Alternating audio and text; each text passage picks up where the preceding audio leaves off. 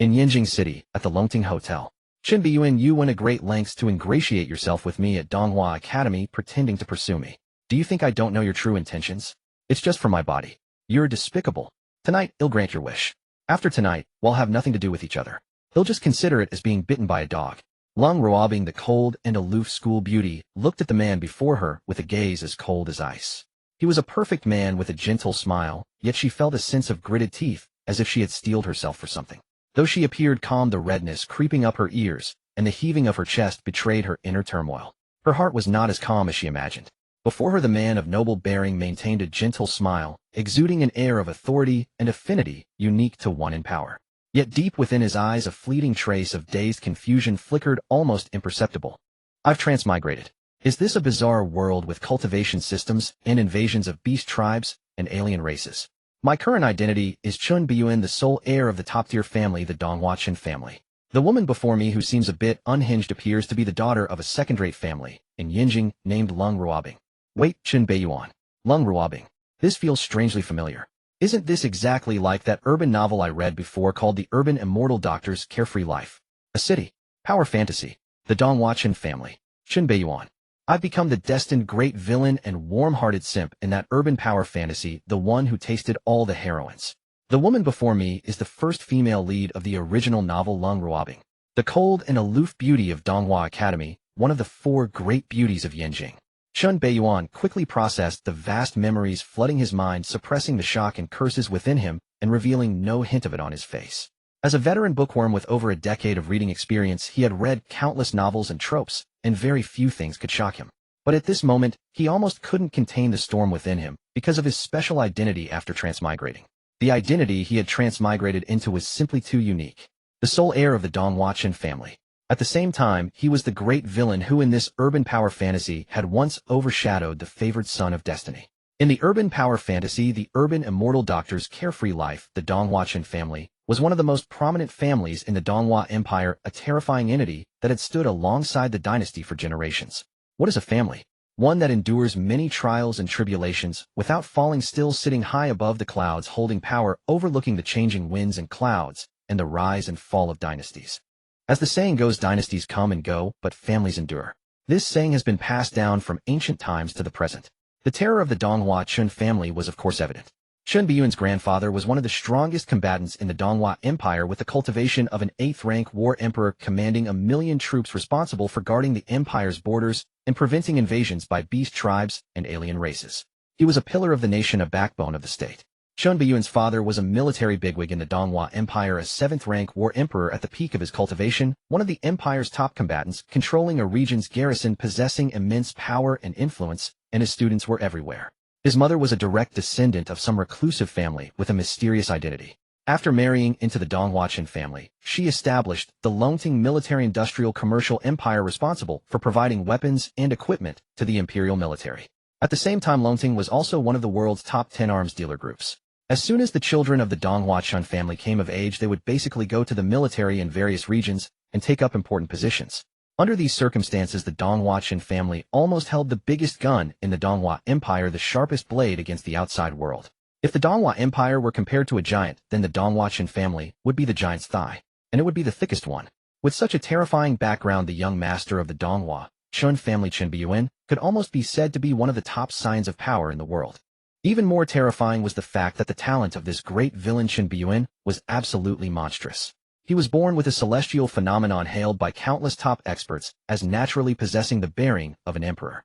He was even highly likely to reach the legendary realm of the war god. With such a terrifying background and talent, the terror of this great villain Chen Beiyan was of course self-evident. Even more shocking was that in the original story, the personality of this great villain was not like the typical villain who was vengeful and narrow-minded. On the contrary, he was broad-minded, gentle in nature, never bullied the weak, and never coerced others, just like a modest gentleman. He had overwhelming backing, immense power, a gentle nature, refined speech, and perfect looks. This was simply a perfect template for a villain. He was even perfect enough to not seem like a villain. In comparison, the original favored son of destiny Lin Xiao, who came with a divine doctor template, was once overshadowed by the great villain Chen Beiyan. It could be said that Chen Beiyan was almost a great villain boss who was born with a sense of oppression suffocating the protagonist.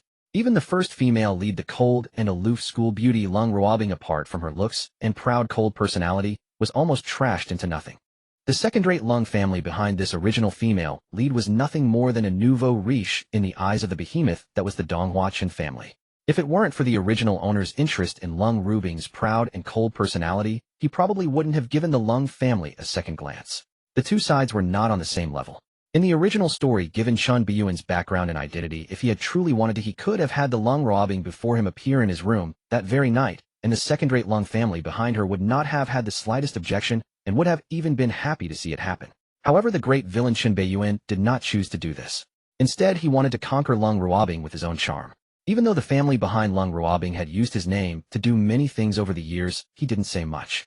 As a villain, is his moral standard this high? As the saying goes, a simp is a simp, and in the end he will have nothing. A one-sided devotion will only end up being more worthless than dirt. Wait, something's not right. The original owner wasn't a simp, he did it on purpose. He was using Lung Ruobing to cultivate his martial arts. Chen Beiyuan's expression suddenly changed, a flicker of shock in his eyes. Having transmigrated, he had naturally absorbed all of Chen Beiyuan's memories, learning some crucial information that was not described in the original novel. So that's it. No wonder in the original story the original owner was so special to Lung Ruobing, even going overboard. So this was the reason. What a great villain, truly ruthless. If I hadn't received all the memories, I would have been misled by the original information. But according to the original plot, the original owner probably failed, and even suffered a backlash, causing him to develop real feelings for the female lead Lung Ruobing. Chen Beiyuan now felt a twinge of regret. If his guess was correct, the reason why the original owner, the great villain, failed was most likely due to the interference of the female lead's aura and the protagonist's aura. Otherwise, he could not have lost so miserably. In the end, his magical power was no match for the will of heaven. He lost to fate. Under Chen Beiyuan's seemingly gentle smile, turbulent waves were surging, and a cold light flashed in his eyes. Since he was here, how could he let this happen? Ding, detecting an unknown change in the host's fate line. The fate reversing system is starting. Ding, the purpose of the fate reversing system is to change the host's original fate line, ultimately achieving the effect of reversing fate. As long as the host successfully changes their own fate line, or the fate line of an important character, they can receive generous rewards from the system. Ding, the attribute panel has been opened. Host Chen Beiyuan, age 18, cultivation, low-level, war general, 4th rank, martial arts, suppressing prison demon, scripture, 8th rank, combat skills, forbidden demon, flame palm, forbidden demon, prison, fist, forbidden demon, blood, / suppressing prison shackles. War soul, fate, great villain, fate reversing system. Chen Beiyuan was stunned for a moment, then quickly recovered. Since he had already transmigrated, the appearance of a system wasn't too bizarre, it was a standard feature. If that was the case, then he could change some of his original plans. At this moment, familiar with the original story, he already knew the plot point he was in. Who would have thought that the cold and aloof school beauty who had always been indifferent to him would take the initiative to invite him, the great villain, to a 5-star hotel in the middle of the night, and even offer herself willingly? Can you believe it? Even more absurdly, Chen Beiyuan, who had transmigrated, knew that behind this matter was the handiwork of a certain favored son of Destiny, Lin Xiao. The favored son of Destiny, Lin Xiao, would actually choose to give away his woman to send the woman he loved away, and to none other than the great villain himself. Can you believe it? This move was absolutely explosive in the entire web novel circle. When Chen Beiyuan first read the original novel, he was shocked. Is this an urban power fantasy? Haha, author, is this how you understood it? Wait, according to the following plot, the one who gets to enjoy is him. Then there's no problem. Now the storyline at this point should be the early stage of the Donghua Academy Grand Competition. The Donghua Academy, as the first academy of the Donghua Empire, possesses profound foundations, gathering almost all the geniuses of the empire, specifically providing talents for the upper echelons, and even the great families cannot underestimate it. This grand competition is for a beast secret realm under the control of Donghua Academy, which is about to collapse due to the dissipation of spiritual energy. Only one last chance to enter remains, so the Academy's High Council has offered it as the reward for the competition. Within that beast secret realm lies a dragon blood pool containing a drop of essence blood from an 8th rank beast, the Blood Calamity Dragon Emperor. It can enhance a cultivator's physical body, nourish their battle soul, and with luck one might even comprehend the beast's divine ability contained in the dragon blood. Such a treasure would even make the noble science covet it. In the original novel, the chosen protagonist Lin Xiao took advantage of this opportunity, using the dragon blood to temper his body, nourish his battle soul, and comprehend a powerful beast divine ability, thus starting his path of ascendancy. In this grand competition, Lin Xiao emerged as a dark horse, unexpectedly defeating several noble scions and reaching the finals. However, standing in the way of Lin Xiao's rise is a formidable obstacle, me, the destined villain. In the original novel, Lin Xiao, unsure of defeating me in tomorrow's final, feared missing this opportunity. So he hardened his heart and persuaded the heroine Lung Ruobing to sacrifice her chastity, but in truth a special toxin had already been planted inside her body capable of silently crippling the target's cultivation. In the original novel, Lin Xiao, using such despicable means, successfully defeated the destined villain Chen Beiyuan and humiliated him. Although afterward the destined villain Chen Beiyuan returned to his clan and secluded himself for 7 days, breaking through and restoring his cultivation, even advancing further, a crack had appeared in his invincible heart, causing a drastic change in his temperament. The subsequent plot involved the entanglement of the destined villain Chen Beiyuan and the chosen protagonist Lin Xiao. In the end, Lin Xiao allied with another powerful clan, secretly colluding with the beast tribes at the empire's border, and treacherously destroyed the Donghua Chen clan. Recalling the plotline of the original novel, Chen Beiyuan's seemingly calm black eyes hid a cold gleam, carrying an unusual murderous intent. At first, when he read about the original protagonist, he found it interesting and novel, but now that he had transmigrated and become the destined villain, his perspective had changed, and that feeling was gone. In the original novel, the chosen protagonist Lin Xiao is a protagonist with a miraculous doctor template. Unlike other protagonists, Lin Xiao is extremely adept at endurance and disguise, a figure akin to a warlord. From the fact that he did not hesitate to use his woman as a bargaining chip for the opportunity to rise, even willing to be cuckolded, one can see the horror of his nature. This is a protagonist who knows when to advance and retreat, who assesses the situation, prioritizes profit, and has no moral bottom line. In critical moments, he would even kneel and beg for mercy just to survive. To destroy the Donghua Chen clan and eliminate Chen Beiyuan as a major threat, he would even betray his country and collude with beast tribes. How could he let such a menace live? He must be eliminated quickly. Chen Beiyuan did not want to repeat the original's fate, ending in a tragic death. On the surface, Chen Beiyuan wore an unfathomable gentle smile, but deep inside his thoughts were tumultuous, countless dark ideas surging like waves. Lung Ruobing's inner emotions were extremely complex at this moment. Even her breathing became rapid. She never dreamed that Lin Xiao would ask her to do such a thing. At first, due to Chen Beiyuan, rumors began to spread around her. Many people whispered that she was Chen Beiyuan's kept woman, that everything she had now was because of him. Admittedly, she had received a bit of resources from Chen Beiyuan over the years, and her family often used the Donghua Chen clan's name. But these were all given voluntarily by Chen Beiyuan, not something she asked for. Lung Ruobing resolved to get rid of these false rumors and prove that everything she had was earned by herself. Thus, she became increasingly cold and distant toward Chen Beiyuan. At that moment, Lin Xiao, an obscure commoner student in Donghua Academy, came into her view. Compared to Chen Beiyuan, who was born a favored son of heaven with a powerful background, she naturally felt more favorable toward Lin Xiao, a commoner who had worked his way step by step to enter the Donghua Empire's first academy. More importantly, she discovered the hidden secret within Lin Xiao. His talent was no less than Chen Beiyuan's. If not constrained by his background and family, he would likely be another peerless genius with the potential to become an emperor. However, mere liking would not have led her to make the decision to sacrifice herself. The real reason was that her mother had fallen into a strange illness, suddenly unconscious. Even after consulting countless famous doctors, they were all helpless. Just then, Lin Xiao appeared, claiming to have seen this strange illness before and could cure it. Through one acupuncture treatment, he briefly woke Lung Ruobing's mother. With her prior liking and her mother's condition, Lung Ruobing's goodwill toward Lin Xiao soared, and she even began to fall for him. But Lin Xiao's next move made her heart instantly sink to the bottom. Ruobing, help me. This opportunity is crucial to me. If I can win the grand competition and get the final reward, I can make up for my greatest flaw and advance further. Lung Ruobing, I have arranged to meet Chen Beiyuan at the hotel in your name. Drink this potion. After tonight, tomorrow Chen Beiyuan will be a cripple. Lung Ruobing, I know you hate Chen Beiyuan. Don't worry, I will make him pay for all the humiliation you've suffered over the years. Trust me, I am sincere. I will marry you. Thinking of the scene where Lin Xiao begged her and gave her the poison, Lung Ruobing felt a chill and confusion in her heart. Now her unconscious mother still depended on Lin Xiao to wake up. She had little choice. He said he wouldn't mind, he would marry me. Lung Ruobing murmured to herself. Lung Ruobing understood very well why Lin Xiao held such thoughts. In a certain sense, she was the most aware of how terrifying this man, who always wore a humble smile like a gentleman, truly was. From the moment of his birth, ominous signs accompanied him, foreshadowing his extraordinary destiny. At the age of 3, he forged his body and broke through to a first-tier warrior. At 5, he cultivated his chi and broke through to a second-tier warrior. At 8, he drew in spirits and broke through to a third-tier spirit warrior. At 12, he condensed his battle soul and broke through to a fourth-tier battle general. Such a terrifying rate of breakthroughs left many top powers in awe, asserting that this child possessed the potential to become an emperor. Within a decade, he could overpower all the young generation's strong warriors, standing alone at the pinnacle. Within a century, the Chun family of Donghua would likely produce another 8th-tier battle emperor capable of commanding a nation's fate. There was even hope for him to strive for the elusive ninth-tier battle god realm. At that time, almost all the top families of the Donghua Empire were ready to shatter the doors of the Chun family, seeking a marriage alliance. Even the foremost academy of the Donghua Empire extended an olive branch to Chun Beiyuan, directly offering him admission. That year, the name Chun Beiyuan seemed to weigh heavily on the heads of the entire younger generation of the Donghua Empire. However, after turning 12, Chun Beiyuan chose to suppress his realm and no longer break through, instead focusing on honing his foundation and refining his mindset.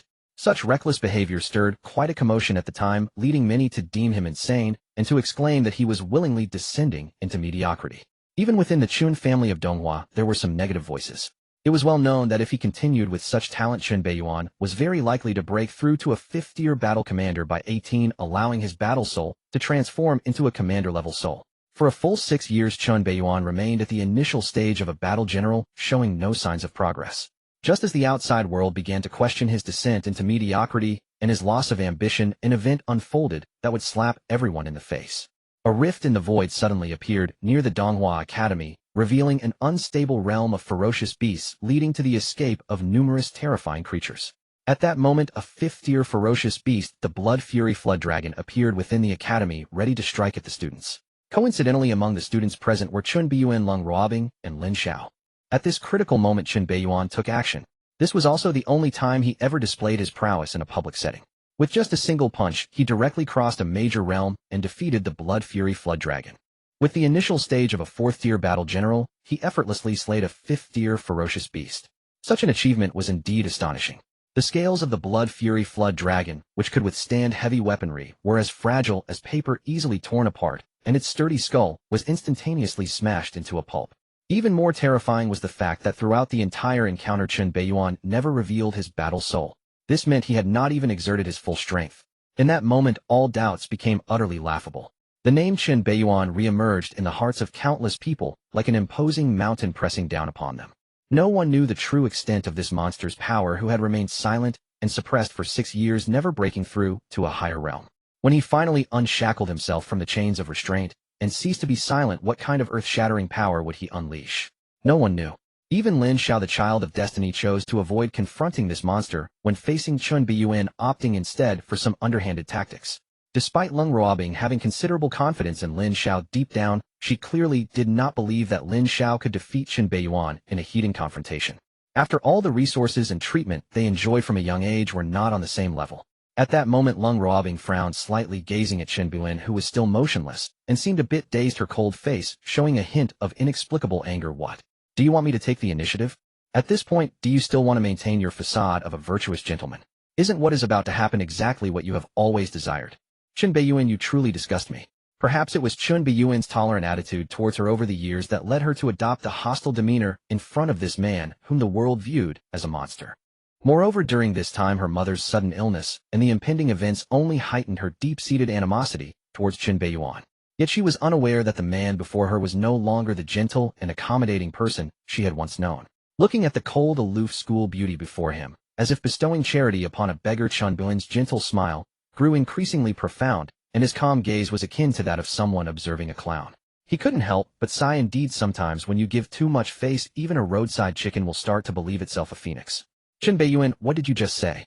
Lung Ruobing's eyes widened in disbelief as she looked at the man before her, seemingly deeply hurt by his vicious words, unable to restrain herself from cursing.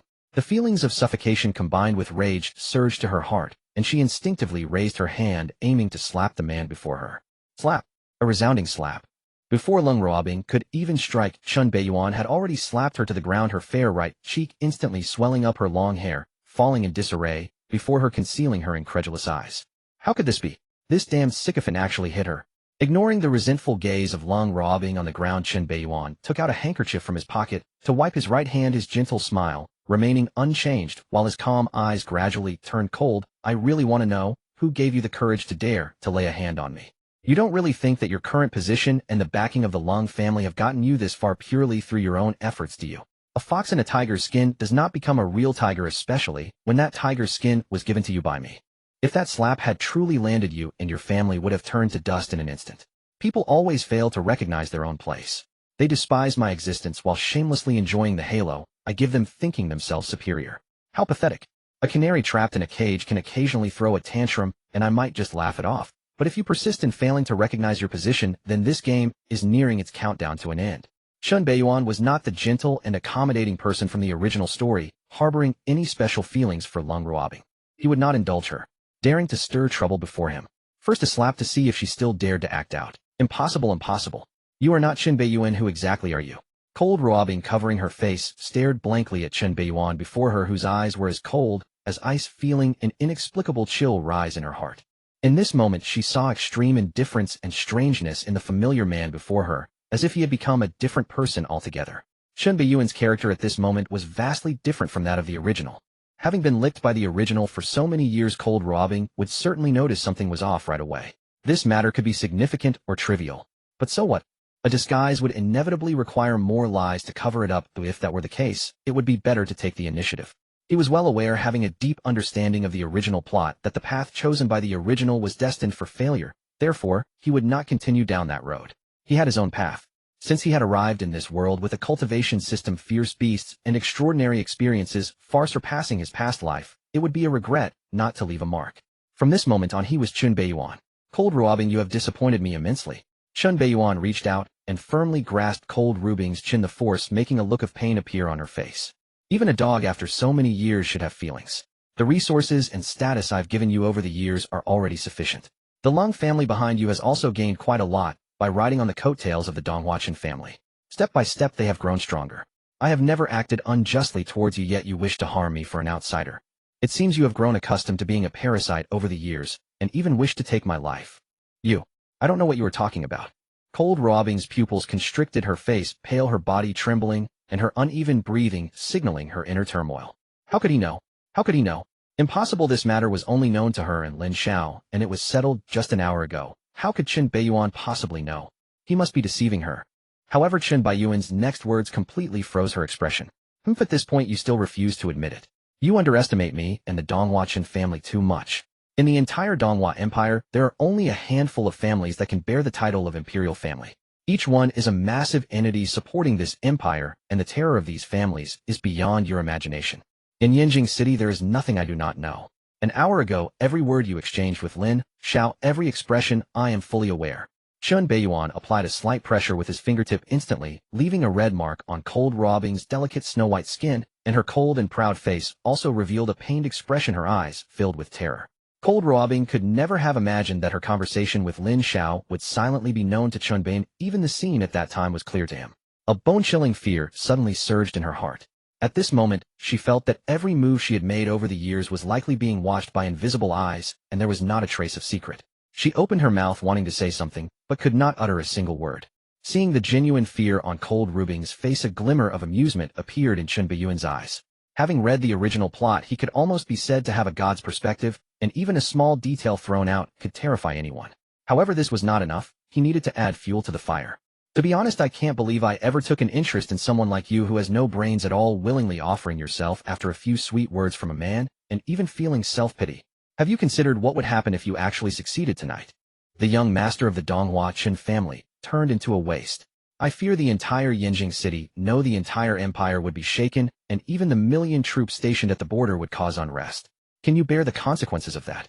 Do you know you are touching the lifeblood of a top family, affecting its future? At that time you and the Lung family behind you would have no place to bury your corpses, and your parents and clansmen would experience the most brutal tortures of hell in this world. Now tell me, what do you have to rely on to face the wrath of the Donghua family? Lin Beiyan stared directly at Cold Ruobing, speaking calmly. The invisible pressure surged like a roaring wave, gradually engulfing Cold Ruobing, making her feel as if she could hardly breathe.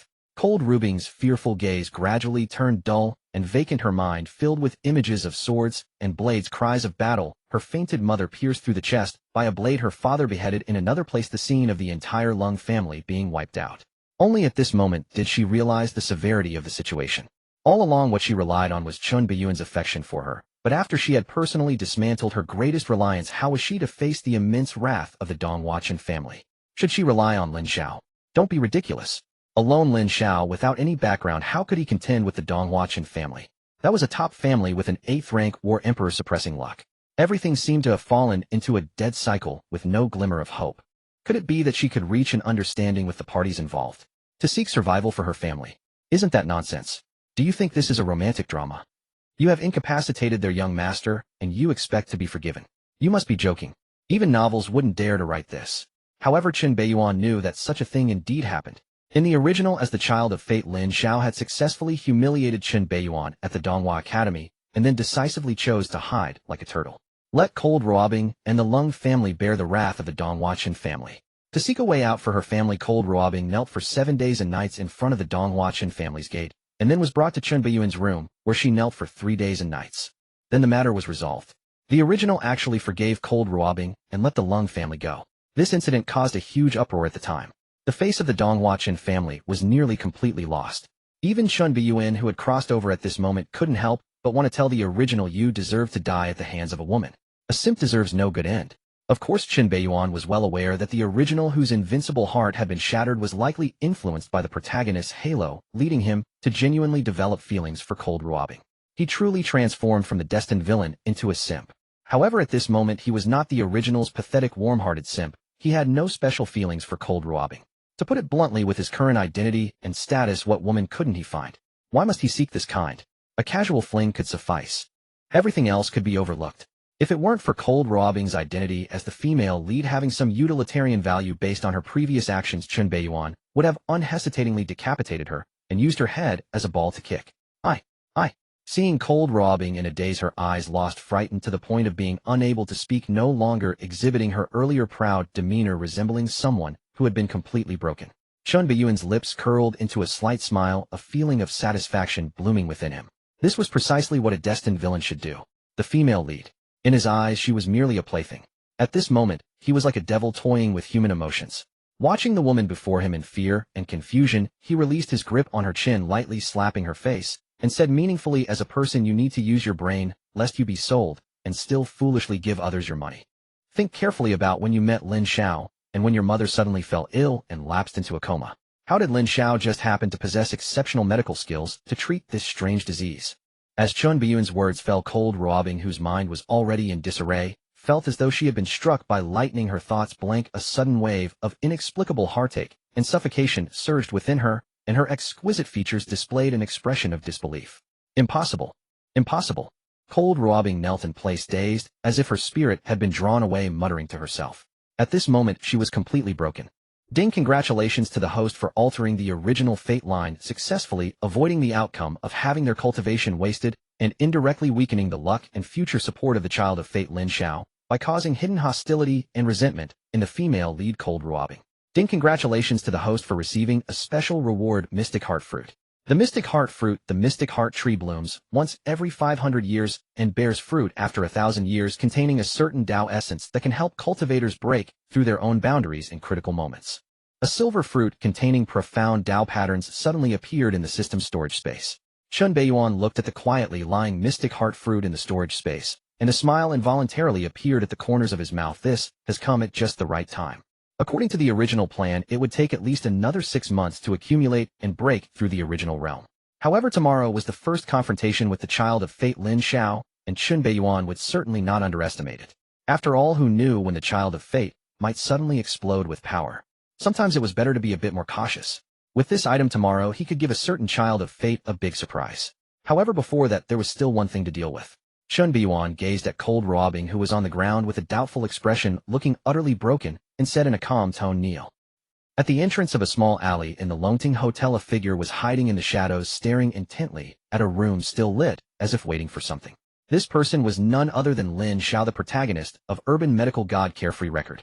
To ensure nothing went wrong, he had been trailing cold robbing, watching her enter the hotel room, and then he stared as Lin Beiyan followed her inside. Soon after, he saw the lights in the hotel room completely extinguished and the curtains drawn. A twisted and sinister expression appeared on Lin Xiao's face, his clenched fists nearly piercing his flesh, his teeth almost ground to dust, but deep down he was secretly relieved. Tonight it's set. Lin Beiyan, the humiliation you inflicted tonight shall be repaid in blood tomorrow. Lin Xiao's chest heaved with ragged breaths, his teeth clenched tight, his gaze burning with savage fury as it locked upon the Longting Hotel ahead. Within him, murderous intent toward Lin Beiyan deepened like a gathering storm. Were it not for tomorrow's Grand Academy competition, and for that alone, why would he resort to such desperate measures? Born low, he must claw upward without restraint or mercy, seizing power at any cost. In this world, resources have long been monopolized by aristocratic clans. Every step forward demands absolute, unrelenting effort. Had he possessed even a fraction of Chun Beiyan's celestial lineage, would he ever have forced the woman he loved into such degradation? True, he harbored designs upon the cold family, subtly maneuvering to absorb them, but toward Lung robbing herself his heart had genuinely stirred. Yet for their shared future, sacrifice was inevitable. After standing motionless for a moment, a flicker of inner conflict crossed Lin Zhao's face. His figure blurred, intent on one final confirmation, when before he could draw near the Longting Hotel, an icy dread pierced his spine. Alarm bells shrieked within his mind. He froze mid-stride, then melted silently into the shadows, utterly still. Without warning, pedestrians and street vendors had appeared along the avenues surrounding the Longting Hotel, so quietly, so seamlessly, that the entire building now lay encircled like an iron vault sealed against intrusion. Among them, certain vendors radiated an aura so oppressive that even Lin Zhao, concealed in darkness, felt its crushing weight. Damn it! Hiding in the gloom, grinding his teeth in silent fury, Lin Zhao realized he could not approach. These figures were surely East Hua Chun clan's elite death servants, feral hounds bred solely to guard their master. Every gesture, every glance, ripples across countless hearts. Such is the dominion of a supreme clan. As heir to such a lineage, to walk unguarded would be sheer absurdity. One misstep now would trigger a cascade of consequences. Then the trouble would be his alone. Though the Longting Hotel lay merely one street away, it might as well have been across the sea, a gulf impassable. This impotence stoked his wrath to white heat, intensifying his hatred for noble houses. Yet beneath that searing rage, something else stirred, an irrepressible yearning. Deep within those blazing eyes flickered an unspoken aspiration. While loathing the dragon, Lin Zhao secretly longed to become it. The next day, Donghua Academy. As the empire's foremost institution of learning, Donghua Academy stood revered by all Eastwinds as a sacred sanctuary. Since its founding, Donghua Academy had produced countless luminaries, statesmen, generals, and sovereigns whose names echoed through history. It gathered the empire's most brilliant young talents, serving as the cradle where tomorrow's titans were forged. To enter and graduate was to hold a celestial ascension scroll. One's future soared beyond mortal reckoning. Yet few ever graduated. Most faded into obscurity, broken by relentless reality. Admission required either attaining second-rank battlemaster status before age 18, or mastery of rare arts such as alchemy or artifact forging. Upon enrollment, students had 5 years to ascend to third-rank battle spirit. Those who succeeded advanced to the inner academy for elite cultivation. All others were dismissed. Within 10 years, those reaching 4th-rank battle general could petition for graduation, undertaking trials of escalating difficulty to earn the academy's official recommendation letter. With that letter, graduates secured appointments across imperial ministries, a true ladder to heaven. Countless gifted commoners and impoverished scholars had seized its shattering fate itself to reach pinnacles once deemed unreachable. Every 5 years, Donghua Academy hosted the Grand Academy Competition, a stage where reputations were forged and legacies born. Its rewards drew covetous glances from every student. This year, the Academy's elders offered something extraordinary: a collapsing beast sanctum, a perilous realm teeming with primordial danger, as the championship prize. Legends claimed the sanctum held the legacy of a high-ranked beast, a transformative boon capable of remaking flesh and spirit. Thus, even reclusive cultivators emerged from seclusion, drawn by the chance to claim it. Among them were scions of noble houses, 4th-rank battle generals already qualified for graduation, who traditionally dominated the competition. Backed by ancestral resources and clan patronage, they consistently swept the top ranks, leaving little room for common-born competitors. This year, however, an unexpected dark horse surged forth. A previously unremarkable commoner, quiet, unassuming, suddenly revealed terrifying 4th-rank battle general strength. He stormed through 6 trials, vanquishing 6 rivals, carving his path straight to the finals. Among them were heirs bearing terrifying lineages, yet he cut them down, advancing relentlessly. At the inner academy's martial arena, Lin Zhao stood cloaked in plain black robes, arms folded, eyes closed, serenely absorbing the weight of countless gazes. Even the academy's senior elders on the dais cast frequent glances of admiration. Spectators erupted in hushed debate. A 4th-rank battle general. Who is Lin Zhao? Unknown until now. He has erupted like a comet. I recall him. 5 years ago, he barely scraped past the 2nd-rank battle master threshold, entering Donghua Academy by the narrowest margin. In just 5 years, he has drawn spiritual energy into his body, forged his battle soul, and ascended to battle general. He cannot yet be 21. A 4th-rank battle general meets Donghua Academy's graduation standard.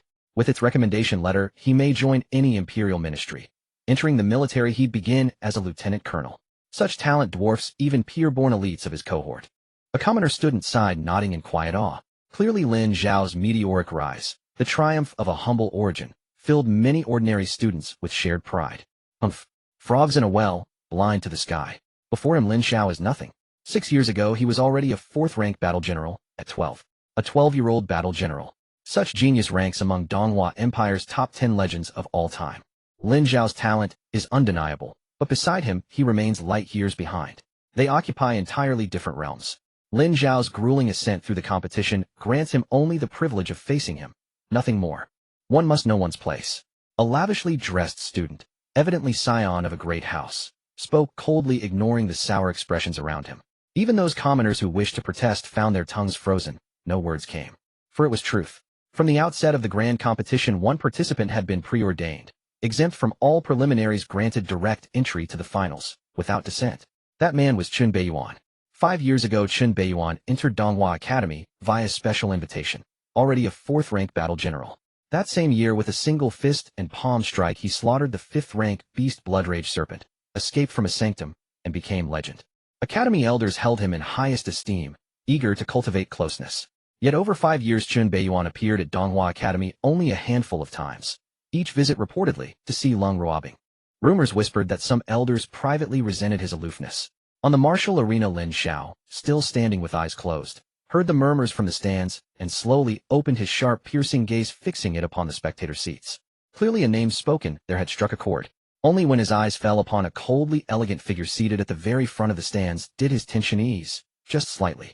Last night Lin Xiao had never left. He'd watched unseen from the shadows, through the long, silent hours.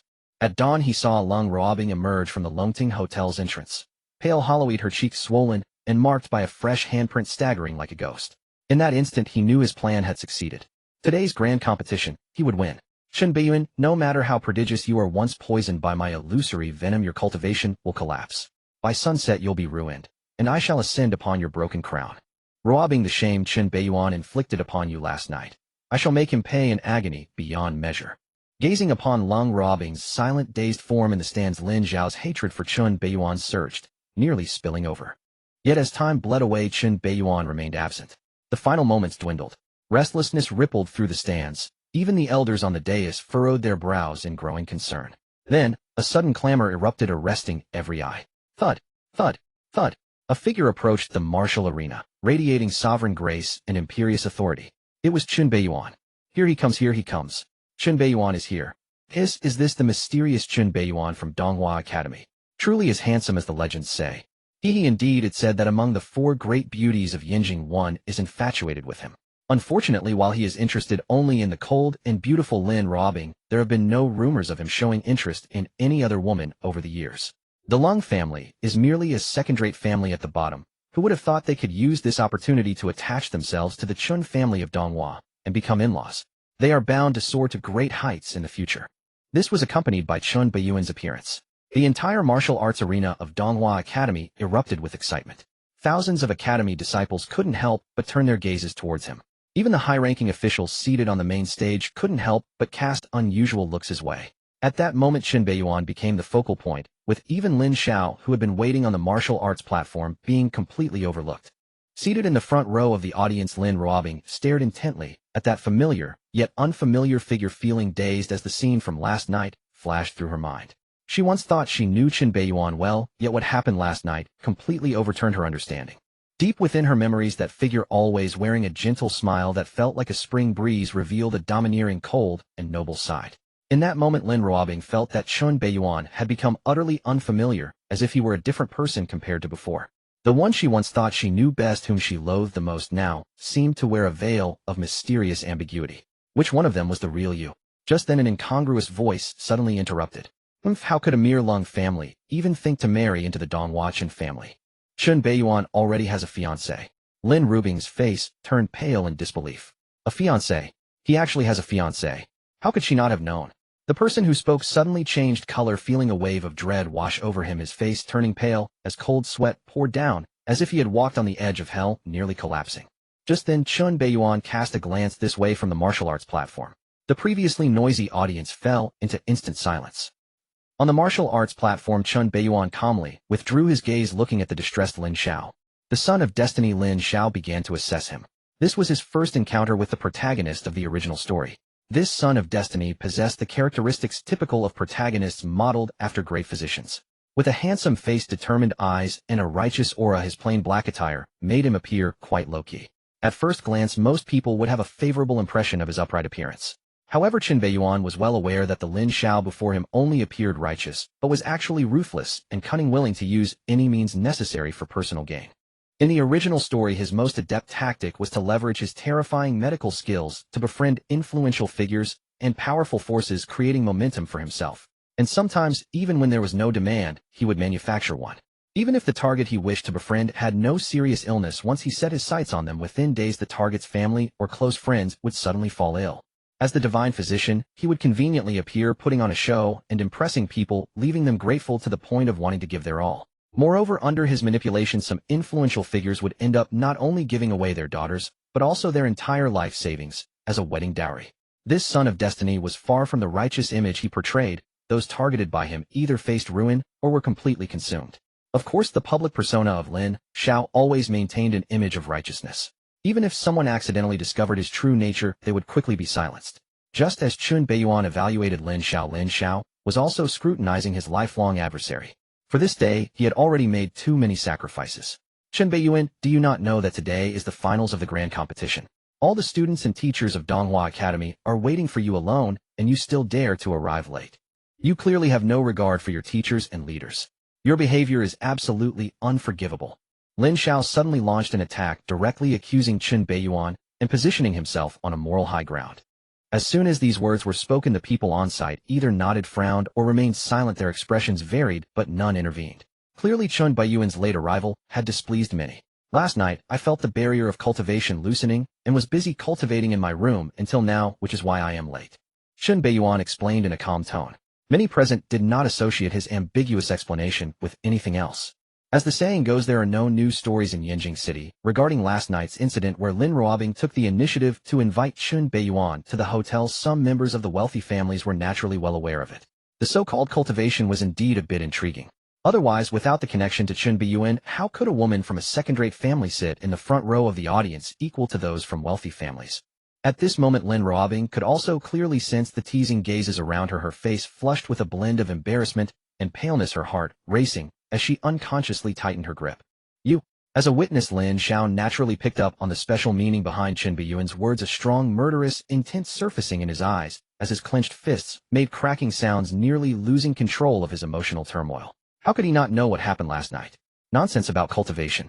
He clearly went to cultivate something else. Thinking of this, Lin Xiao felt a surge of rage boiling within him, nearly cursing out loud, yet a strange forbidden thrill surged in his heart.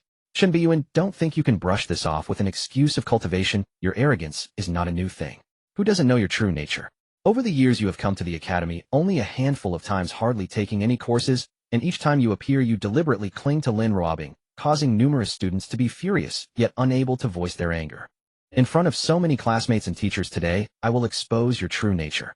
Do you dare to bet with me? If I win the finals today, you must apologize in front of all the faculty and students of the academy, admitting to your arrogance over the years, and never again cling to Lin Ruobing. Lin Xiao's face twisted into a grimace, showing signs of losing composure, yet he still stood on the moral high ground, binding everyone together as he began his plan. Seeing Lin Xiao behave this way, many present felt something was off, with some sensing that there might be some grudges between the two. Even several high-ranking officials seated on the main stage began to feel some unusual agitation. It should be noted that Lin Beiyan's strength was well acknowledged. Lin Xiao's behavior clearly implied he had confidence in defeating Lin Beiyan. Heating. You think you can bet with me? Lin Beiyan scoffed. He gazed calmly at Lin Xiao, his eyes reflecting no hint of contempt, as if he had never regarded Lin Xiao as a threat. Fine, let's consider it a game to pass the time. Coincidentally, I once had a dog when I was young. After my cultivation, when I was bored, I liked to play with it. Unfortunately, time is merciless. It passed away when I turned 15. Now I find myself missing it a bit. If you lose, just kneel before me and bark 3 times like a dog. Although Lin Beiyan's comparison of himself to a dog was a great insult, seeing that he so easily agreed, a glint of joy flashed in Lin Xiao's eyes, his face twisting into a grimace. How arrogant. I hope you can maintain this lofty demeanor in a bit. Last night, he was struck by Lin Beiyan's illusory poison, and now, with him deliberately delaying, allowing the poison to continue spreading, even if Lin Beiyan were a prodigy, it would be useless. As soon as Lin Beiyan exerted his full strength, his battle chi would dissipate quickly, ultimately leaving him as a waste. The victor of this Academy Grand Competition was destined to be Lin Xiao. Today he would step on Chun Beiyuan's head and ascend to the peak. Thinking of this, even Lin Xiao couldn't contain his excitement. However, at this moment he failed to notice the complex and unusual gaze that Lin Ruobing cast at him from the audience. Last night Chun Beiyuan really was in his room, cultivating, and hardly interacted with her. At most he just treated her to some food. It must be said that Chun Beiyuan's words last night were indeed effective, successfully stirring a hidden hostility in Lin Ruobing towards Lin Xiao. If last night's plan had succeeded and Lin Xiao had chosen to hide away, both she and the Lung family behind her would have to bear the wrath of the Donghuachen family. It is precisely for this reason that Lin Ruobing chose to remain silent and watch, coldly refraining from revealing what had happened with Lin Xiao the night before. Undeniably, she held some affection for Lin Xiao. However, Chun Beiyuan's cold tone last night had shattered that affection into pieces. Moreover, Chun Beiyuan had successfully made Lin Ruobing see that beneath Lin Xiao's seemingly righteous and just demeanor there lay a selfish and greedy side. More importantly, the domineering side displayed by Chun Beiyuan last night gave her an unusual feeling. Lin Ruobing took a deep breath, suppressing the turmoil and complexity within her heart, involuntarily recalling that cold and domineering figure, making her body tremble. I was also misled by Lin Xiao, though everything is Lin Xiao's fault. Beiyuan clearly knows this, and although he was a bit excessive last night, forcing me to kneel for an entire night. Yet even though I was about to harm him, he did not harbor any killing intent towards me, nor did he act against the Lung family. This means he still has feelings for me. He is just angry because of Lin Xiao. At this moment, believing she had unraveled Chun Beiyuan's thoughts, her confidence began to return, and the slight unease and fear within her were gradually suppressed. It must be said that the previous kindness shown to her had deeply rooted her confidence. This confidence stemmed from the belief that being loved gives one a sense of invulnerability. Last night, Chun Beiyuan's slap had not completely shattered her mysterious confidence. The entire combat district was in an uproar, clearly taken aback by the magnitude of what was happening. Is this for real, eh? Chun Beiyuan actually agreed. Isn't it normal? Who in the entire Donghua Academy doesn't know that Chun Beiyuan likes Lin Ruobing? Lin Xiao dared to openly provoke him. He must be prepared for a severe beating. Where did Lin Xiao get the courage to provoke Chun Beiyuan like this? What gives him such confidence? Could it be that he thinks he is invincible after winning a few matches? Indeed, a beautiful woman brings disaster. For Lin Ruobing, Lin Xiao actually dared to confront Chun Beiyuan. Now a good show is about to unfold. Ever since 5 years ago when Chun Beiyuan subdued a 5th-grade ferocious beast with a single punch, he hasn't fought again. No one knows how strong he has become after 5 years, but today we shall see a glimpse of it. Alas, Lin Xiao has ultimately acted impulsively, too young and proud. Although his combat power is exceptional, having previously defeated a mid-level battle general like Wei Su with his initial battle general cultivation, it is clearly not enough against Chun Beiyuan. However, with his strength, he should be able to force out some of Chun Beiyuan's true abilities. Alas, because of a woman, 2 promising students from Donghua have come to blows. Bets are open. How long can Lin Xiao withstand Chun Beiyuan before being defeated? I bet Chun Beiyuan will beat Lin Xiao to a pulp. In an instant, the audience in the entire combat district erupted. Many unusual gazes were now focused on the 2 figures on the battle platform. However, to everyone, the chances of victory for Lin Xiao, the sudden underdog against Chun Beiyuan, seemed almost pitifully slim. At this moment, Lin Ruobing, sitting in the front row of the audience, also became the center of attention. Clearly, in everyone's eyes, Lin Xiao's reckless remarks and bets were all because of her. As one of the focal points of the event, Lin Ruobing felt an inexplicable thrill. She realized she somewhat enjoyed this feeling of being the center of attention. On the battle platform, the judge responsible for overseeing the competition quickly approached the high-ranking officials at the main platform for confirmation. Soon a new judge with a Mediterranean hairstyle returned to the battle platform. Clearly, the high-ranking officials of the academy had also agreed to this final battle with a betting nature. Let me reiterate the rules of the match: friendship, first, competition, second. No lethal force is allowed. The fight must stop once one side concedes. I will intervene at crucial moments. In this competition, the use of weapons exceeding 5th-grade divine treasures is not permitted. Only weapons equal to one's cultivation level may be used. The middle-aged judge looked at Chun Beiyuan, who stood with his hands behind his back, briefly explaining the rules with a serious expression. At that moment, a faint aura of 6th-grade Battle King cultivation emerged from him. This middle-aged judge, who had been swapped in, was evidently a significant improvement over the previous 5th-grade Battle General judge. Clearly, the Academy's higher-ups were concerned that the 5th-grade Battle General judge would not be able to maintain order, so they directly replaced him with a 6th-grade Battle King. The fact that a battle between 2 4th-grade Battle Generals required a 6th-grade Battle King as a judge is a rare occurrence indeed. The match begins. Boom. A deep bell rang out, signaling the official start of this Academy competition finals. Chun Beiyuan, everyone believes I cannot defeat you. Surely you think the same deep down, but you are all mistaken. You have no idea the cost I have paid for this day. I will show everyone who has underestimated me who the future of the Empire truly is. Today is the day I, Lin Xiao, make my name known throughout the Empire.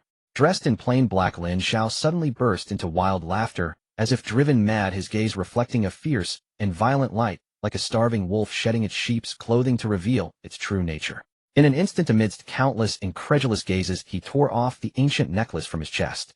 What should have been only the cultivation of an initial battle general began to surge wildly, at that moment no longer concealing itself. Clearly the ancient necklace was a treasure that could hide one's cultivation aura. From initial battle general, to mid-level battle general, to high-level battle general. In an instant, Lin Xiao's aura reached the pinnacle of a 4th-grade battle general, just a step away from a 5th-grade battle general. Roar! A massive beast over 10 meters long suddenly appeared behind Lin Xiao, its enormous shadow casting over most of the battle platform, as its menacing head let out a deep and heavy roar. With dark scales and a face resembling a dragon or python, its head bore 2 large pulsating flesh lumps, as if it were nurturing something. 4 thick and powerful claws easily carved deep gashes into the sturdy battle platform. Accompanied by the ferocious roar, a terrifying pressure recklessly spread outward, stirring up massive waves. This was unmistakably Lin Xiao's unique battle soul, a black dragon about to transform. In an instant, the entire arena was shocked. The entire audience instantly erupted into chaos. Even some of the high-ranking officials seated at the main platform could not help but stand up, their eyes fixed firmly on the colossal battle soul on the battle platform. Lin Xiao has actually concealed his cultivation level. A peak war general at only 21 years of age. How is this possible? Coming from a common background without the resources of powerful families, he has still reached the peak of a war general at such a young age, just a step away from a 5th-grade war commander. Such talent, if not for his poor family background, could easily make him another Lin Beiyan. The dragon soul. Such a ferocious beast-type soul. This is one of the strongest beast souls beneath the top-tier souls. Once it successfully transforms, it will become a top-tier soul soaring to greatness. With a peak cultivation level of a 4th-grade war general coupled with this Sunto-transformed black dragon soul, even an ordinary 5th-grade war commander would likely be no match for Lin Xiao. Now Lin Beiyan is in trouble. No one expected Lin Xiao to hide his strength so deeply. Previously, he probably hadn't even revealed a third of his power. It seems today will inevitably be a fierce contest. No wonder the spectators and the Academy's higher-ups reacted so strongly. A 21-year-old peak 4th-grade war general. The Donghua Empire is not without such talents, but they are all core members of prestigious families or the next generation heirs. Each of them grew up with unimaginable and terrifying resources combined with their own incredible talents, steadily climbing to their current heights. Yet Lin Xiao is from a commoner background. This means he has had access to far fewer resources. To put it bluntly, the dogs raised by those noble families have had better food than Lin Xiao. His ability to cultivate to such a level is largely due to his own talent. Given such circumstances, Lin Xiao has managed to close the gap with the offspring of those wealthy families standing on the same starting line. Such talent is truly astonishing. Even more shocking is that Lin Xiao has been able to cultivate a black dragon soul, second only to the top-tier souls, while still a 4th-grade war general. The cultivation system in this world is exceptionally unique, with not only formidable ferocious beasts and alien races, but also the unique war cultivators exclusive to humanity. For war cultivators, the war soul is the most crucial source of power and reliance. A 1st-grade warrior refines their body and can exert immense strength.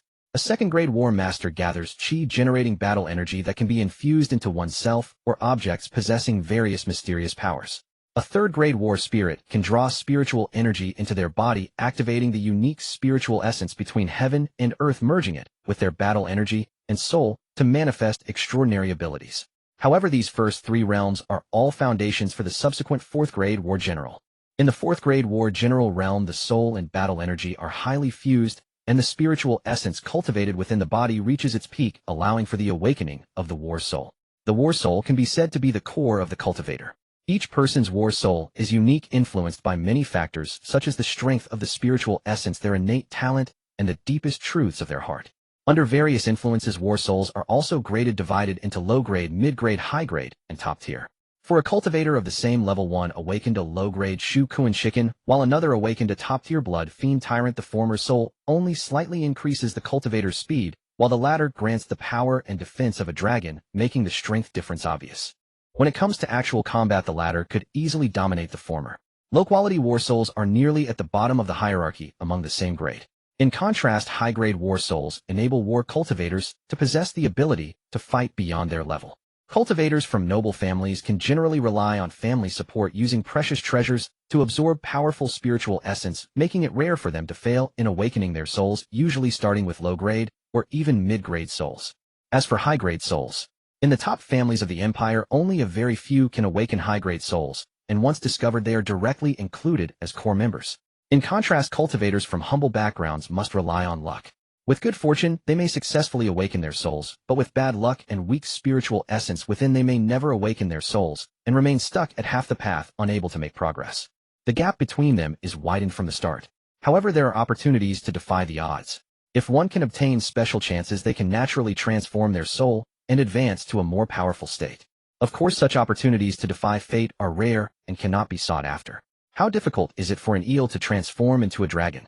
The difficulty is clear to imagine. Why is Lin Xiao so desperate, willing to risk everything to seize victory in this academy competition? Even sending his beloved woman to Chun Baiyuan's bed, all for a chance to defy fate. The dragon blood pool containing the blood of an 8th grade ferocious beast is incredibly important to him. This pool can not only help Lin Xiao break through his current realm, but also enable his black dragon soul to successfully transform into a true top-tier soul, allowing him to truly stand shoulder to shoulder with the prodigies of the empire, which are cultivated by the great powers of the Donghua Empire. Lacks a top-tier soul. The talented woman of the Donghua by family possesses the legendary top-tier soul, by Zhe said to communicate with all things, and possesses the ability to exorcise evil and slay demons. The martial madman of the Donghua Zhu family is rumored to have awakened the legendary top-tier soul, Zhu Yin, controlling the aura of slaughter and transforming into a ferocious beast that tears apart enemies. The high-ranking heir of the Donghua Lin family has also awakened the legendary top-tier soul, Tao Tai, capable of devouring everything and turning it into nourishment. Donghua Wei family, and the present Chun Beiyuan, being appointed as the young master of the Donghua Chun family, and the next heir Chun Beiyuan, must have awakened the legendary top-tier soul. Otherwise, how could he have killed a 5th-grade ferocious beast with a single punch 5 years ago? It's a pity that Chun Beiyuan has never revealed his incredibly mysterious top-tier soul to the outside world. Though high-grade souls and top-tier souls may seem like a thin line apart, they are worlds apart. Without transformation, he will always be a mere accessory to those prodigies. Without transformation, he will forever be second-rate. My fate is determined by me, not by heaven. Today is the day I, Lin Xiao, defy fate and successfully transform into a dragon. Chun Beiyuan, you will undoubtedly lose today. Secret technique, Dragon Ascension / Lin Xiao's aura merged with the terrifying black dragon behind him, unleashing a pressure far beyond that of an ordinary 5th-grade war commander. With a roar, both man and dragon transformed into a blur, creating waves of energy, their murderous intent aimed directly at Chun Beiyuan. Years of restraint and humiliation could finally be unleashed at this moment. In this instant, Lin Xiao felt a loosening of his cultivation, a sign of a breakthrough, and even his state of mind underwent a transformation. His aura at this moment grew heavier and more profound. Boom. At this moment, Lin Xiao erupted with astonishing killing intent, resembling a massive ancient giant, while the black dragon transformed into a pitch-black dragon, sword merging man, and sword unleashing terrifying intent to kill. If he didn't strike, he would hold back. Once he did, it would be a certain kill. The frenzied intent to kill instantly enveloped the entire battle platform, overwhelming everyone with shock and awe. No one expected Lin Xiao to unleash such terrifying power at this moment.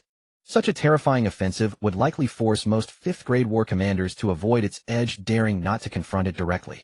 Ordinary 5th-grade war commanders might be slain on the spot. Facing such a terrifying assault, can Chun Beiyuan withstand it? Even though many present had great confidence in Chun Beiyuan, seeing Lin Xiao unleash such astonishing combat strength made them uncertain. Even Lung Rubing's expression changed slightly, clearly seeing Lin Xiao reveal his true power for the first time. Yet for some reason a hint of worry appeared on her face at that moment.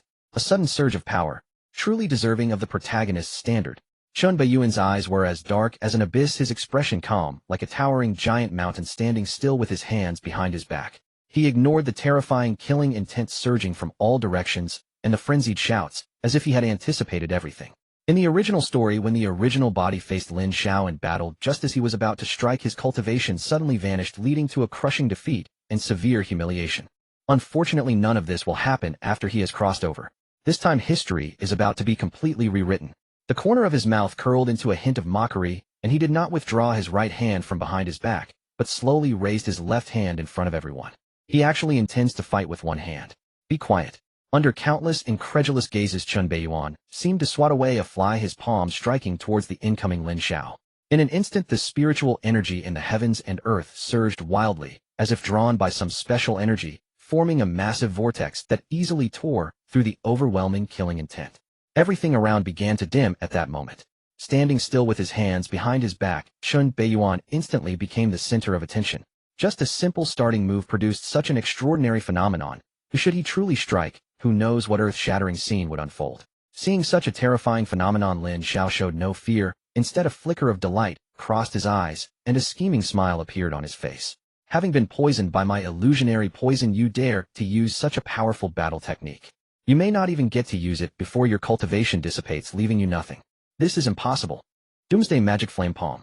This is impossible, and how could he still unleash such a terrifying battle technique?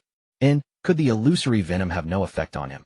And Lin Xiao's face paled instantly as he stared incredulous at the monstrous palms surging with violent demonic flames rushing toward him. His mind spiraling into chaos, his body trembling uncontrollably. The pitch-black intricate palm lines radiated an aura of absolute annihilation, instantly sealing off the entire martial combat arena and locking onto his soul with unbreakable force, leaving him utterly trapped with no path of retreat. And though his black dragon battle soul was no smaller than that colossal flame-wreathed palm, he inexplicably felt an unprecedented sense of insignificance, as if they existed on entirely different tiers of existence. Lin Xiao had anticipated Chun Beiyuan's strength, but never in his wildest dreams had he imagined the chasm between them would be this vast. Not a single strike alone had already plunged him into the icy grip of death. Roar! And the black dragon guarding him let out a deafening mournful cry, the scales along its body cracking open under the crushing pressure of infernal heat, transforming it into a blood-soaked, writhing eel-like specter. Its massive, increasingly translucent form began fracturing across its surface. With a thunderous pop, the colossal black dragon battle soul shattered beneath that single palm, dissolving into shimmering motes of soul light. And spurt.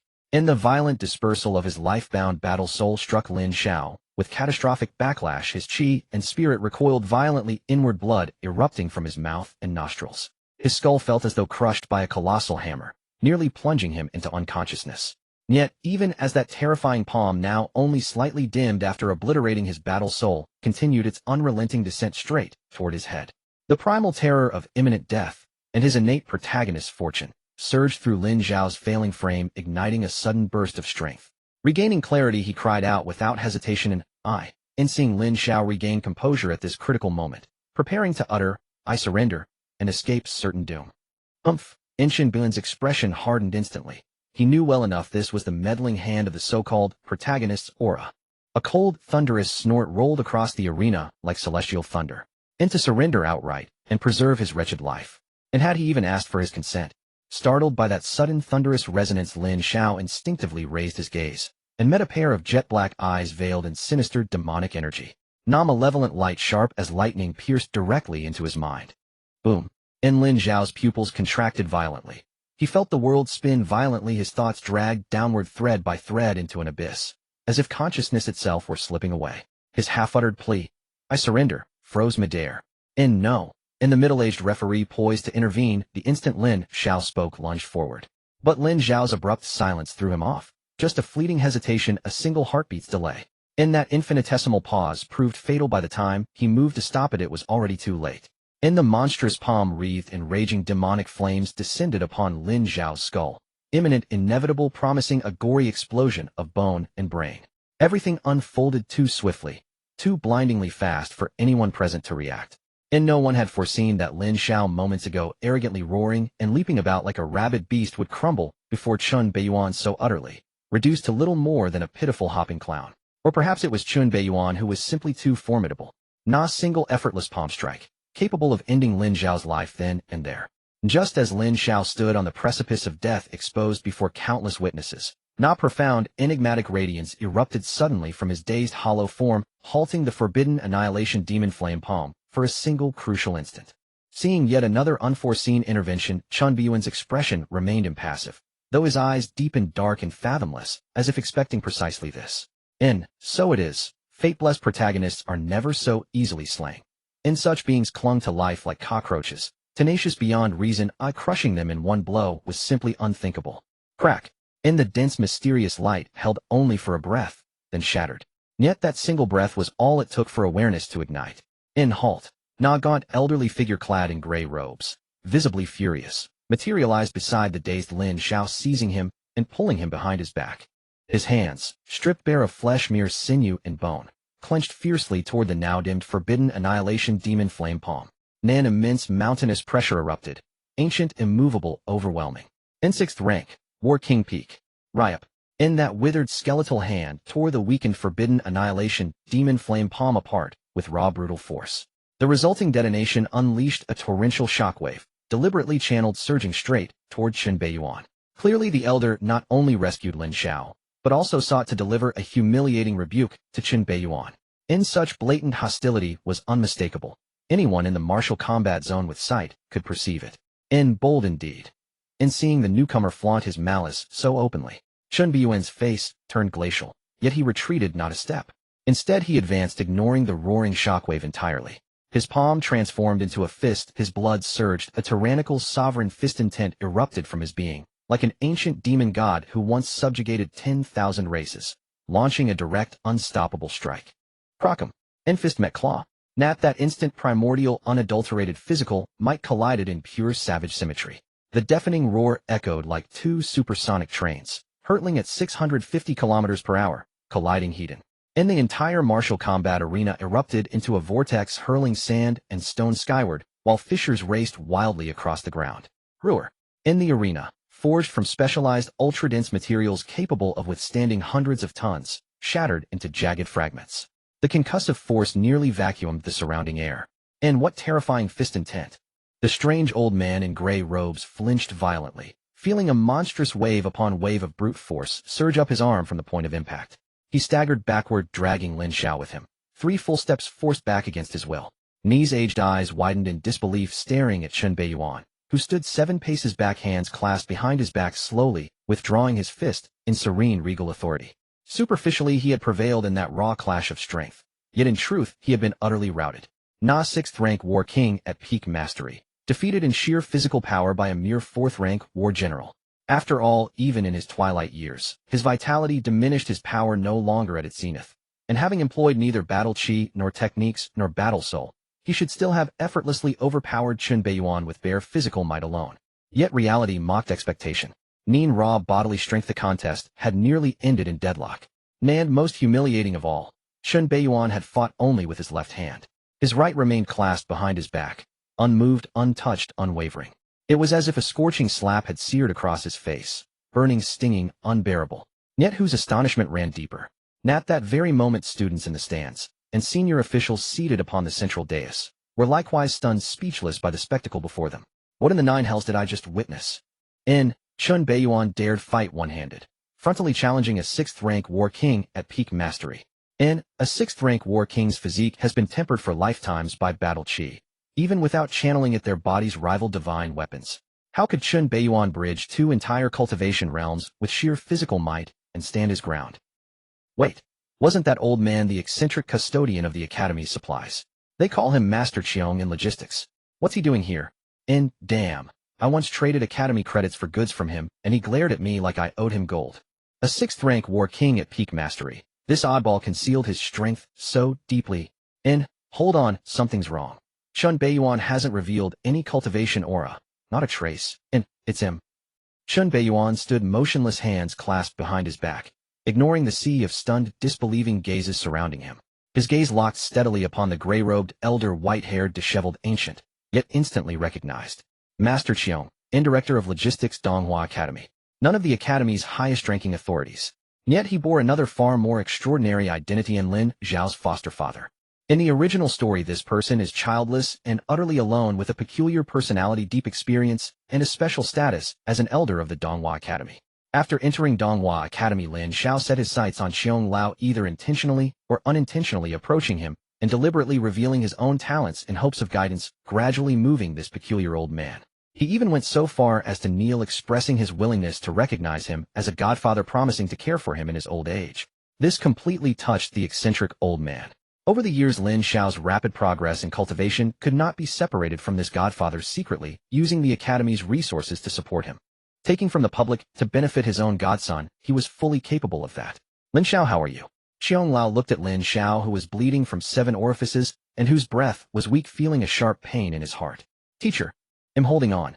Lin Xiao endured, opening his heavy eyelids to see the worried expression of the white-haired old man, feeling warmth in his heart. He was about to call out that familiar title, but realized the inappropriateness of the situation and quickly changed his words.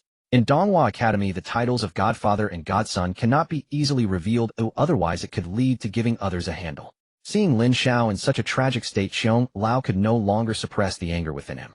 After years of companionship, he truly regarded Lin Xiao as his own son. Now his own son had been beaten to this extent. How could he let it go so easily? Lin Beiyan, you have a cruel heart. As a fellow Donghua student, how could you treat Lin Xiao so harshly, showing no regard for our camaraderie? Do you think that just because you come from a prestigious family with a powerful background you can disregard the academy's rules and bully students from humble origins? If it weren't for my timely intervention, there would likely have been bloodshed on the spot. The Chun family of Donghua, being one of the empire's top families, has received national grace. How could there be such a heartless and cold-blooded scoundrel among them? The Chun family is nothing but a name now. Old age without dying is theft. As soon as Xiong Lao opened his mouth, he reversed right and wrong, directly placing Lin Xiao in a weaker position and forcibly binding all students from humble backgrounds to a moral obligation, intending to incite confrontation. This tactic was undeniably vicious. The Donghua students from noble families already had little in common with those from humble origins, and even among those who could be friends there were very few. The contradictions between them had long been established. A mere spark could exacerbate the conflict and escalate it completely. He deliberately downplayed his earlier small actions, placing himself in a position of righteousness.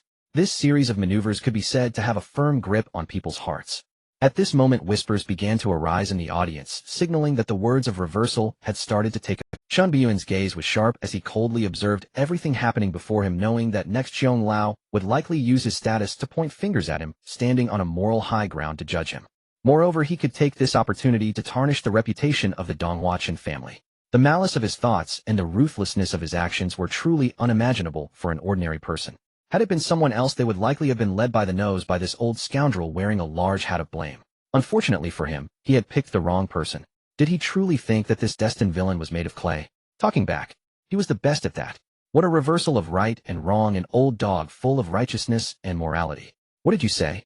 Just as he was about to continue slandering, trying to expel Lin Beiyan from the academy, Xiong Lao nearly exploded with anger at the sudden rebuke. His fierce gaze was fixed on Lin Beiyan, and the overwhelming pressure of a peak 6th grade battle king burst forth, attempting to intimidate him. I said you're just an old dog full of righteousness and morality. However, Lin Beiyan ignored the pressure, remaining unfazed, stepping forward to confront Xiong Lao's fierce gaze, and amidst the surrounding looks of surprise, shock, mockery, and disdain, he smirked. You say my attacks are vicious, but where were you, this old dog, when Lin Xiao was calling for my life and striking me down? Camaraderie. Did Lin Xiao show even a hint of camaraderie just now? He struck me harshly, showing no regard for our friendship, yet I retaliate in kind, and that's wrong. He is weak, so he is right. I am strong, and I am in the wrong. Have you lived so long just to become a dog? Clearly not strong, yet you dare to challenge me to a duel. The consequences you face now are all of his own making. You. Seeing Lin Beiyan standing firm against his pressure, calling him an old dog, Xiong Lao was nearly driven to madness, and his arm, holding Lin Xiao, was trembling with rage. If it weren't for the need to heal Lin Xiao, he would have slapped Lin Beiyan to death. What do you mean? As a senior of the academy, you dare to reverse right and wrong and interfere in the academy's competition. According to Donghua's rules, unless one side voluntarily concedes, no interference is allowed. Yet you forcibly intervened before the results were out. What do you intend to do? After interfering, you dare to bully the weak with your strength, attempting to plot against me with your peak battle king cultivation, oppressing students. You are unworthy of being a teacher. Furthermore, you are relying on your age to stir up emotions, attempting to incite students and create chaos. Do you really think everyone is a fool? As soon as he finished speaking, the audience, which had been somewhat noisy, instantly fell silent. At this moment, everyone focused on the battle platform, on the figure who stood with his hands behind his back, exuding an extraordinary and noble presence. No one expected that Lin Beiyan would dare to curse at a peak 6th grade battle king, calling him an old dog, without leaving any room for maneuver. You must understand that a peak 6th grade battle king is enough to uphold the facade of a second-tier family. Yet Lin Beiyan was not done. He took another step forward, coldly gazing at the old dog, and at that moment his aura actually suppressed the opponents, shouting, "Old dog, do you even have the right to speak of the Donghua Chen family?" Since the establishment of the Donghua Empire, the Donghua Chen family has guarded the empire's borders against fierce beasts and foreign tribes for hundreds of years. Once they reach adulthood, the Chun family members enter the military to hold important positions protecting the empire's territory. Every year, hundreds of Chun family members are injured or killed, and countless bear hidden wounds. For hundreds of years, the Donghua Chun family has shed blood for the empire enough to stain the very land you stand on. I Chun Beiyan dare today in front of all Donghua students and academy leaders to say the Donghua Chun family is worthy of the empire. Now, while the Chun family members are bleeding and sweating at the borders to protect their country, you dare to reverse right and wrong here, wantonly slandering the soldiers on the front lines, defaming those who silently guard the empire. Old dog, what is your true intention? Do you really think my sword is dull? Old dog, do you truly believe my sword is ineffective? Chun Beiyan's cold gaze crackled like lightning, radiating a chilling aura as his voice boomed like thunder, echoing throughout the entire battle arena. In this moment, his imposing presence overwhelmed the old Cheong before him, leaving him speechless. Even the entire venue fell into a deathly silence. What if he is a peak battle king? Casting aspersions. Chun Beiyan's accusations were far more severe. More critically, what he said was all based on solid evidence. The honor and status of the Donghua Chun family today are not fabricated, but have been earned through blood and sacrifice. Since guarding the empire's borders, countless clan members of the Donghua Chun family have perished, including 3rd-grade battle spirits, 4th-grade battle generals, 5th-grade battle commanders, 6th-grade battle kings, and 7th-grade battle emperors. There was even an 8th-grade battle emperor. Over 100 years ago, a massive secret realm suddenly appeared at the empire's borders, from which 2 8th-grade ferocious beasts escaped, wreaking havoc along the border with a bloody rampage. Simultaneously, a large-scale tide of ferocious beasts emerged and foreign tribes began their invasion. In an instant, the entire border of the empire was in ruins, corpses littering the ground, and the border defenses were trampled by foreign invaders. In a flash, the cities surrounding the border were engulfed in flames of war. At that time, foreign nations were also eyeing the chaos, eager to profit from the disorder and plunder the Donghua Empire. In that moment, the Donghua Empire was in turmoil, beset by wolves and tigers from outside and ferocious beasts rampaging within, leading to a bloodbath. In this critical time, an elder from the Donghua Chun family boldly chose to ignite his imperial soul, using his life as bait to slay the 8th-grade ferocious beast, the Titan Python. The other 8th-grade ferocious beast, the Abyss Devourer, heavily wounded, fled back into that massive secret realm. With the removal of these two greatest threats, the higher-ups of the Donghua Chun family led their younger generation to reorganize the imperial army, using sheer flesh and blood to eradicate the beast tide and drive the invading foreigners back beyond the borders. In that battle, the Donghua Chun family suffered heavy losses, not only losing forever an 8th-grade battle emperor capable of suppressing the fate of a nation, but also leaving tens of thousands of Chun family disciples on the battlefield. It was almost a catastrophic injury. At that time, had it not been for Chun Beiyan's grandfather breaking through to become an 8th-grade battle emperor shortly thereafter to stabilize the situation, the Donghua Chun family would likely have fallen from their status as a top-tier clan. After resolving their internal strife, the foreign wolves and tigers, seeing no profit to be gained, chose to retreat. This is why Chun Beiyan dared to declare that the Donghua Chun family is worthy of the empire. In such a context, how could the old dog before him dare to use the Donghua Chun family as a stepping stone? Could Chun Beiyan simply stand by and let it happen? Does he truly think this young master of the Chun family is dead? Even if this matter escalated to the upper echelons of the empire, the one who would suffer would only be the old dog before him. Even the entire Donghua Academy would face punishment from the empire. How could mere 6th-grade battle kings speak so recklessly? At this moment, old Cheong realized the situation was dire, his expression darkening to an iron gray. On the main platform, the higher-ups of the academy also changed their expressions dramatically, clearly aware of the severity of the situation. A middle-aged man with a square face and an imposing presence quickly stood up, eager to mediate. I believe this must be a misunderstanding. Bang! Suddenly, a loud crash erupted from the audience, interrupting the middle-aged man's words. A towering figure resembling an iron tower smashed his seat and stood up, drawing the attention of countless onlookers. Misunderstanding. At this time, to still be stubborn, is this how the higher-ups of Donghua Academy conduct their affairs? Who here wants to bully young Master Chun? I'm old Koei, and I absolutely won't agree. This towering figure was Koei 1. His father Koei Mo was an advisor under Chun Beiyan's father, an unwavering supporter of the Chun family. If he dared to stand by and watch the young master of the Chun family be humiliated today, his father would hang him up and beat him to death. Bang! Another seat was smashed. A slender, cold-faced youth also stood up, his gaze icy as he looked at the higher-ups of the academy on the platform. Donghua Academy, what a grand display of authority, causing such a huge incident and still thinking of sheltering it. Do you truly believe the eyes of those present are blind? This cold youth hailed from a second-rate family in Donghua Lin City, whose entire clan was a vassal of the Donghua Chun family sheltered by them. As the saying goes, when a lord is insulted, the minister dies. If he dared to watch silently today, neither he nor his family could continue to exist. In comparison, the identity of a Donghua student. No thank you. Bang. Donghua Academy prides itself as the #1 academy of the empire, a holy land in the eyes of the people of the entire empire, but today it seems to be a den of filth. Another Donghua student slammed the table in anger, shouting. This person's family was also one of the followers of the Donghua Chin family. Bang. Turning black into white, retaliating with revenge, wantonly slandering. How can you as a teacher allow such people within Donghua Academy? Aren't you afraid of misguiding the youth? A plainly dressed Donghua student, evidently of commoner background, also slammed the table and shouted. This person hailed from a border city whose grandfather had once experienced the disaster of the ferocious beast tide invasion, and his family was ultimately saved by the Chun family disciples guarding the border. Otherwise, he wouldn't even be alive to stand here today. Bang. Bah. When things get tough, you come out claiming it's a misunderstanding. Oh, why didn't you come out earlier to clarify? Do you truly believe the Chin family is so easily bullied?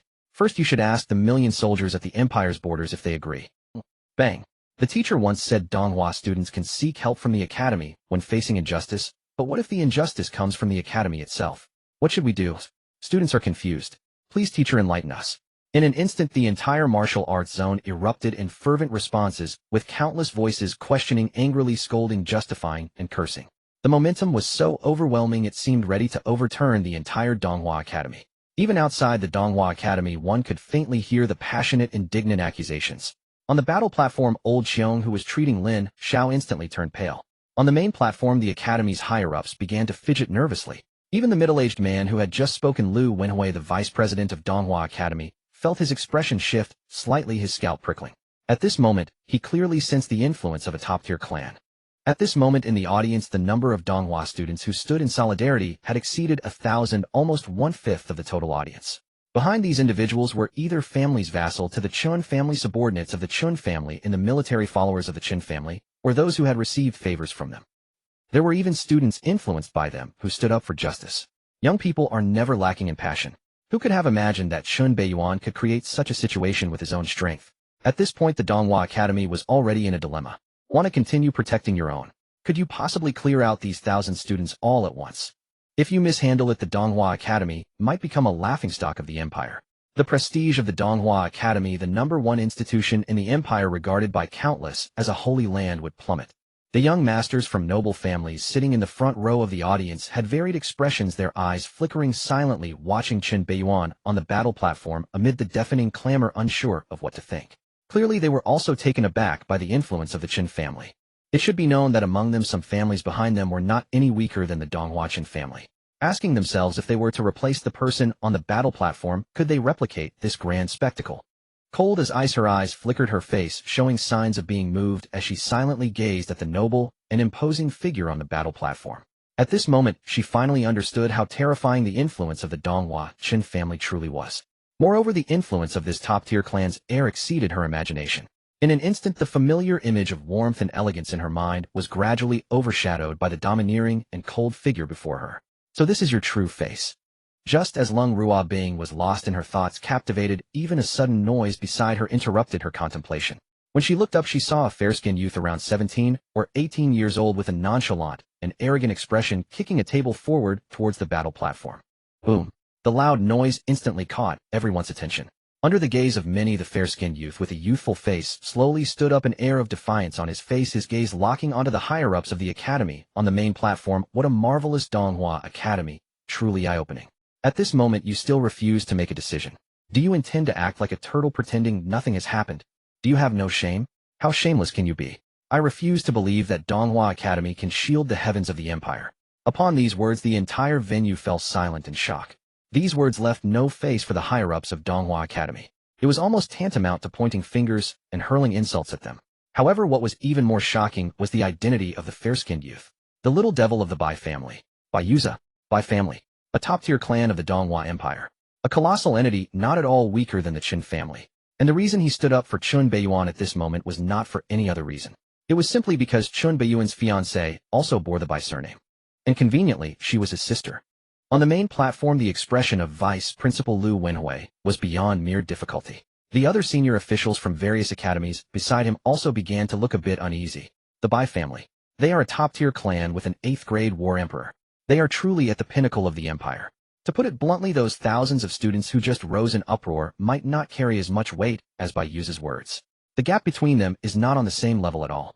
Originally, a Chun family alone was enough to make the entire Donghua Academy wary. Now another Bai family has emerged. At this moment, Lu Wenhui was cursing under his breath. Despite being the vice principal of Donghua Academy and a 7th-grade war emperor, his status seemed trivial in the face of the two colossal entities, the Qin family and the Bai family. Only the principal of Donghua Academy, who had reached the 8th-grade war emperor level, was truly qualified to negotiate with those top-tier clans. Lu Wenhui gazed at the figure of Qiong Lao on the battle platform, feeling a growing disinterest in managing the situation. Donghua Academy has always maintained a neutral principle responsible for supplying talent to various departments of the empire and never easily forming enmities with top powers. Coupled with its backing from the imperial royal family, it holds an extraordinary status. Even those top powers would show some respect. But now they are in conflict with two top-tier clans at once. If it weren't for Qiong Lao's special identity, deep qualifications, and some unique connections with the principal, he would really not want to interfere. This is clearly putting him on the hot seat. Yet it is still necessary to protect what must be protected. To be honest, he doesn't believe that the principal really knows nothing about such a grand uproar. The reason for the principal's absence is simply because things have not yet worsened to the point where it is inconvenient for him to show up. Once the principal appears, the nature of the situation will change. Since that is the case, it can only be handled by him, the vice principal. Lu Wenhui turned his gaze towards the figure on the battle platform, standing tall with his hands behind his back. Perhaps to untie the bell, one must tie it first. With the sudden and drastic shift in the situation, Lin Xiao's slightly flushed face turned pale in an instant, and his heart, which had just settled, began to pound wildly again. Clearly the current situation had exceeded his imagination. His greatest reliance, Qiong Lao, might not even be able to protect him now. He forced himself to suppress his trembling, glaring resentfully at the figures in the audience, standing up passionately condemning him, and his heart couldn't help but roar inwardly. Damn it, why are you helping him? Why not help me? I am the disadvantaged party. Oh, I am the one who should be helped. Is it just because I have no power and influence that I must suffer this humiliation? You are truly despicable. I am unwilling. As long as I can survive this tribulation, I will surely step by step ascend to the highest peak. The shame of today must never happen again. Those who attain the Tao have many helpers, those who lose the Tao have few helpers. People understand the balance of benefits and losses and know what choices to make. A yet a flourished protagonist in front of me, the destined great antagonist, is simply not worth mentioning. The so-called reliance is merely a paper tiger that can be destroyed with a poke. Chun Beiyan, with his hands behind his back, observed the emotional shifts of everyone, a slight smile curling at the corners of his mouth, feeling unsurprised. In some mindless villain stories, the protagonist can always make a comeback at critical moments, when weak, taking the moral high ground to point fingers at the villain with a celestial background, shamelessly humiliating them to achieve their goals. Even those around them seem to be under a dim-witted halo, unconsciously supporting the protagonist, ridiculing the villain. Yet the villain with a celestial background always hesitates, weighs this and that, indecisive, and dares not retaliate easily. Is that really possible? Would a villain with a celestial background really allow others to bully them so easily? Don't make me laugh. How could a yet-to-develop protagonist compare to him? More people. The majority present are his own. More power. He is the heir of the empire's top power. More connections. The connections of a top-tier clan exceed your imagination.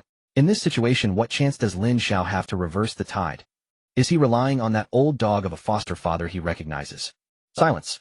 On the main platform, Vice Principal Lu Wenhui seemed to have made a certain decision, clearing his throat to suppress the noisy sounds around, then looked towards Chun Beiyan on the battle platform, his tone softening. Chun Beiyan, Qiong Lao was indeed a bit impulsive and spoke incorrectly. Donghua Academy can provide you with necessary compensation and issue an order. Before he could finish, he was ruthlessly interrupted by Chun Beiyan's scornful laughter.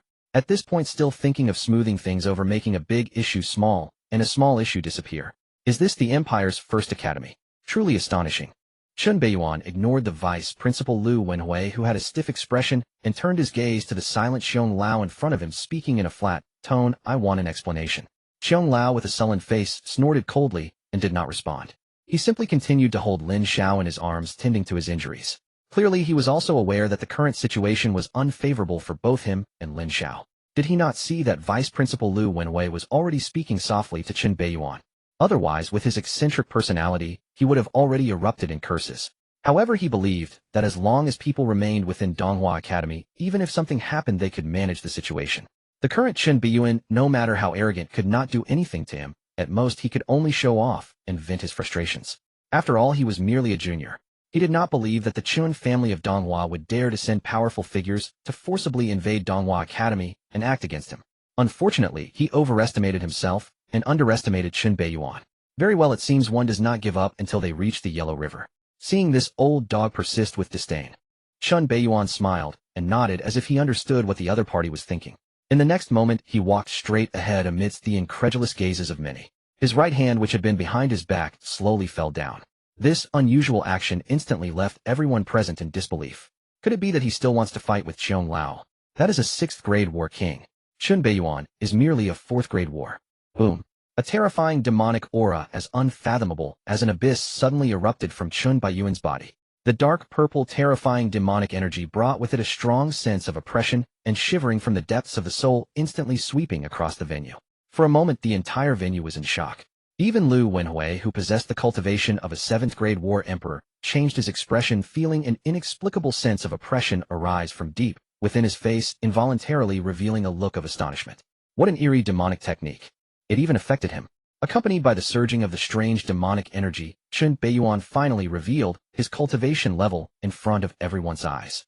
Initial stage of war general. However, the following scene directly exceeded everyone's expectations.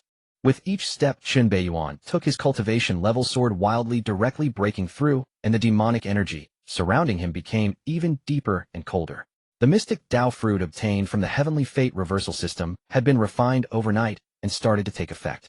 A profound understanding and power rapidly flowed within him. What had previously been lacking in accumulation was completely compensated at this moment. Mid-stage of war general. High stage of war general. Peak stage of war general. Initial stage of war commander. In an instant, he had transformed from a 4th-grade war general, breaking through in succession, stepping into a 5th-grade war commander. Suddenly, the entire venue fell silent. Countless incredulous gazes were fixed on that noble and majestic figure surrounded by demonic flames, feeling parched. At this moment, everyone realized one thing. Lin Beiyan had already been a 4th-grade war general 6 years ago. Over the past 6 years, he had been suppressing his cultivation. 6 years of hard work accumulating power to unleash. In an instant, he advanced from 4th grade to 5th grade, from war general to war commander. 18 years old, and already a 5th grade war commander. Such a young 5th grade war commander would surely rank among the top 3 in the entire history of the Donghua Empire. He is simply a prodigy. However, at this moment, Lin Beiyan merely smiled indifferently. It is not over yet. The remaining power of the mystic Tao fruit within him was also being rapidly absorbed at this moment. The recently broken 5th grade war commander realm was instantly stabilized and once again reached perfection. In the next moment, the expressions of everyone present looking at Lin Beiyan instantly shifted from shock to horror. Because he had broken through again. Boom.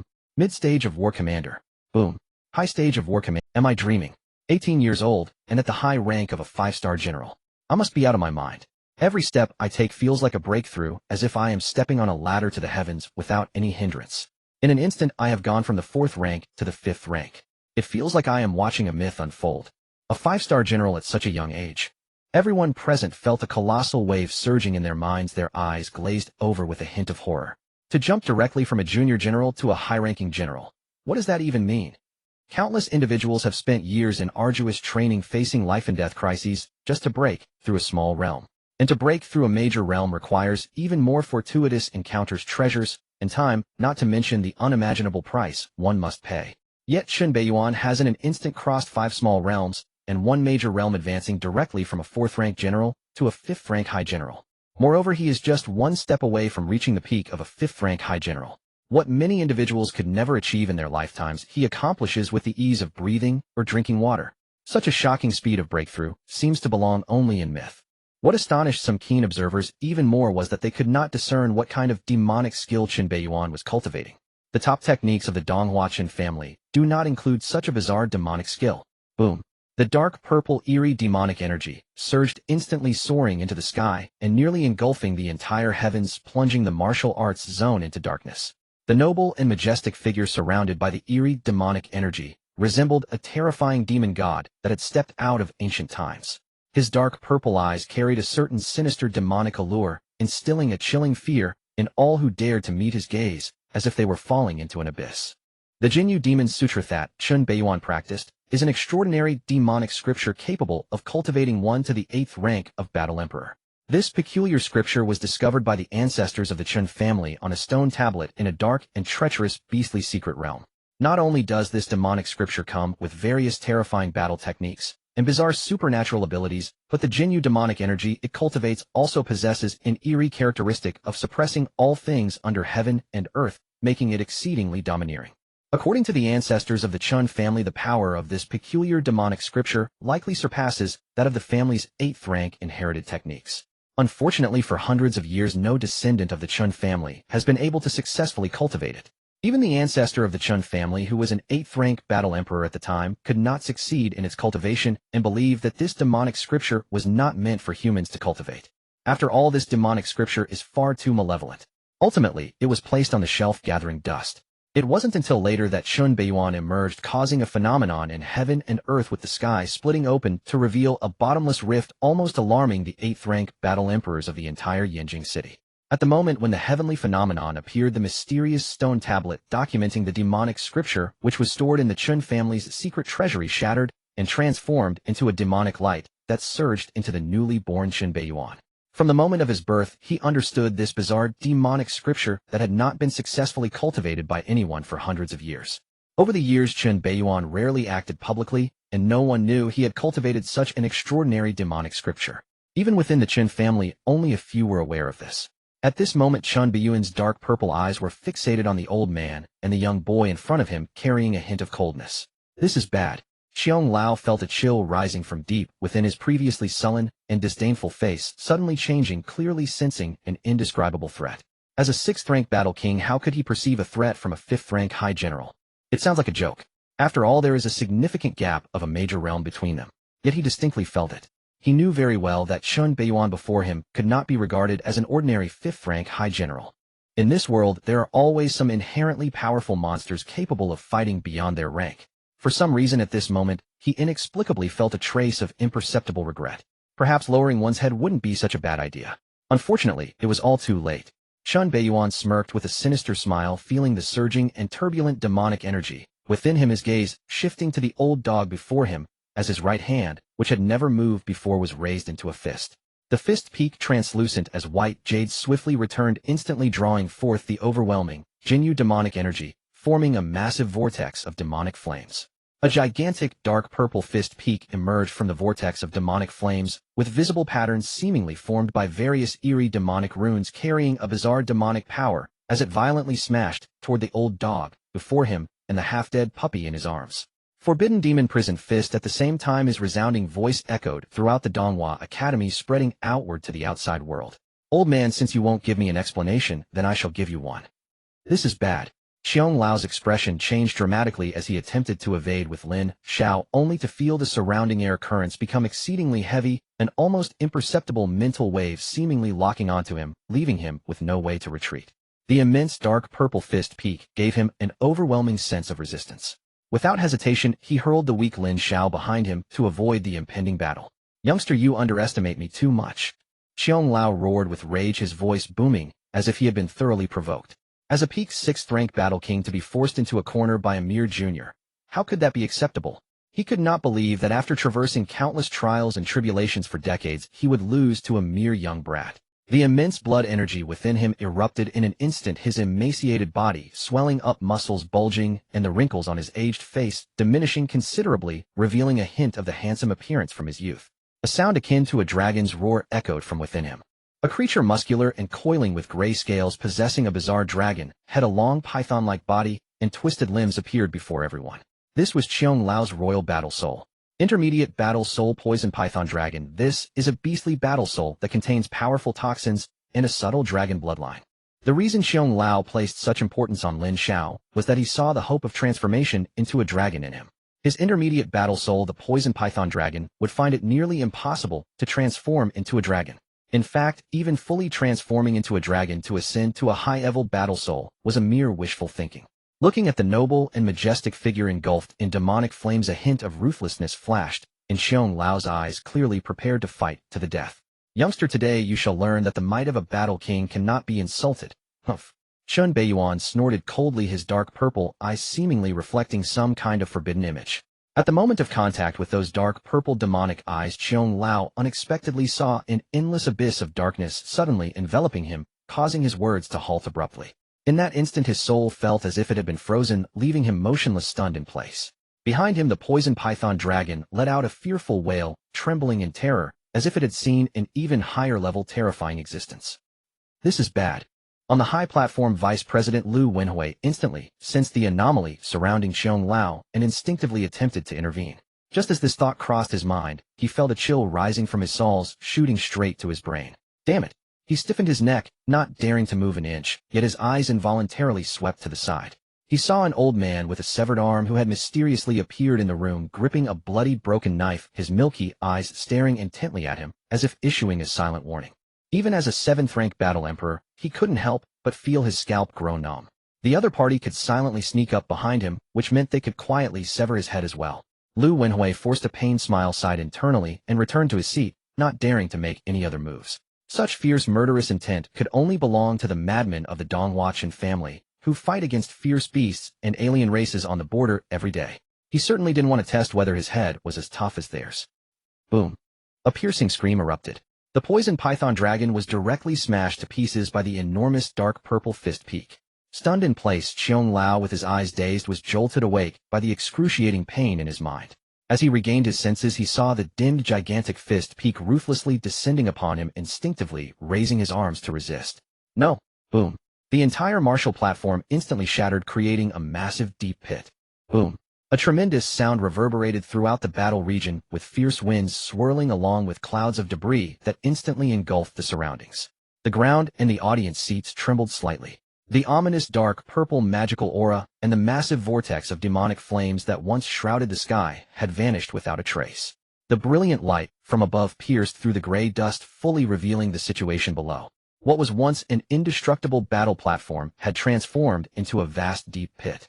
From above it looked as if a colossal giant obscuring the sun had slammed down a mighty fist, leaving a colossal fist imprint. The intricate lines and the gaps between the fingers of that enormous fist imprint could still be seen clearly. However, within that gap, there was a figure kneeling on the ground, hunched over in a state of utter disarray. The gray robe he wore was already torn and ragged, revealing a gaunt physique, no longer the robust muscles it once had. An old haggard face appeared, ashen, with murky eyes staring blankly at the dark pit below, seemingly in disbelief. His empty sleeves hung down towards the pit's floor, and his 2 bony arms had disappeared without a trace, clearly obliterated by the recent Annihilation Demon Prison Fist. Old Qiong has been defeated. I can't be dreaming, can I? That was a peak 6th grade battle king. With just one punch, a single punch, he subdued a 6th grade battle king. Such combat prowess is truly terrifying. A 6th grade battle king possesses a physique comparable to divine weapons, easily resisting common firearms. Even an ordinary 5th grade battle general would struggle to break through, yet he was brutally defeated and had his arm shattered. The recent battle was peculiar. Old Qiong clearly froze at a critical moment. Lin Beiyan must have employed some mysterious ability. What could possibly immobilize a peak 6th grade battle king? Could it be some form of mental attack? Regardless of the method, it's a fact that a 5th grade battle general has countered a 6th grade battle king. At this moment, not only the audience was in an uproar, even the higher-ups on the main platform of the academy began to stir. Many could not help but swallow hard, struggling to believe their eyes. Suddenly, an exclamation broke through the noise, causing another wave of commotion. Wait a minute, it seems we all overlooked something. Lin Beiyan never used his battle soul from start to finish. Not using his battle soul. This meant that Lin Beiyan had not truly exerted his full power. For a moment, everyone couldn't help but gasp in astonishment. Old Qiong would never have imagined that he would suffer such a crushing defeat. Having lost his arms, he was almost akin to a useless person. Unless he could acquire a top-tier treasure capable of reviving the dead and regrowing limbs, such treasures were regarded as precious even by an 8th grade battle emperor, far beyond the reach of a mere disabled 6th grade battle king. In that moment, he no longer exuded the previous arrogance. His face was ashen, resembling a dog with a severed spine. That punch had not only shattered his peculiar temper, but had also stripped away all his pride. Step, step, step.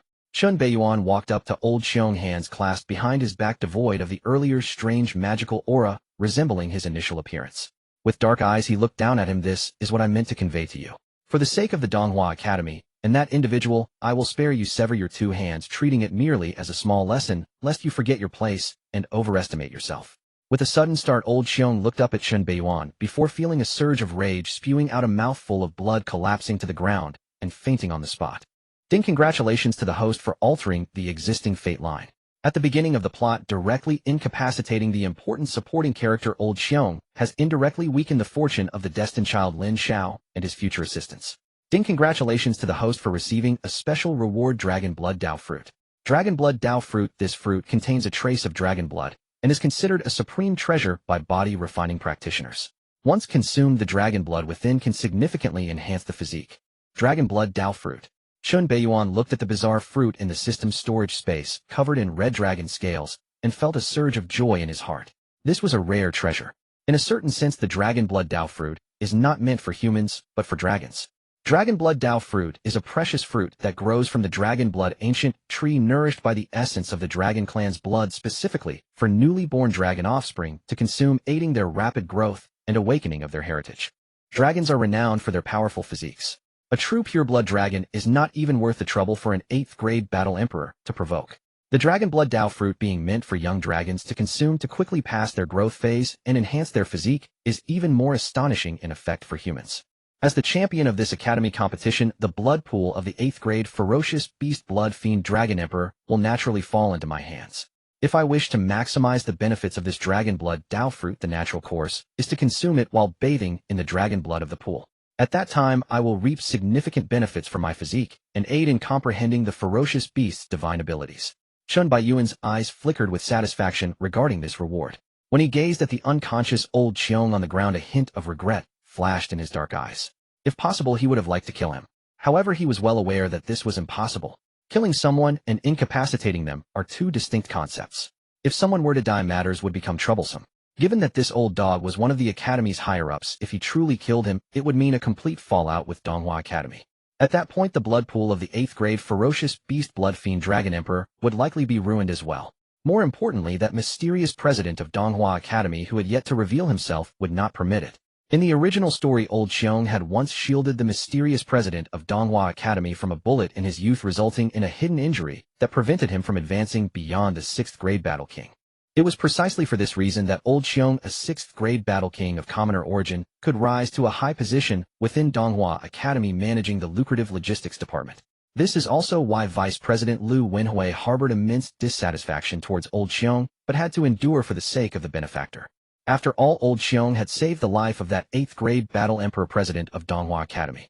In the original story, after being schemed against by Lin Xiao, Lin Beiyan had his cultivation destroyed and was humiliated, inciting the wrath of the Donghua family. Ultimately, it was Old Xiong who utilized the favor from years past to request that the mysterious president of Donghua Academy help withstand the pressure, ensuring Lin Xiao's safety. Later, when Lin Xiao successfully transformed into a dragon and began to rise, he also sought valuable spiritual materials for Old Xiong to heal his hidden injury and strengthen his foundation, allowing him to advance to the 7th grade Battle Emperor. It can be said that in the early stages of the original story, Old Xiong was one of the most important benefactors for the fortunate protagonist Lin Xiao, not only shielding him from multiple life and death crises, but also being crucial for his transformation into a dragon. In the later plot, when Lin Xiao developed enmity with Lin Beiyan, Old Xiong was also instrumental, repeatedly shouldering the pressure for Lin Xiao. This time he occupied the moral high ground, coupled with the terrifying background behind him, allowing him to achieve such an outcome, directly incapacitating someone. If it were anyone else, it would have long been swept under the rug. Seeing that Lin Beiyan did not attack the unconscious Xiong Lao, Vice Principal Lu Wenhui secretly sighed in relief and instinctively wiped the cold sweat from his forehead. As long as he was not dead, it was not the worst scenario. At least both sides still had some leeway. He truly feared that Lin Beiyan would recklessly resort to violence, which would leave him in a dire situation. If a high-ranking member of the Academy were to die, it would be a blatant slap in the face, leading to a situation where there would be no turning back. Regardless of anything else, Donghua Academy had to brace itself and confront the Chun family of Donghua. Otherwise, the reputation that the Empire's foremost academy had built over the years would be utterly ruined. However, things had not yet reached the worst point. Although Xiong Lao had lost both hands, which was a blow to his pride, at least there was still room for maneuvering, considering he had foolishly uttered words he should not have and acted rashly. Is the Donghua family so easy to provoke? Do you really think that the 8th grade Battle Emperor stationed at the border is just a facade? Is the million-strong army of the Chun family stationed at the border just an illusion? Chen Zhiqing, the head of the Donghua family, is not only a peak 7th grade Battle Emperor, but also the actual controller of the Empire's 3rd battle zone, a true heavyweight in the imperial military with immense power. The descendants of the Chun family are entrenched in various key positions within the empire's military. They are a colossal entity wielding the power of the empire. Who in their right mind would dare to cross swords with them? Is this a joke? Vice Principal Lu Wenhui secretly glanced back, but found nothing. The blood-stained broken blade and the one-armed old man with a pale gaze had vanished without a trace. Clearly he had left. Lu Wenhui finally breathed a sigh of relief. The tension in his heart completely dissipated. No one would feel at ease with a knife held to their throat. Finally, it was time to wrap things up. Lu Wenhui transformed into an invisible man, signaling to the middle-aged referee hiding in the corner that it was his turn to take the stage. This middle-aged referee, well-versed in workplace dynamics, sensed trouble when Chun Beiyuan and Xiong Lao clashed and decisively took cover, not even attempting to intervene. The one who stands out first will be the first to fall. Earning just a few coins a month, what kind of fame is worth that? Getting involved between two colossal powers would definitely lead to a miserable end. There was no need to put himself at risk. As the situation clarified and stabilized, and with the old leader signaling from above, the balding middle-aged referee decisively stepped out in front of the audience, his face radiating righteousness. Victory. Defeat has been decided. I announce that the final victor of this academy competition is Chun Beiyuan. Clap, clap, clap, clap. The middle-aged referee started clapping for himself, and the applause sounded particularly odd in the silent venue. Only when the academy leaders led by Vice Principal Lu Wenhui stood up to applaud did scattered applause emerge from the audience, gradually expanding, creating a lively atmosphere filled with cheers that almost shook the entire martial arts district. Undoubtedly, this academy competition was the most exciting in decades. Who could have anticipated that this time a monster like Chun Beiyuan would emerge, easily defeating the dark horse Lin Xiao, and swiftly breaking through to the high ranks of a 5th-grade battle commander, suppressing a peak 6th-grade battle king, almost dragging the reputation of Donghua Academy through the mud. Such an exciting and thrilling scene could not even be compared to the concurrent Donghua graduate trial. Those who had studied at Donghua Academy for 10 years were unlikely to be Chun Beiyuan's match. At this moment, both the unconscious Xiong Lao lying in the deep pit and the luck protagonist pretending to be dead in the corner were completely overlooked by everyone. Even Lung Ruobing, sitting in the front row of the audience, did not spare a glance at Lin Xiao, her gaze continuously drifting to Chun Beiyuan. This is a realistic world where people only remember the victors. Beiyuan, congratulations on winning this academy competition. As a special reward for this academy, the secret realm of the 8th grade ferocious beast will open in 3 days, and you will have 1 day to. Lu Wenhui wore a kind smile, and even his tone became noticeably friendlier. He was eager to conclude this farce and preserve as much of Donghua Academy's face as possible. Wait, there's one more thing. However, Chun Beiyuan abruptly interrupted him. As soon as he spoke, the noisy and chaotic venue fell into silence, with everyone's attention instinctively drawn to him. Lu Wenhui's expression slightly froze, yet there was no anger from being interrupted. He maintained his smile, displaying the composure and tolerance of a significant figure. At this moment, he had somewhat guessed Chun Beiyuan's intentions. Chun Beiyuan raised his gaze towards the corner where Lin Xiao lay on the ground pretending to be dead, and said in a flat tone, "Lin Xiao, you should fulfill our previous bet." At this moment, everyone present suddenly recalled that Lin Xiao had made a special wager with Chun Beiyuan earlier. If Lin Xiao lost, he would have to kneel before Chun Beiyuan and bark like a dog in front of everyone. At this moment, Lin Xiao, who was pretending to be dead on the ground, clearly sensed that everyone's focus was on him, and his breathing became slightly hurried. He could naturally detect that Chun Beiyuan's words carried an irrepressible weight. Clearly, he could not escape this predicament. Sometimes when you do not want to maintain your dignity, someone will help you maintain it. He had no choice. Even though resentment and unwillingness gnawed at his insides like a venomous snake, clashing against his reason and making him wish for nothing more than to perish alongside everyone else. Yet in the end, he still forced himself to open his eyes, clenched his fists, and rose to his feet, unsteadily limping towards Chun Beiyuan. Unlike other protagonists from cliché stories, this luck protagonist Lin Xiao possessed an exceptionally unique quality. He was incredibly good at enduring. To what extent could he endure? In the original work, he, in order to defeat Chun Beiyuan, would continuously send the women around him to his enemy, watching helplessly. The martial world nicknamed him the one who sends women. It was always about sending women or being on the way to send women. At that time, Lin Xiao even had a classic line, "I don't mind you, I will definitely marry you all." Listen, is this even human talk? There was no choice. In the original story, Chun Beiyuan, the destined villain, would rise stronger every time he faced a crushing defeat, becoming a terrifying force, and leaving Lin Xiao, who had just enjoyed a moment of triumph, far behind. Step, step, step. Lin Xiao walked slowly, clearly struggling with severe injuries.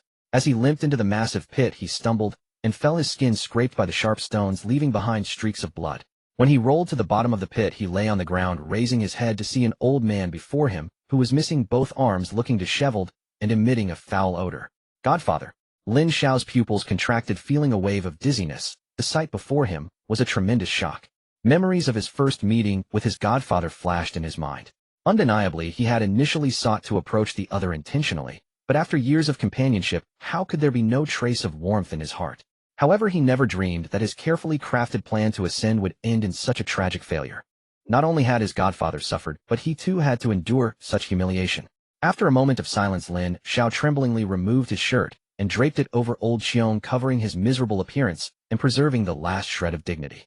Chen Beiyuan, don't you just want to humiliate me in front of everyone? Fine. Today I admit my defeat. I accept it, willing to bet and lose. The shame of today Lin Xiao will never forget. Lin Xiao strained to lift himself from the ground, crawling like a dog in front of Chen Beiyuan under the watchful eyes of the crowd. Then he let out 3 barks.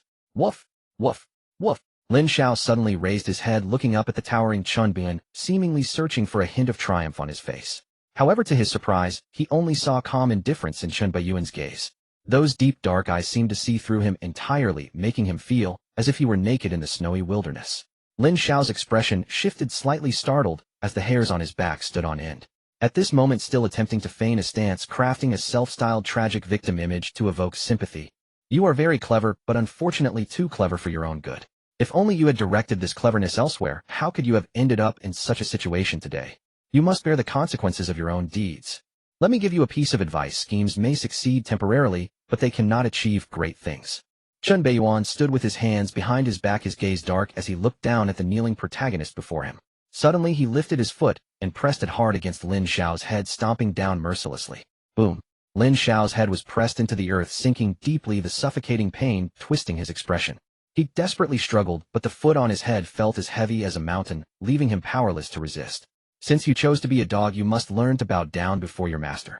Chen Beiyuan was well aware that if he hadn't crossed over and changed the original fate, the one lying on the ground subjected to such humiliation would be him.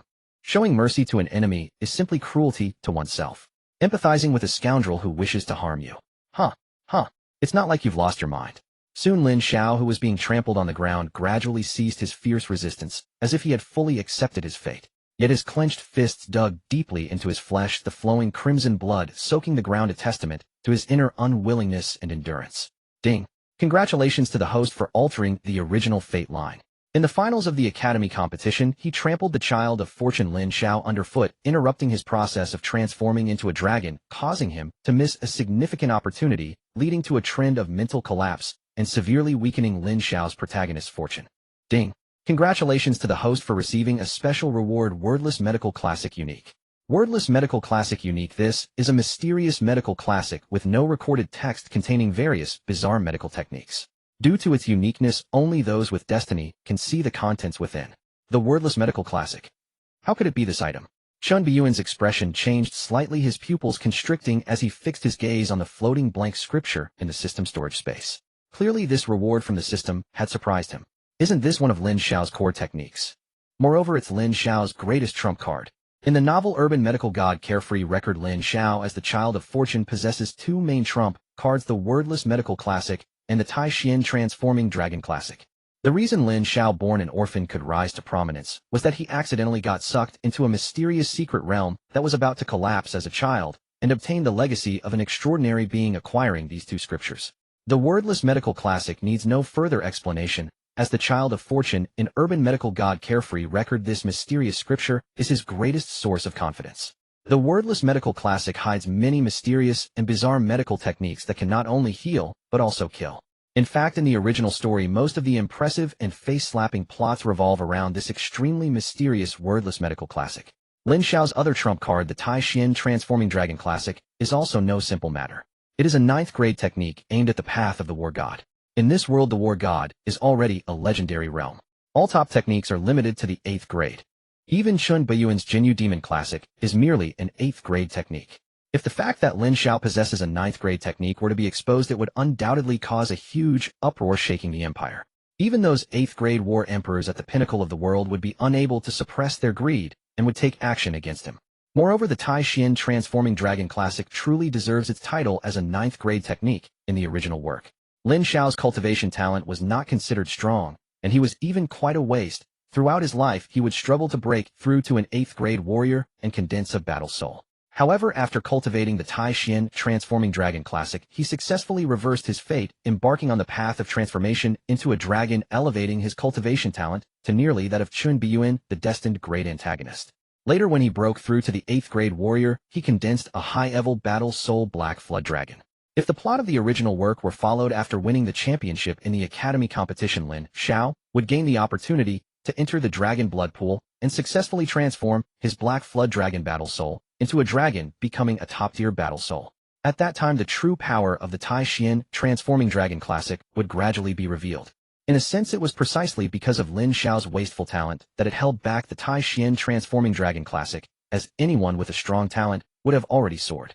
Yet at this moment, whether Lin Xiao, who had lost his opportunity, could transform into a dragon remained uncertain. It's a pity that the Tai Xian Transforming Dragon Classic, this 9th grade technique, is now hidden deep within Lin Xiao's soul, and cannot be obtained through any means, otherwise I could borrow it to read a little. In the original story, there was an 8th grade war emperor who captured Lin Xiao, intending to use spiritual warfare techniques to extract the Tai Xian Transforming Dragon Classic from him, but accidentally triggered its taboo, resulting in a big loss instead. At this moment, having acquired the wordless medical classic, Lin Beiyan began to covet Lin Xiao's other trump card technique. Of course, while the Tai Xian Transforming Dragon Classic is powerful, my cultivation of the Jinyu Demon Classic is also not weak. Currently, the version of this strange demon classic I am practicing is just a fragment. If I could complete it too, would be a 9th grade technique. Moreover, having interrupted Lin Xiao's opportunity to transform into a dragon and receive the wordless medical classic one day, the Tai Xian Transforming Dragon Classic will inevitably fall into my hands. As Lin Beiyan's thoughts churned, the pressure of his foot unconsciously increased, pushing Lin Xiao's head deeper into the dirt. Blood bubbles began to emerge from the pit. Lin Xiao's body started to convulse, his breathing becoming shallow. Just as it seemed Lin Xiao would be crushed to death beneath his foot, Lin Beiyan leisurely lifted his foot. At present, a half-dead child of fortune still holds considerable value to him. Before completely squeezing out his utility, it was still acceptable to leave him with a dog's life. Of course, Lin Beiyan was well aware that Lin Xiao, the child of destiny, was not so easily killed. Within him lay a certain forbidden power that could save his life in critical moments.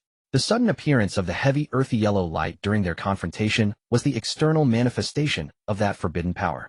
Unfortunately, this forbidden power had a fatal flaw. It would only activate when Lin Xiao was on the brink of death. In situations like the current one where he was nearly beaten to death, it would not trigger the emergency mechanism of that forbidden power. It must be said that Lin Beiyan, who was well-versed in the original story's plot, almost had a god's perspective. Knowing all of Lin Xiao's hidden cards thoroughly, he had the situation firmly under control.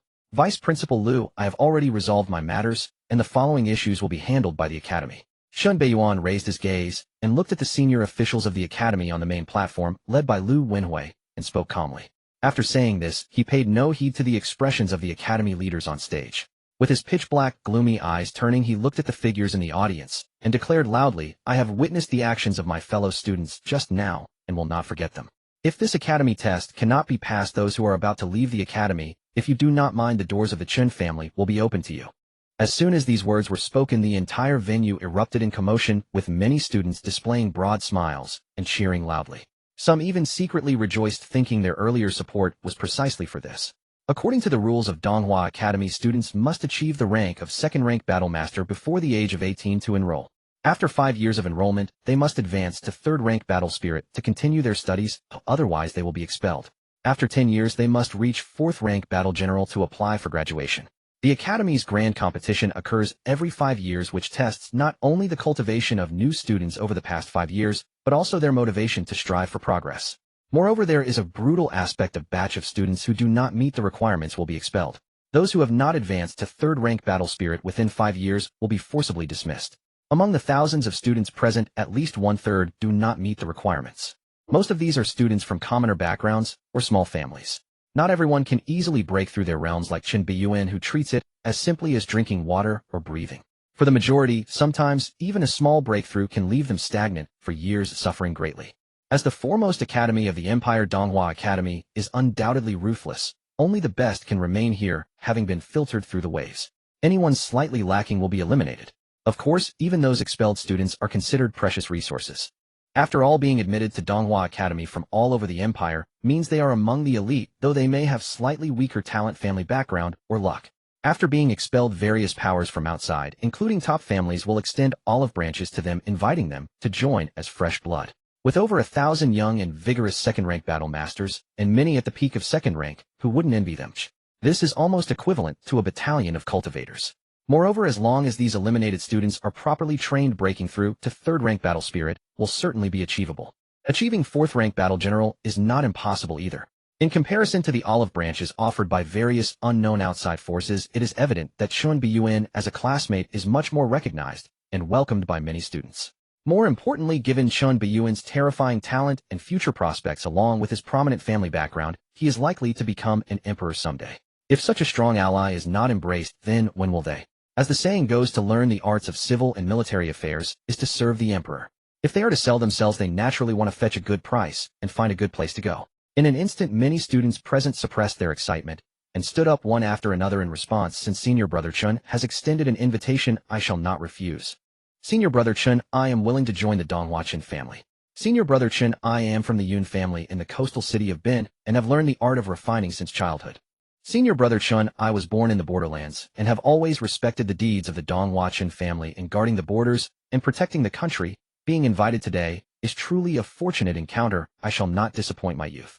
Listening to the chaotic flattery from all directions, the students from noble families in the front row wore grim expressions. Lin Beiyan's words had almost scooped up the majority of those who were about to be expelled, leaving only scraps for them. You can't play like this. How are they supposed to report back to their families? Of course they could curse all they wanted, but if they had to confront Lin Beiyan, they would rather not.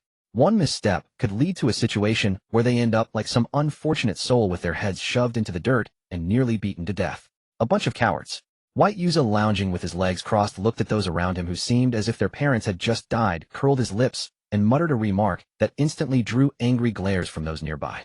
However, upon realizing it was the mischievous little devil from the Bai family, they ultimately chose not to stoop to his level.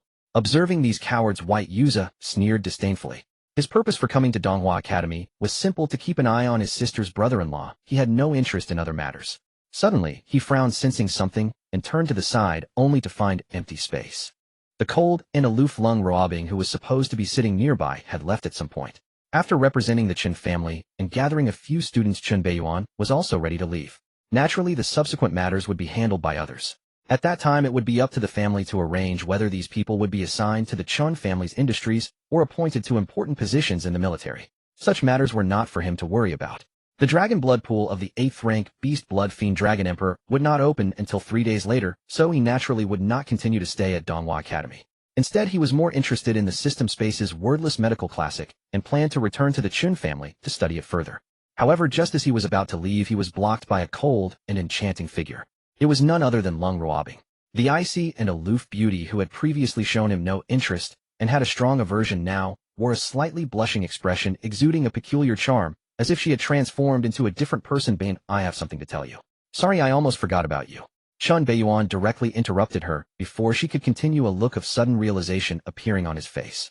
After dealing with Lin Xiao, the child of destiny, he had nearly forgotten to settle matters with Lung Ruobing, the destined female lead. Last night, kneeling in his room for an entire night could hardly be considered punishment. As an accomplice who wanted to harm him, that matter was far from over. However, he did not need to take action himself. There would be others to handle it. At this moment, all he needed to do was express his stance. From now on, we will have no ties. You and your family, the Lung family, have reaped numerous benefits under the banner of the Donghua Chun family over the years. Take care of yourself. Lung Ruobing's face pale as ice stood frozen in place, seemingly at a loss for words, her apology caught in her throat. By the time she regained her senses, Lin Beiyan had already brushed past her, not looking back as he walked out of the academy. At the moment they brushed past each other, a gentle breeze tousled her dark hair. The figure she once knew so well showed no signs of lingering, behaving as if they were mere strangers. Lung Ruobing had imagined many scenarios in which she would apologize, wondering how Lin Beiyan might forgive her. Ultimately, she had only been misled by Lin Xiao, leading her to make some mistakes. Fortunately, none had severe consequences. Thus, everything could naturally be regarded as if it had never happened. Yet she never expected Lin Beiyan to walk away, so resolutely devoid of any attachment, as if they were nothing more than strangers. Wasn't he supposed to like her?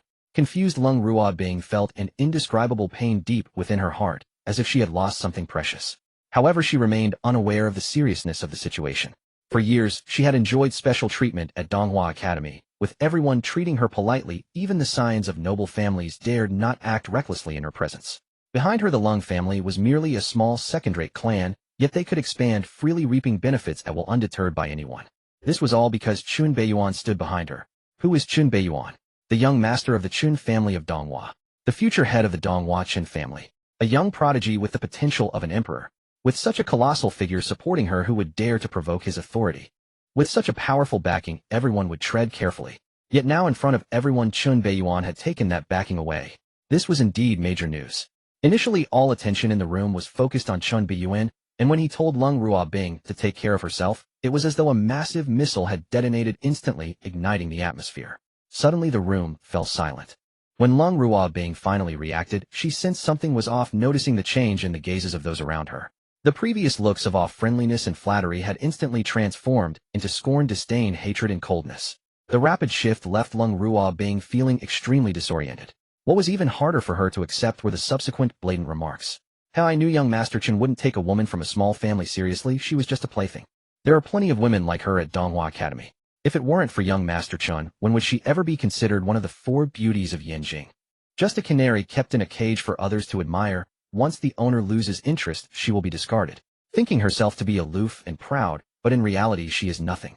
If it weren't for young Master Chen, who would bother with her? Always with that cold face as if someone owed her money. It's irritating to look at. What is she even worth? Haha, you all probably don't know, she merely appears cold and pure, but actually I have insider information. Last night, this woman actively invited young Master Chen to Longting Hotel, and by the next morning she limped out. Wow, is this explosive? One cannot judge a book by its cover. Who would have thought this seemingly aloof woman would be so open behind the scenes? She must not have satisfied young Master Chen. Those who had once held her in high esteem were now spewing malicious words without restraint. Among them were even some who shared her dorm, once her good friends who had always catered to her. The scions of noble families looked at her with eyes devoid of the previous clarity, now revealing a hint of malice, as if a wolf had shed its restraints. Lung Ruobing felt as though she had fallen from heaven to hell, with the good people around her suddenly turning into villains. At that moment she felt as if the sky had collapsed. The sudden and intense change violently assaulted her mind, leaving her in a daze, struggling to accept it. Why had things turned out this way? At that moment she felt as if the entire world had abandoned her. In the front row of the audience, Yuzo, with his legs crossed, relaxed his furrowed brow, a hint of joy appearing on his rebellious face, ignoring the surrounding gossip, as he directly left the venue. He also took out his phone and dialed a familiar number. The phone rang once before being answered, revealing a sultry voice with a hint of laziness. Xiao Baizi, what's up? Sister, good news. I think my brother-in-law is tired of that canary he's keeping and has dumped her. After watching Chun Baiyuan's figure completely leave, Vice Principal Lu Wenhui let out a quiet sigh of relief. If this calamity did not leave, the subsequent matters would indeed be difficult for him to handle. He did not concern himself with the messy affairs between men and women. Instead, he focused his gaze on the pit below, where a young and old figure lay together, their fates uncertain. He sighed, waved his hand, signaling his subordinates to quickly take Qiong Lao and Lin Xiao for treatment. At the same time, he glanced towards the luxurious car leaving the academy, a complex look in his eyes. With such a big uproar, it won't be long before the entire Yanjing city, no, the whole empire will know. Everything that happened today, everyone including myself, will become stepping stones and background props. 18 years old, a 5th-rank battle commander. As he made his way back, Lin Beiyan sat in the luxury car with his eyes closed, a slight curve appearing on his handsome face, as if he had already anticipated everything happening within the academy. For Lung Ruobing, mere physical harm was nothing. It wouldn't even instill a shred of regret. On the contrary, the mental anguish would be deadly. Once she became accustomed to the privileged life brought by Lin Beiyan, being stripped of it all would send her plummeting from the heights to the depths, swallowed by darkness piece by piece. The drastic changes in human nature's transformation were enough to drive one to despair. It echoed the old saying, when you are in power, everyone around you is good, and there are no bad people. But once you lose your power, you will deeply experience the cruelty of human nature. At Lin Baiyuan's level, killing does not require a knife. Many matters do not need him to take action personally. Merely a word from him will ensure that many who understand how to read his intentions will handle things thoroughly. This is just the beginning. As Lin Beiyan returned to the Donghua Qin family, the events happening at Donghua Academy quickly spread through various channels. In an instant, all the top forces in Yanjing City, and even across the entire empire, were stirred. No one expected that this Academy Grand Tournament would cause such a commotion, even overshadowing the ongoing Donghua graduate trial.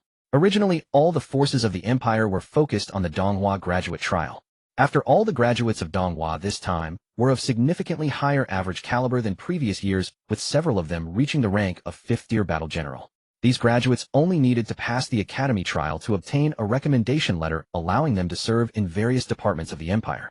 In reality, while undergoing the trial, all their detailed information was presented to the major forces, and the various departments of the empire had already begun their open and covert scramble for talent. However, just as the various forces began their intense competition, they suddenly received urgent intelligence from their subordinates. What did you say? A 5th-tier battle general among the new students has emerged in this academy grand tournament. Where did this 5th-tier battle general come from? Are you crazy, or am I? There are only a handful of 5th-tier battle generals among this batch of graduates. Those new students have only been in the academy for 5 years, and those who can break through to 4th-tier battle general are already rare. So where did this 5th-tier battle general come from? What is the intelligence department doing? Lin Beiyan, that young king from the Donghua Qin family with the potential of an emperor. Now that makes sense, now it makes sense. Such talent is simply terrifying. Just after breaking through, he suppressed a 6th-tier battle king with a single punch. Although it was a weakened battle king, it still showcased his invincible might. Could it be that the prediction of the master of the heavenly mechanism back then was true? That master who predicted the fortune of 12-year-old Lin Beiyan said that within 10 years this child could surpass all the strong figures of his generation. At the time, it was thought to be a deliberate exaggeration, but now it seems quite plausible. In the various top forces of the Donghua Empire, some of those top prodigies have already broken through to 6th-tier battle king, but they are nearly a complete generation older than Lin Beiyan. I originally thought that Lin Beiyan would need a decade to catch up to their pace, but it seems now that it's time for those young ones to start feeling anxious. In an instant, the Empire's big shots present couldn't help but sigh. Even the Donghua graduates undergoing trials on the screen felt less impressive. There was nothing to be done. Comparing people is infuriating. The gap between individuals is just like this. The average age of the graduates was 28, with most only being 4th-tier battle generals, and only a few were 5th-tier battle generals. Compared to the 18-year-old 5th-tier battle general Lin Beiyan, they indeed appeared dim and dull. At this moment, all the Empire's big shots present couldn't help but recall 6 years ago when the mysterious master of the heavenly mechanism gave Lin Beiyan a special prophecy. Within 10 years, he could surpass all the strong figures of the younger generation. Within 100 years, he would become an 8th-tier battle emperor, suppressing the empire's fortune. There was even a chance to reach the legendary realm of the war god. At that time, this special prophecy caused quite a stir and was met with significant controversy, with many believing it to be excessive flattery or even a form of flattery that could lead to disaster. In this world with a cultivation system, the lifespan of cultivators far exceeds that of ordinary people on the blue planet in his past life. Cultivators under 35 are considered part of the younger generation. In this context, Lin Beiyan undoubtedly faced significant disadvantages. This meant that after that special prophecy appeared, he would have to compete with those young monsters who were a full generation older than him. It can be said that the 12-year-old Lin Beiyan bore enormous pressure with the attention of all the strong figures of the younger generation, almost focusing solely on him. In such circumstances, the 12-year-old Lin Beiyan made a shocking decision, resolutely choosing to suppress his realm and stubbornly maintaining his initial 4th-tier battle general cultivation for 6 years. During these 6 years, rumors, ridicule, and sarcasm never ceased. But Lin Beiyan never paid them any mind. He simply accumulated strength, quietly waiting for the day to astonish everyone. This is the fundamental reason for the drastic change in Lin Beiyan's character after he was deceived by Lin Xiao in the original work, leading to his cultivation being completely destroyed and suffering humiliation. Back then, that 12-year-old boy endured pressure that was unimaginable to ordinary people. Everyone saw the splendor on the surface, but no one saw the boy's silent suffering. Everyone would attribute his achievements to his innate talent, but overlooked the hardships and sweat behind it. Old Qin, you have given birth to a good son. He has hidden himself so deeply, silently enduring for so long, and now he astonishes everyone. An 18-year-old 5th-tier battle general, who wouldn't envy that? If I had known, I should have acted earlier back then, and not let that bastard Lao Bai take advantage of it. Oh well, it can't be helped. That kid Beiyan has always had my nature since he was young. Even in cultivation, he inherited the excellent genes of the old Qin family. Loki. At this moment, the Empire's big shots, after expressing their admiration, all congratulated a middle-aged man dressed in military attire. This middle-aged man's appearance bore a resemblance to Lin Beiyan, but appeared more mature and imposing. This man was none other than the head of the Donghua Qin family, and Lin Beiyan's father Qin Zhiqing. Just as the high-ranking officials of the empire were shocked, the events at Donghua Academy began to spread to various places across the empire under the push of a certain force. The young, strong figures of the empire also learned about the happenings at Donghua Academy through their backing forces. In a wild and primitive secret realm of ferocious beasts, a brutal battle of fists was taking place. Not just any battle, but a one-sided massacre. The combatants were a burly man with a strong upper body bear and a fierce beast skin hanging from his waist, and a furious white-silver beast that was the size of a small mountain covered in white fur and sporting a thick tail. This furious beast was a sixth-tier ferocious beast, the white-silver beast. It is a powerful beast known for its physical strength comparable to giants. However, at this moment, this beast renowned for its physical prowess was being crushed. The burly man emanated a menacing aura, not using any battle energy, but merely relying on his physical body. He forcefully pressed this sixth-tier ferocious beast to the ground and rubbed it. His fist as large as a sandbag rained down like a storm, creating massive blood pits on the white-silver beast's body, exposing its ghastly white bones and quivering organs. The white-silver beast's mournful howls echoed in the forest, gradually growing weaker.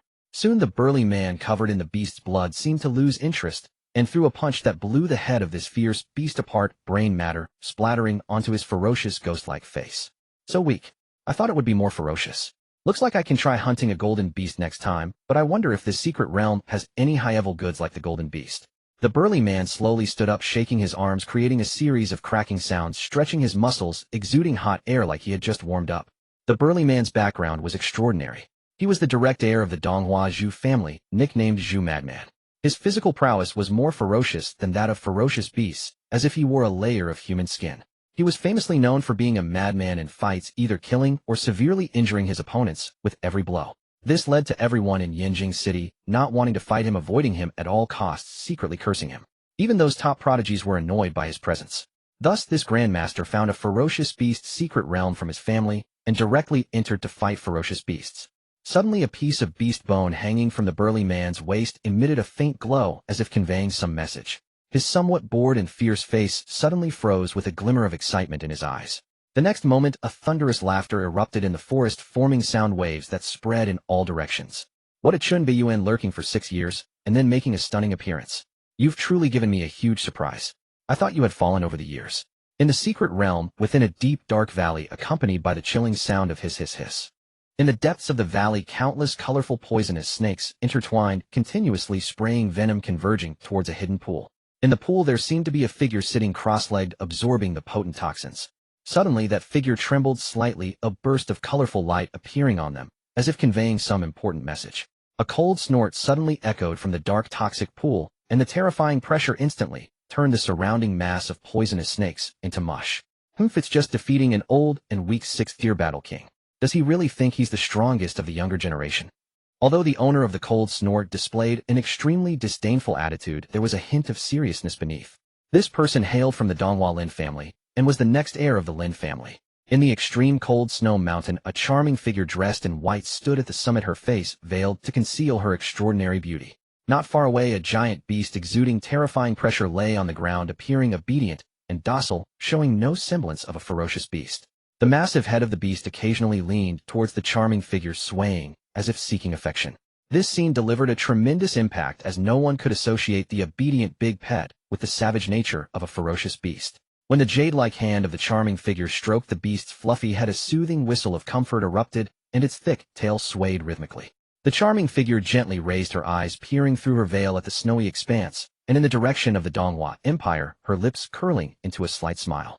The little one from back then has finally grown up. This charming figure was from the Donghua by family, and held another special identity. She was Lin Beiyan's fiancée. Similar scenes continued to unfold. As the events at Donghua Academy continued to ferment, the name Lin Beiyan resounded throughout the Donghua Empire, once again attracting countless gazes. In the Donghua Empire, at the border frontline, a booming and majestic laughter, aged, yet full of vigor, suddenly erupted from within a towering iron fortress. The terrifying pressure of heaven and earth instantaneously enveloped the entire Great Wall of the front lines, startling the millions of soldiers stationed there and spreading outward beyond the wall. In an instant, outside the border, within 100 miles, all ferocious beasts and alien tribes felt a wave of heart-pounding fear, as if some calamity was about to descend upon them. In a Minotaur tribe station near the border front line, a Minotaur chieftain clad in golden battle armor, emanating the aura of a 7th-grade battle emperor, suddenly raised his head and looked towards the sky, fear flashing across his bovine face. What is that? Suddenly the gray mist in the sky, unbeknownst to wind, gathered together, swirling wildly, gradually taking the shape of a gigantic ancient face. The dark, profound eyes slightly lowered, and a terrifying demonic light descended from the heavens, enveloping the ground. Boom! In an instant, as the profound demonic eyes swept across the sky, all ferocious beasts and aliens stood frozen, as if their souls had departed, collapsing to the ground lifeless. Very good, my Chun family's Chilean child has truly not disappointed me. Today the Imperial border front line expands 100 miles for the sake of my Chun family's Chilean child. With the deafening roar of the ancient giant face that obscured the sun, military orders were issued. The million-strong army of the entire Imperial border front line was instantly mobilized, triggering a chain reaction. Countless armored cultivators riding warhorses imbued with the bloodline of ferocious beasts surged out from the city gates like a black tide, sweeping the battlefield, scavenging the corpses of ferocious beasts and alien camps, raising the Imperial flag. Such a tremendous commotion could not escape the notice of those 8th-grade ferocious beasts and alien powerhouses. However, as they gazed at the enormous face in the sky, their eyes were filled with apprehension. The base of the Donghua Qin family is essentially located at the northern border of the empire. North of the empire, nearly 1,000,000 kilometers of territory is nominally under the empire, yet in reality, it belongs to the Qin family. This is also why the 8th-grade battle emperor of the Donghua Qin family, that old man Shun, is stationed at the border front line. Every Qin family disciple upon reaching adulthood must join the military and head to the border front line to protect their home and country. It boils down to one thing: in the world of adults, only interests matter. The Donghua Empire is essentially a powerful shareholding empire somewhat akin to an enhanced modified version of the Great Tang Empire. The Donghua royal family is the largest family clan in the empire, occupying the most territory. Other top families each have their own domains and areas positioned at the apex of the empire, controlling a majority of the resources. Beneath the numerous top families, there are many prominent clans and smaller families, all interconnected. Naturally, the royal family and the families that enjoy the greatest benefits also bear the greatest responsibilities. As Chun Beiyuan stated, for hundreds of years, countless Chun family disciples have died for the empire, enough to stain the land beneath their feet red. Whether other top families have wayward sons or have committed unspeakable deeds, Chun Beiyuan is unaware. However, the Donghua Qin family absolutely does not. Most Chun family disciples upon reaching adulthood are sent to the border to risk their lives against ferocious beasts and aliens. Those who remain in the heart of the empire are the family elites responsible for safeguarding the family's fundamental interests. No one would act foolishly. Of course, as a top family, the Donghua Qin family also possesses their own family stronghold in Yanjing City, covering an area of several thousand acres. Other families share similar situations. Yanjing, the Qin family, having just returned to the family, Chun Beiyuan did not rush to check the gains from the system space, but instead solemnly bowed in gratitude to the one-armed elder beside him. "Old Qin, I appreciate your assistance back at the academy." "It's nothing. Since the old master entrusted me with watching over the young master, I naturally wouldn't let anything happen to him." Although the Donghua Academy is backed by the Imperial royal family, they still don't have the guts to lay a hand on the young master. The one-armed elder Old Qin paused for a moment as he looked at the bowing young man, slightly shaking his head. His voice was hoarse, like rusty blades clashing together, sending chills down one's spine. This one-armed elder has an extraordinary background. He served as a personal guard by Chun Beiyuan's grandfather, Old Master Qin, for decades, having reached the 7th-grade battle emperor level, and also practiced a top-tier killing technique. He has slain over a dozen 7th-grade ferocious beasts on the battlefield, and has countless 6th and 5th-grade ferocious beasts to his name. Unfortunately, in an unexpected incident, Old Qin was ambushed by a ferocious beast, sustaining severe injuries and permanently losing his right arm, resulting in a decline in strength and a negative mindset. As a top family, the Donghua Qin family naturally possesses treasures capable of regrowing limbs, but Old Qin refused them. Ultimately, this elder was recalled to the heart of the empire by Old Master Qin and once served as the protector of the family head, Qin Zhiqing. Later, after Qin Zhiqing grew up, he became Chun Beiyuan's protector. Should Chun Beiyuan face a life-threatening crisis, this elder would intervene. Do not underestimate this elder for having lost a hand. Even with just one hand, as long as he can wield a blade, he could slay ordinary 7th-grade ferocious beasts. Previously at the Donghua Academy, even someone like Vice Principal Lu Wenwei, who has not faced many life and death crises, would be easily decimated by Old Qin. For this elder, who has extensive experience and unwavering loyalty, even Chun Beiyuan and his father hold him in high regard. After shaking his head, Old Qin's tone suddenly paused before he added, "However, I sensed a chilling feeling at that moment. It should be that mysterious principal from the Donghua Academy. I was somewhat afraid of him intervening." "Haha, Old Qin need not worry, he wouldn't dare. This matter is within my right, so I can naturally seek an explanation.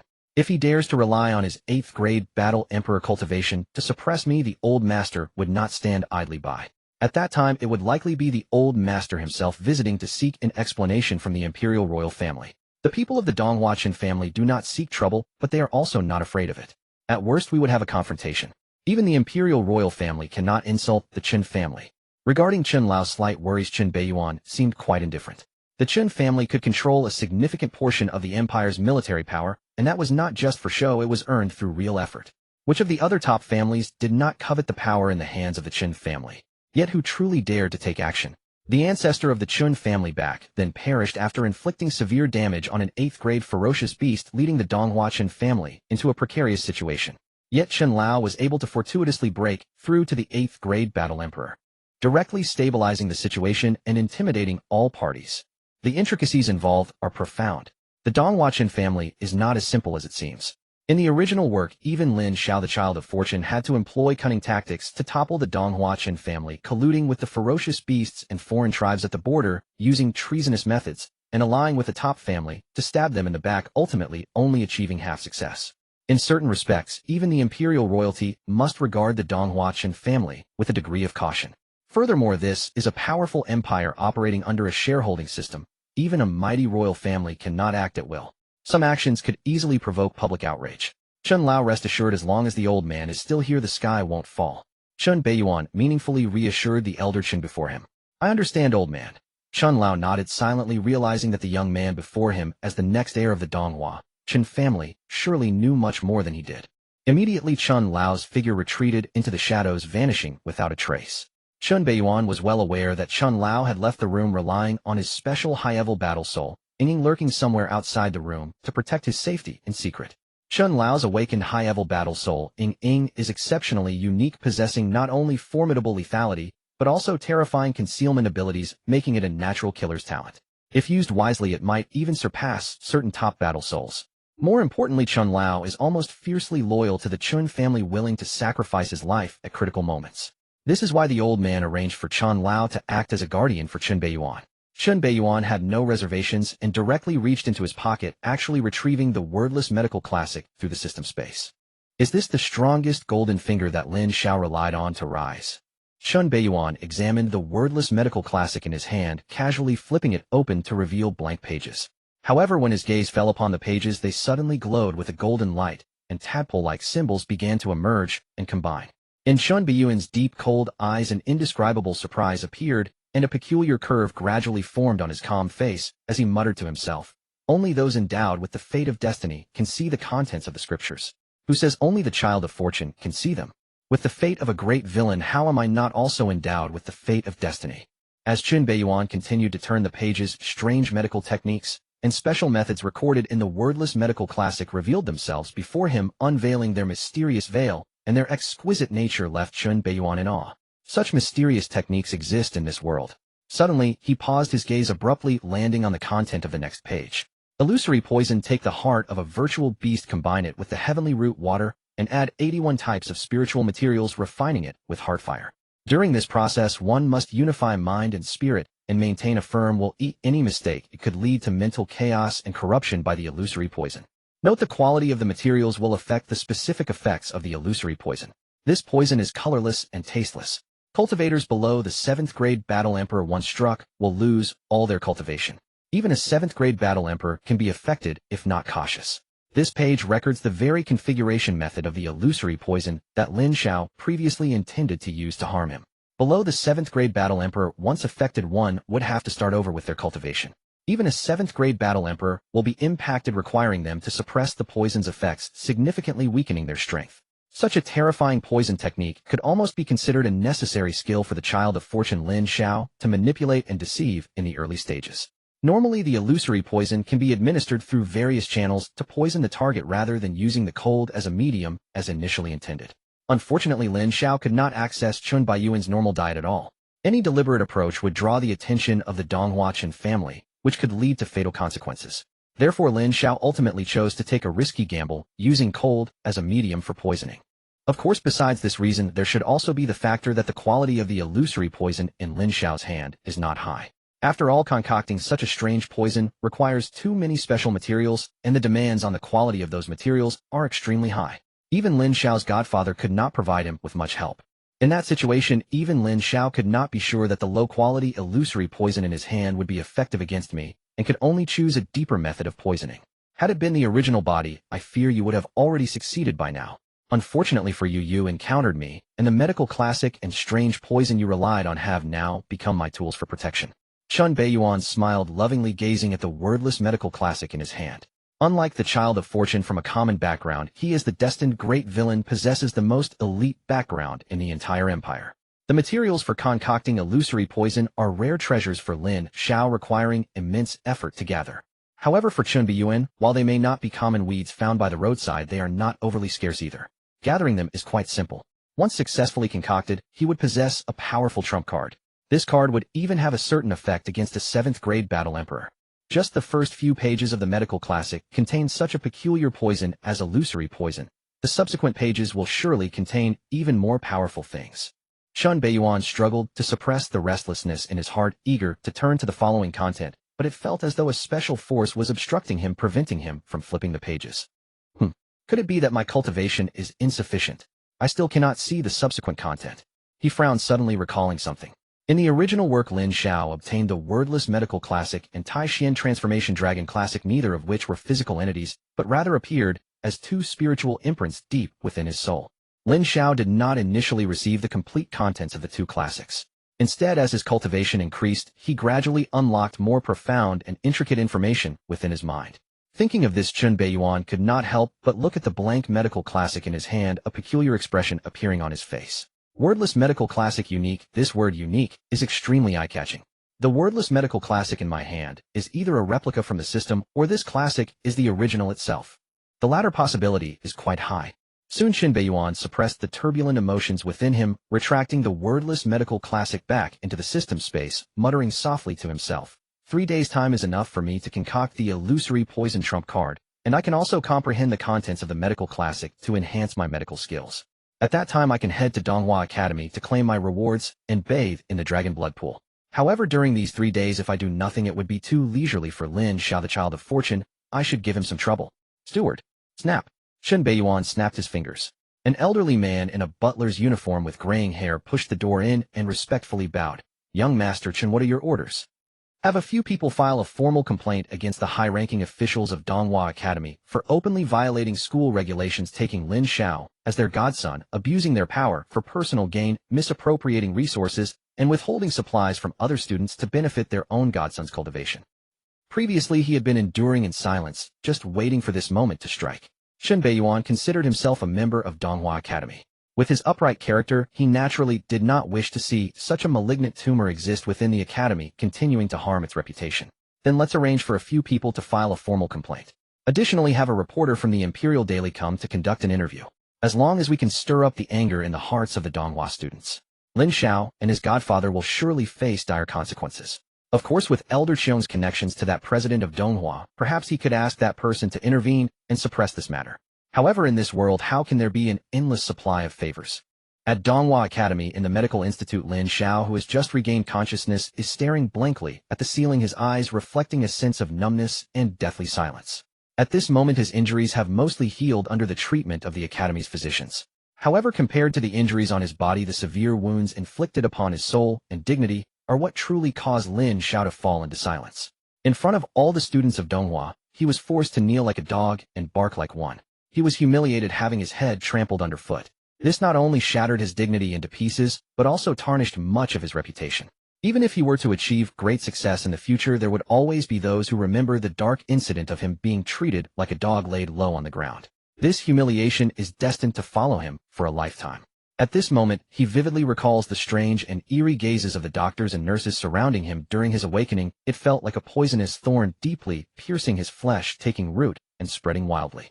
Lin Beiyan, the humiliation of today will be repaid 100-fold in the future.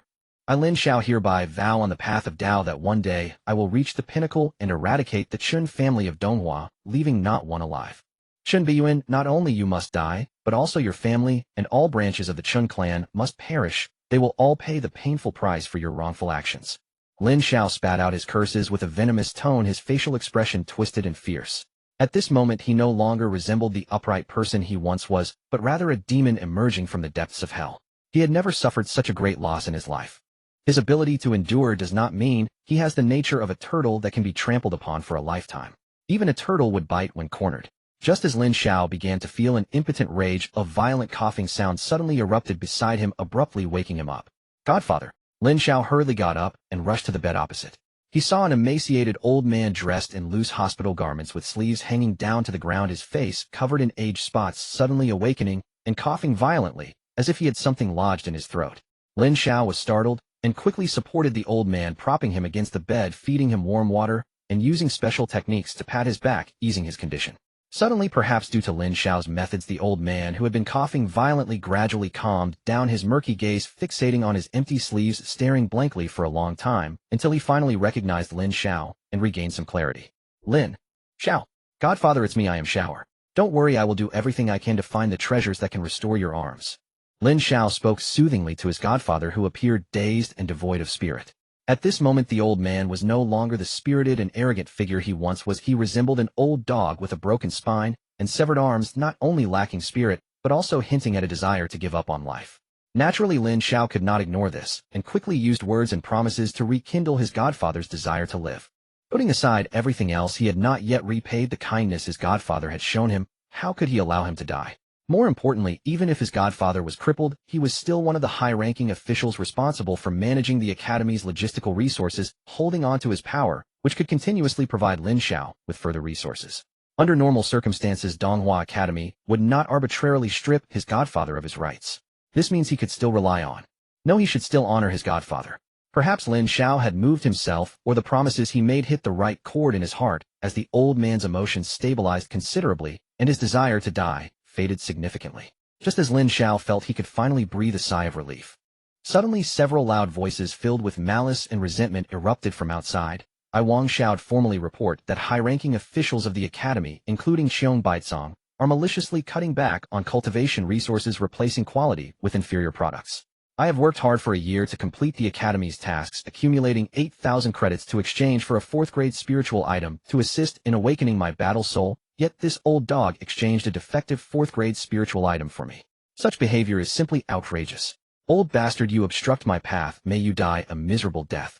I shall Baiha formally report this old bastard Xiong Baizong for embezzlement. My brother was already at the peak of a 2nd-grade battle master. He only needed a 3rd-grade spiritual item for assistance to draw the spirit into his body and achieve a 3rd-grade battle spirit, continuing his studies at the Academy.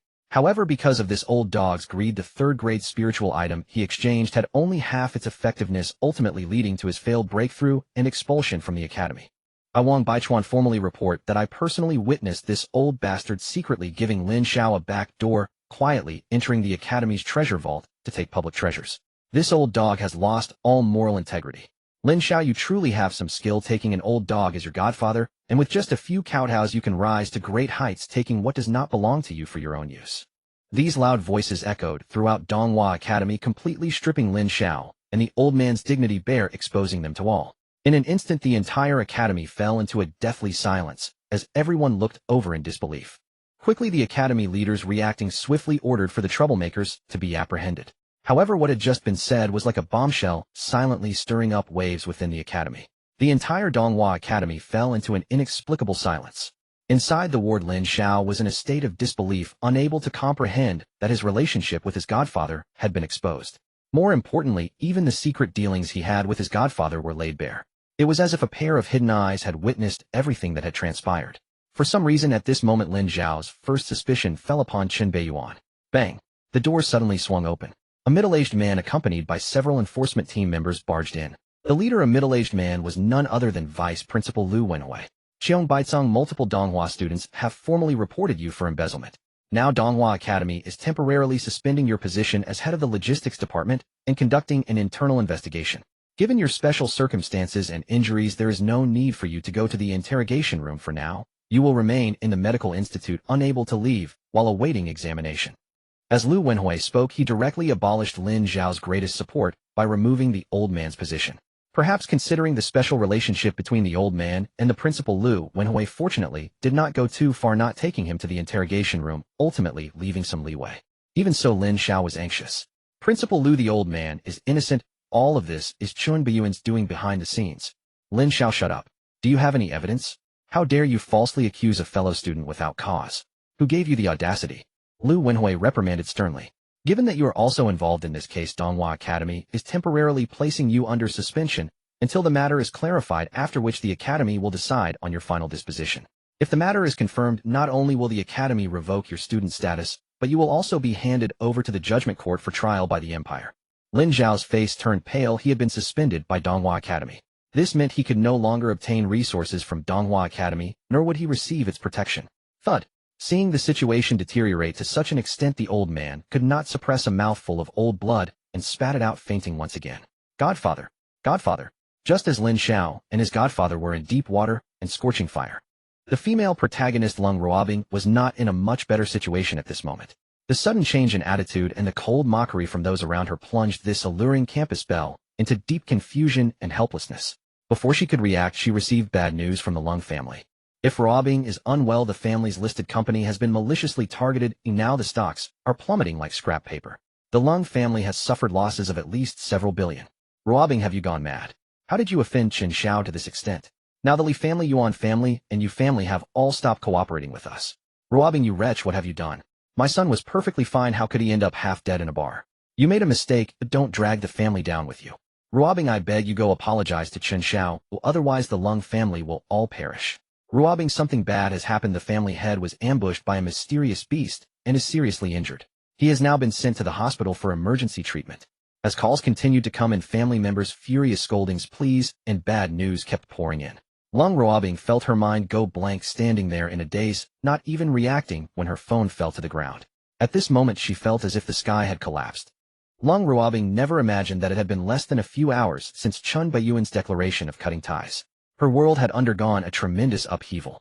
The Lung family's enterprises suffered malicious attacks from various forces, pushing them to the brink of bankruptcy. The several prominent families that had previously cooperated well turned their backs, not only forcibly canceling their prior agreements, but also taking advantage of the situation to demand breach of contract fees. Several young rascals from the Lung family fought over a girlfriend in a bar, believing that for years they could act with impunity due to their association with the Donghua family. They thought no one would dare to touch them, only to be met with a first-rate young master who broke one of their legs on the spot. Currently, these young rascals from the Lung family with broken legs were being held at the bar, waiting for the family head to come and redeem them. The Lung family head Lung Alfing Rubing's father, a 6th-grade war king, learned that the family members were taken hostage and attempted to intervene, but was ambushed by a mysterious beast, sustaining severe injuries and falling unconscious. Fortunately, a kind-hearted person discovered him and took him to the hospital. According to the accounts of the kind-hearted person at the time, the escaping mysterious beast had 2 hands, 2 legs, and a head resembling a human. After Lung Alfing was rushed to the hospital for emergency treatment, the entire Lung family lost its backbone and descended into chaos like ants on a hot pan. In an instant, the once mighty Lung family in Yanjing became like a stray dog. Previously, this second-rate family had reaped numerous benefits by relying on the Donghua family, causing many to dare not express their anger. Even those powerful families stronger than the Lung family would endure as best as they could. If they couldn't, they would bear it silently. In all of Yinjing, who did not know that Lung Ruobing was a canary raised outside by Chen Beiyuan. To offend the Lung family would be to provoke Chen Beiyuan. However, after Chen Beiyuan publicly cut ties with Lung Ruobing, everything became different. Those powerful families that had previously been wary would no longer hold back. The Lung family had eaten a lot, now they would have to spit it all out. Furthermore, they would need to cut away their own flesh, dismantle their bones, and extract their own hearts and livers to satisfy the starving wolves drawn by the scent of blood. As Chen Beiyuan had said, at his current status, killing did not require him to take action himself. With just a word or a glance, countless individuals eager to attach themselves would take care of the matter. Could it be that I was truly wrong? Lung Ruobing stood in a daze, gazing at this suddenly unfamiliar world before her, feeling an overwhelming sense of suffocation gradually enveloping her.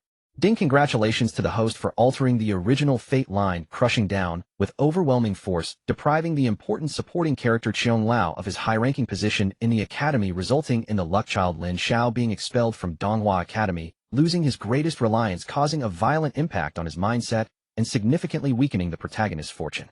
Ding! Congratulations to the host for obtaining a special reward, Tao Enlightenment Pill. Tao Enlightenment Pill, a heavenly spirit pill containing the essence of the Tao. Once consumed, the user enters a Tao enlightenment state with comprehension and learning ability increased by 100 times, lasting for 48 hours. Ding! Congratulations to the host for altering the original fate line, publicly severing ties with the luck female lead Lung Ruobing and the Lung family behind her, causing those bloodsuckers clinging to the Donghua family to receive the punishment they deserved and delivering an unprecedented shock to the luck female lead Lung Ruobing, who began to feel regret and despair. Ding, congratulations to the host for obtaining a special reward Stone of Divine Transformation Soulbound. Stone of Divine Transformation Soulbound, an ancient divine stone containing strange energy. Since this stone is bound to the host's soul, others cannot use it. Once used, it forcibly elevates the user's cultivation by one major realm lasting for half an hour. After use, the user will fall into an extremely weakened state, with cultivation temporarily sealed. Number of uses 3 times. At that moment, Lin Beiyan, who was preparing to refine the illusory poison, suddenly paused, his deep abyss-like eyes shining with a glimmer of divine light. Although he had long anticipated the system prompt, he did not expect this time's system experience to be so rewarding. His gaze instantly focused on the 2 special rewards within the system space, Tao Enlightenment Pill Stone of Divine Transformation. The former is a heavenly spirit pill that can temporarily enhance the user's comprehension 100-fold and enter a Tao Enlightenment state. The latter can forcibly elevate the user by one major realm for a short time. At that moment, his eyes were almost glued to that seemingly ordinary stone in the system space, neglecting the pill radiating mysterious light beside it, and he subconsciously murmured, there is actually such a divine object. To forcibly elevate one major realm from a 5th-grade war general to a 6th-grade war king, from a 6th-grade war king to a 7th-grade war emperor, from a 7th-grade war emperor to an 8th-grade war god, from an 8th-grade war god to a 9th-grade war deity. Despite the considerable side effects and limited uses in light of that terrifying effect, the minor side effects pale in comparison. Lin Beiyan could confidently assert that the value of the Stone of Divine Transformation could not be described in words. Such a level of divine object could not even be compared to an 8th-grade divine weapon. This item could be said to be his greatest trump card at present, and indeed the strongest trump card for a long time to come. With this trump card, as long as an 8th-grade war deity did not personally intervene, he would not fear anyone. Once his cultivation improved, even an 8th-grade war deity would no longer be a threat. A flame of ambition ignited in Lin Beiyan's eyes, as if he could already envision some scenes of the future. However, I still need to find a protective beast or a protective puppet to use for safeguarding myself during the period of temporary cultivation seal. Even with Chun Lao, a 7th-grade war emperor, as his protector. However, the meticulous Lin Beiyan instinctively planned to keep a backup. The fact that he had to use the Stone of Divine Transformation indicated that danger was looming. At that time, even Chun Lao might not be able to attend to him. In such a situation, a protective pet or a protective puppet would indeed come in handy. With the influence of the Donghua family, it was not difficult to find a protective puppet or a protective beast. However, it would not do if the realm were too low, as it would have little effect on him. If the realm were higher acquiring, it would also significantly increase the difficulty. Let's have the family members search for one first. Lin Beiyan was well aware that what he needed would be provided to him by the Qin family with all their efforts. His greatest return to the Qin family would be to break through to the 8th-grade war deity as soon as possible and stabilize the family's fortune. Everything else pales in comparison to this. Any family merit cannot compare to a single 8th-grade war deity. Suppressing the tumultuous thoughts in his mind, Lin Beiyan directly took out the Tao Enlightenment pill without hesitation and swallowed it. This Tao Enlightenment pill would allow him to comprehend and master the wordless medical classic in the shortest time, directly catching up to Lin Xiao, the protagonist and divine physician, who had over a decade of medical expertise, and even surpass him. Indeed, when fortune strikes, heaven and earth work in concert. After a moment of confusion, Lung Ruobing immediately prepared to leave Donghua Academy and return to the Lung family. Initially, she intended to go directly to the hospital to see her critically injured father. However, the people from the Lung family forced the unconscious Lung Alfing out of the emergency room and back to the Lung family, declaring that as long as she did not return, they would not take Lung Alfing to the hospital for treatment. Those relatives who had once been amiable and even flattering towards her now seemed to wear a completely different face, displaying an attitude that made it appear as though they wished for her demise. In truth, Lung Ruobing did not have much at the Donghua Academy. At most, she had some clothes left in her dormitory. Yet, thinking of her dorm mates' dramatically changed attitudes, she decisively chose to give up. Just as she was about to leave the academy's gates, however, she was blocked by a familiar figure emerging from the corner. Lin Xiao. Lung Ruobing looked at Lin Xiao in surprise. He no longer displayed the vigor of his previous self, and instead appeared disheveled and downcast. But what did that have to do with her? Her expression quickly returned to calm, her gaze cold and indifferent as she looked at the man before her, as if she were gazing at a stranger. What do you want? If there's nothing, please step aside. Lin Xiao's expression was complex as he looked at the cold beauty. Within him, endless confusion and pain seemed to swirl. If it weren't for the fact that their situations were similarly dire, he might even suspect that Lung Ruobing had colluded with Lin Beiyan from the very beginning to plot against him. Why had all the previous schemes failed? Why was Lin Beiyan unscathed? Why had he lost so miserably? He had to know the truth. And Lung Ruobing had been with Chun Beiyuan that night. Surely she knew something. Yet at that moment Lung Ruobing's cold gaze and icy look undoubtedly pierced Lin Xiao deeply. This child of fortune who had been stifled until now could no longer contain himself. Even the calm he had maintained vanished, and he shouted in a frenzy, "Why What exactly is the reason? Ruobing, how could you have become this way? You didn't have this attitude towards me before. You detest Chun Beiyuan, don't you? Why did everything change after that night? Why was there no sign of him being affected? Why did I lose so badly? Did you say something to Chun Beiyuan? Do you know how much I love you? Love me. Your love is sending me to another man's bed. Is that what you call love? Your love is truly twisted, Lin Xiao. I was foolish to have thanked you so naively, so please tell me if your scheme had succeeded, who would withstand the wrath of the Donghuachan family?" Lung Ruobing coldly smiled as she looked at Lin Xiao, who resembled a mad dog, her eyes filled with undisguised contempt, leaving him speechless. What could Lin Xiao say? That he had watched from outside that night, and had even planned to sneak a peek into the room. He had witnessed the woman he liked being humiliated by his enemies. Lin Xiao wanted to claim that he would bear the pressure from the Donghuachan family to protect Lung Ruobing and the Lung family, but even he did not believe such nonsense. Perhaps it was because he saw Lin Xiao rendered speechless. At this moment Lung Ruobing felt a sense of exhilarating release as the pent-up frustration in her heart dissipated considerably. I was also naive to have believed in you, thinking you were a good person, but in reality, you are just a thorough scoundrel. From the beginning you have been using me to achieve your own goals. But have you ever thought that beneath your seemingly elaborate schemes you are merely a clown? You are too arrogant. Everything you have done, including all your plots, Chun Beiyuan has long known about, and has even been deliberately cooperating with you. Boom. Lin Xiao felt as though he had been struck by lightning, standing dumbfounded in place, his eyes filled with disbelief. Chun Beiyuan knew all along. No wonder. No wonder. No wonder he had lost so miserably. He had underestimated an heir from a top-tier family. Just as Lin Xiao was engulfed in self-doubt, Lung Ruobing's next words made him lose control. Lin Xiao, you truly are ruthless. To manipulate me into willingly offering everything, you intentionally poisoned my mother, plunging her into a coma, and then deliberately exhibited the ability to treat this strange illness, making me grateful to you. Had it not been for Chun Beiyuan informing me, I might have. Lin Xiao's eyes widened in shock as he stared at Lung Ruobing. What the hell? What intentional poisoning? What a huge accusation to throw at me. He was not that despicable. He had a sense of medical ethics. At most he had merely delayed the treatment process, making Lung Ruobing and the entire Lung family more grateful to him, all while achieving some of his own objectives. Chun Beiyuan, you bastard. Lung Ruobing, do not believe Chun Beiyuan. He is a despicable villain. I never poisoned your mother. He is framing me. Lin Xiao, at this point you are still being unreasonable and unwilling to admit it, even trying to frame Chun Beiyuan. You truly make me feel disgusted.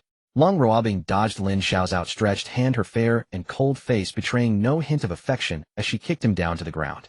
Ignoring the fallen Lin Xiao, who was questioning his life, she walked towards the door. At that moment, a hearty laughter came from the northern border of the empire, carrying an overwhelming dominance. Today the empire's border expands 100 miles. Congratulations to the Chun family for their success. That commanding voice resonated like thunder, instantly echoing throughout the capital of the empire, startling the entire city. Faces filled with disbelief turned towards the extreme north. Even Chun Beiyuan, who was contemplating the wordless medical classic, was startled by the overwhelming ancient voice and paused his actions. Old man. Deep within the imperial palace, a tall and imposing figure opened his dignified eyes, looking northward, slowly rising to his feet. I am not a petty person. As the ancient and domineering voice from the northern border gradually faded, a voice of authority and nobility suddenly emanated from the imperial palace. The Donghuachan family has expanded the empire's territory by 100 miles. Their great merit for humanity shall be recorded in the empire's annals for all to read. According to imperial law, those who expand territory for humanity shall receive half of the land as fief to be passed down for 5 generations. According to the laws of the empire, those who expand the territory for the human race may claim half of the land as fief, passing down for 5 generations. With these words descending from the depths of the imperial palace, the entire capital of the empire shook. All the top families of the empire couldn't help but cast their gaze towards the direction of the Chun family, their eyes filled with uncontrollable envy and jealousy. The major clans and smaller families were equally stunned by this earth-shattering news. Even the ordinary commoners at the bottom were frightened by this sudden news. One must understand that expanding territory by 100 miles does not simply mean an area of 100 miles. That method of calculation is erroneous. For example, if a small nation pushes the boundary stone of its border forward by 1 meter, the area of land it encompasses increases by at least tens of thousands of square meters. What seems to be just a small 1 meter actually includes land that an ordinary person would find difficult to acquire in 10 lifetimes. Furthermore, the expansion of the Eastern Hua Empire's border by 100 miles encompasses an area of land that is at least equivalent to 2 large provinces of the Eastern Hua Empire. This is why the Emperor of the Eastern Hua Empire would say that this is a great achievement for the human race, destined to be recorded in the annals of the empire and spread throughout the land. The greed of the Eastern Hua people for land is insatiable. How many people spend their lives seeking a piece of land that wholly belongs to them? With land comes a place to establish oneself and find security. This desire is more intense than any amount of money. The land along the border is already rich in soil containing abundant undeveloped resources and undiscovered secrets. The Eastern Hua Empire has long coveted it. However, it has always been occupied by foreign tribes and ferocious beasts, preventing any extraction or use. The empire had contemplated multiple times whether to take action, but the guardian of the Great Wall at the border, Qinshanha, has always remained unmoved, never harboring the thought of taking initiative. As time passed, those within the empire who only knew how to chatter gradually quieted down. They understood that if Qinshanha, the war emperor of the Qin family, was unwilling, even the empire's orders would be treated as mere toilet paper too coarse to be used. Now, with Qinshanha taking the initiative and directly seizing such a vast territory, it was as if the Eastern Hua Empire had expanded its presence on the world map. At the Eastern Hua Academy, laughter erupted. Ha ha ha, expanding territory, this is the heroism of Eastern Hua men. My goodness, expanding the border by 100 miles. How vast is the territory occupied? At least several 100,000 square kilometers, right? Hiss, so the Qin family of Eastern Hua can take half of it. That's over 100,000 square kilometers of land. What do you have a problem with that? Those who expand territory for the empire are performing a great service to the world. Taking only half of it seems fair to me. Do you think war is child's play? Lives are on the line. Having gained such a vast territory and resources, and being able to pass it down for 5 generations, the strength of the Eastern Hua Qin family is bound to rise to a new level. Listening to the continuous arguments and discussions inside the Eastern Hua Academy, Lin Xiao and Lung Ruobing at the academy's entrance had different expressions. Lin Xiao looked extremely cold and unhappy, as if both his parents had died. In contrast, Lung Ruobing's expression was complex, her gaze directed at the Qin family, lost in thought. In the Qin family of Eastern Hua, old man, what a grand move. Lin Beiyan, who was in a state of enlightenment, seemed to have entered a state of unity with heaven and earth, his understanding and cognitive abilities elevated to an unimaginable level. He merely thought for a moment and discerned the true intentions of the old man. He had just stirred up such a huge commotion at the Eastern Hua Academy, causing tremors throughout the empire and attracting attention from all sides. Then the old man, who had been immersed along the border for years, suddenly took action, pushing back the foreign tribes and ferocious beasts by 100 miles, creating an even greater stir. What appears to be merely an expansion of territory is also a silent display of military might. The Qin family of Eastern Hua, the empire's strongest spear, has not yet rusted. Who dares to threaten my Qin family's prodigy? I will shoot your head off with one bullet. Even though Lin Beiyan had a calm demeanor, he couldn't help but feel a warmth in his heart at this moment. Humans are not grass or wood, who can be without feelings. Although he practiced the demonic path, he did not wish to become a heartless and emotionless demon. Instead, he wanted to be a free and unrestrained demon. He knew well who treated him well. Now that the Qin family has already taken the largest piece of the cake along the border, the remaining half would surely provoke the major top forces to fight amongst themselves. The imperial family will certainly take a significant portion, and besides them, there are the Lin family, Bai family, Zhu family, Wei family, and others, each unwilling to easily let go, bound to fight for their share. Currently, the 8 Great War emperors from various families have probably already rushed to the border to start dividing the cake. Lin Beiyan understood that the Qin family could not consume the entire cake. It must be shared with other families. Only by gathering the top powers of the entire empire can such a vast territory be defended. Dividing the benefits is inevitable. One can eat only as much as their bowl can hold. Eating alone breeds resentment. Now the Qin family has taken the largest piece of meat, let the other forces distribute the rest. Once the Qin family digests that piece of fat meat, its overall strength will surely rise to a new level. At that time, as the young master of the Qin family, I will be able to enjoy even more privileges. The old man has drawn most of the pressure to himself, it's now up to me. 18 years old, and already a 5th grade war commander is still too young, far too eye-catching. There will always be some people unable to sleep at night. But it's good, only through countless trials can one see the true golden flame. Lin Beiyan smiled slightly as he looked at the refined illusory poison and stored it away. He then picked up the wordless medical classic and continued to comprehend it. Although the Qin family of Eastern Hua was strong, there were also many enemies. In this day and age, what family doesn't have a few blood debts on their hands? In the blink of an eye, 3 days passed. During these 3 days, Lin Beiyan remained holed up in his room, not even stepping out the door, nor eating day and night, completely focused on comprehending the wordless medical classic. Meanwhile, the threshold of the Chun family was nearly trampled flat, with the top powers of the entire empire visiting one after another. Currently, the Chun family has a certain say in the big cake at the empire's border. During this time, Lung Ruobing came to the Chun family, but couldn't even get through the front door. In the end, she waited sadly outside for a day and a night before leaving in disappointment. The Wu Dao pill is indeed remarkable. In just 3 days, it has helped me decipher the complex scriptures of the wordless medical canon, saving me at least several years of accumulated knowledge and establishing a solid foundation in medicine. At this moment, speaking purely in terms of medical skill, I fear I have already surpassed Lin Xiao, the protagonist and divine doctor, since Lin Xiao is still merely a 4th-tier battle general, and the mental imprint of the wordless medical canon in his mind has yet to unlock as much content as I have with the original in my hands. It is a pity. If only I could obtain more Wu Dao pills. Such divine objects are excellent tools for cultivating secret techniques and breaking through realms. After 3 days and nights of relentless contemplation, even with Lin Beiyan's physique far surpassing that of ordinary practitioners, the mental exhaustion has left him feeling drained and weary. He put away the wordless medical canon and then took a black pill from the white jade medicine bottle, swallowing it whole. The domineering medicinal properties surged wildly within his body, rapidly restoring his physical fatigue and mental exhaustion. This black pill, known as the Demon Heart Pill, is a special elixir derived from the wordless medical canon. It offers immense recovery benefits for those cultivating demonic arts, allowing them to quickly return to their peak state in a short time. When Lin Beiyan discovered that the effects of this special pill were far superior to the Demon Flame pill provided by his family, he decisively discarded the family-supplied pills and replaced his daily necessities with the Demon Heart Pill. I must say, the wordless medical canon, as Lin Xiao's greatest trump card, hides countless auxiliary methods within it, not only possessing healing arts, but also harmful poison techniques along with alchemical methods for assistance in cultivation. It can be described as all-encompassing, filled with wonders. Lin Beiyan boldly claims that it is not an exaggeration to call this strange medical canon the world's first miraculous book. System: Open the attribute panel. Host: Lin Beiyan. Age: 18. Cultivation: High-level Battle Commander Tier 5. Techniques: Jinyu Demon Cannon Level 8 Wordless Medical Canon Unique. Combat Skills: Forbidden Demon Flame Palm, Forbidden Demon Prison Fist, Forbidden Demon Blood, / Jinyu Shackles.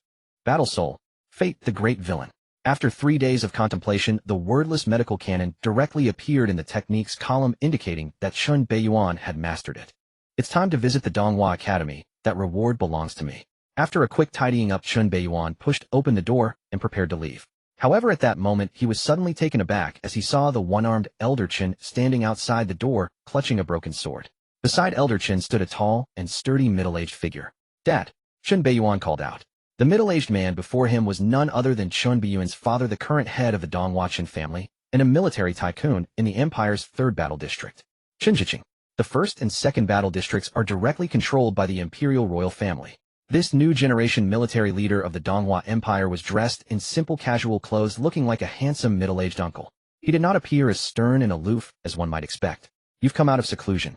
Qinjiqing looked over his son, and upon confirming his high-level battle commander cultivation, he couldn't help but not a look of satisfaction appearing on his face. "Before you entered seclusion, you asked the family to help find suitable protective puppets and beasts. The family has indeed found some, but most are somewhat lacking. Given that many visitors have come in recent days, I have asked people from the Bai and Wei families to help search, and I expect there will be news soon." Lin Beiyan was taken aback. He didn't expect his father Qinjiqing to care so much about this matter. The Bai family. The Wei family. These two families are top-tier families in the empire, possessing 8th-tier battle emperors to suppress fortunes. The Donghua Bai family is the family behind Lin Beiyan's fiancé, and is known for their special beast-controlling techniques, even earning the title of beast-controlling family within the empire. The Wei family is the most low-key top-tier family in the empire. Most of the time, they are as invisible as transparent people, yet no one dares to underestimate them. This is because the Wei family excels in the art of puppetry. Lin Beiyan understands that despite Qinjiqing's casual tone, it is not easy to enlist the help of these two families, and it will certainly require some social capital. There is no such thing as a free lunch in this world. Even though the Bai family is engaged to the Chun family, some necessary benefits still need to be clarified. While his father Qinjiqing mentioned that the things the family found are somewhat lacking, Lin Beiyan is certain that those things are certainly not lower than 6th-tier battle kings. The reason they haven't been given directly to him is simply that a father is always accustomed to doing everything he can to provide the best for his child. Lin Beiyan fell silent. At this moment, he could clearly sense the silent care and support from his family. It is important to note that even within those top-tier families there is often a web of interests and conflicts can arise at any moment. However, the Donghua Chen family offers him more family affection. This once-fallen top-tier family in the original story might be the only one that values family relationships more than interests. In the original story, regardless of what choices the original character made, the Chun family chose silent support and backing. Even at the moment of the Chun family's imminent destruction, Chun Zhiqing chose to send the original character away bearing the greatest pressure alone. Suddenly a hint of determination flickered in Chun Beiyuan's eyes. Since he has come, then everything that is destined to happen will cease to exist. Alright, I know you still need to visit the Donghua Academy, so let's not chat any longer. However, there is one more thing I need to tell you. The monsters of the younger generation from various families in the Empire are returning one after another, clearly aiming for you. As for matters concerning the younger generation, the Chun family cannot intervene. You will have to handle them yourself. Also, that little girl from the Bai family, your fiancée, should be returning soon. According to your mother, you two should settle your matters quickly, as she is looking forward to having grandchildren. However, I hold reservations about this, as you have just turned 18, and there is no need to rush into the grave of marriage. You can enjoy a few more years. Chun Zhiqing continued to ramble on. He did not even mention the previous matters between Chun Beiyuan and Lung Ruobing. Such matters are nothing. Who hasn't been young? Who in Yinjing City doesn't know? Both the Donghua Bai family and Chun Beiyuan's fiancé are aware of Lung Ruobing's existence. But so what? Who would care? Donghua Academy. A cold and stunning figure dressed in a white long dress with skin whiter than snow and flowing long hair stood at the entrance of the academy. Despite having meticulously prepared in advance, her icy and exquisite face was filled with weariness and fatigue, no longer carrying the haughty demeanor of before. Her eyes were tinged with bloodshot, revealing a clear hint of worry. From time to time her gaze darted toward the entrance, as if she was expecting the arrival of someone. Whenever there was a sound at the door, her eyes could not help but glance over. However, upon realizing that the visitor was not the person she was waiting for, disappointment would flicker across her face. Over the past 3 days, Lung Ruobing had been under immense pressure, teetering on the brink of collapse. In just 3 short days, the Lung family, once a juicy piece of meat, had been picked apart by countless wolves and tigers. Not only had they vomited out everything they had previously swallowed, but also all the industries under the Lung family's name had been thoroughly devoured by various forces. The experts cultivated by the Lung family over the years had been successively attacked by a certain mysterious beast, either left half dead, or had their cultivation completely destroyed. Family members of the Lung clan were continually reported for numerous corrupt practices, resulting in people from the court taking them away. Some Lung family members, unable to withstand the pressure, attempted to flee Yinjing City for refuge in other countries, but shortly after leaving Yinjing they mysteriously disappeared. Now the Lung family had only one ancestral residence left, in Yinjing City. All the Lung family members were hiding inside, living in constant fear and anxiety, not daring to step outside the door, evidently terrified out of their wits. The once scornful ridicule they had directed at her transformed into desperate pleas, hoping she would seek out Chun Beiyuan to apologize and reconcile. Even the briefly awakened head of the Lung family, Lung Alfing, had lost his previous vigor, becoming despondent, urging her to seek Chun Beiyuan's forgiveness to help the Lung family survive this calamity. Clearly, the Lung family understood that with just a word from Chun Beiyuan, all their crises would vanish without a trace. Lung Ruobing was acutely aware of this as well. However, just as she lowered her head intending to seek out Chun Beiyuan, she found herself unable to even enter the gates of the Chun family. Over these 3 days, those qualified to enter the Chun family with gifts and visit were all from the Empire's top families and foremost powers. During this time, even the Imperial family had specially sent people to pay a visit. The Lung family. Lung Ruobing. A woman from a nouveau riche family. Sorry, she truly was not qualified. Lung Ruobing gritted her teeth and endured the strange, mocking, disdainful, and playful gazes of the guests coming and going, standing at the gates of the Chun family for an entire day and night, hoping that Chun Beiyuan would be willing to come out to see her. Unfortunately, she had clearly overestimated herself. From beginning to end, she hadn't even seen a shadow of Chun Beiyuan. When she returned home to the Lung family, her face full of disappointment and despair, she heard another piece of bad news. Her mother, who had been in a coma, had suddenly gone missing. This news instantly became the last straw that broke the camel's back for Lung Ruobing, shattering the dignity of this fated protagonist into pieces. It's the 3rd day. He will come, he will come. Lung Ruobing's eyes slightly drooped, her fingers clutching the hem of her white dress, her delicate body quivering slightly, her face pale as a sheet devoid of any color. Not far away, Lin Xiao watched that delicate figure, so fragile that a gust of wind could blow her away, feeling a pang of heartache. He was fully aware of the situation with the Lung family over these past few days, but he was also powerless. At this moment, he was struggling to ensure his own safety. Originally, he had been ordered by Donghua Academy to suspend his studies and could not continue to stay at the academy. He had to leave. However, Lin Xiao feared he would be blocked by people from the Donghua Chen family as soon as he stepped out of the academy. Therefore, he had been lingering at the academy, claiming he wanted to stay to care for his severely injured foster father. The academy's leaders, considering the special relationship and status between Old Qiong and the principal, ultimately did not expel Lin Xiao. Over these 3 days, not only had the fated protagonist Lung Ruobing been subjected to extreme turmoil, but even Lin Xiao, the son of fate, had been put through the ringer. Chen Beiyuan, you truly deserve to die. Lin Xiao roared inwardly, but could only express his impotent fury. At this moment, he was utterly helpless against Chen Beiyuan. On the contrary, he found himself firmly grasped by the other party. Just as Lin Xiao was immersed in his impotent rage, Lung Ruobing suddenly heard a noise ahead, and when she looked up, she saw a noble figure stepping out of a car, and her heart leaped with joy. For some reason, upon seeing that familiar yet strange silhouette, the restlessness within her suddenly vanished without a trace. Beiyuan. A hint of uncontainable joy appeared on Lung Ruobing's face as she called out to Chen Beiyuan, who was walking toward her. But the next moment, she was left dumbfounded. Her joy halted as a gentle breeze lifted her dark hair. She saw that Chen Beiyuan didn't even pause or glance at her as he brushed past her, as if they were strangers from 2 different worlds.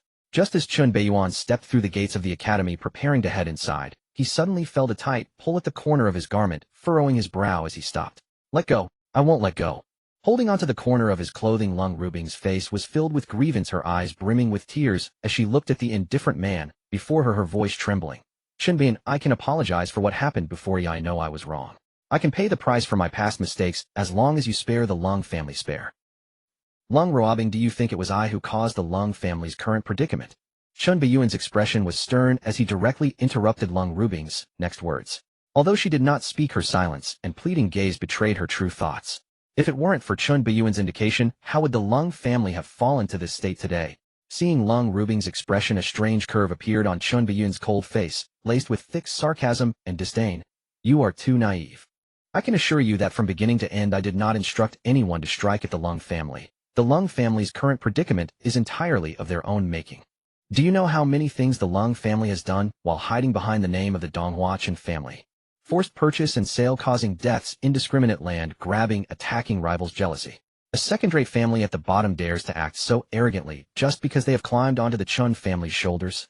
Over the years, how many noble families have chosen to endure and retreat in the face of the Chen family's name, avoiding direct conflict with the Lung family. Yet this only fueled the Lung family's arrogance. Do you know that a few years ago the Lung family even dared to claim to be the top family below the first-rate aristocrats? A second-rate family with only a 6th-grade battle king, not even a 7th-grade battle emperor, dared to be so arrogant. Who gave you the courage? Do you realize that just by saying this you have offended all the major noble families in Yanjing? A proud person will surely face disaster. The Lung family's current plight is merely the result of their own actions. After finishing his words, Chen Beiyuan ignored Lung Ruobing, who was in disbelief and stunned expression, and directly waved his hand to pull back his garment, walking forward without looking back. Lung Ruobing lost her balance, falling to the ground, her snow-white knees and palms scratched, leaving red marks, her hair disheveled, appearing quite disheveled. She seemed to have lost her soul, murmuring to herself, "It's their own fault. It's their own fault." She had always thought that everything was due to Chen Beiyuan's schemes simply to take revenge on her. But in the end it was the retribution for the Lung family's years of recklessness. Everything was in fact their own doing. Standing on the brink of the abyss at that moment, she felt as if reality had cruelly pushed her down, causing her to fall in. Chen Beiyuan paid no heed to the doubting Lung Ruobing behind him and strode forward. At this moment, Lin Xiao, who was engulfed in impotent rage, happened to block Chen Beiyuan's path. In response, Chen Beiyuan showed no mercy and slapped him. Good dogs don't block the way. Smack. Slap. Lin Xiao was thrown to the ground, the fiery pain on his face jolting him from a state of impotent rage, leaving his head buzzing and his left cheek swelling rapidly. The clear imprint of the slap was deeply etched on his face like a brand. A strong metallic taste spread in his mouth as his molars shattered into pieces mixed with thick blood that he spat out. Lying on the ground, Lin Xiao gasped for breath, staring blankly at the blood-stained broken teeth on the ground, the intense pain in his face continuously stimulating his nerves, gradually sharpening his dazed thoughts. Hiss! Lin Xiao never imagined that Chen Beiyuan could be so arrogant and overbearing. He merely stood in front of him and was met with a heavy slap, his head buzzing, even losing some molars. Isn't this just bullying? Lin Xiao's eyes turned venomous, glaring at the retreating figure of Chen Beiyuan, wanting to curse and retaliate. But the rational part of him suppressed his furious emotions. If it really came to blows, he would be the one to suffer. More critically, he had been ordered to take a leave of absence from the academy, and the academy would not provide him with any protection. Ultimately, after a brief weighing of pros and cons, Lin Xiao, the protagonist and divine doctor, made a decision reminiscent of the crooked Dragon King. Endurance. Chun Beiyan, the shame of today will be repaid 100-fold in the future. Lin Xiao again felt impotent rage deep within. The commotion naturally drew the attention of many students from Donghua Academy. Pairs of unusual gazes focused on Lin Xiao, and Lung Ruobing and whispers began to circulate. At this moment, Lin Xiao noticed Lung Ruobing's dazed expression and couldn't help but feel a flicker of joy in his heart. He had to admit that he still had feelings for Lung Ruobing.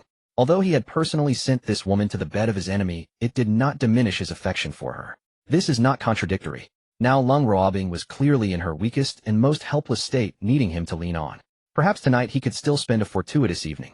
Lin Xiao gritted his teeth against the pain in his swollen left cheek, and the mocking gazes of those around him, slowly standing up and walking towards the dazed Lung Ruobing, who had fallen to the ground. He reached out with his right hand, trying to grab Lung Ruobing's wrist to pull her up, forcing a slight smile onto his swollen face, attempting to make his pig-like visage appear handsome. Ruobing, you didn't. Slap. His right cheek also received a slap. Don't think I don't know your vile intentions. Lung Ruobing lowered her head, her dark hair obscuring her face, slowly retracting her hand, ignoring Lin Xiao, who stood frozen in place, and walked dully towards the academy's exit. Ta-ha-ha-ha. You crack me up. I've never seen someone so eager to offer their face for a slap. With that pig-like appearance, who would believe he had any plans? Does he really think everyone else is a fool? With such a mind, he dares to oppose young Master Chun. Does he even know where his confidence came from? Lin Xiao's cheeks were swollen on both sides, quite symmetrical, resembling a freshly cooked pig's head.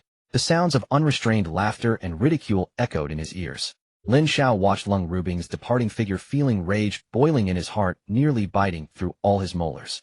You shameless person. I came to comfort you with good intentions. You greeted me with a slap. At this moment he wanted to rush out of the academy and reason with Lung Ruobing, but after much hesitation, he ultimately lacked the courage to step out of the academy's gates.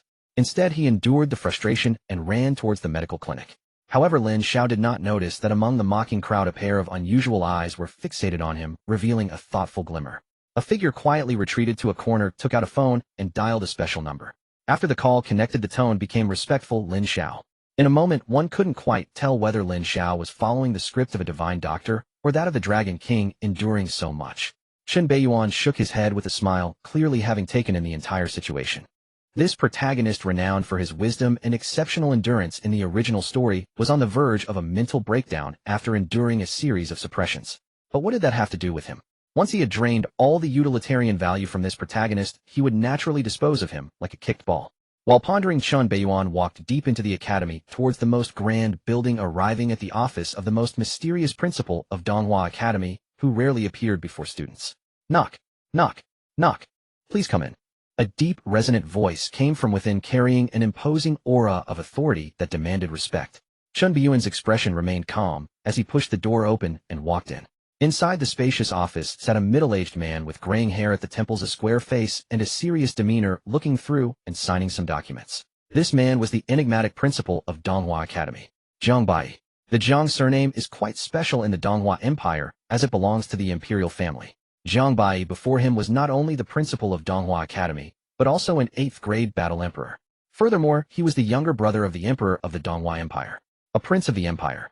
This is why Chun Beiyan said that the backing of Donghua Academy was the imperial family. Principal Zhang. Chun Beiyan spoke with a hint of respect. For an 8th-grade battle emperor, one must show the necessary respect.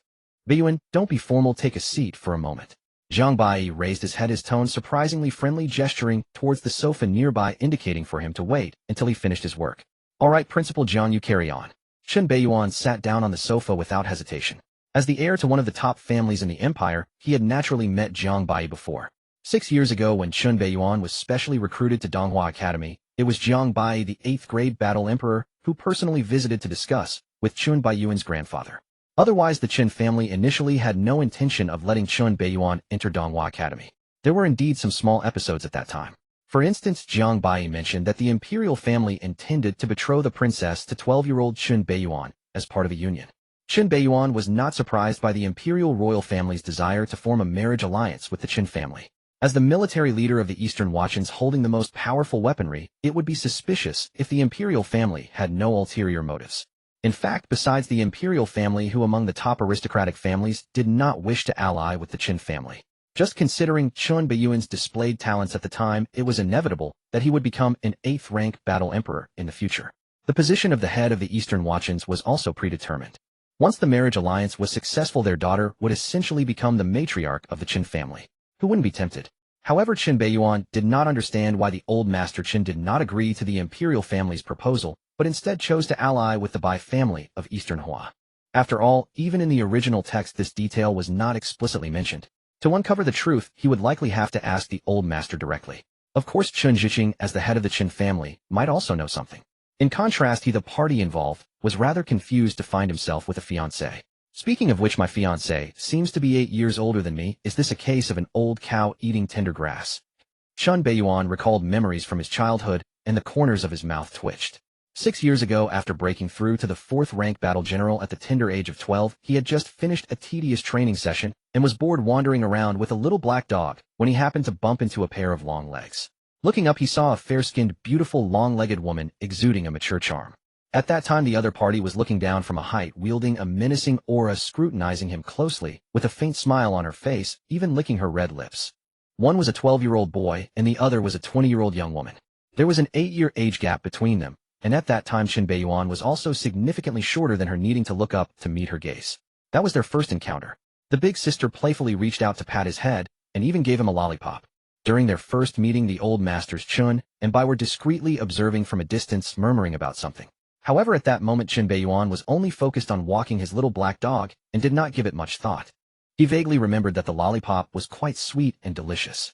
A single lollipop was enough to win him over. Oh, children are truly easy to please.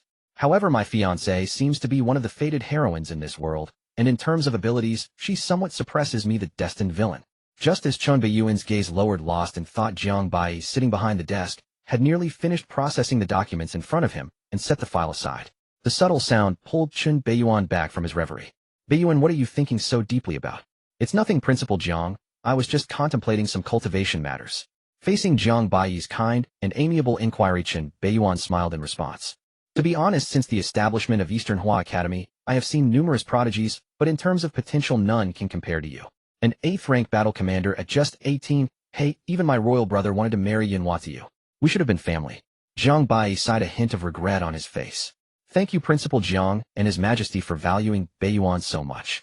However, this matter was personally decided by my old man, and Beiyuan has no choice but to obey. Chun Beiyuan also sighed, helplessly, appearing as if he had no control over his situation. He did not believe that his old man would harm him. The decision not to ally with the imperial family surely had its reasons. There was no need for him to step into the pit. In the original text, the imperial family was a massive entity that always kept a low profile, watching events unfold from the shadows, rarely intervening. Even when they did intervene, they merely mediated conflicts between various factions, acting as judges, never favoring anyone excessively. The more this was the case, the more unusual it appeared. Seeing Chun Beiyuan bring up his old man right away, it was clear he had a knack for deflecting questions. Jiang Bai secretly cursed him as a little fox, and then put away some of his little thoughts. Old Master Chun is the pillar of the Eastern Hua Empire. He must have his own considerations. Well then, let's not mention this matter for now. Let's get down to business. Jiang Bai opened a cabinet and took out a rusty token carved with a blood dragon totem, placing it before Chun Beiyuan, slowly saying, "This is the reward for this academy competition, the token to open the mysterious secret realm. This secret realm is particularly special. It contains a dragon blood pool formed from a drop of blood from an 8th-rank ferocious beast, the Blood Fiend Dragon Emperor. However, over the years, through the Empire's investigations, it was discovered that the blood that formed the dragon blood pool was not simple. It should be a drop of life-bonded dragon blood. Life-bonded dragon blood is extremely important to dragons and could carry some of their inherited memories. A dragon would never force out its life-bonded dragon blood unless facing a life-or-death crisis. Thus, it can be inferred that the 8th-rank ferocious beast Blood Fiend Dragon Emperor must have perished. Unfortunately, the Empire has searched the entire secret realm, but has not found the corpse of the Blood Fiend Dragon Emperor. Jiang Bai expressed some regret at this point. The corpse of an 8th-rank ferocious beast would naturally be incredibly valuable, especially one with pure dragon blood. Such a being would not be easily confronted even by ordinary 8th-rank battle emperors who would only avoid its edge. Even several 8th-rank battle emperors working together might not be able to hunt it. The dragon scales, horns, and fangs on it could probably be used to forge several 8th-rank divine weapons. It should be noted that even some 8th-rank battle emperors might not possess 8th-rank divine weapons. When the Empire's royal family discovered this mysterious secret realm, it was indeed a tremendous surprise akin to a pie falling from the sky. Unfortunately, after many years of searching, countless resources were expended, and not only was there no trace of the blood fiend Dragon Emperor's remains, even a single dragon hair was not seen. Although the dragon blood pool is unique, it takes decades to accumulate energy before it can be used once. What is even more frustrating is that once the dragon blood pool is opened, the energy contained within dissipates extremely quickly, as if the pool itself has an inherent flaw. One could say that this item is currently a chicken rib in the hands of the imperial family, tasteless to eat but a pity to discard. If one says it's useless, it still has some utility, at least capable of enhancing physical strength. If one asserts it is useful, its utility is limited as most of the energy dissipates before one can absorb much benefit. Because of this, the imperial family would take it out as a prize for the academy competition. After all, this item only has one last usage left. Once used up, the entire secret realm would collapse. Upon hearing this, Lin Beiyan felt his head buzzing. None of this was mentioned in the original text. Had it not been for Lin Beiyan mentioning it, he feared he would have remained completely ignorant. Regardless, Beiyan, once you enter, quickly absorb the energy of the dragon blood pool. It will undoubtedly benefit you significantly. With a powerful physique, it will be less challenging to break through to the 6th rank Battle King. I understand, Principal Jiang, your kindness is remembered by Beiyan. Lin Beiyan was well aware that Jiang Baiyi's in-depth explanations were aimed at doing him a personal favor. Not everyone is worthy of having an 8th rank battle emperor actively seek to do them a favor. At least in the original text, Jiang Baiyi had never discussed these matters with the fateful child Lin Xiao. When the gap in strength is too vast, and the other party can still explain the reasons in a friendly manner without any air of superiority, it can be said to be quite respectful, perhaps even intending to do you a personal favor. However, to accept such a favor, one must be at a certain level. Of course, if the strengths are equal, then it's not a favor, but rather a matter of not offending someone. To offer me such a useless thing and still expect a favor, not turning against you, is merely due to your strong backing. At this moment, Lin Beiyan naturally belonged to the former. After expressing his gratitude once again for Principal Jiang's guidance, he directly activated the rusty token in his hand. Rip! With a ripple of space appearing, Lin Beiyan, holding the Blood Dragon token, was teleported directly to the Blood Dragon's secret realm.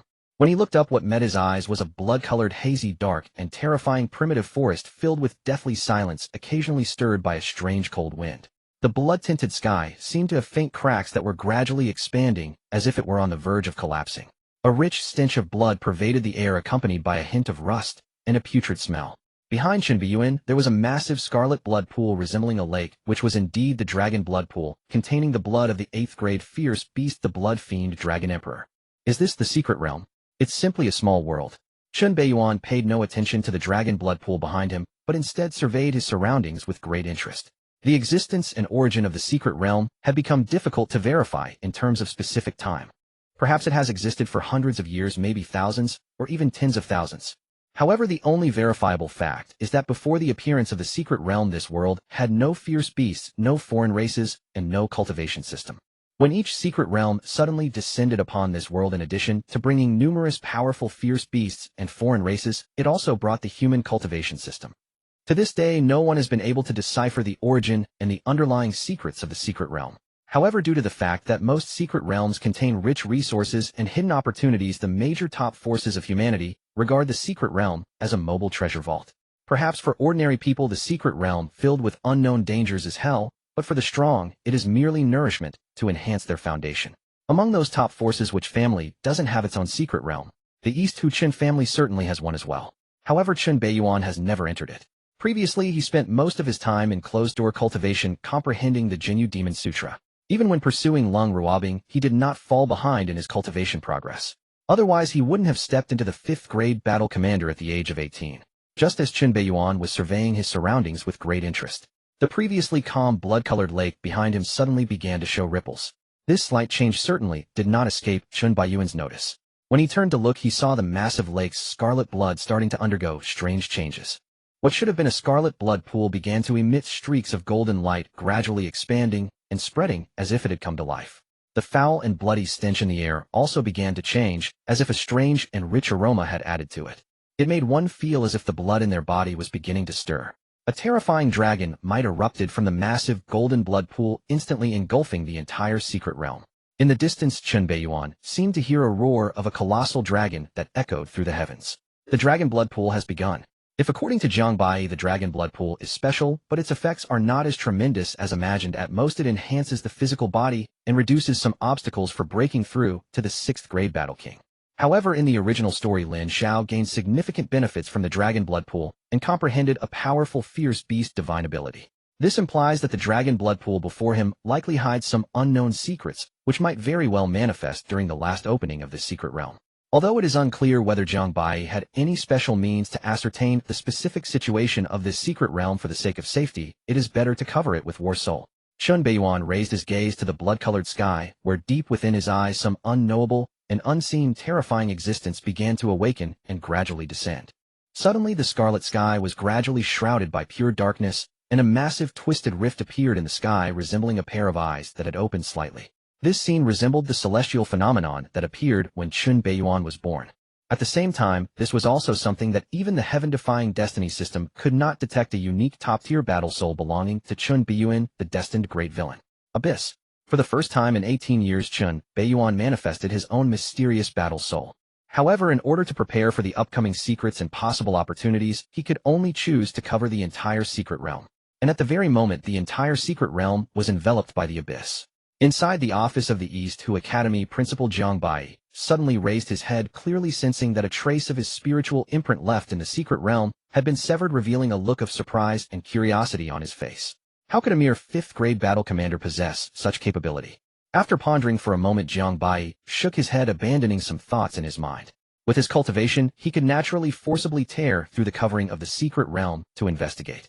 However, doing so would undoubtedly alarm Lin Beiyan, who was currently bathing in dragon blood. At that point, it would be a blatant act of enmity. Having just done a personal favor, immediately turning hostile would indeed be unwise. A mere Lin Beiyan does not intimidate him, but the East Hu Qin family behind him is not to be trifled with, especially since the Qin family is famously protective of their own. Forget it. Secret Realm. After making all necessary preparations, Lin Beiyan stripped off his garments, revealing his fair and strong skin, and stepped toward the golden blood pool, operating the Jinyu Demon Sutra, forcefully absorbing the terrifying energy contained within the dragon blood pool to enhance his physical body.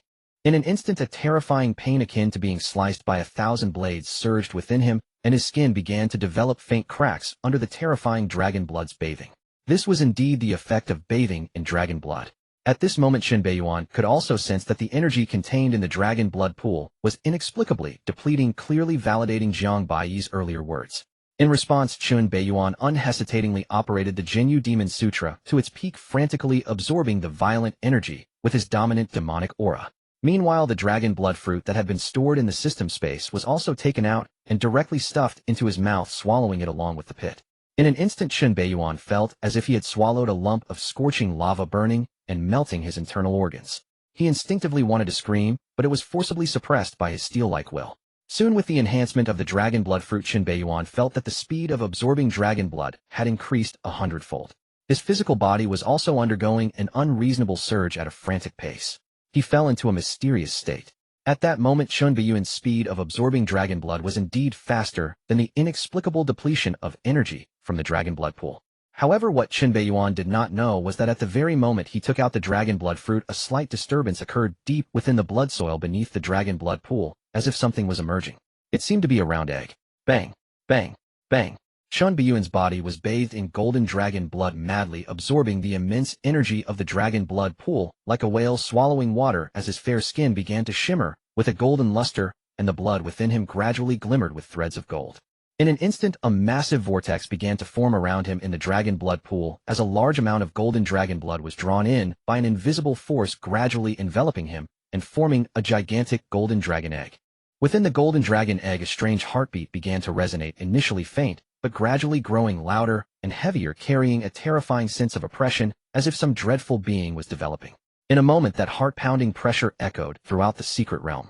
At that moment, a round, strange egg filled with bizarre blood vessel patterns suddenly emitted a red glow from the blood-soaked earth below the dragon blood pool, slowly floating upwards towards the golden giant egg. A joyful, soft dragon roar emerged from the strange egg. In the Kyoto nightclub, in the Supreme Emperor's private room, young Master Lin, we can confirm that Lin Xiao is definitely not a spy cultivated by other forces in secret. Lin Xiao comes from a purely commoner background. The reason he managed to become a 4th-grade battle general at the age of 21 and awaken a high-tier battle soul is not only due to his terrifying talent, but also because he has some formidable means, having secretly engaged in numerous dealings and amassed considerable resources.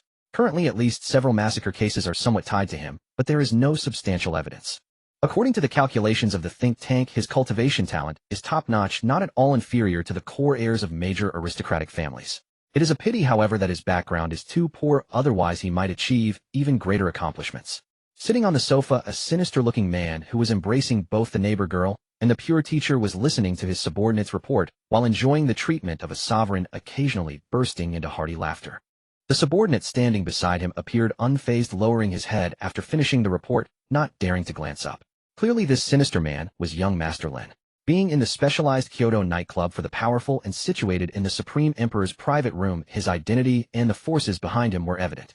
The Donghua Lin family, one of the top families in the empire, possesses a terrifying existence that suppresses fortunes with its 8th-grade battle emperor. Coming from a poor background allows me to utilize him, otherwise how would I control people? I was still pondering how to show respect to the talented, now it seems much simpler. The Lin family of the world is one to investigate which branch that peasant came from. In the Donghua Academy, a disabled elder without arms was currently lying in bed asleep. Surrounding medical devices were constantly monitoring his condition to ensure his safety.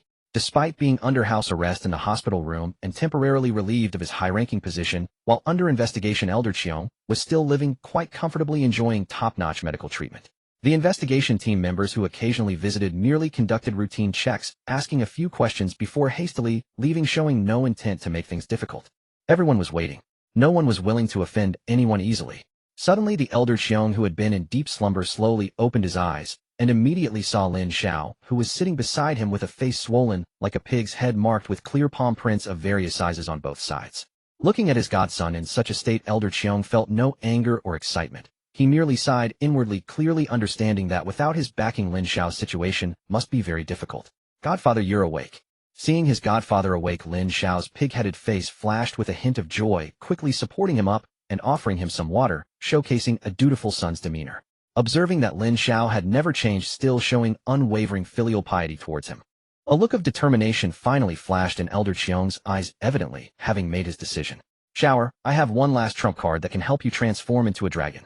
Once successful, you can soar through the 9 abysses and escape your current predicament. However, this opportunity is extremely dangerous with a very slim chance of success. If anything goes wrong, you will undoubtedly perish. Are you willing to try?" Godfather Shower is willing. "You have suffered persecution from that despicable and shameless Chun Bun, and now you've reached such a state, having lost both arms and trapped here. If I don't transform into a dragon, I will never catch up to him in this lifetime, nor defeat this vile man to avenge you. If I don't succeed in transforming into a dragon, Lin Xiao would rather die." Lin Xiao's face displayed an expression of mixed joy and seriousness as he promptly responded. "Your determination is appreciated, Godfather. I don't expect you to seek revenge against Chun Beiyuan. The Donghua Chen family is not as simple as you imagine. I just hope you can have a chance to defy fate and escape your current predicament. Living well is better than anything else." Elder Chiong sighed, his expression somewhat dejected, clearly having been thoroughly crippled after Chen Beiyuan had broken his spine. "I will listen to Godfather. Rest assured, Shower will definitely find the earth spirit materials for rebirth to restore you to your former peak." Lin Xiao promised solemnly. "As long as you have this intent, it is enough." Elder Chiong, with a face full of relief, slowly got up with Lin Xiao's assistance and walked towards the hospital room's exit. At the hospital room's entrance, 2 investigation personnel overseeing the area saw Elder Chiong and Lin Xiao preparing to leave and quickly blocked their way. An older investigator with a troubled expression spoke up. "Elder Chiong, please don't make it difficult for us. Vice Principal Liu instructed that you can only remain in the hospital room. I demand to see the principal." The assisted Elder Chiong did not even lift his eyelids, seemingly disregarding the two, his tone quite firm. At that moment he appeared just like the previous high-ranking officials of the academy. Hearing this, the 2 investigators' expressions changed, and they quickly stepped aside, returning to their original positions, eyes observing nothing, as if they had seen nothing, allowing Lin Xiao to support Elder Chiong as they walked towards the principal's office. Both understood that although Elder Chiong was currently a prisoner, as long as he was willing to utilize that special connection, he could restore his status as a high-ranking official of the academy at any time. Some things cannot be judged by appearances. Until the last moment, it is still better to avoid offending others. Otherwise, it can be quite troublesome afterward. However, at this moment, neither of the 2 nor the assisted Elder Chiong noticed the strange smile that emerged at the corner of Lin Xiao's swollen pig-like face. That eerie smile appeared and vanished in an instant, quick to appear and quick to disappear, as if it had Lin Xiao had always been aware of one thing since childhood: any small character could burst forth with terrifying energy at a crucial moment. The reason he acknowledged Qiong Lao as his godfather was due to the special connections he possessed. What qualifies an eccentric old man with seemingly only the cultivation of a 6th-rank battle king to hold a significant position at Donghua Academy, even earning respect from the likes of Vice Principal Liu? It was simply because this peculiar old man had once risked his life to shield the president of Donghua Jiang Bai from gunfire, leaving him with a lifelong disability and severing his path. Setting aside other matters, just this act of gratitude was enough to ensure Qiong Lao lived a life free from worries. Even now, as he faced an investigation, Vice Principal Liu and other senior officials did not believe Qiong Lao would face any trouble, and they still did not take drastic measures. However, at this moment, under Lin Xiao's deliberate guidance, Qiong Lao decided to utilize his greatest protective talisman. Bang! Bang! Bang! After many years, Qiong Lao once again knocked on Jiang Baiyi's office door. President's office. Following Lin Beiyan, 2 more unexpected guests arrived. This undoubtedly caused a slight displeasure for Jiang Baiyi, who was busy working. Had it not been for the special status of the visitors, he would have already chased them away. Initially, he thought Xiong Baizong had come to seek his help, wanting to resolve the ongoing academy embezzlement case. However, he guessed wrong. Baizong, have you thought this through? Jiang Baiyi frowned slightly, setting down the documents in his hand, his expression serious, as he looked at the frail, armless Qiong Lao dressed in an oversized patient gown. As for Lin Xiao, who stood respectfully to the side, he was completely overlooked. Had it not been for Lin Xiao supporting Xiong Baizong, it would have been difficult for him to even enter the office. President, I have thought it through. Over the years, I have never troubled you even once because I did not want to burden you. But today, for this kid, I must swallow my pride and seek your help once more. I am aware that the imperial royal family possesses a special large secret realm. Inside there is an 8th-rank fierce beast, the Yao Ming poison dragon, which after its fall formed the poison dragon abyss from its venom sac. My unworthy son has reached a critical juncture for his black flood dragon battle soul to transform into a dragon, and he just needs the most crucial opportunity. I hope the president can show mercy and grant him a chance to attempt dragon transformation. Qiong Lao strained to stand upright, his aged face revealing an almost pleading expression. This was what he referred to, an opportunity for Lin Xiao to undergo dragon transformation. No one knew that in his youth he had been Jiang Baiyi's personal bodyguard. Following Jiang Baiyi, he learned many secrets of the royal family. Among them, of course, included the details of the poison dragon abyss resulting from the fall of the 8th-rank fierce beast Yao Ming poison dragon. As a dragon-type fierce beast, the Yao Ming poison dragon possessed a powerful dragon bloodline, which would greatly aid in transforming Lin Xiao's black flood dragon battle soul. It could also be the key to his dragon transformation. However, the toxicity of the poison dragon abyss was terrifying. Previously, a 7th-rank battle emperor with a flood dragon battle soul attempted to enter, hoping to transform his soul, but was infected by the lethal dragon poison and ultimately perished without timely treatment. This is why Qiong Lao said that this dragon transformation was bound to be a matter of life and death. It was essentially a gamble with one's life for a chance at success. At this moment, Lin Xiao, standing to the side, also felt an intense anxiety deep within his heart, racing violently. At this moment, he could clearly sense the gaze of the enigmatic president of Donghua resting upon him. Facing the scrutiny of an 8th-rank battle emperor standing at the pinnacle of the world, even with his ancient great power inheritance, he felt extraordinarily tense. He could only visualize the Tai Xian Dragon Transformation Sutra in his mind to calm his emotions and help himself relax.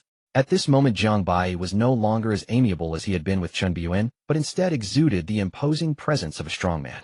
Soon Jiang Baiyi's intensely scrutinizing gaze shifted away from him. Lin Xiao also secretly breathed a sigh of relief, fearing that his little thoughts might be seen through by this 8th-rank battle emperor. Immediately, Jiang Baiyi fell silent, not responding directly, seemingly contemplating whether to agree. After all, this matter pertained to a large secret realm of the imperial royal family, and it was indeed somewhat improper to recklessly allow an outsider to enter. For a moment, the entire office fell into a deathly silence. In fact, within Lin Xiao's heart, the blood pool of the 8th-rank fierce beast blood-cursed dragon emperor was his first choice for dragon transformation. After all, it was a powerful being with pure dragon bloodline, standing at the pinnacle among its peers. The effects of its blood pool on him would undoubtedly be significant. If he succeeded in transforming into a dragon, his battle soul would likely become a top-tier mutated dragon soul similar to the blood-cursed dragon emperor. In comparison, the poison dragon abyss of the Yao Ming poison dragon was undoubtedly lacking and also posed considerable danger. If it weren't for his possession of the woozy medical classic inheritance, which gave him significant confidence, and the fact that he truly had no other options, he would not have chosen this. Yet now even this less than ideal choice depended on Jiang Baiyi's decision. Baizong, after so many years, this is the first time you have asked me for something. I have no reason to refuse, but you must think carefully. Some things once used will be gone. You also need to bear the consequences of certain past matters. If you regret it now, it's not too late. I will consider your previous words as never spoken. Zhang Bai pondered for a moment, looking at the pleading face of Qiong Lao before him, and ultimately did not refuse directly. His meaning was of course very straightforward. He could agree to the matter of the poison dragon abyss. However, all previous favors would be wiped clean. However, the previous matters still needed to be borne by Qiong Baizong. Just as Lin Beiyan said, in this world there are no unlimited favors. Moreover, this was under the circumstance of significant disparity in their identities and statuses. In such a situation, Qiong Lao only had one opportunity to speak. If he were to change his request now, all previous matters could be wiped clean, and he would still be a senior member of Donghua Academy. All public opinion and pressure would vanish. As a royal prince of the empire, Zhang Bai, the president of Donghua Academy, naturally had this capability. In fact, with just his word it could be done. This is the charm of power. Qiong Lao naturally understood the implications. Did he really want to use this great favor to exchange for a vague opportunity for Lin Xiao? Or perhaps to regain his high position and live a life free from worries? Despite having already made a decision in his heart, Qiong Lao was clearly wavering at this moment. However, looking at Lin Xiao's expectant gaze beside him, this elderly man who was already advanced in years ultimately made up his mind. Lin Xiao's talent was second only to Lin Beiyan among all those he had met in his lifetime, and he possessed the potential of an emperor. As long as he succeeded in dragon transformation, he could soar high.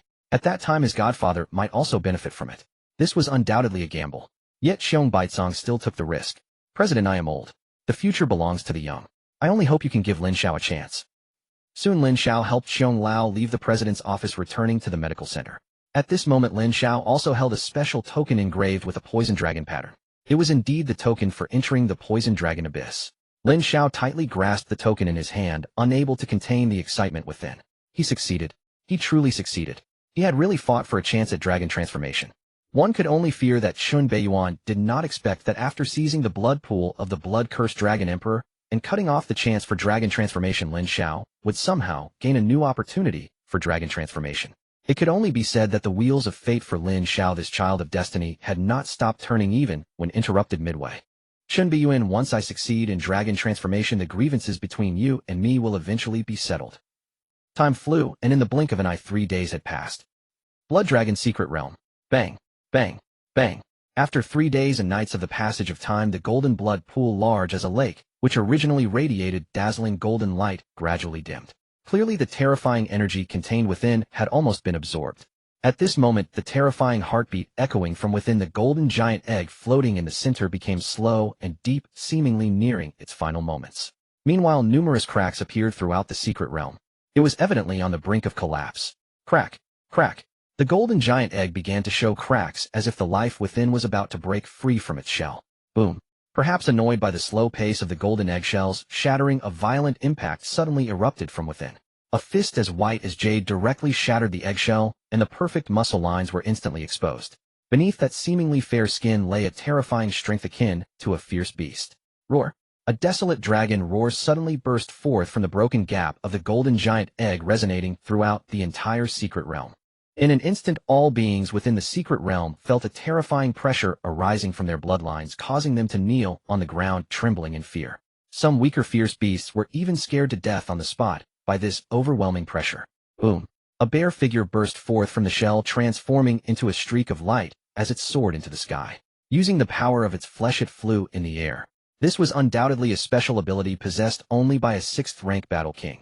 Upon breaking through to the 6th-rank battle king, the physical body would become highly fused with its battle soul, gaining the opportunity for physical enhancement, compensating for bodily flaws and elevating its physique to the level of divine weapons, while also possessing the ability to walk on air. The battle cultivation system of the Donghua Empire primarily revolves around battle souls. Most cultivators without the enhancement of battle chi do not possess strong physical bodies. After all, the human physique ultimately cannot compare to the innate talents of fierce beasts and other races. In warfare, there are many cases where cultivators, due to excessive consumption of battle chi, could not maintain their bodily defenses and were killed by firearms. However, after breaking through to 6th-rank battle king, their physical bodies and battle souls would undergo high-density fusion, receiving comprehensive refinement, reaching a level comparable to divine weapons. At this level, even without the enhancement of battle chi, a 6th-rank battle king could withstand most firearm damage with their physique and even engage in direct combat with fierce beasts. It can be said that the realm of 6th-rank battle king nearly compensates for the weakness of a cultivator's physique and leads to a more perfect evolution. However, at this moment Chen Beiyan, in terms of cultivation aura, was still only a 5th-rank battle general, not a 6th-rank battle king. Clearly, he had prematurely acquired the special abilities of a 6th-rank battle king. Boom. The figure soaring into the sky did not stop even at a height of 1,000 meters. Instead, its speed surged further, becoming faster, seemingly aiming to reach the heavens. Guests arrived at home, causing the update to be a bit late tonight, and I sincerely apologize. To express the author's apologies, this chapter contains over 1,000 more words than usual, nearly 2 chapters worth of content. Dear readers, this book will enter the verification period tomorrow. If possible, please do not let it sit idle and support it more. Thank you. Boom. The figure soaring towards the sky sped higher and higher, gradually enveloped by the terrifying heat flames igniting upon its body, resembling a shooting star. Yet Chen Beiyan seemed oblivious, continuing to move rapidly, as if unaffected in the slightest. Meanwhile, the immense atmospheric pressure that could effortlessly crush a 13-meter-long 4.5-meter-wide and 189-ton mouse tank into a heap of scrap metal had no effect on his physical body, instead serving to fortify it like tempering through fire. With 36,800 pores inhaling and exhaling, a wave of white mist erupted, extracting sufficient oxygen from the thin atmosphere to sustain his body. Soon after overcoming numerous obstacles, the blazing shooting star finally came to a halt. Boom. Above the sky, a tall bare figure stood majestically at the abyss, able to reach out and touch the crumbling cracks of the secret realm. Chen Beiyan slowly opened his tightly shut eyes, a flash of golden light shooting from his pupils as a terrifying pressure emanated from deep within his bloodline, spreading throughout the entire secret realm. Host Chen Beiyan. Age 18. Cultivation Peak Battle Commander 5th rank. Technique Hell Prison Demon Cannon 8th level Wordless Healing Cannon Unique. Combat techniques: Forbidden Demon Flame Palm, Forbidden Demon Prison Fist, Forbidden Demon Blood Slash, Hell Prison Shackles. Divine Ability Blood Dragon Transformation, Beast Divine Ability. Battle Soul. Fate Destiny's Great Antagonist. The bloodline pool condensed from the bloodline of the Blood-Cursed Dragon Emperor is indeed extraordinary. Coupled with the assistance of the bloodline Dao Fruit, my physical body at this moment is likely comparable to a 6th-rank divine weapon, 100 times stronger than before.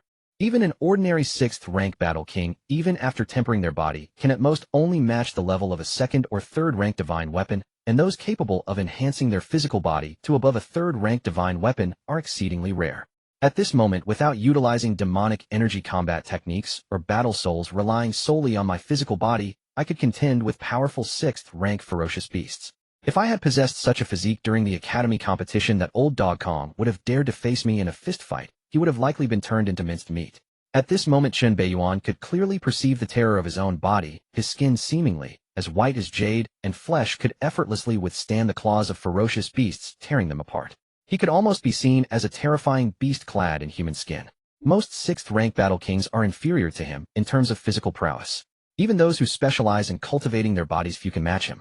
The enhancement of the physical body is not as simple as cultivation. It requires not only terrifying resources, but also innate talent and physical strength. With the support of a top-notch family behind him, Chen Beiyan began using various heavenly and earthly spiritual medicines to temper his body from a young age. By the time he reached the 5th-rank battle commander, his physical body could rival that of a 3rd-rank divine weapon, not weaker than an ordinary 6th-rank battle king. Furthermore, this time with the enhancement of the 8th-rank ferocious beast Blood-Cursed Dragon Emperor's bloodline pool, along with the system reward of the bloodline Dao Fruit, his physical body was forcefully elevated to the level comparable to a 6th-rank divine weapon. In addition, I have gained a ferocious beast divine ability, Blood Dragon Transformation. Once activated, it can briefly awaken the dragon bloodline within me, granting me the power and defensive capabilities of a blood dragon, likely enabling my physical body to approach the strength of a 7th-rank divine weapon. Chen Beiyan began to activate Blood Dragon Transformation as the blood within him, shimmering with golden light, started to boil and heat up like scorching magma, accompanied by a series of cracking sounds as muscles and bones stretched. His already tall figure grew even taller.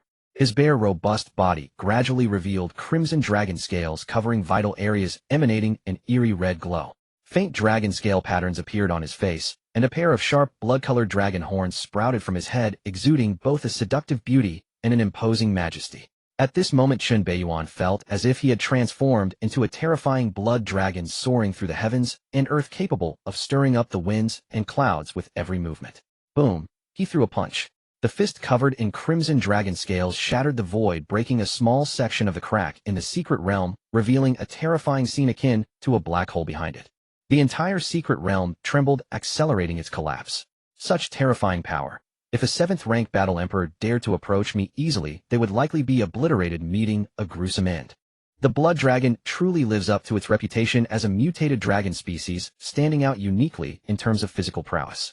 Now the strength of my physical body has surpassed my cultivation realm, becoming my greatest reliance. In comparison, this time, bathing in dragon blood and breaking through a minor realm to reach the peak of battle commander seems somewhat trivial.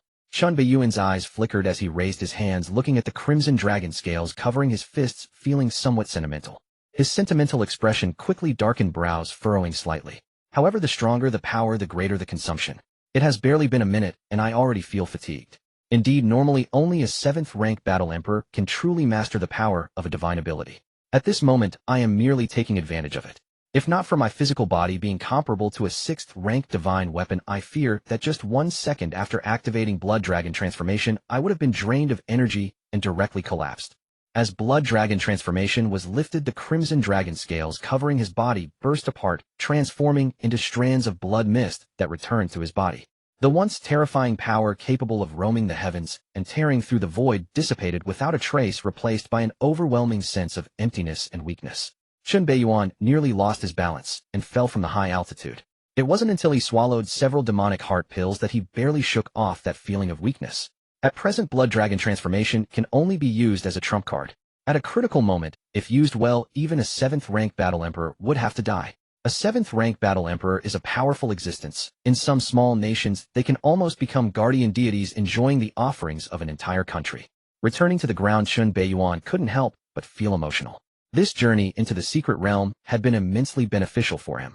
Not only did he reach the peak of battle commander, but he also elevated his physical body to a level comparable to a 6th rank divine weapon, and most importantly, he gained an early understanding of the Blood Dragon transformation divine ability. His strength had grown more than tenfold compared to before. As expected, seizing the opportunity meant for the child of destiny is the fastest way to rise. If he had followed the regular path, he couldn't even imagine how long it would have taken to reach this point. Just as Lin Beiyan stood by the foul-smelling bloodline pool, he suddenly froze, blinking in disbelief. What's going on? It seemed he saw a round, blood-colored monster egg floating around in the bloodline pool. Lin Beiyan picked up the strange egg floating over from the dragon blood pool, feeling its rough texture and the bizarre network of blood vessels covering it, as well as the slightly pulsating shell, causing his expression to instantly turn peculiar. He could clearly sense the vibrant life force contained within this strange egg, along with an inexplicable sense of familiarity. Is this the dragon egg of the 8th tier ferocious beast, the Bloodsin Dragon Emperor? An absurd thought suddenly flashed through Lin Beiyan's mind. It was no wonder he would have such thoughts. After all, the dragon blood pool was transformed from the Bloodsin Dragon Emperor's life essence, and the only thing that could be carefully hidden within it was the dragon egg of the Bloodsin Dragon Emperor. Yes, it was the concealed dragon egg. Lin Beiyan could guarantee that if the imperial family were to learn of the dragon egg's existence, they would have taken it away long ago. The reason it had not been found earlier was most likely that the dragon egg had been purposely hidden away. A dragon egg with pure dragon bloodline is worth an extraordinary amount. It could almost be said to guarantee a future 8th tier ferocious beast. Not to mention, it was a variant breed within the dragon species, the blood dragon. Once it matures, it would be among the top existences among its peers. Even an ordinary 8th tier battle emperor would have to avoid its edge. As long as it is hatched and a master-servant contract is established, it could almost be said that a top-tier beast companion is secured. The value of this dragon egg is enough to drive even top-tier forces mad. Even the imperial family would not be able to overlook it. Fortunately, I set up a concealment technique in advance, so otherwise I would be in trouble. It's not that my life would be in danger. Zhang Bai doesn't have the guts to kill me, but this dragon egg is most likely beyond my grasp now. Lin Beiyan gazed at the abyss covering the entire secret realm, secretly relieved. His moment of caution had afforded him a tremendous opportunity. Despite Zhang Bai's seemingly amiable demeanor earlier, it was merely due to a lack of significant interest entanglements between them. If the other party were to learn of the dragon egg's existence, a falling out would be inevitable. The imperial family could not simply stand by and watch him take away the dragon egg that was suspected to belong to the Bloodsin Dragon Emperor. In the face of profit, all rules are worthless. A 5th tier battle general is not qualified to negotiate with the imperial family. Only an 8th tier battle emperor is barely qualified. An unripe genius is ultimately just a genius. So the reason for the rapid energy depletion in the dragon blood pool was also found. It was intercepted by this dragon egg. No, it can't be said to be intercepted. In essence, it is its own thing. Comparatively, those who entered the secret realm are the outsiders. However, in the original story, this dragon egg never appeared. So why has it manifested since my arrival? Is there some special fate involved? Lin Beiyan stroked the dragon egg in his hand, his gaze distant, as he recalled the various anomalies after entering the secret realm, suddenly, pausing, instantly realizing the situation. The dragon blood Dao fruit. The system's reward, the dragon blood Dao fruit, outwardly appears to be a supreme holy medicine for cultivators used for body refinement. But in reality, it is nurtured by the ancient dragon race, using their own blood essence, specially created to assist the growth of bloodline offspring. This dragon egg most likely sensed the aura of the dragon blood Dao fruit, prompting it to reveal itself. In the original story, Lin Xiao, the son of fate, did not have such a bloodline treasure, so naturally, he could not draw out the dragon egg. Ultimately, after the secret realm collapsed, this dragon egg was naturally lost in the void, its whereabouts unknown. It seems that you truly have a connection with me. Encountering me has spared you a calamity. Lin Beiyan sighed, holding the dragon egg. Originally, he had intended to have his family help find a guardian beast. But now it seems what beast could compare to a future 8th-tier, ferocious beast, the Blood-Sin Dragon Emperor. To avoid any potential complications, Lin Beiyan decided to begin by making a blood oath with the dragon egg to establish ownership and ensure his maximum benefit. As long as he established ownership, others would find it useless to attempt to forcibly seize it. As the master, with a mere thought, he could cause the beast's soul to collapse. Moreover, if he were to die, the beast would perish as well. However, should the beast die, he would also suffer a severe blow to his soul. Compared to the trivial cost, the benefits gained are evidently much more abundant. As an heir of a top-tier family, Lin Beiyan had naturally received comprehensive education since childhood, which included oaths similar to the master-servant contract. He directly bit his fingertip, forcing out his blood essence, and began inscribing mysterious symbols on the dragon egg, establishing the blood oath for the master-servant contract. However, with the completion of the ritual, Lin Beiyan did not sense any soul connection with the dragon egg. Failed? How is that possible? Lin Beiyan's brow furrowed deeply. Everything had seemed to go smoothly just moments ago, so why had it failed? Try again. After several failed attempts, he still encountered continuous failures with no effect whatsoever. Lin Beiyan's expression soured, his gaze fixed intently on the half-meter-high dragon egg in his hand. Unless someone had previously established a blood oath, I shouldn't be failing continuously. But how could that be? Who would set a blood oath and then leave the dragon egg here? Don't they fear it being stolen? Wait, perhaps this is not the dragon egg of the Blood-Sin Dragon Emperor at all, but rather the Blood-Sin Dragon Emperor's true body. Lin Beiyan's pupils constricted, turning into pinpoints, as he instantly grasped the truth. The Blood-Sin Dragon Emperor is fundamentally a variant breed of the dragon race, fundamentally different from other dragons. It possesses not only a powerful physique and terrifying recovery ability, but also a very special talent. That is rebirth. Legend has it that when the Blood-Sin Dragon Emperor suffers an irreparable injury, it chooses to regress from maturity to youth, and then to infancy, until it transforms into a new dragon egg. The Blood-Sin Dragon Emperor after rebirth is almost equivalent to a new individual devoid of previous memories. Only upon growing back to an 8th-tier ferocious beast and returning to its peak would it awaken all memories prior to rebirth. The renewed Blood-Sin Dragon Emperor not only heals its previously incurable wounds, but also becomes even more powerful. This can almost be considered a bug-like talent ability equivalent to having an extra life. However, this talent also comes with immense uncertainty. If something goes awry during rebirth, it could lead to ultimate demise. No wonder the imperial family has not found the corpse of the Blood-Sin Dragon Emperor all these years. They only discovered the dragon blood pool, for it has long since been reborn into a dragon egg, having prepared the dragon blood pool to nourish itself for easier growth. At this moment, Lin Beiyan was already tenfold certain that the dragon egg in his hand was indeed the 8th-tier ferocious beast, the Blood-Sin Dragon Emperor. Among the dragon clan, the Blood-Sin Dragon Emperor is undoubtedly an anomaly. It does not belong to the normal dragon lineage. It is a unique product born from the union of the Blood Dragon and the Sin Dragon, two powerful evil dragon clans. With the fusion of these two malevolent bloodlines, the temperament of the Blood-Sin Dragon Emperor is naturally inferable, being an existence of extreme brutality and ferocity. This creature is akin to a beastly version of Dragon Aotion. It seeks to confront anyone it encounters, wanting to vent its displeasure on those it finds unsatisfactory, and in its boredom it wishes to eliminate a few for entertainment. Even within the dragon clan, most dragons hold a mindset of rejection and disdain towards the Blood-Sin Dragon Emperor. The reason for the previous failures of the blood oath has naturally been identified. Essentially, the dragon egg in Lin Beiyan's possession is a reincarnation of the Blood-Sin Dragon Emperor, a fierce beast of the 8th rank. Though it is currently weak and has not yet hatched its soul, is undeniably imperial. In such circumstances, Lin Beiyan, merely a 5th-grade battle commander, cannot possibly establish a master-servant contract blood oath.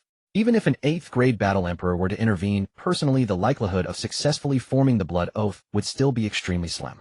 After all, the combat prowess of the Blood-Sin Dragon Emperor in its previous life was formidable, and the strength of its dragon soul far surpasses that of an ordinary 8th-grade battle emperor. Moreover, prior to its rebirth, the Blood-Sin Dragon Emperor would have certainly prepared some countermeasures deep within its soul to avoid being enslaved to, otherwise everything would merely serve to adorn another. A pure-blood dragon capable of reaching the 8th rank as a fierce beast is not as simple as it seems. Now what was once an immense opportunity has transformed into a hot potato. Without establishing a blood oath, regardless of how well Lin Beiyan treats the dragon egg in his possession, once it regains its peak and memories, it will revert to being that brutal and ferocious Blood-Sin Dragon Emperor. At that time, it is feared that a classic scene of evil dragon devouring its master will unfold. What do you think I should do with you? Lin Beiyan lifted the dragon egg, gazing deeply at the strange blood patterns covering its shell, seemingly able to see the dragon fetus developing within. A faint heartbeat transmitted from within the eggshell to his hands. Simultaneously, there was an inexplicable sense of intimacy. Clearly, this dragon egg has a natural affinity for Lin Beiyan, who is bathed in the dragon blood pool, consumed the dragon blood Dao fruit, and comprehended the fierce beast's divine powers. In fact, it instinctively regarded him as a kindred spirit or relative. In this case, even without establishing a blood oath, Lin Beiyan could use kinship to compel the Blood-Sin Dragon Emperor to serve him. The Blood-Sin Dragon Emperor is reborn. As long as sufficient resources are provided, its strength and realm can rapidly increase, almost instantly forming combat power and even returning to the position of Dragon Emperor. However, once its cultivation level rises, it may lead to uncontrollable situations. If it were someone else, they would likely hesitate, unsure of what decision to make. But for Lin Beiyan, the answer had already been predetermined from the very beginning. How could anything that falls into my hands be spat out? As the destined great villain, if I cannot even subdue a Blood-Sin Dragon Emperor, that would truly be laughable. In the secret realm, a massive toxic pond of dark green constantly bubbles, emanating terrifying poisonous gas.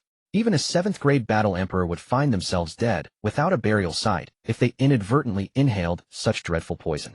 Deep within the toxic pond, a multitude of rotten corpses and bones of fierce beasts are piled up, including several remains of 6th and 7th-grade fierce beasts. This place is a forbidden zone for the living and a paradise for the dead. At this moment, an eerie roar reminiscent of a dragon's cry suddenly erupted from the depths of the toxic pond, accompanied by an unsettlingly terrifying pressure. The entire pond boiled instantly, and numerous fierce beast corpses began to sink, as if some horrifying entity below was silently feeding. An inexplicable sense of oppression and fear began to spread throughout the toxic dragon abyss. Boom! A colossal figure emerged from the dark green toxic pond, its head unmistakably that of a giant dragon. However, this massive dragon head was not as majestic as those in myths and legends. Instead, it bore an aura of terrifying horror. What should be a dragon head covered in scales now shows numerous signs of decay, with dark green liquid continuously seeping from the rotting flesh flowing over its surface. Its enormous dragon eyes glimmered with a dark green light, revealing a raw and unbridled ferocity. Accompanied by a tremendous noise, the massive dragon body and claws surged from the depths of the toxic pond, causing quite a commotion that overturned the entire dark toxic pond, splattering terrifying toxic liquid everywhere. Roar! This fearsome toxic dragon, covered in rot and emanating dark green poison, let out a thunderous roar, as if declaring its birth to the world. A soul pressure emanating from a top-tier battle spirit instantly enveloped the entire secret realm. Sitting atop the enormous dragon head was a figure bare and glowing with green light. It was none other than Lin Xiao, the child of destiny. He had truly succeeded in transforming into a dragon. He had successfully elevated his high-tier battle spirit, the Black Flood Dragon, into a top-tier battle spirit, the Eerie Abyss Poison Dragon. The Eerie Abyss Poison Dragon is a variant of the Abyss Poison Dragon, possessing even more terrifying toxicity and an inherently violent nature, a form of a highly powerful evil dragon. At the moment of the Eerie Abyss Poison Dragon's birth, Lin Xiao's aura began to transform into something mysterious and unfathomable, subtly merging with the terrifying poison dragon beneath him, and his cultivation level surged wildly, shooting straight from the peak of 4th-grade battle general to mid-tier 5th-grade battle commander. The Tai Xian transformation dragon scripture has finally been successfully cultivated. The 9th-grade technique is indeed marvelous. Sitting cross-legged on the enormous dragon head, Lin Xiao kept his eyes closed, not speaking, while the terrifying poison dragon lowered its head, producing an eerie human voice. Surprisingly, this voice sounded exactly like Lin Xiao's. No one expected that Lin Xiao could survive the toxic abyss and successfully transform into a dragon. With the no-character medical scripture in my possession, I am utterly unafraid of the toxic dragon abyss potent poison, and I can even absorb the dragon poison into my body, causing my battle spirit to undergo transformation and evolve into the terrifying poison dragon.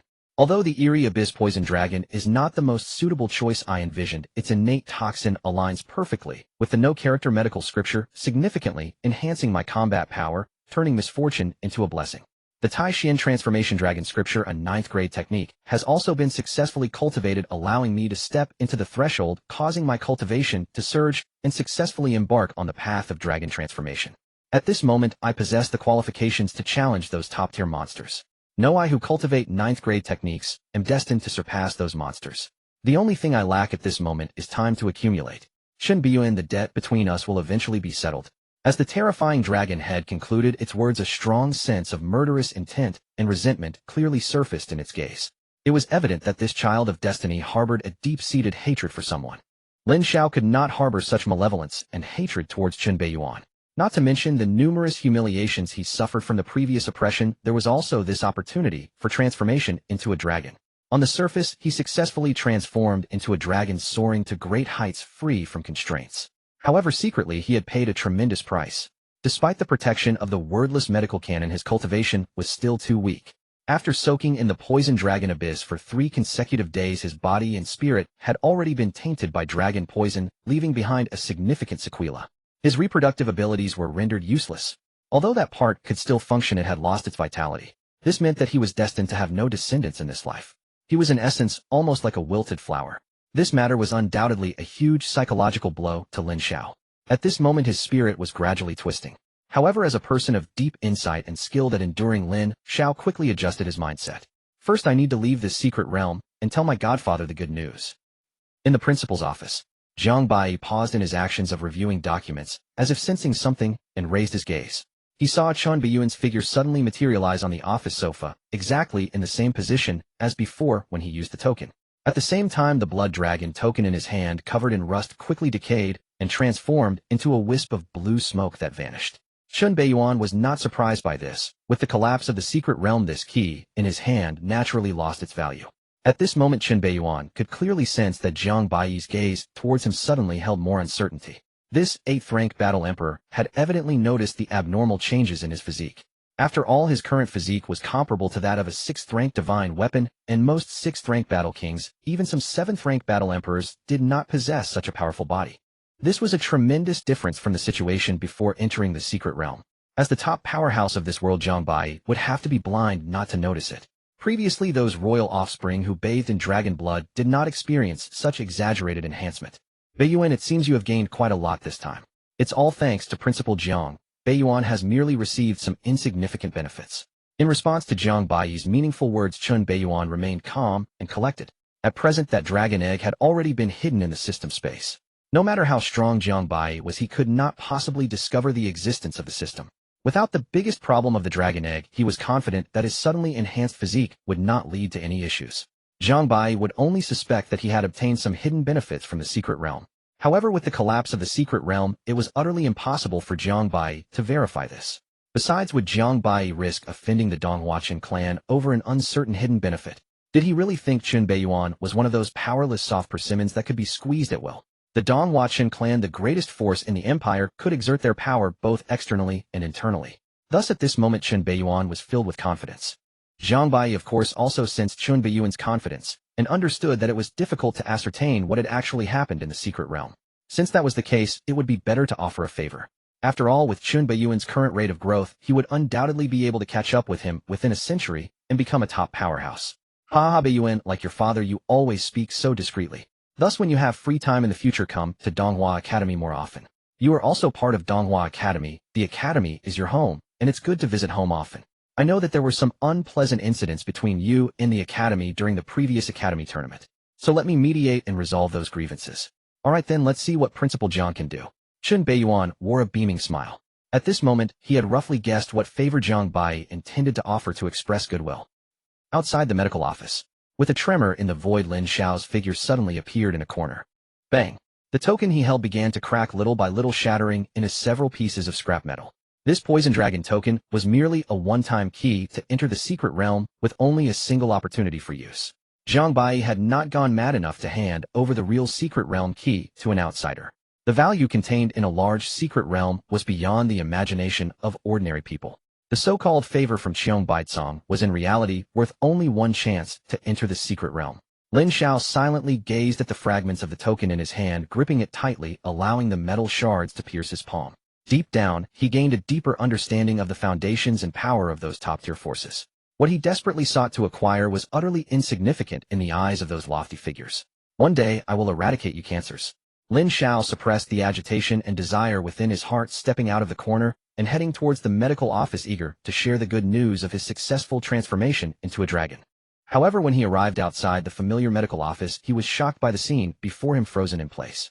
He saw that a considerable number of high-ranking officials from the Academy, law enforcement officers, and numerous Donghua students had gathered outside, creating quite an impressive spectacle. His godfather Cheong Baitsong was being forcibly dragged down from his hospital bed by several investigators who had previously been responsible for guarding him, shackled like an old dog and dragged out of the hospital room for public judgment. Cheong Baitsong, based on the investigation team's review over the past few days, it has been confirmed that you embezzled and withheld student resources. Cheong Baitsong, the principal, has specially approved the revocation of your high-ranking position.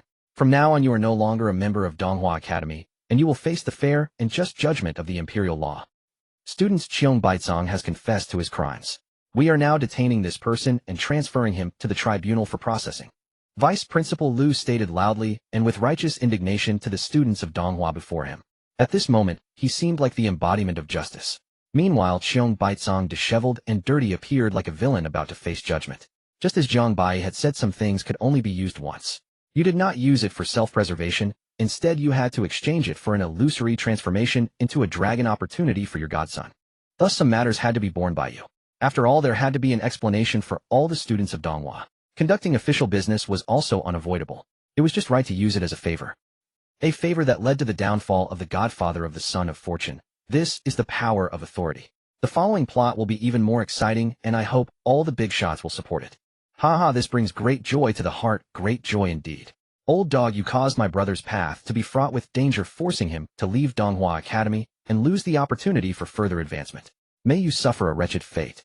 Cheong Baitsong, you are nothing but a beast. You exchanged a waste pill for me back then. Do you know that Yuner died because of that waste pill during the secret realm exploration 3 years ago? For these past 3 years, I have longed to strip your skin, drink your blood, and chew your flesh. Old dog, you relied on your position in the academy to oppress me multiple times. Just because I spoke a few ill words about Lin Xiao, you seek personal revenge. You are unworthy to be a teacher. Heaven has eyes, you have finally met your just desserts today. Once upon a time, you were a high-ranking official of the academy. Now you have become an old dog, dragged on the ground, publicly judged. Facing the scornful gaze of those around him, Cheong Baitsong appeared to have anticipated this, and did not react much, merely lowering his head, as if this could preserve the last shred of his dignity. He was acutely aware that the things spoken by those around him were true. Over the years, in order to allow Lin Xiao to grow rapidly, he had indeed exploited the rights of many Donghua students and privately used the academy's reserve resources. These matters had indeed generated some rumors within Donghua Academy. However, previously, with his high-ranking position, he could suppress any rumors that arose. But now it was clear he had been abandoned. At that moment, the disheartened Cheong Baitsong spotted a familiar figure standing not far away, staring at him in a daze. Lin Xiao? He had successfully transformed into a dragon. Cheong Baikang's pupils constricted, and the despair on his face instantly faded, by more than half replaced by a hint of joy. This news was undoubtedly the best news for him. As long as Lin Xiao could break through to the 8th rank Battle Emperor, one day, all the humiliation he suffered today would be worth it. At that time, as the godfather of the Battle Emperor, he would have the possibility of a comeback. However, before that, he still had to bear the final burden. He must not allow any repercussions to touch his godson. He hurriedly signaled Lin Xiao not to act impulsively. Donghua Academy was intent on using him as an example to pacify the masses. With Lin Xiao's abilities, he could not save him. Godfather. Lin Xiao watched helplessly as his godfather was shackled with chains and leg irons by several lackeys of Donghua Academy. Even a metal chain was placed around his neck, dragged along like a dog. His blood boiled, and he almost couldn't help but rush to save him. But before he could act, the surrounding Donghua students noticed his presence and immediately surrounded him. Lin Xiao, do you dare to appear?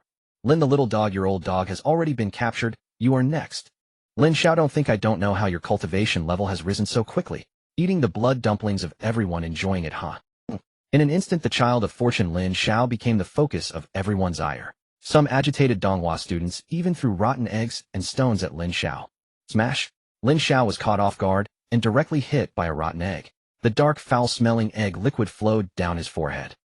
Not far away, Lin Beiyan, who had just exited the principal's office, witnessed this meticulously prepared spectacle. It was evident that this was the account mentioned by Jiang Bai. Previously, Cheong Baitsong had made a move against him, and Donghua Academy had suppressed any punishment due to Cheong Baikang's special relationship with Jiang Bai. But now Cheong Baitsong had exhausted all his goodwill. Therefore, Jiang Bai would naturally not continue to protect this old dog. Next, in order to curry favor with Lin Beiyan and the Chen family behind him, Cheong Baitsong must pay the price he deserves. The favors of significant figures are not so easily used. Once spent, they are truly gone.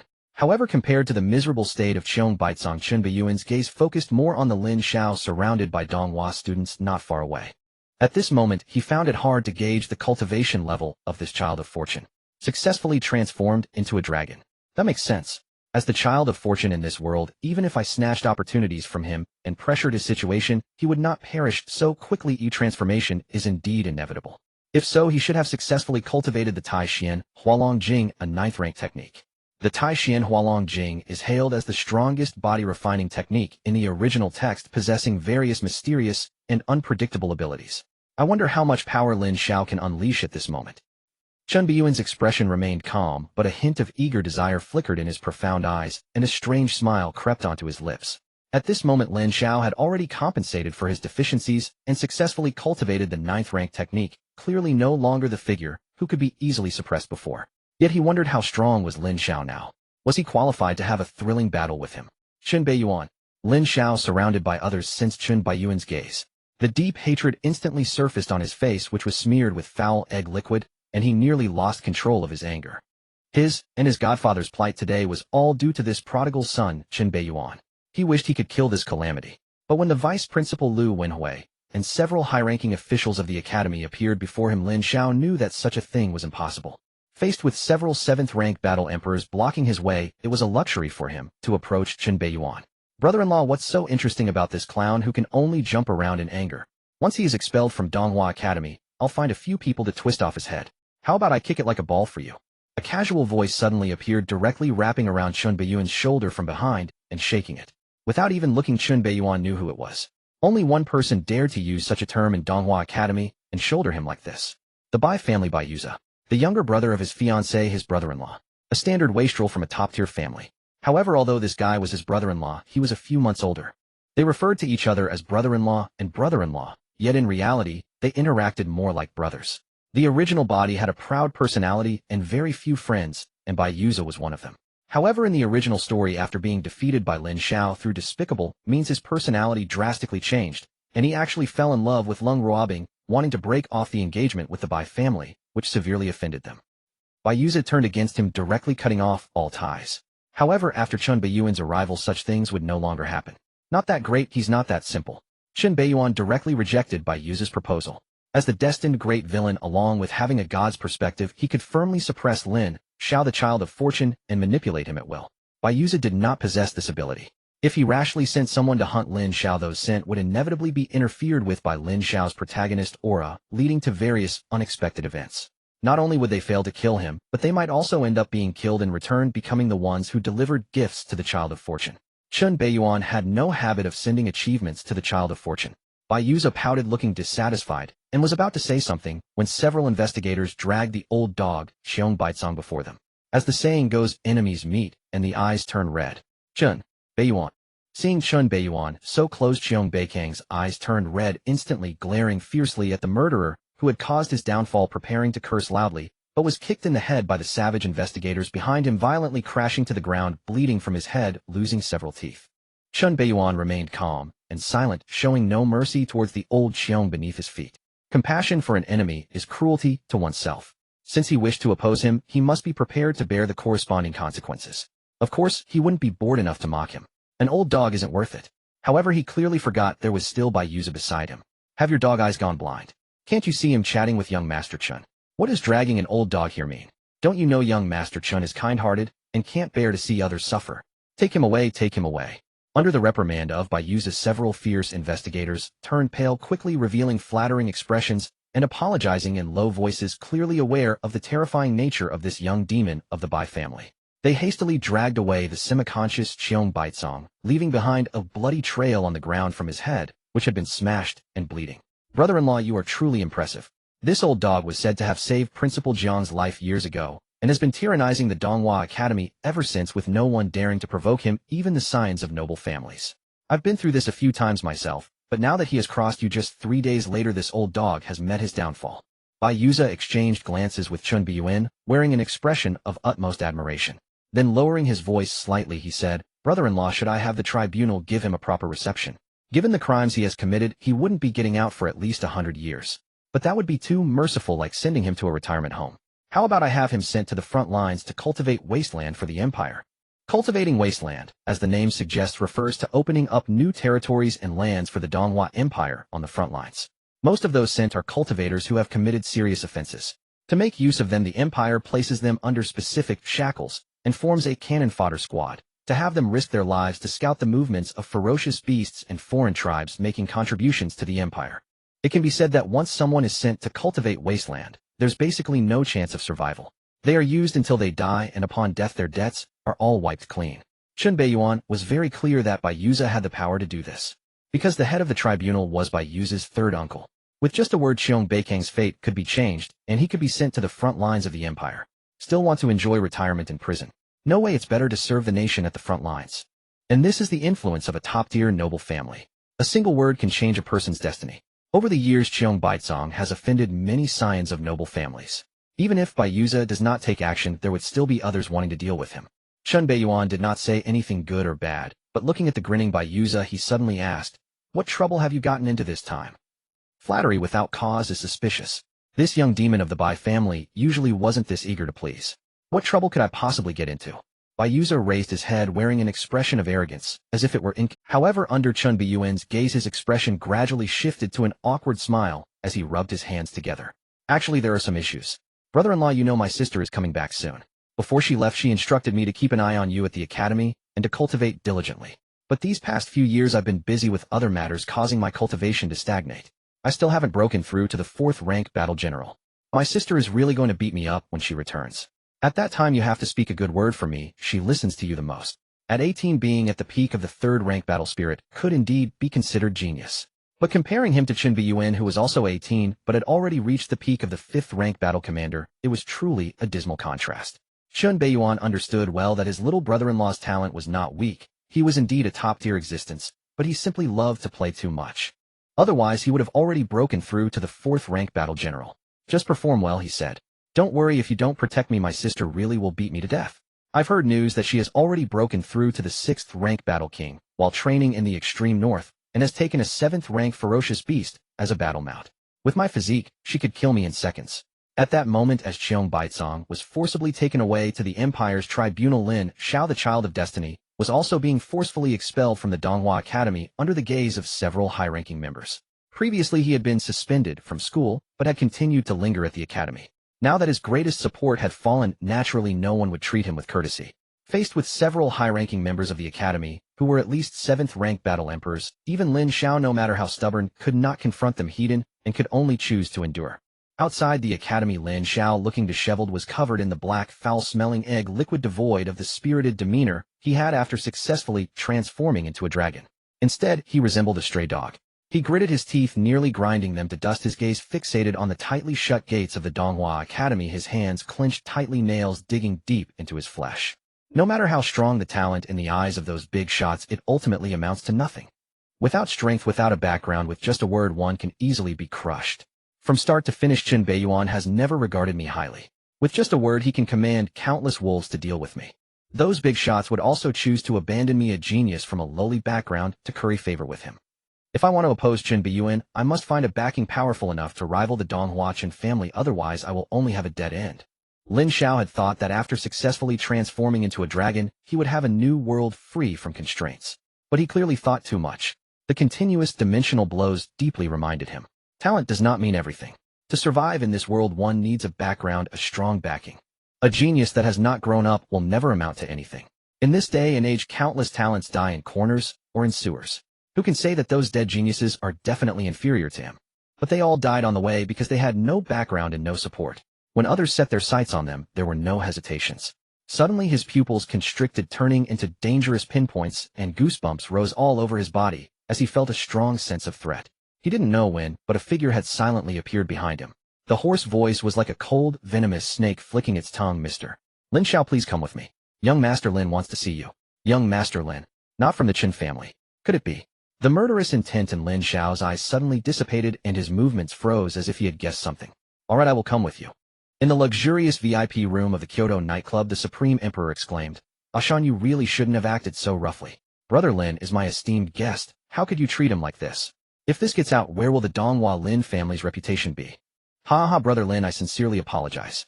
It was the fault of my subordinates. They have no manners and almost caused a misunderstanding. Allow me to self-punish with 3 drinks as an apology to you. A young man with handsome features, yet a sinister air, raised his glass, a smile of apology on his face. After reprimanding his subordinate in the shadowy corner, he turned serious and addressed Lin Xiao earnestly. You jest, young Master Lin. It's nothing serious, not worth mentioning. Lin Xiao looked at the similarly young man, exuding a sinister vibe, wearing a polite smile. However, his heart was stirred with turbulent waves and a hint of uncontrollable excitement. Although he had a rough guess, when coming he now truly confirmed the identity of the person before him. The third young master of the Lin family, Lin Jiuxiao. The Donghua Lin family. Another top-tier family with an 8th-rank battle emperor dominating their fortune. More importantly, the Lin family was also a military family, the second power in the empire. Moreover, they were not on good terms with the Qin family. This was undoubtedly fantastic news. At this moment, Lin Xiao could roughly guess the reason for his invitation. It was highly likely they were interested in his potential and wanted to recruit him. In fact, given the potential he had displayed at the Donghua Academy and his unblemished family background, someone should have come to recruit him long ago.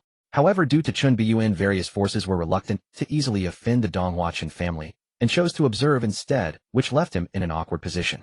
Yet today someone finally came to him. What Lin Jiuxiao said next clearly confirmed his speculation. Brother Lin, please don't call me young Master Lin, it sounds too formal. Just call me Jiuxiao. To be honest, ever since you rose to prominence at the Donghua Academy, the Lin family has been paying close attention to you. I even sent someone to check the family tree and found that your ancestors separated from the main lineage of the Lin family centuries ago. We are family after all, it's just that we haven't interacted in recent years, leading to some estrangement. Lin Jiuxiao spoke with a sense of nostalgia and excitement, his tone filled with warmth as if Lin Xiao were a long-lost relative. However, in reality, such words were merely empty flattery. Families like theirs with a heritage spanning hundreds or even thousands of years have countless side branches, and many of those bloodlines have spread far and wide. For the Donghua Lin family, those side branches were practically strangers. If any of them foolishly thought they could approach the Donghua Lin family for connections, they would likely be beaten away by the servants, cursed for being a muddy-legged outsider who blindly sought relatives. Unless a top-tier genius suddenly emerged from the side branches, they would attract the main family's attention and be personally recruited to supplement fresh blood. Lin Xiao, having risen from humble beginnings to become a renowned healer, was well aware of the cold realities of society and human relationships. At the same time, he was filled with excitement and trembling as he thought, is it really true? Am I really a close relative of the Donghua Lin family? Young Master Lin. No, Jiuxiao, is what you say true? The Lin family wanted to recruit him to maintain their fresh blood. Wasn't he also eager to climb up to the Lin family for support and to bolster his own background? Both sides were clearly seeking their own needs. With this thought, Lin Xiao's gaze subtly swept over the corner where a figure lurked like a venomous snake. It was clear that this was the Ashan mentioned by Lin Jiuxiao, a 7th-rank battle emperor. The ability to casually command a 7th-rank battle emperor as a subordinate speaks volumes about the terrifying power of the Donghua Lin family. With the Lin family as his backing, he wouldn't feel so suppressed when facing Chun Beiyuan. Moreover, he could secretly plan some schemes after joining the Lin family, perhaps even playing the role of a benefactor, bringing the entire Lin family to. Lin Xiao wore a smile, but deep within his eyes the flames of ambition began to ignite. Haha, Brother Lin, it is indeed true. We are family. I know you've encountered some troubles lately, but to the Lin family those troubles are mere trifles. I've heard that you offended that Chun Beiyuan and thus faced oppression. I won't intervene in the previous matters, but once you join the Lin family, then it'll be my responsibility. How about this? I'll find an opportunity soon to organize a meeting and resolve your issues. No matter how arrogant Chun Beiyuan is, he has to give me and the Lin family some face. Lin Jiuxiao declared with great authority, his tone thick with an air of bravado. Young Master Lin is truly impressive. Seeing Lin Jiuxiao wanting to represent the Lin family to stand up for him, Lin Xiao was overjoyed and deliberately flattered. With the Lin family as his backing, Chun Beiyuan and his lackeys would have to think twice before trying to harm him. When that time comes, he would have the chance to clear his past grievances. Chun Beiyan, the day we settle our accounts is not far off. Lin Xiao silently cursed in his heart. For a moment, under Lin Xiao's deliberate flattery, the atmosphere in the entire private room gradually became harmonious. Especially when Lin Xiao inadvertently revealed that he had successfully transformed into a dragon and his battle spirit had been upgraded to a top-tier battle spirit. The atmosphere reached its peak. Lin Jiuxio's attitude towards him was noticeably warmer, and his gaze became even more fervent. Before long the two were shoulder to shoulder, drinking heartily, embracing women, and singing each other's praises. Looking at their camaraderie, one would never believe they were not long-lost dear friends or brothers. Even a dog wouldn't buy it. Just as Lin Xiao, the renowned healer, was rejoicing at having found a powerful ally, Lin Beiyan returned to the Qin family and entered his room. However, at that moment he was not alone. Another figure was present. It was his father Qin Zhiqing, the head of the Qin family and the ruler of the empire's third battle zone. This imperial giant hurriedly left the third battle zone after receiving a secret message from his son, returning to the Qin family overnight. At this moment, the father and son of the Qin family were silently staring at a bizarre dragon egg glowing with a crimson light before them. It was the very one taken from the blood dragon secret realm. Qin Zhiqing stared at the strange dragon egg for a long time, the gravity on his face becoming more pronounced as he spoke with a tone bordering on resolution. Indeed, it is the blood-cursed dragon emperor. Unlike the selfish and brainless antagonists found in other urban novels, Qin Beiyan did not conceal the existence of the strange dragon egg. Instead, after returning to his family and ensuring his own safety, he promptly informed his father Qin Zhiqing, the head of the Qin family. He understood very well that certain matters did not need to be hidden. In fact, concealing them would only lead to trouble. Was it possible that the family could still take away what belonged to him? As the next head of the Qin family, the entire future of the Qin family was his. This fundamental issue had to be clarified first. To put it bluntly, even if he wanted to hide it, how long could he keep it a secret? As soon as the strange dragon egg hatched, a blood dragon cub would suddenly appear next to the heir of the Qin family, and once the imperial royal family received the news, they would surely react. In this world, no one is a fool. At that time, the Donghua Qin family would have to bear the pressure. Rather than do that, it was better to communicate everything openly with his family from the start. Beiyuan, you did well in this matter by not hiding anything and informing me immediately. That Jiang Bai is not a good person. Don't be fooled by his friendly demeanor. When it comes to interest, he will definitely have ulterior motives behind the scenes trying to test the waters. Qin Zhiqing exhaled deeply, the seriousness on his face dissipating as he looked at his beloved son with a gentle smile. Dad, will this affect the Qin family? Qin Beiyan suddenly asked. Nonsense. Once it is in the Qin family, it belongs to us. Is the imperial royal family really going to go to war with me over such a thing? The blood dragon secret realm has been in the hands of the imperial royal family for so long, without them finding this dragon egg, which proves they have been raising a bunch of useless idiots. If you went in and obtained it, that only proves that this item is destined for you. Qin Zhiqing, a big shot of the empire, directly cursed, showing no intention of giving the imperial royal family any face. Rest assured, I've talked to the old man, and he said he would personally negotiate with the royal family. Currently, the border front line is a powder keg with many newly opened territories containing unexplored secret realms hiding untold resources. The old timers of major top-tier families are almost ready to fight over even the slightest bit of territory, and at this moment they all rely on the Qin family to speak for them and divide the land. Even the royal family has to lean on the old man at this time. With the old man's backing, the royal family will suffer this silent loss. However, once this dragon egg hatches, when you present it to the outside world, just say it is a contracted mutated blood dragon to avoid attracting unwanted attention. One is a reincarnated 8th grade vicious beast, the blood-noxious dragon emperor. The other is a contracted mutated blood dragon. There is still a huge gap between the two.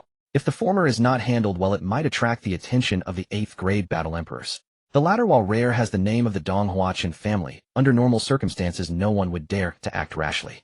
Looking at his father, who was chattering away with endless reminders, Qin Beiyan felt a wave of unreserved concern from his family, and his heart was moved. For this matter, the head of the Qin family had set aside everything he was doing and returned quietly from the third war zone overnight. Far away on the border front line, Qin Laoyizi, caught in the maelstrom, also chose to take action personally to clean up after him. It can be said that the hidden dangers posed by this strange dragon egg have been almost eradicated. The current situation is much better than if he had kept it under wraps. From beginning to end, Qin Zhiqing did not mention any troubles that Qin Beiyan brought to the family, nor did he elaborate. Rather, he directly nipped the issue in the bud. Sometimes the love of family is unspoken. Qin Beiyan knew very well that what he could repay to the family now was to quickly enhance his strength, break through to the 8th grade battle emperor, and change the fate of the Qin family. That I understand. With this blood-noxious dragon emperor, the previous request to the Bai family to find a pet beast can be put to a stop. Qin Beiyan was very cautious. When he was at the Donghua Academy, Bai Yuza had mentioned this matter, but he had not allowed Bai Yuza to inform the Bai family to stop the search, fearing that Jiang Bai would sense something. He was sure that every move at the Donghua Academy could not escape Jiang Bai's eyes. That old fox was most likely keeping a close watch on him. Only after returning to the Chun family could he finally breathe a sigh of relief. That's fine, and no matter how strong the pet beast found by the Bai family is, it cannot compare to a reincarnated blood-noxious dragon emperor. If this thing were to come to the attention of the old man from the Bai family, he might even be tempted. In these days I will arrange for someone to send some high-grade vicious beast blood to supply this dragon egg so that it can hatch as soon as possible. Chen Zhiqing looked at the strange dragon egg glowing with a scarlet light for a moment, then turned his gaze back to Lin Beiyan with a hint of emotion on his face. His son's fortune was simply unimaginable. Just by bathing in dragon blood once, he gained such immense benefits, not only enhancing his physical strength to a level comparable to a 6th-grade divine weapon, but also obtaining the reincarnated blood-noxious dragon emperor. Fortunately, he witnessed it with his own eyes, otherwise he would have doubted whether he was watching a mythological story. The protagonists in those mythological tales are all born with extraordinary phenomena, terrifying talents, and blessed with luck. Lin Beiyan's current situation is remarkably similar to those mythological protagonists. The Donghua Chen family is likely to reach even greater heights under his leadership. Thinking of this, his expression suddenly became serious as he looked at Lin Beiyan and said, "Beiyan, are you really mentally prepared? It is undeniable that because you bathed in dragon blood once the dragon egg hatches, the newly born blood-noxious dragon emperor is very likely to regard you as its closest kin and obey your commands. Yet it is ultimately a reincarnated 8th-grade vicious beast, and its growth rate is extremely fast. It will likely soon reclaim the position of Dragon Emperor and regain its memories. At that time you will be faced with a ferocious and violent blood-noxious Dragon Emperor. An 8th-grade blood-noxious Dragon Emperor at the peak of its power is hard to find among the entire Donghua Empire. What will Lin Beiyan do then?" Facing his father's scrutinizing gaze, Lin Beiyan merely smiled calmly, showing no signs of retreat. His tone was flat, yet it was filled with an extreme confidence. "I will become the Emperor. The reborn bloodline Dragon Emperor is capable of reclaiming the 8th-grade ferocious beast status and restoring his imperial throne. Naturally, Lin Beiyan can also break through to become an Emperor of War at the 8th grade. In the original story, the original body without the heavenly reversal system relied solely on innate talent to reach the legendary realm of the 9th-grade war god, becoming the first 9th-grade war god in the narrative. Such a speed of cultivation renders even Lin Xiao, the child of fortune, unable to catch up. Now with the heavenly mandate system and fortune at his disposal, his speed of breakthrough will only accelerate. Who becomes the emperor first remains a question. It will merely be a scene of an old father brutally disciplining his rebellious son. If the awakened bloodline dragon emperor dares to show any sign of rebellion, Lin Beiyan can turn its dragon head into a dog's head. I hope you can be a sensible dragon, otherwise don't blame me for being ruthless.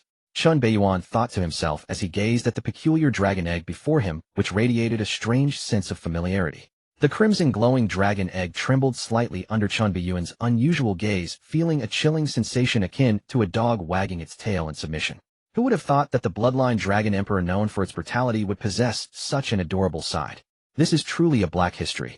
Ha ha ha, as a son of the Chen family, I must have such dominance. Chen Zhiqing couldn't help but clap and laugh at the scene before him. Chen Zhiqing arrived quickly and left just as swiftly. As the head of the Chen family and the ruler of the 3rd military district of the empire, he had many pressing matters to attend to. If it weren't for Lin Beiyan, he wouldn't have rushed back to the Chen family in the dead of night from the 3rd military district of the empire.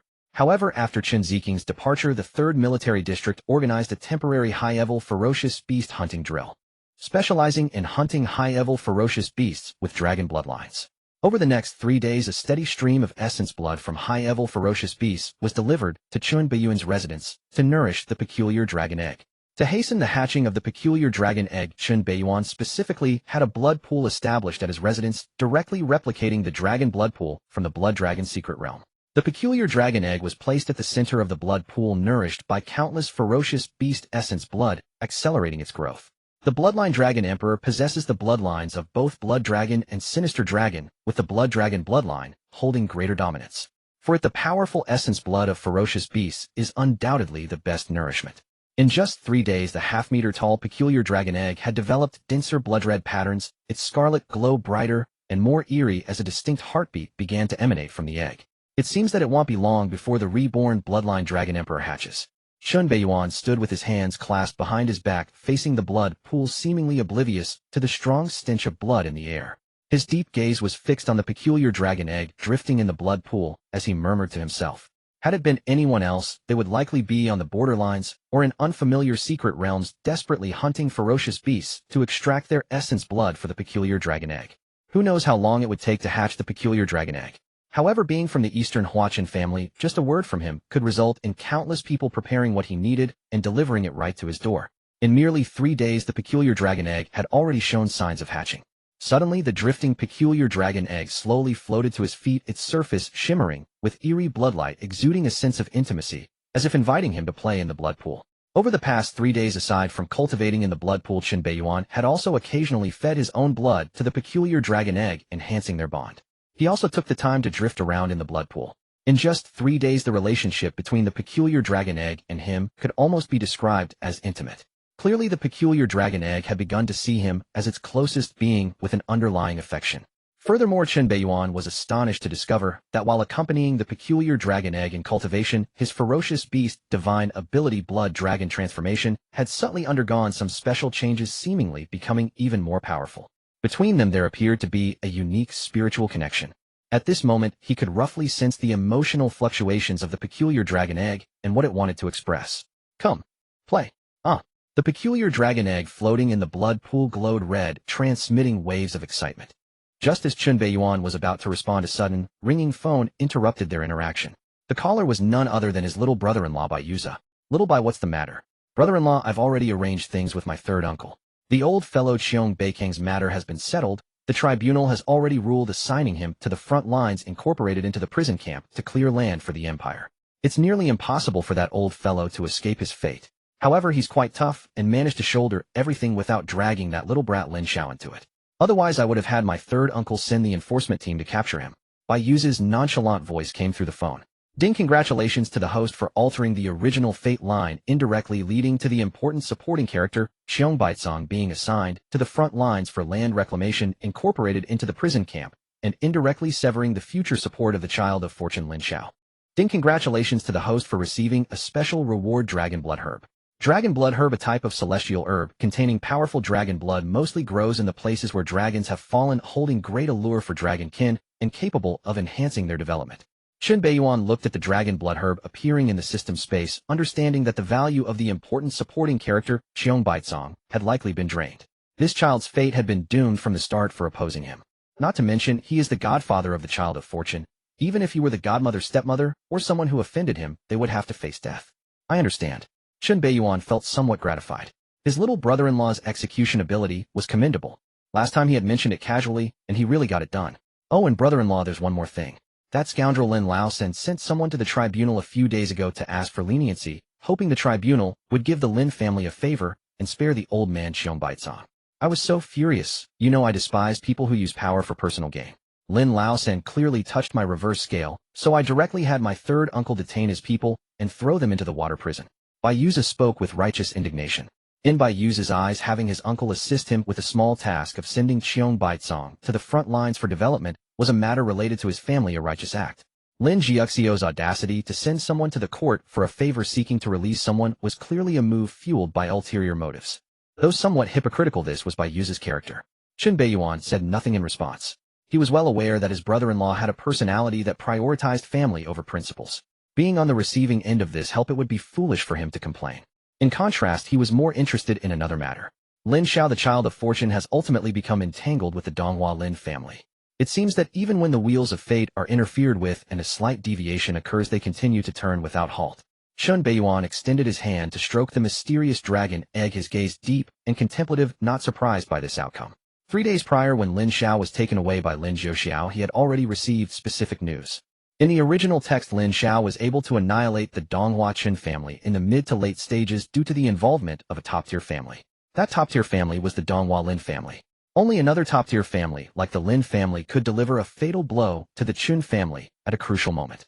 In the military hierarchy of the Donghua Empire, there were two dominant forces. One bore the surname Qin, the other Lin. The former controlled half of the empire's military power, wielding the largest military might. The latter held a third of the military power, possessing the second largest military strength. The relationship between the two could be likened to that of the top and the second in command. Historically, every second in command has harbored dreams of usurping the top position. The Lin family was no exception, but over the years this dream had been ruthlessly suppressed by the Qin family. In the original narrative, Lin Xiao became involved with the Lin family's third young master, Lin Zhouxiao, ultimately establishing a profound connection with the Lin family. In order to topple the Chun family, Lin Xiao first colluded with the fierce beasts of the border war zone, betraying the country, and then the Lin family struck from behind, leading to the downfall of the colossal Chun family. Of course, in the original text, Lin Xiao as the protagonist was portrayed as a righteous figure, while the Lin family was also depicted as the side of justice, working together to eliminate the evil Chun family. As for the aftermath of the Chun family's destruction, where the entire border war front collapsed, and over half of the northern territory of the Donghua Empire fell into chaos, resulting in the deaths of hundreds of millions of imperial citizens, that was merely a minor detail, a small sacrifice for the sake of justice, insignificant in the grand scheme. Sometimes for the sake of justice, a few lives must be sacrificed. As for a certain divine doctor protagonist, after ascending to power, turning against the Lin family, his partners in justice, and uprooting them to cover up his dark past, that too was inconsequential. In this world, one must eventually pay for their actions. Lin Xiaolin family, it seems there's still more to play with. Chun Beiyuan's eyes darkened, his hand that stroked the mysterious dragon egg pausing momentarily. The reflection in the blood pool revealed a strange smile. Since their fates had intertwined under external influences, it was time to deal with them together. The dragon blood grass from the system space was directly taken out and placed into the blood pool. As soon as it touched the blood pool, the dragon blood grass melted and fused with the entire pool. In an instant, a denser and more terrifying aura of blood began to emanate from the pool, causing it to boil, with crimson mist rising. The mysterious dragon egg floating in the blood pool instantly emitted waves of joyful emotion, the blood-colored patterns on its shell flickering, evidently having gained significant benefits. Chun Beiyuan also casually shed his clothes, revealing his fair and strong physique, and stepped directly into the blood pool. With the addition of the dragon blood grass, the boiling blood pool continuously stimulated his physical body, enhancing the bloodlines within him, feeling as comforting as soaking in a volcanic hot spring. Chun Beiyuan leaned against the edge of the pool, closed his eyes with his left hand resting on the mysterious dragon egg, and his right hand holding his phone, casually chatting with Bayuza. By the way, brother-in-law, that canary you got tired of has been going around seeking help these past few days, completely losing her previous aloof demeanor. However, no one dares to touch her brow. I've heard she's been losing weight significantly lately. Should I secretly lend a hand? Rest assured, as a brother, I won't mention this to my sister. Bayuza's mischievous voice came through the phone. Just hearing his teasing tone conjured an image of him making exaggerated facial expressions. Clearly, Bayuza still did not believe that Chun Beiyuan had truly let go of Lung Ruobing. After all, the infatuation displayed by the original self had left quite an impression. However, being able to help his brother-in-law hide a woman without his sister knowing showed his good nature. No need, I have my own arrangements. Chun Beiyuan slowly opened his eyes, contemplated for a moment, and shook his head in refusal. He had always been attentive to Lung Ruobing, the child of fortune. After all, this woman still had significant benefits to extract. Lives can be lost, but at the very least one must exhaust all benefits before one can perish. After a brief chat, Chun Beiyuan hung up the phone and began to focus on absorbing the energy from the blood pool to strengthen his body. At that moment, a knock on the door interrupted his absorption. Chun Beiyuan frowned slightly, opening his eyelids just a crack, and spoke. What is it? Young Master Qin, the third young master of the Lin family, has sent an invitation wishing to invite you to the Empire Club's banquet. Do you wish to accept it? The old butler stood respectfully outside the door, holding an invitation of dark gold. Lin Jiuxiao. Interesting. It seems someone is starting to lose their composure. Chun Beiyuan's lowered gaze shimmered with a hint of intrigue, as if he had already guessed something, and the corners of his mouth curled into a cold smile. Accept it. In the capital's nightclub, the Supreme Emperor's private room. Bang. Everything on the table was overturned.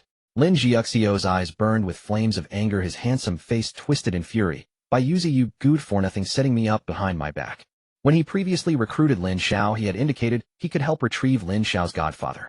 One part was to make Lin Xiao grateful, the other to showcase his own power. However, the events that followed were nothing short of a slap in the face. The subordinates he sent to the court were directly thrown into the court's water prison. He was even told to go personally to retrieve them, or they wouldn't be released. This was no different from a slap to his face. Even Lin Jiuxiao, however foolish, realized that someone was scheming behind the scenes.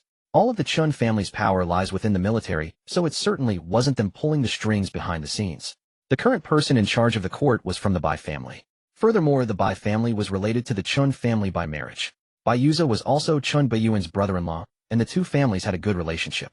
Lin Jiuxiao immediately zeroed in on Bayuza.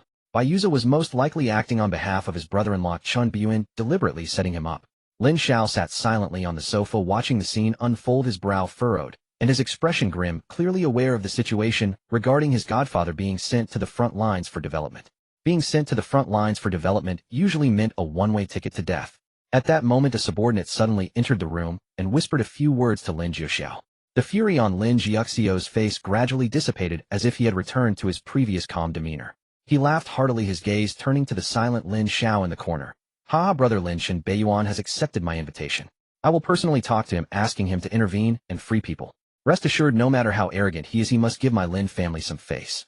In his view, Chun Beiyuan accepting his invitation meant that he did not wish for a serious fallout with the Lin family. The Imperial Club. This is a premier club located in the capital of the Donghua Empire. It's not enough to simply be wealthy to gain entry, one must also possess sufficient status and have recommendations from other members. Here one can frequently encounter influential superstars, stunning beauties, and wealthy magnates from various regions who can shake the industry with just a stomp of their feet. However, these so-called big shots with immense influence in the outside world are merely low-tier figures within the club, serving as mere decorations. It is the descendants of prestigious families, naturally extraordinary and nearly controlling the upper echelons of the empire, who are the true clientele of the Imperial Club. The big shots desperately squeezing and only seek to curry favor with these aristocratic youths to secure themselves a master. At the Imperial Club, the Game of Thrones unfolds at every moment. Currently, however, a slightly haggard and cold beauty stands alone in the banquet hall, while those around her instinctively keep their distance. Strange gazes focus on the cold expression of the beauty, some smirking coldly, others mockingly, and some with complex emotions. Her face is pale, her eyes filled with an undeniable sorrow and fatigue, dressed in a simple white gown resembling a delicate snow lotus standing atop an icy peak. As if a gust of wind could blow her away. She has noticeably lost weight compared to before. Clearly her situation has been dire these past few days. Her father is in a coma, her mother is missing, and the entire Lung family is in disarray. In these days, she has exhausted all avenues for help. Yet, even those who were friends of her father or families that had connections with the Lung family turn away from her, as if she were a plague, fearful of any association. This once celebrated beauty of Yanjing has now become a joke. It is rumored that she was played with by Chun Xiao, causing many to hesitate in their pursuits, fearing the trouble that could arise. Otherwise, what fate awaits a woman who has lost her power and family backing yet possesses stunning beauty? It is easy to imagine as she might vanish one night only to end up in some little black room at the mercy of others. Lung Ruobing is acutely aware of this reality. Over the past few days, she has sought help from numerous individuals, during which some have shown her sinister glances only to quickly disappear, fearing they would attract misfortune. She probably never anticipated that it would be the rumors of her association with Chun Beiyuan that allowed her to maintain her innocence. Yet even so, she wonders, is there truly no hope left? Lung Ruobing's face is pale, her gaze lost, standing there in a daze. At this moment she fails to notice that a pair of eyes are watching her from not far away. Ruobing. Lin Xiao, dressed in a sharp suit and exuding charm, stands on the second floor gazing at the seemingly abandoned Lung Ruobing, below, his eyes flashing with a hint of pity. Despite having received an unprovoked slap from Lung Ruobing previously, which left him somewhat uncomfortable, he understands that it was all the result of the scheming of that bastard Chen Beiyan, leading to her misconceptions. Deep down, he still harbors feelings for Lung Ruobing. Back in the day when he had poured all his efforts into entering Donghua Academy and saw Lung Ruobing for the first time, he had made an unwavering vow to marry no one but her.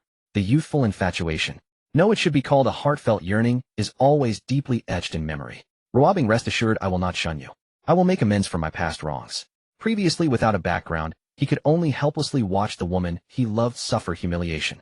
Now, having allied with the formidable Lin family of Donghua, the troubles of the Lung family no longer seem insurmountable. He believes that as long as he intervenes to resolve the Lung family's issues, Lung Ruobing would almost willingly become his woman. The mere thought of this ignites a fire within him. He straightens his attire and strides towards the hall, preparing to appear before Lung Ruobing as her savior.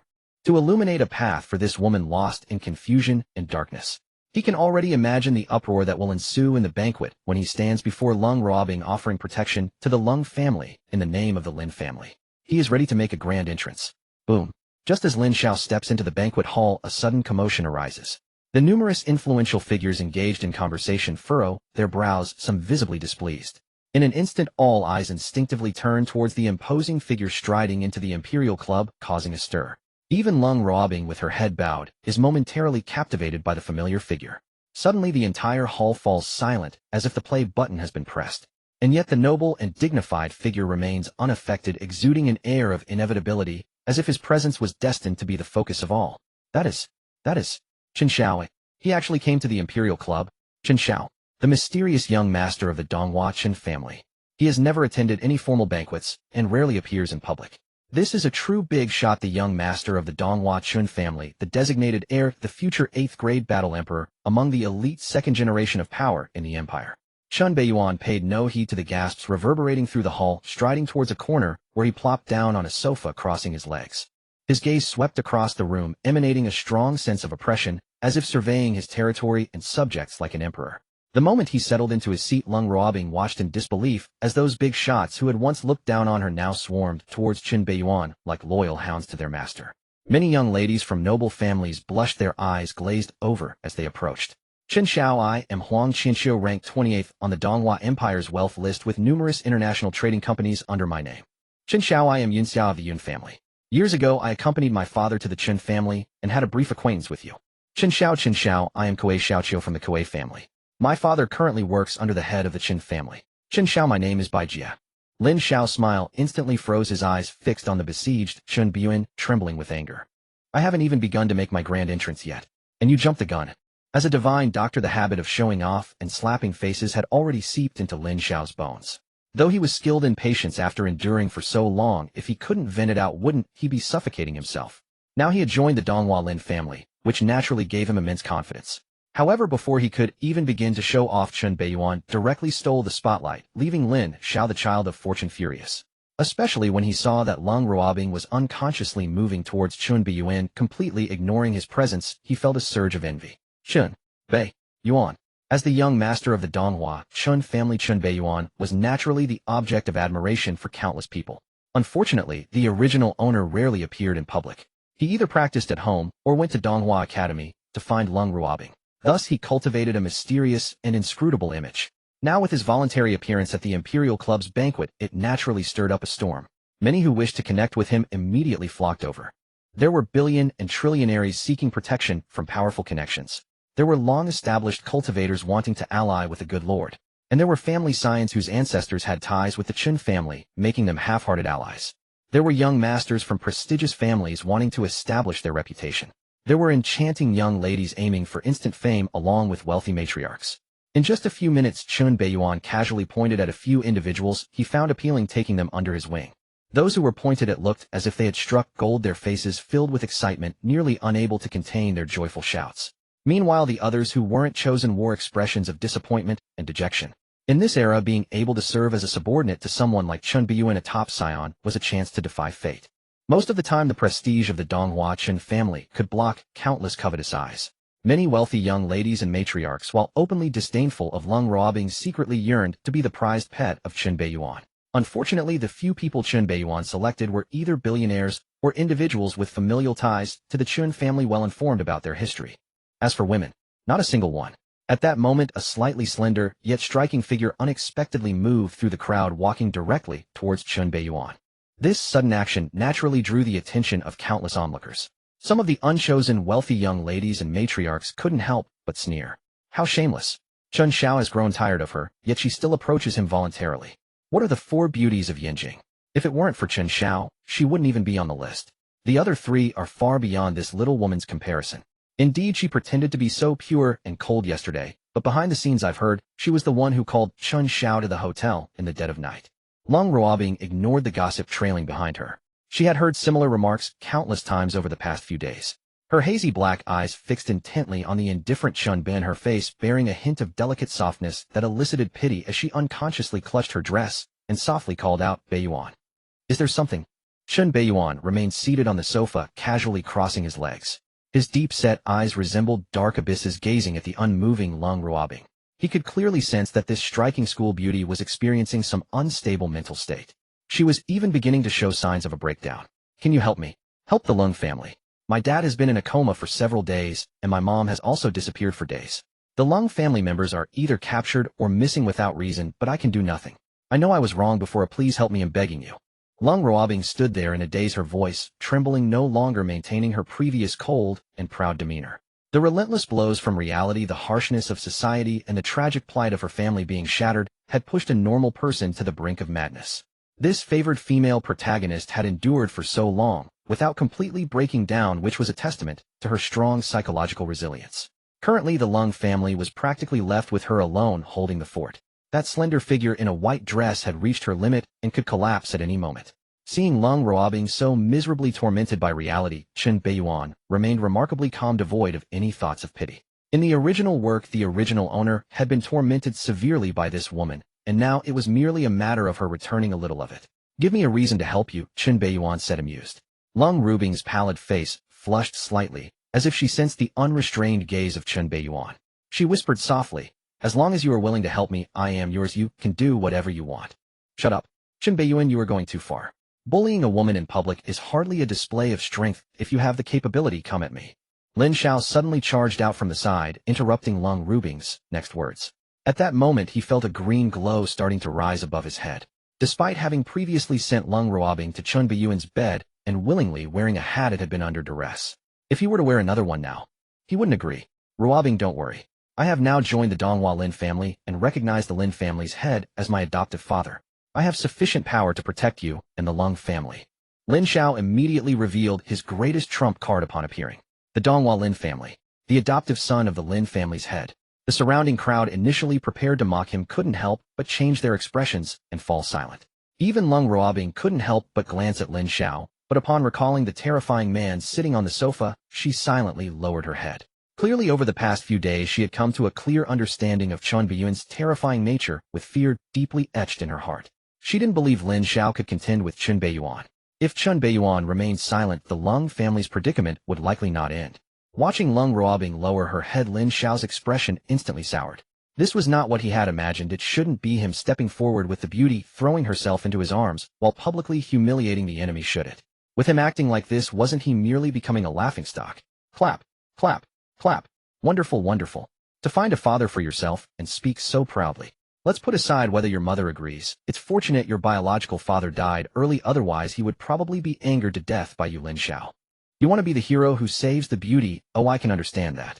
Unfortunately, the lady isn't interested in you as the hero, nor does she believe you can save her.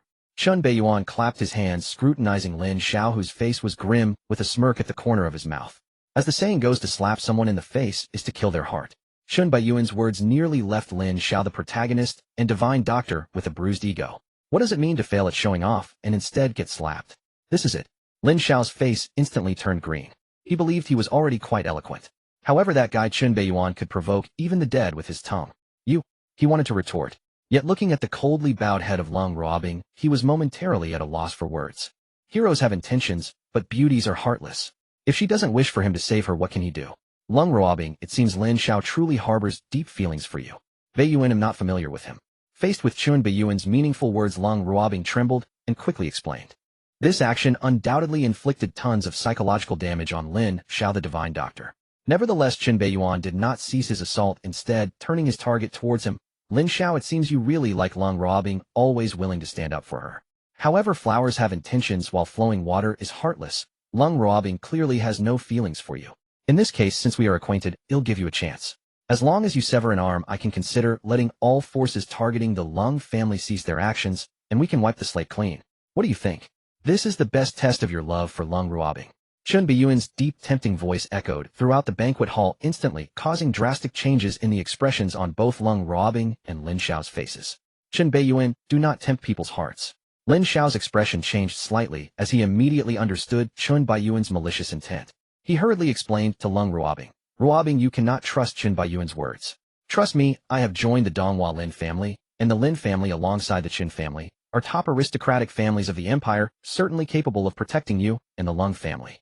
Lung Ruobing's face showed a hint of hesitation. But at this moment Lin Beiyan's enticing words re-emerged. So you're quite capable, huh? But I remember your godfather Cheong Baizong has been sent to the front lines for reclamation. Is it your inability or the Lin family's inability that even your own godfather cannot be protected, yet you expect to protect others? Upon hearing this, Lin Xiao's confident face instantly stiffened, his gaze turning fierce. This was clearly poking at his weak spots, especially the kind that stabs deep. Seeing Lin Xiao's expression, the last glimmer of hope in Lung Ruobing's eyes was completely extinguished. If he couldn't even protect his own godfather, how could he expect to protect the Lung family? That truly was absurd. Witnessing Lin Xiao speechless and choked up, Lin Beiyan smiled calmly and continued, Lin Xiao, what I said earlier still stands. As long as you sever an arm, I can consider sparing the Lung family. Think carefully, you will only lose an arm, but you might gain love. You wouldn't be afraid, would you? A real man would easily part with an arm. If it were me, I wouldn't even hesitate to chop off two. Faced with Lin Beiyan's sarcastic tone, Lin Xiao's face instantly flushed red, with anger trembling with rage. People in the surrounding crowd couldn't help but laugh out loud. Even Lung Ruobing at this moment was bowing her head, her shoulders, trembling, her expression unreadable between laughter and tears. It seems your love for Lung Ruobing isn't that great after all if you're unwilling to pay such a small price. How about this? I'll add a little more incentive. Your godfather, who has been sent to the front lines for reclamation, should still be on the way and hasn't truly reached the prison camp. I can intervene and have him retrieved. The cost remains unchanged. I only want one of your arms. Now it's time for you to give me an answer. Is love and kinship worth your arm? Lin Beiyan added more fuel to the fire, directly forcing Lin Xiao into a corner.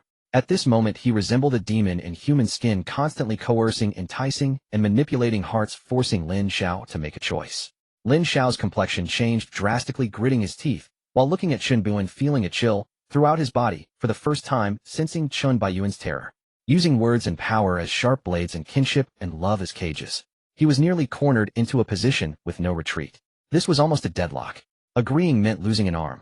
Refusing would result in being labeled as ungrateful and heartless. Once this label is placed upon him, who would still dare to trust him? Who would dare to use him? His reputation would be utterly destroyed. As for silence, how does this even need silence? Everyone knows what kind of person he is. In this moment Lin Xiao felt as if Lin Beiyan's calm gaze could see through his selfish nature, deliberately setting a trap for him. This person seemed to have an uncanny grasp of human hearts. Even the onlookers began to view Lin Beiyan with deeper awe and fear. It seems that kinship and love cannot compare to your arm. Truly disappointing. How about this? I'll give you one last chance. Just kneel down and bow your head to me. Lin Beiyan, observing Lin Xiao's gloomy expression, suddenly changed his tone. He knew very well that someone with Lin Xiao's temperament would never sever an arm. Slap. Without a hint of hesitation, Lin Xiao decisively knelt down in front of the crowd, forcefully bowing his head to Lin Beiyan. The speed and force were so great that the tiles were shattered. Many present had no time to react. Lin Beiyan, you must keep your word. My earlier silence was simply because I thought losing an arm could free my godfather and Lung Ruobing from suffering. I became excited and didn't react in time. Once I realized, since you lowered the conditions, it has nothing to do with me. Lin Xiao maintained his composure while justifying his earlier silence. As for whether others believed him, that was none of his concern. From the cold smiles on the faces around him, it was clear that no one believed his argument. Yet Lin Xiao was unfazed, secretly relieved. Fortunately, Lin Beiyan lost his composure first and voluntarily lowered his demands. This gave him a glimmer of hope to break free from the deadlock. He fixed his gaze on Lin Beiyan, his tone growing heavier. Lin Beiyan, I have met your demands. Now it's your turn to fulfill your promise. Facing Lin Xiao's intense gaze and Lung Ruobing's suddenly expectant eyes, Lin Beiyan merely smiled indifferently, sitting on the sofa with his right hand supporting his chin. You are still too young. Do you really believe such words? I only mentioned considering it. I never said I truly agreed. How about this? You kneel some more, and I will consider it a bit more. Maybe if I'm in a good mood, he'll agree. Lin Beiyan, you are playing with me. Lin Beiyan, are you seriously mocking me? Lin Xiao instantly erupted in fury, his very soul ablaze with indignation. His opponent had clearly treated him like a clown. You're only just realizing that. Lin Beiyan leaned back on the sofa, gazing at the raging monkey before him with feigned astonishment, then sighed helplessly. How precisely did someone with a mind like yours survive this long? A sharp, mirthful snort escaped a voluptuous, bewitchingly elegant matriarch of high society. Only now catching on. Clearly your intellect leaves much to be desired. I'm dying laughing. How could such a pig-headed fool possibly hope to outwit young Master Chun? That righteous, upright facade you wore just moments ago. Turns out it's all show, no substance whatsoever. The others, infected by the matriarch's laughter, burst into chuckles, as well, their gazes upon Lin Xiao sharpening with disdain, as though observing a monkey humiliated before an audience. The banquet hall brimmed instantly with irreverent mirth. Lin Beiyan, you court death. Blood surged hotly to Lin Xiao's temples, his fists clenched, burning to smash the smug face before him into unrecognizable pulp. With the Lin clan's backing, he feared none of Lin Beiyan's petty schemes. Since successfully undergoing the dragon transformation, he had mastered the supreme Xian dragon scripture. His combat prowess now magnified dozens of times beyond what it had been at Donghua Academy, far surpassing Lin Beiyan's former strength. He stood utterly confident in his ability to face Lin Beiyan in open battle. Should he demonstrate parity or superiority in combat against Lin Beiyan, his name would echo across Yanjing before nightfall. The Lin clan's regard for him would soar accordingly. And should he succeed in igniting bitter rivalry between the Lin and Qin clans, two colossal powers locked in mutual annihilation, that would be even more desirable. Lin Xiao, stand down. Just as Lin Xiao raised his fist, a cold, venomous voice sliced through the air from behind. Lin Jiuxiao descended the grand staircase, his countenance grim and hawkish. Behind him trailed a shadowed figure draped entirely in black. a silhouette veiled in obscurity. The sudden appearance of the third young master of the Lin clan sent shockwaves rippling through the hall. Clearly many guests now sensed this banquet would devolve into calamity. Damn it. Though Lin Xiao felt a pang of regret upon recognizing Lin Jiuxiao, he suppressed his impulse to strike. Originally Lin Xiao and Lin Jiuxiao were to jointly negotiate with Qin Beiyuan. Yet midway Lin Jiuxiao received urgent news, claiming he must attend to pressing matters, and departed abruptly. Qin Beiyuan, what is the meaning of this? You sent that wretched Bayuza to raise my establishment, seize my people, lure me away, then brazenly move against my own clan. Lin Jiuxiao's voice dripped with icy contempt as he strode into the hall, his gaze locking onto Qin Beiyuan lounging indifferently on the sofa. Rage boiled within him. This was meant to be a dignified negotiation, yet instead he'd received word that Bayuza had demolished one of his venues. Worse still, a woman he kept outside the family had been abducted by the same man. Furious, he set off immediately to confront Bayuza, only to realize mid-journey that this was likely a ploy to draw him away. He turned back at once, and arrived just in time to witness Lin Xiao incited to fury preparing to strike. Suddenly Lin Jiuxiao's gaze drifted toward Lung Ruobing standing nearby, his eyes narrowing, slightly arrested by her icy, arresting beauty. A flicker of raw predatory greed shimmered in his pupils. Though subtle, the glance did not escape Qin Beiyuan's or Lin Zhao's notice. Even Lung Ruobing herself sensed it. Rumor held that Lin Jiuxiao, the scion of an ancient house, had an insatiable appetite for married women. What the hell, third Uncle Lin? How dare you speak to my brother-in-law like that? Have you been eating feces? Your words reek like sewage. Bayuza's arrogant, thunderous voice crashed into the hall from the entrance. He swaggered and slouched, and insolent, his expression dripping with defiant arrogance. Not a shred of deference for Lin Jiuxiao. In that instant, every guest froze stunned into silence. A seemingly ordinary banquet now hosted representatives of the three most formidable clans in the realm, the Qin Lin and Bai clans. Those who sensed impending disaster began slipping away, quietly desperate to avoid collateral ruin. Bayuza, you dare show your face here? We'll settle accounts later, for smashing my venue and stealing my woman. Lin Jiuxiao shot Bayuza a glare sharp enough to cleave bone, his hatred palpable. Yet he swallowed his fury and fixed his unblinking stare upon Qin Beiyan, still motionless on the sofa. Qin Beiyuan, is this your idea of negotiation? I demand an explanation. And who, pray tell, are you, to demand explanations from me? Qin Beiyuan sneered, his gaze sweeping over Lin Jiuxiao with the detached disdain reserved for a deluded, pitiful clown. In the original chronicle, this third young master of the Lin clan burned with ruthless ambition, determined to seize sole control of his clan, yet perpetually thwarted by his own limited power and status.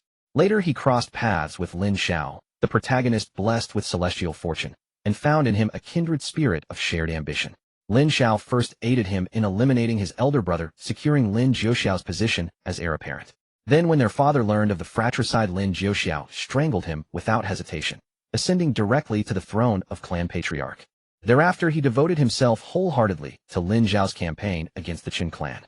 A heartless, treacherous wretch, capable of murdering both elder brother and father solely to seize power.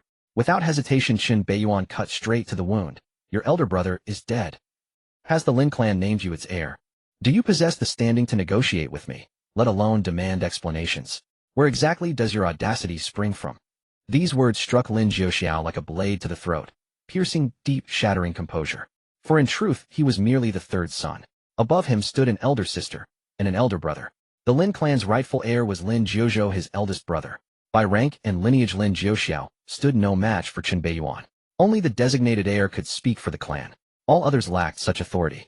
At last Lin Jiuxiao grasped the truth. Qin Beiyuan never intended negotiation. He'd been playing him from the start. Very well, Qin Beiyuan. Do you grasp the gravity of provoking the Lin clan? Lin Jiuxiao laughed, a hollow, chilling sound. Those who knew him understood the third young master was now truly enraged. The Lin clan. You, a mere junior scion, dare claim to represent it. Fine. Let us assume your elder brother is truly dead, and the Lin clan has crowned you heir. I, Qin Beiyuan, heir of the Qin clan, future patriarch, I alone may speak for my house. Now tell me plainly, what does the Lin clan intend? To declare war upon the Qin clan. With solemn gravity, Qin Beiyuan rose slowly from the sofa, meeting Lin Jiuxiao's gaze heated for the first time, and spoke, each word resonating with quiet, unassailable authority. In that instant, the entire hall fell into absolute, breathless silence. The Qin family, the Lin family, two of the strongest peaks in the imperial military, are actually about to clash. This might just tear the heavens apart. At this moment, the entire club fell into a deathly silence. In an instant, everyone's gaze was focused on Qin Beiyuan and Lin Jiuxiao. Lin Jiuxiao's pupils constricted, and his sinister face turned a deep shade of purple. He glared at the younger Lin Beiyan before him, resentment flashing in his eyes. How could he, a mere 18-year-old brat, force him into a corner? Why don't you show me some respect? On what grounds do you deny me respect? Why is it that at such a young age you can become the heir of the Chun family, hailed as the destined king of the younger generation, while I am merely referred to as a prodigal son, looked down upon even by my own elder brother? He merely wanted to accomplish something that would earn him the recognition of the Lin family. Jealousy, unwillingness, hatred. A torrent of negative emotions surged within him. But at this moment, could he back down? If he did, it would be a slap in the face for the Lin family. At this moment, he was indeed in a bind. If he backed down now, he would surely become the laughingstock among the prestigious families. He refused to believe that the Chun family was that powerful. They were all top-tier families. How could they possibly keep the Lin family suppressed indefinitely? Behind him, the Lin family protector, cloaked in black, shifted slightly, wanting to intervene, but it was too late. If war is to be waged, then so be it. My Lin family is not afraid of your Chun family. Tomorrow we fight. Lin Zhuoxiao gritted his teeth, suppressing his unease and resentment, and shouted directly at the imposing Lin Beiyan. However, for some reason his shout came out sounding somewhat weak and lacking in conviction. It was evident that he was aware he did not possess the capability to represent the Lin family. Saying the battle would commence tomorrow was merely a feeble attempt to maintain appearances and buy time. Yet how could Lin Beiyan not see through his little scheme? The reason he had personally accepted the invitation to the Imperial Club tonight was precisely to stir things up. If he didn't create a scene, how could it be possible? A leader must constantly keep the second in check, otherwise the second might truly develop other thoughts. A third from the Lin family dares to speak to him, the heir of the Chun family, in such a manner. Does he really think the Chun family is a soft persimmon? Since we've decided to fight, why wait until tomorrow? Then let it be now. Lin Beiyan did not give Lin Zhuoxiao a chance to backtrack, directly retrieving a black token from his waist. On the black token, the character Chun was prominently displayed. This was unmistakably the identity token of the Chun family heir. This token was not only a symbol of identity and authority, but also allowed him to mobilize most of the forces of the Eastern Hua Chun family for his own use. Should anything happen to the family head, this token would grant temporary control over the entire Chun family, serving as a substitute for the family head's position. Lin Beiyan activated the black token in his hand. Tonight, uproot all of the Lin family's assets and all affiliated family forces in Yanjing. Instantly, his words echoed through the entire Imperial Club like thunder. Moreover, through special channels they reached all the Chun family descendants throughout Yanjing, and to all the affiliated forces under his command. In an instant, the entire city of Yanjing trembled. Countless hawks and hounds under the Chun family, as if receiving orders from their master, rushed madly towards the Lin family's assets without the slightest hesitation. All of the Lin family's affiliated forces were also met with a tempestuous onslaught. Such a large-scale conflict immediately attracted the attention of all factions in Yanjing. At the Imperial Club, everyone's expression changed dramatically. This is serious. The Chun family and the Lin family are truly going to war. At this moment, they could vaguely hear the sounds of shouting and killing from outside. Lin Xiao, the protagonist and divine doctor, looked at Lin Beiyan in disbelief, unable to fathom the extent of his power. With a single command, he could mobilize countless men to charge into battle. With a wave of his hand, he could stir up a tempest. Is this the power of a top-tier family heir? Despite having repeatedly overestimated the terror of Lin Beiyan, he ultimately still thought he had underestimated him. In front of this man, Lin Zhuoxiao was simply not on the same level. Is this the power of authority?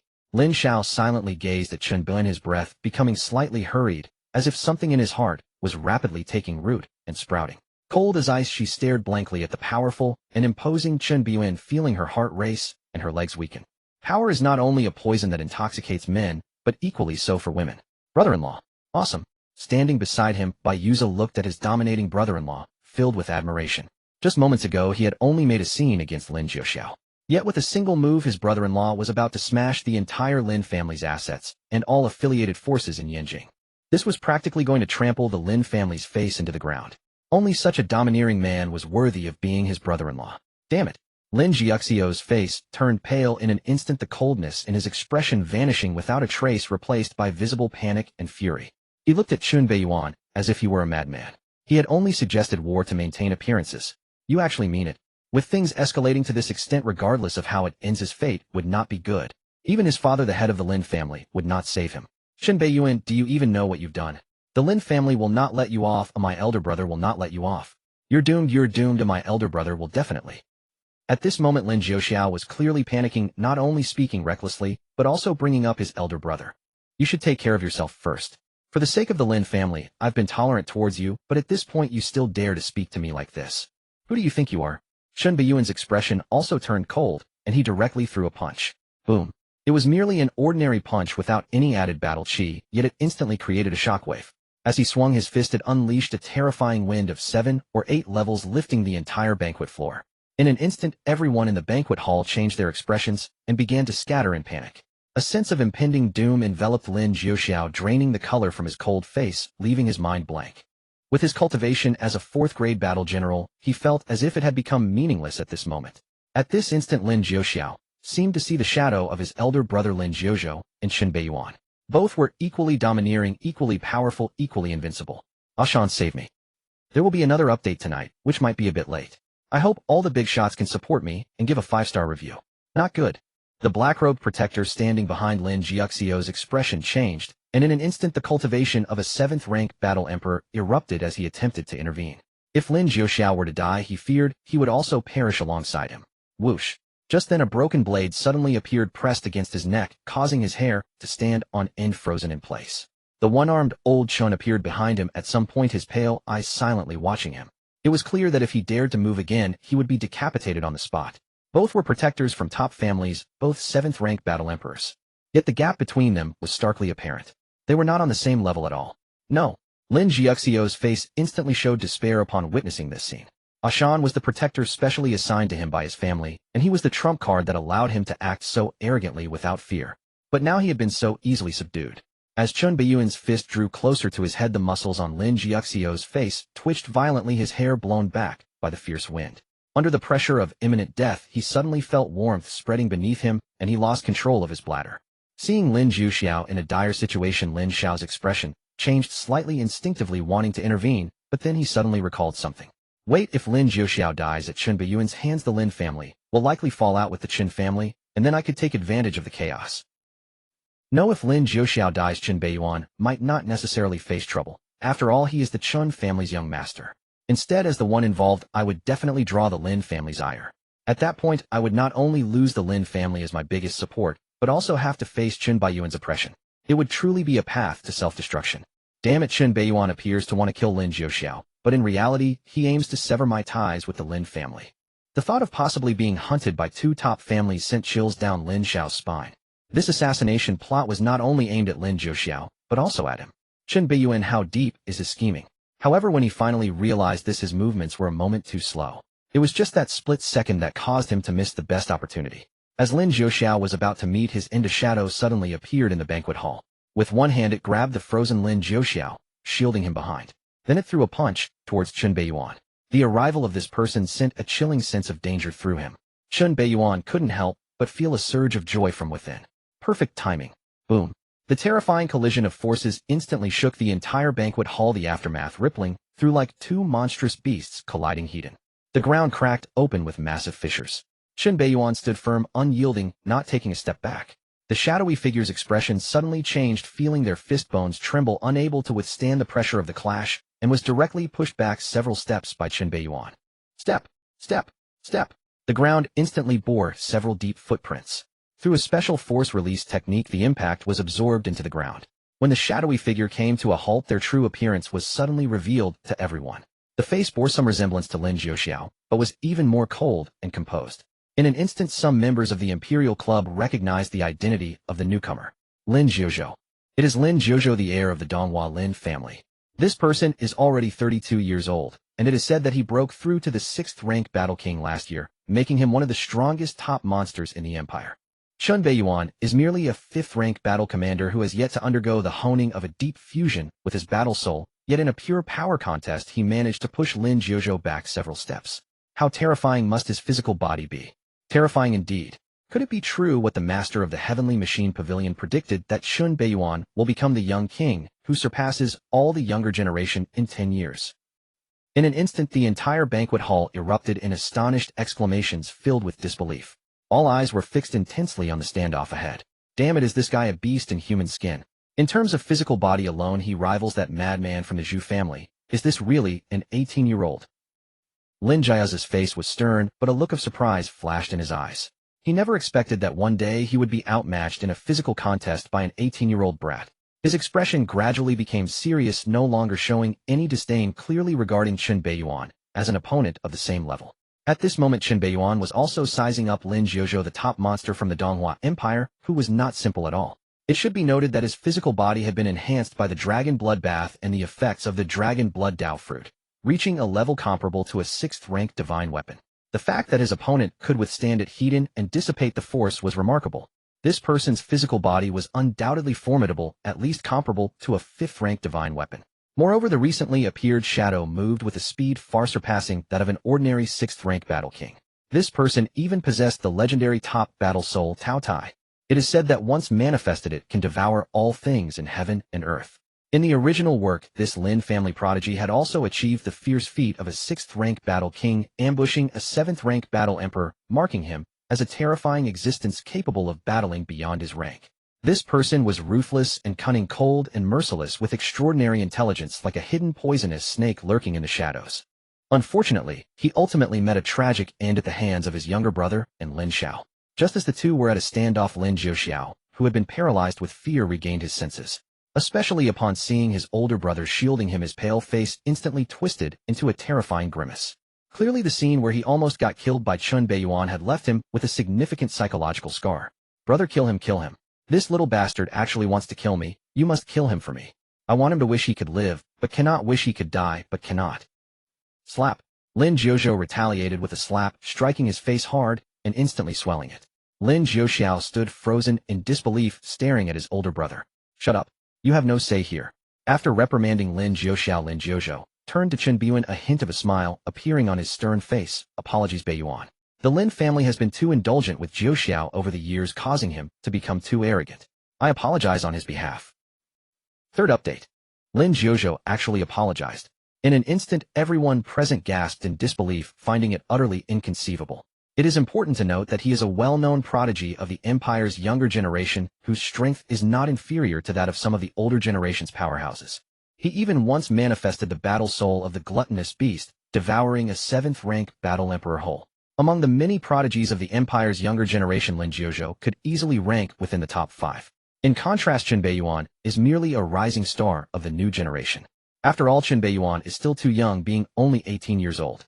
Yet with just a single punch that forced Lin Jiuzhou back, who would dare to underestimate this young master of the Qin family? At this moment, everyone's attention was focused on Lin Beiyan, eager to see how he would respond. The heir of the Lin family, the future head of the Lin family, took the initiative to apologize, which undoubtedly carries immense face. If it were someone else, they might have taken the opportunity to step down. Unfortunately, the person Lin Jiuzhou is facing is named Lin Beiyan. He is arrogant and overbearing. I see it as a reflection of his true nature. Just now he represented the Lin family to declare war on my Qin family. So the question arises, since you haven't died, can your brother represent the Lin family? Or does the Lin family always harbor the intention to wage war against my Qin family? Lin Beiyan's eyes were deep, his expression indifferent as he spoke calmly. He clearly had no intention of letting it slide. Today he came to the Imperial Club to put pressure on the Lin family. How could he let it go so easily? You think one sentence can brush it aside? Who do you think you are? Lin Jiuzhou's expression changed slightly, and with a swift movement, he slapped Lin Jiuxiao across the face, sending him crashing to the ground, angrily scolding, "Who allowed you to represent the Lin family? Do you even have that qualification? It seems I haven't disciplined you for too long, leading you to lose your sense of respect, daring to act recklessly under the banner of the Lin family."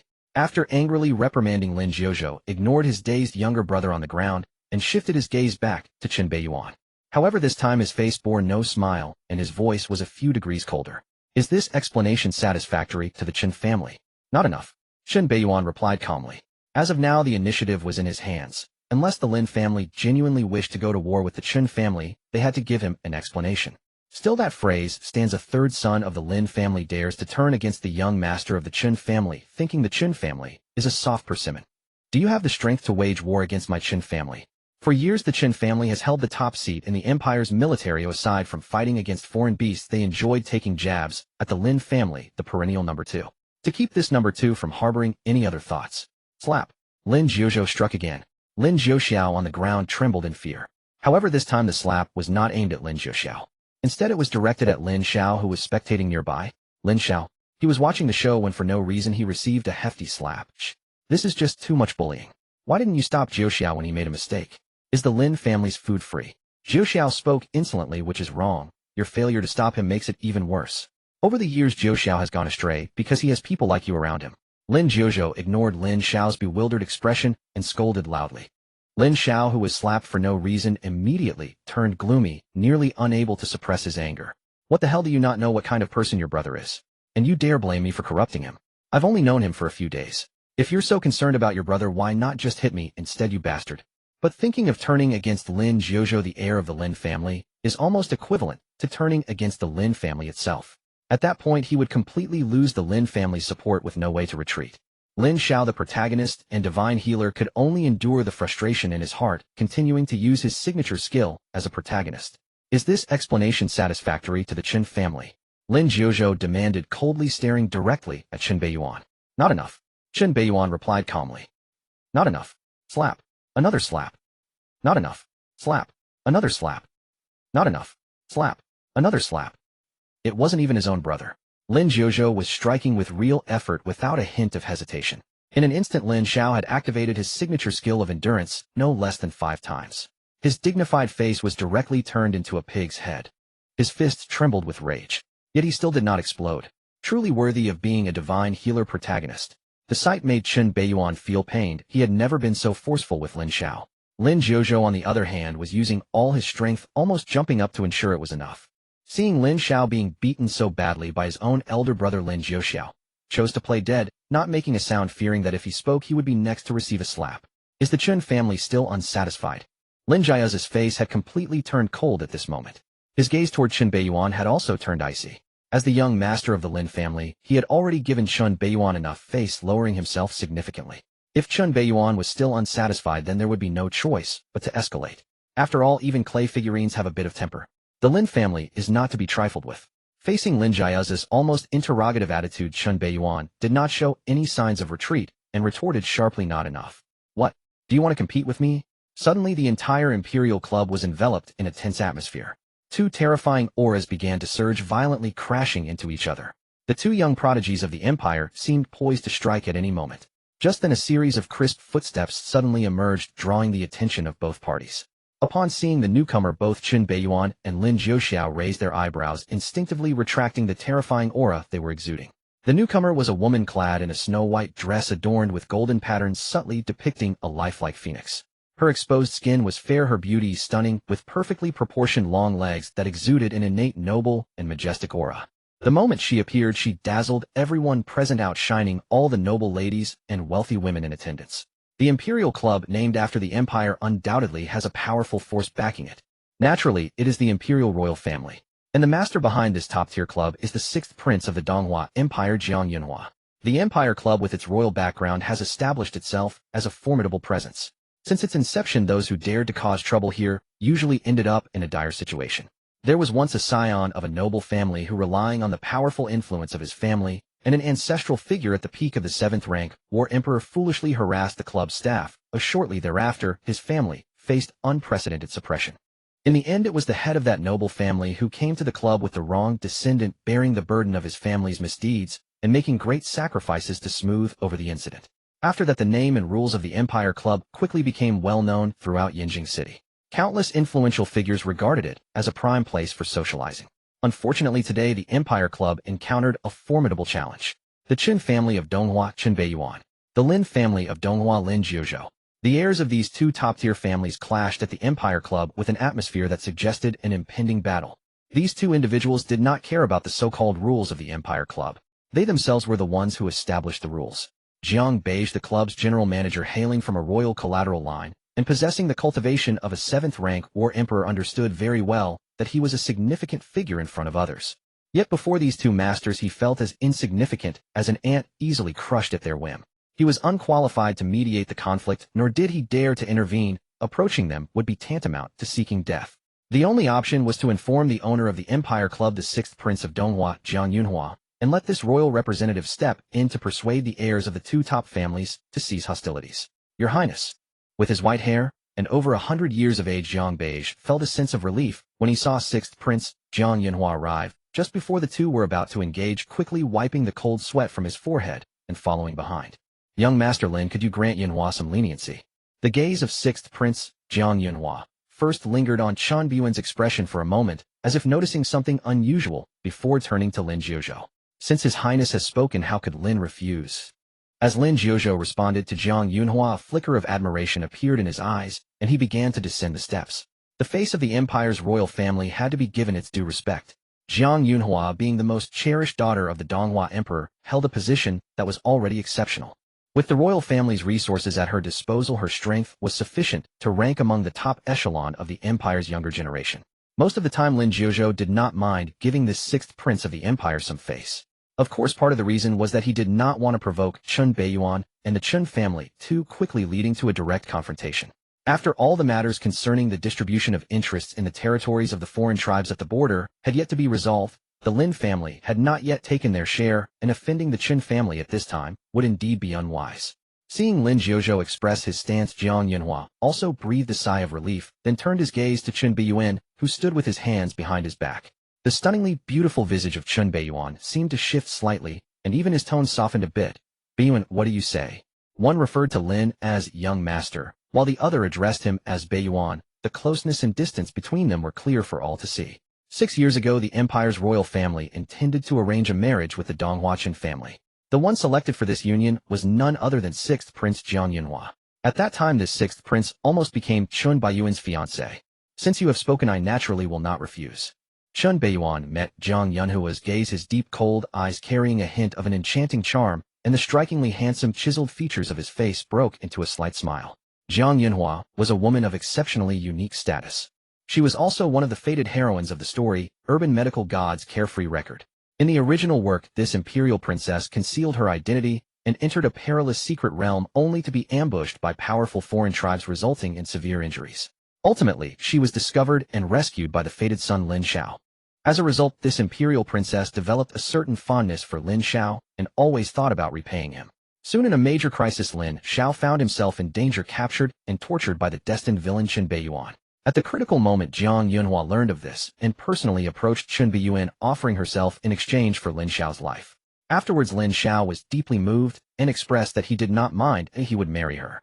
However, what Lin Xiao did not know at that time was that Jiang Yunhua, the fated heroine, had always harbored special feelings for Lin Beiyan, the destined villain. Whether her willingness to sacrifice was truly to save someone or merely a desire to be with Lin Beiyan was something only the parties involved could know. After her sacrifice, Jiang Yunhua stated that their debts of gratitude were settled and there would be no further connection, thus ignoring Lin Xiao, the fated son. However, Lin Xiao, as the fated son, believed that Jiang Yunhua was deliberately provoking him, trying to spur him to strive harder. Because every time he encountered trouble, Jiang Yunhua would hastily go to the Qin family to find Lin Beiyan and endure humiliation.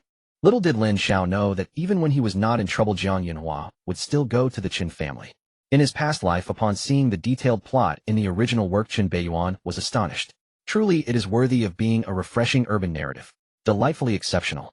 To some extent, Lin Beiyan greatly admired Jiang Yunhua, this imperial princess with a spirit of sacrifice.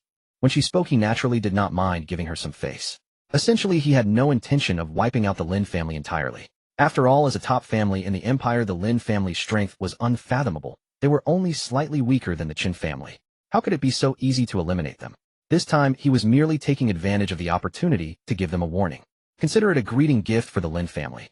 Facing Lin Beiyan's meaningful words, Jiang Yunhua, the imperial princess, felt her heart flutter, and even her breathing quickened slightly. Especially under the gaze of Lin Beiyan, which was filled with admiration, she experienced a strange sensation. However, Lin Beiyan's gaze quickly shifted away from her, causing her to secretly breathe a sigh of relief. Meanwhile, just as the two were locked in eye contact conversing with one another, Lin Xiao, whose face was swollen like a pig's head, stared at Jiang Yunhua with an infatuated expression, his eyes filled with greedy desire. His fascination stemmed not only from Jiang Yunhua's stunning beauty, but also from her strength, background, and power. Undeniably, in terms of appearance, cold Ruobing could rival the imperial princess, yet in terms of temperament, she paled in comparison. Not to mention strength, background, and influence. The two were fundamentally on opposite extremes. As the most favored 6th prince of the Donghua Emperor, if he could marry her, it would surely elevate him to great heights. Clearly, this compassionate protagonist, the divine doctor, was smitten. The plot promises to be exciting. I hope all the esteemed readers will support it with a wave of 5 stars. For Lin Xiao, the son of fortune, who rose from the bottom, he would never let any opportunity for success slip by. Before him stood the 6th prince, Jiang Yunhua, undoubtedly the closest chance at success he had ever encountered. If he were to marry this imperial daughter, he could ascend to the heights of the empire and join the royal forces. This was infinitely better than being a mere adopted son to the so-called head of the Lin family. That had had at least a dozen adopted sons and Lin Xiao was just one of them.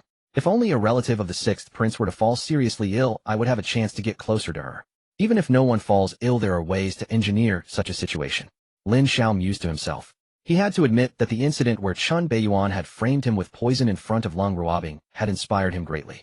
So it turns out medical skills could be employed in such a manner. First poison someone, then make an appearance at the right moment demonstrating exceptional medical skills, causing the person to feel gratitude. This was supposed to be the method Lin Xiao had come to realize in the original story. However, through an unexpected turn of events, he had heard it from Lin Beiyan and was enlightened ahead of time.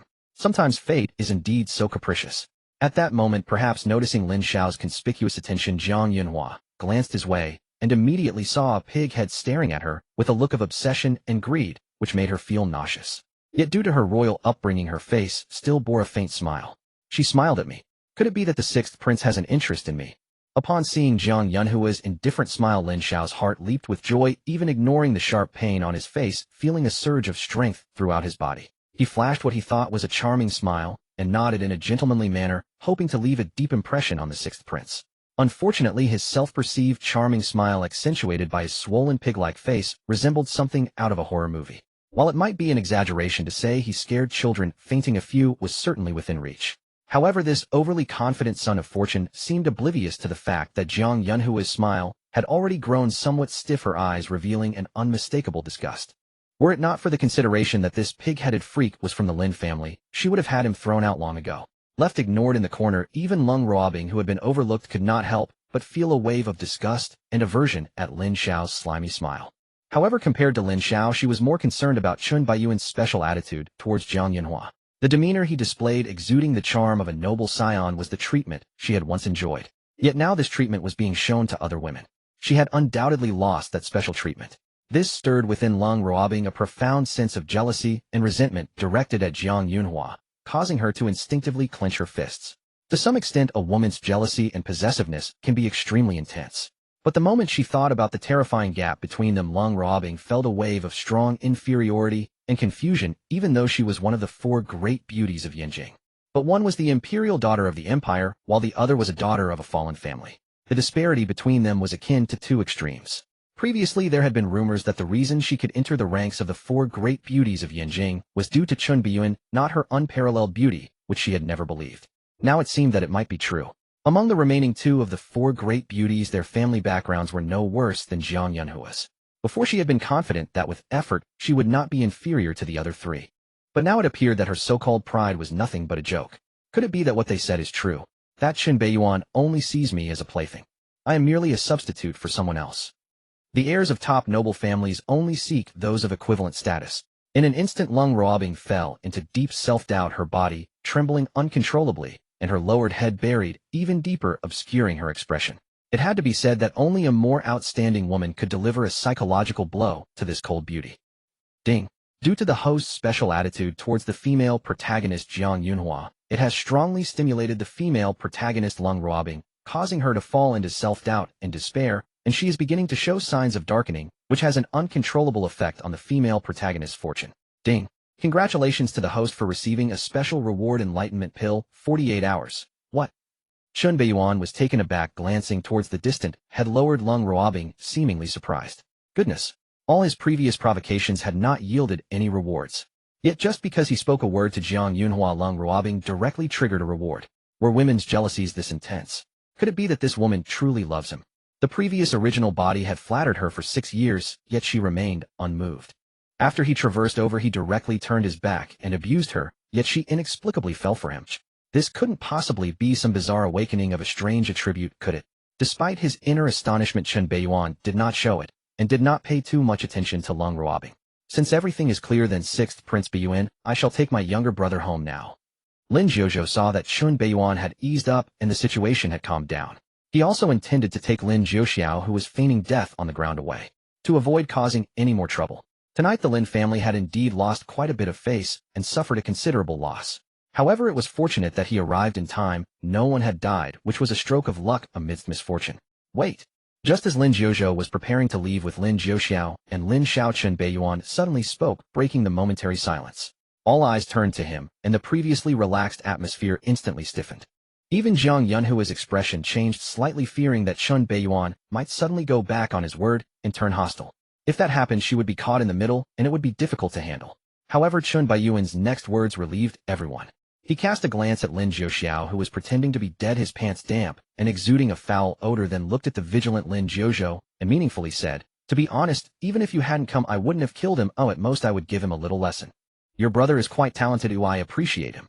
After much haste, the third update is finally done. To all the esteemed readers, please lend your support with a 5-star review. The author thanks you. Lin Jiuxiao is a great talent. What kind of nonsense is that? Lin Jiuzhou's expression turned slightly cold, thinking that Chen Beiyuan was mocking him.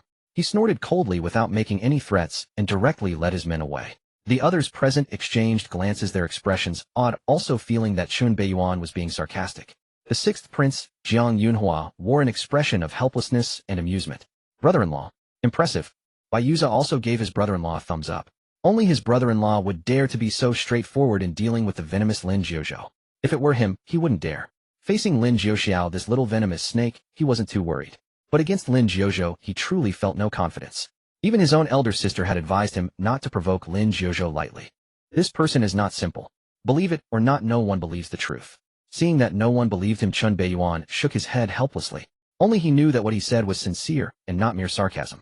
In his eyes, Lin Jiuxiao, this young wastrel, was indeed a great talent. In this day and age, those who dare to commit fratricide and patricide are rare. The last person who dared to do this was named Li Heir, but he did not kill his own father. Lin Jiuxiao, however, went even further. Not only did he kill his elder brother, but he also attacked his sister-in-law at his brother's funeral, forcefully taking over. It could be said that he was utterly insane.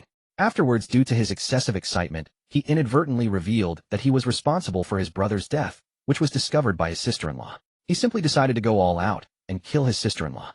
Unfortunately, he never anticipated that his own father, the head of the Lin family, was outside listening to everything. Faced with his furious father, Lin Jiuxiao also went all out, teaming up with Lin Xiao, the son of Destiny, to poison his father until he collapsed, and then strangled him to death.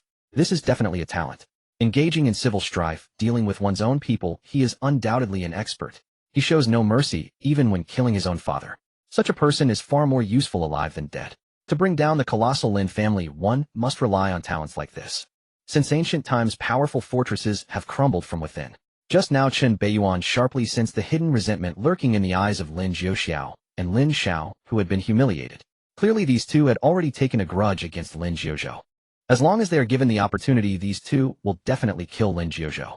Lin Jiuzhou likely never imagined that today he had saved two white-eyed wolves. This imperial prodigy, who also possessed the potential of a great emperor, is unlikely to escape the betrayal from his own people. If there weren't Lin Xiao, this hidden dragon, Lin Jiuxiao, this phoenix chick, would find it hard to accomplish anything. Only by combining the two can their maximum potential be realized. It was worth it to bring these two hidden dragons and phoenix chicks together. Chen Beiyuan's eyes seemed to be filled with a magical force, and a strange smile crept onto his lips. He had known when Lin Xiao was expelled from Donghua Academy, and Lin Jiuxiao made contact, but he chose not to intervene.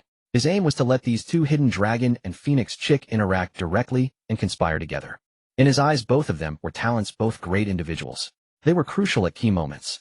Ding! Congratulations to the host for altering the original fate line, causing the son of Destiny Lin Xiao and the important supporting character Lin Jiuxiao to harbor hidden hostility and resentment towards the Lin family heir Lin Jiuzhou, thereby accelerating the likelihood of the important supporting character Lin Jiao's downfall and the onset of internal strife within the Donghua Lin family, significantly impacting the development of subsequent events.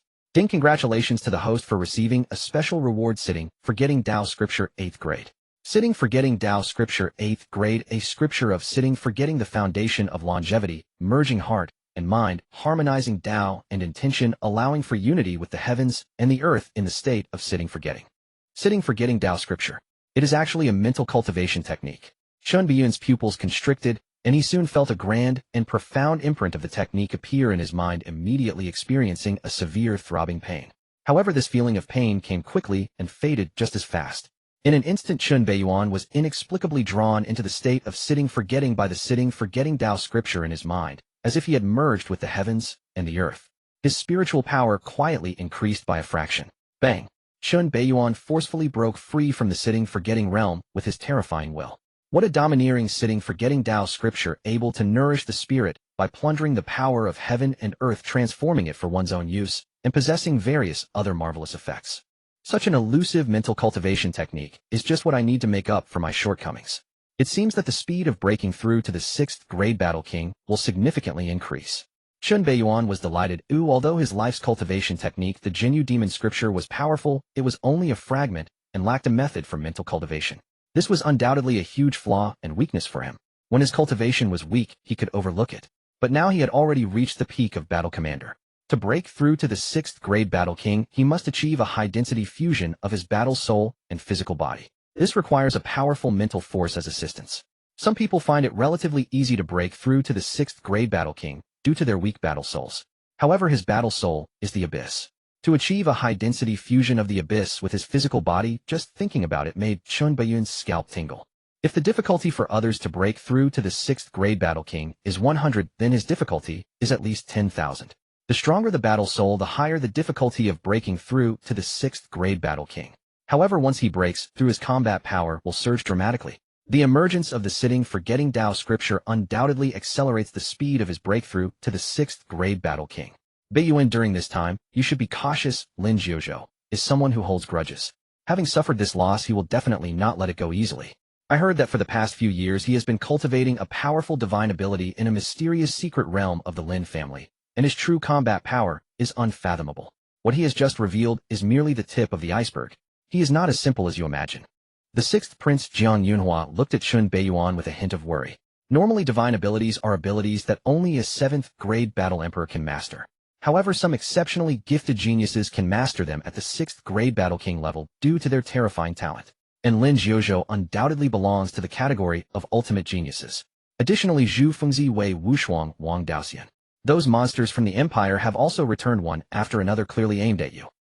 They all want to see just how strong you, the young king, praised by the master of the Heavenly Machine Pavilion, as destined to surpass all the younger generation, truly are. For some reason, the 6th prince deliberately ignored Lin Beiyan's fiancée, that imperial prodigy from the Bai family of Donghua. In the presence of a man she likes, a woman tends to subconsciously overlook certain trivial matters. For instance, the fact that the man she adores has a fiancé. The concern displayed by Jiang Yunhua, the imperial daughter, is not without reason. 6 years ago, the master of the Tianji Pavilion predicted a divination for Lin Beiyan, which brought him immense fame, but also put him in a precarious position. Within a decade, he had to stand above the young powerhouses of his generation. How could those young prodigies of the empire accept this? Who would want to be overshadowed by someone else? If it were just some nameless charlatan, it wouldn't matter, and no one would believe in such prophecies. Yet the one who divined for Lin Beiyan, the master of the Tianji Pavilion, is a top-tier powerhouse, with an 8th rank martial emperor cultivation. Moreover, this master has lived for hundreds of years, having predicted the fate of the Donghua Empire multiple times, and helped the nation survive several crises.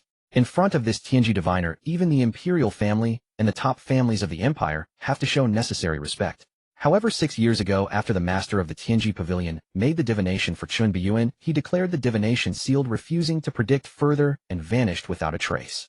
As the last diviner of the Tianji Pavilion, Lin Beiyan undoubtedly attracted the attention of countless people. Yunhua, it seems you've misunderstood something. Lin Beiyan suddenly reached out his right hand and directly grasped Jiang Yunhua's cheeks. This intimate gesture instantly caused a moment of shock and bewilderment to flash across the beautiful face of the imperial daughter. Her cheeks flushed with a hint of crimson, and her body trembled slightly. At this moment, she seemed less like an untouchable celestial being and more like an adorable naive girl. Lin Beiyan's deep, mesmerizing gaze fixed on Jiang Yunhua, who showed no intention of resistance, as he said meaningfully, from the beginning to the end, it should not be me that they fear, but rather those prodigies of the empire returning to Yanjing.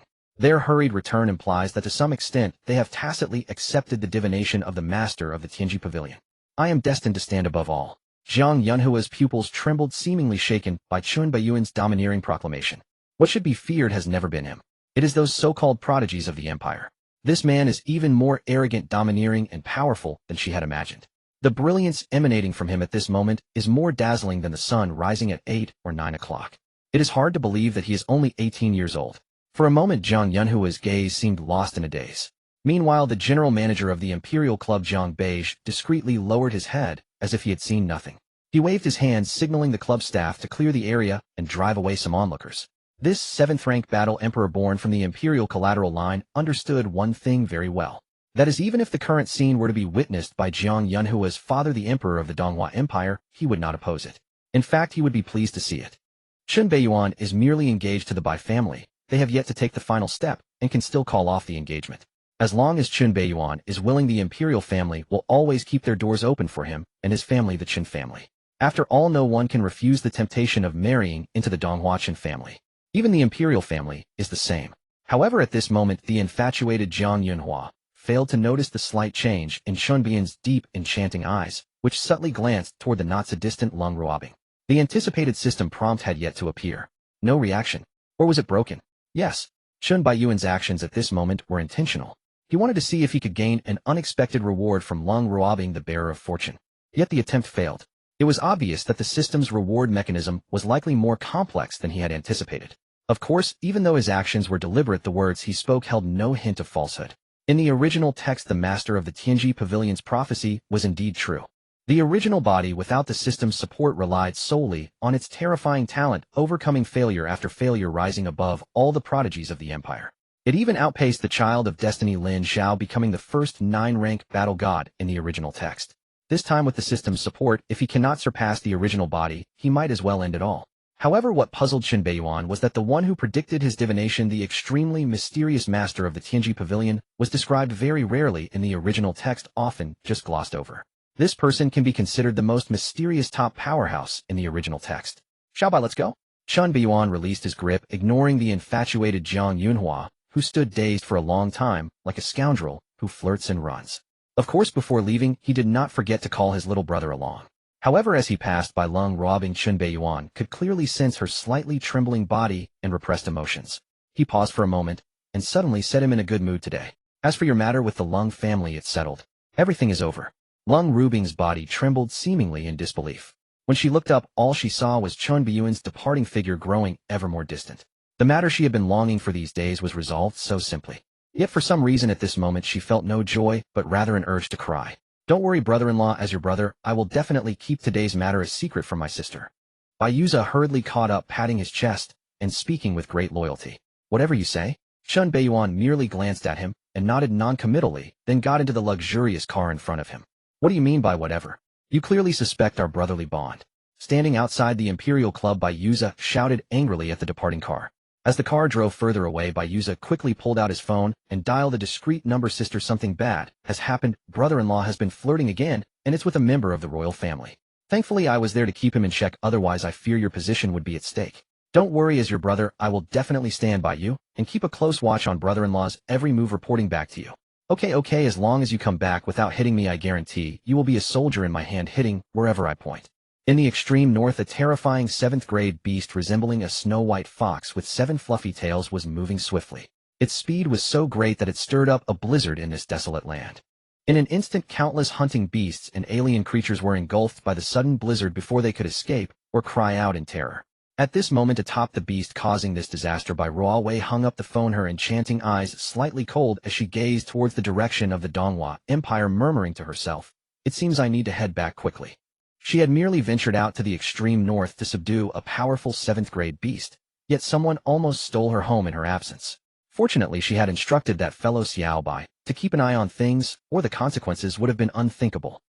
That hypocritical Lin Jiuzhou actually suffered at Chen Beiyuan's hands. How delightful, truly delightful. That's more like it. This is the demeanor of the young king foretold by the Tianshi Pavilion. Just after leaving the secret realm, Zhu Fengzi, who appeared on the frontline battlefield, couldn't help but laugh heartily as he clutched the intelligence sent by his family. In the Empire Club, the repercussions of the confrontation between Chen Beiyuan and Lin Jiuzhou were still gradually unfolding and spreading rapidly. The direct clash between the heirs of the two top families attracted countless eyes. The skirmishes between the affiliated forces of these two families in Yinjing City captured the attention of many, especially since this time the Lin family was the one at a disadvantage. The Lin family was, after all, the second strongest faction in the Empire's military, a legitimate pillar of the Empire. Unfortunately, the Lin family had encountered the even more formidable Chen family. Upon returning with Lin Jiuxiao and Lin Xiao, Lin Jiao's cold gaze first fell upon Lin Jiuxio's protector Shan. For your years of loyalty to the Lin family, go to the punishment chamber and accept the family law. Yes, young Master Jiuzhou. Ashan's heart trembled, his face turning pale, clearly aware of the severity of the punishment chamber. In that place, even the toughest man would first shed layers of skin. Yet facing Lin Jiuzhou even as a 7th grade battle emperor, he dared not resist in the slightest, obediently heading towards the punishment chamber. This incident had stirred too much trouble, and as Lin Jiuxiao's protector he had failed in his duty. Not only had he almost allowed Lin Jiuxiao to perish on the spot, but he had also nearly brought disaster to the Lin family. Had it not been for his years of loyalty to the Lin family, he would likely have met a very tragic end, with even his wife and children facing dire consequences. Lin Xiao's pupils constricted as he once again felt the power of the heir from a top family. A 7th grade battle emperor was enough to support a first-rate aristocratic family, holding a noble status. Yet in Lin Jiao's mouth, he was treated like a servant. Is this the power of authority? Compared to Lin Xiao's shock, Lin Jiuxiao glared at Ashan's departing figure, anger and disbelief written on his face as he stared at his elder brother, feeling dissatisfied and aggrieved. Elder brother, what right do you have to act against my people, without cause? I'm not convinced. I'm not convinced. Tonight, I let Lin Beiyan bully me like that, and the Lin family let a little brat bully me like that, and you didn't dare say a word. You've been sitting on a pile of anger, and you come back to target my people. What's the use of targeting your own people? If you have the ability, go after outsiders, go after Lin Beiyan. You act tough at home, why don't you dare fight Lin Beiyan? It was evident that Lin Jiuxiao was scared from the previous encounter and merely wanted to play dead. But now that he was back home confident that his parents were around, his courage returned instantly, and he became bold. He held his head high, exuding an air of defiance. However, before he could maintain his confidence for 3 seconds, Lin Jiao's following slap, slap, slap of 3 resounding slaps instantly shattered his pride. How dare you call me out for acting tough at home? Who is really acting tough here? Don't you have any self-awareness? If I hadn't arrived in time tonight, you'd be dead. Do you really think Lin Beiyan wouldn't dare kill you? Lin Jiuzhou was evidently infuriated by his foolish younger brother. He even cast aside the decorum expected of a family heir. Do you realize how much trouble you stirred up tonight? What possessed you to provoke Lin Beiyan, even declaring war on the Chun family on behalf of the Lin family? Have you lost your mind? What right do you have to do that? Your brother is still alive. The Lin family hasn't changed heirs yet. If you weren't my biological brother, I would have killed you back at the Empire Club. Tonight, at least more than 10 affiliated forces under the Lin family have been eliminated by the Chun family, and over dozens of families suffered severe losses, plundering a vast amount of resources. You've humiliated the Lin family. Had I not arrived in time to bow to Chun Beiyan, downplaying the situation, the losses to the Lin family would have been even greater. Could you still stand here before me? Lin Jiuzhou grew increasingly furious, grabbing Lin Jiuxiao, and delivered several more slaps. Perhaps feeling that it wasn't enough to vent his anger, Lin Jiuzhou threw his dazed younger brother to the ground, shouting fiercely, "Someone tie him up! I will personally administer the family law."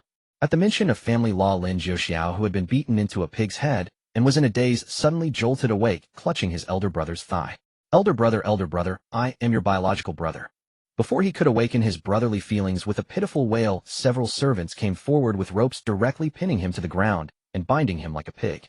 Even Lin Xiao, who was watching from the side, was pressed to the ground and bound as well. Lin Xiao, what the hell? Even being punished for watching? Lin Xiao instinctively attempted to resist, but upon noticing the several 7th grade battle emperors emitting terrifying auras around him, he chose to endure. Soon Lin Xiao and Lin Jiuxiao, this pair of sleeping dragons and phoenixes' unfortunate brothers, were stripped of their clothes, hung up, and their cultivation sealed. Meanwhile, Lin Jiuzhou now held a black whip with serrated edges glimmering coldly. Seeing the black whip in his elder brother's hand, Lin Jiuxiao, who was bound and hanging in midair, almost wet himself in fear, immediately cried out in despair, "Dad! Dad! Come save me! Stop calling! It's such a big mess." Dad went to the 3rd war zone to find the Qin family head. Do you still not realize how much trouble you've caused? Slap! Slap! Slap! The black whip struck the two, instantly raising a chorus of wails. With their cultivation sealed, they could only withstand it with their bodies. Lin Xiao was on the verge of cursing. Since joining the Lin family, he hadn't enjoyed any privileges, only enduring beatings. Before joining the Lin family, he was beaten by Lin Beiyan. After joining, he was beaten by the Lin family members. It seemed that joining the Lin family was pointless. What frustrated Lin Xiao even more was that Lin Jiuzhou clearly favored his own people. When beating his biological brother, he held back, but when hitting him, it was as if he were attacking an enemy, truly hitting him to the point of near death. Damn it! The Lung family ancestral home. Once a place of immense glory, the Lung family's assets have been completely divided after days of relentless exploitation, leaving only this remote ancestral home behind. Even the other members of the Lung family could not endure the successive tragedies, fracturing and fleeing in all directions. Nevertheless, those who coveted the Lung family's property did not cease their actions. After all, this sizable ancestral home of the Lung family still held significant value. Even second-rate families would be tempted by it. However, when Lung Ruobing dully left the Imperial Club and returned home, she found that the figures who had been hovering around the Lung family had vanished without a trace. Clearly, Chun Beiyuan's words had taken effect. Everything that had transpired before has come to an end. The last refuge of the Lung family has been preserved. Even if those covetous individuals were unwilling, they had to accept this reality. The Donghua Chen family is not something they can provoke. Tonight, the Lin family, another top-tier family, was dealt with by the Chen family. No one dared to underestimate the power of the Imperial family's foremost guns. Those who wish to face the guns can continue. When the blood splatters, it will be quite entertaining. Dad, I'm back. Lung Ruobing numbly walked into the Lung family home, arriving at the innermost room. Inside, a middle-aged man lay on the bed wearing an oxygen mask with numerous IVs delivering nutritional fluids, surrounded by a plethora of medical equipment. This man is the head of the Lung family, Lung Alfing. However, his condition is far from good. The head of the Lung family was previously ambushed by a mysterious ferocious beast, resulting in severe injuries. Not only was his cultivation destroyed, but he also fell into a deep coma. Fortunately, he was discovered early by well-meaning individuals and was directly sent to the hospital for rescue. Originally, this should have been a good thing, at least saving a life. Unfortunately, just as Lung Alfing was being rescued, the Lung family members arrived and forcibly took him back from the emergency room. Subsequently, they pressured Lung Ruobing to return from Donghua Academy, with the critically injured Lung Alfing insisting on sending him back for rescue once more. This series of actions could be considered utterly remarkable. By the time Lung Alfing was pushed back into the emergency room, he was completely ruined. The consciousness of this head of the Lung family has collapsed completely, leaving only a shell of a body. To put it simply, he has become a vegetative state. He will never wake up in this lifetime. Lung Ruobing approached the bedside, looking at her father, trying to squeeze out a smile, but it looked even worse than crying. Dad, the Lung family is safe. Those people won't come to disturb us anymore. Once I find Mom, our family can be together again. Lung Ruobing's mother, who fell into a deep coma due to a sudden strange illness, mysteriously disappeared when the Lung family was besieged by various forces. At this moment, after securing the last refuge of the Lung family, Lung Ruobing's first reaction was to find her missing mother. The family could finally live together in peace.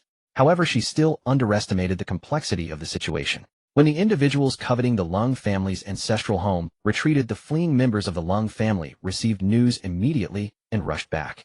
As members of the Lung family, this ancestral home naturally also belonged to them. How could they allow Lung Ruobing and her deceased father to use it? Meanwhile, Chun Beiyuan has also returned to the Chen family. However, he did not go directly to his room to check on the mysterious dragon egg in the blood pool. Instead, he first went to a side room. In the side room, a maid of the Chun family was busy. Upon seeing Chun Beiyuan enter, she quickly stood up and saluted, saying, "Young Master Beiyuan, you can leave for now." Chun Beiyuan waved his hand, indicating for her to exit. After the maid left, Chun Beiyuan suddenly addressed the heir, saying, "Elder Chun, guard the door outside, and don't let anyone in." Understood. Elder Chun, who had been hiding in the shadows, responded and appeared outside. He sat imposing on the steps, gripping a rusted blade like a god of death, guarding the door. Once everything was arranged, Chun Beiyuan walked alone into the only bedroom of the side room. There on the bed lay a voluptuous and alluring woman resembling a ripe peach.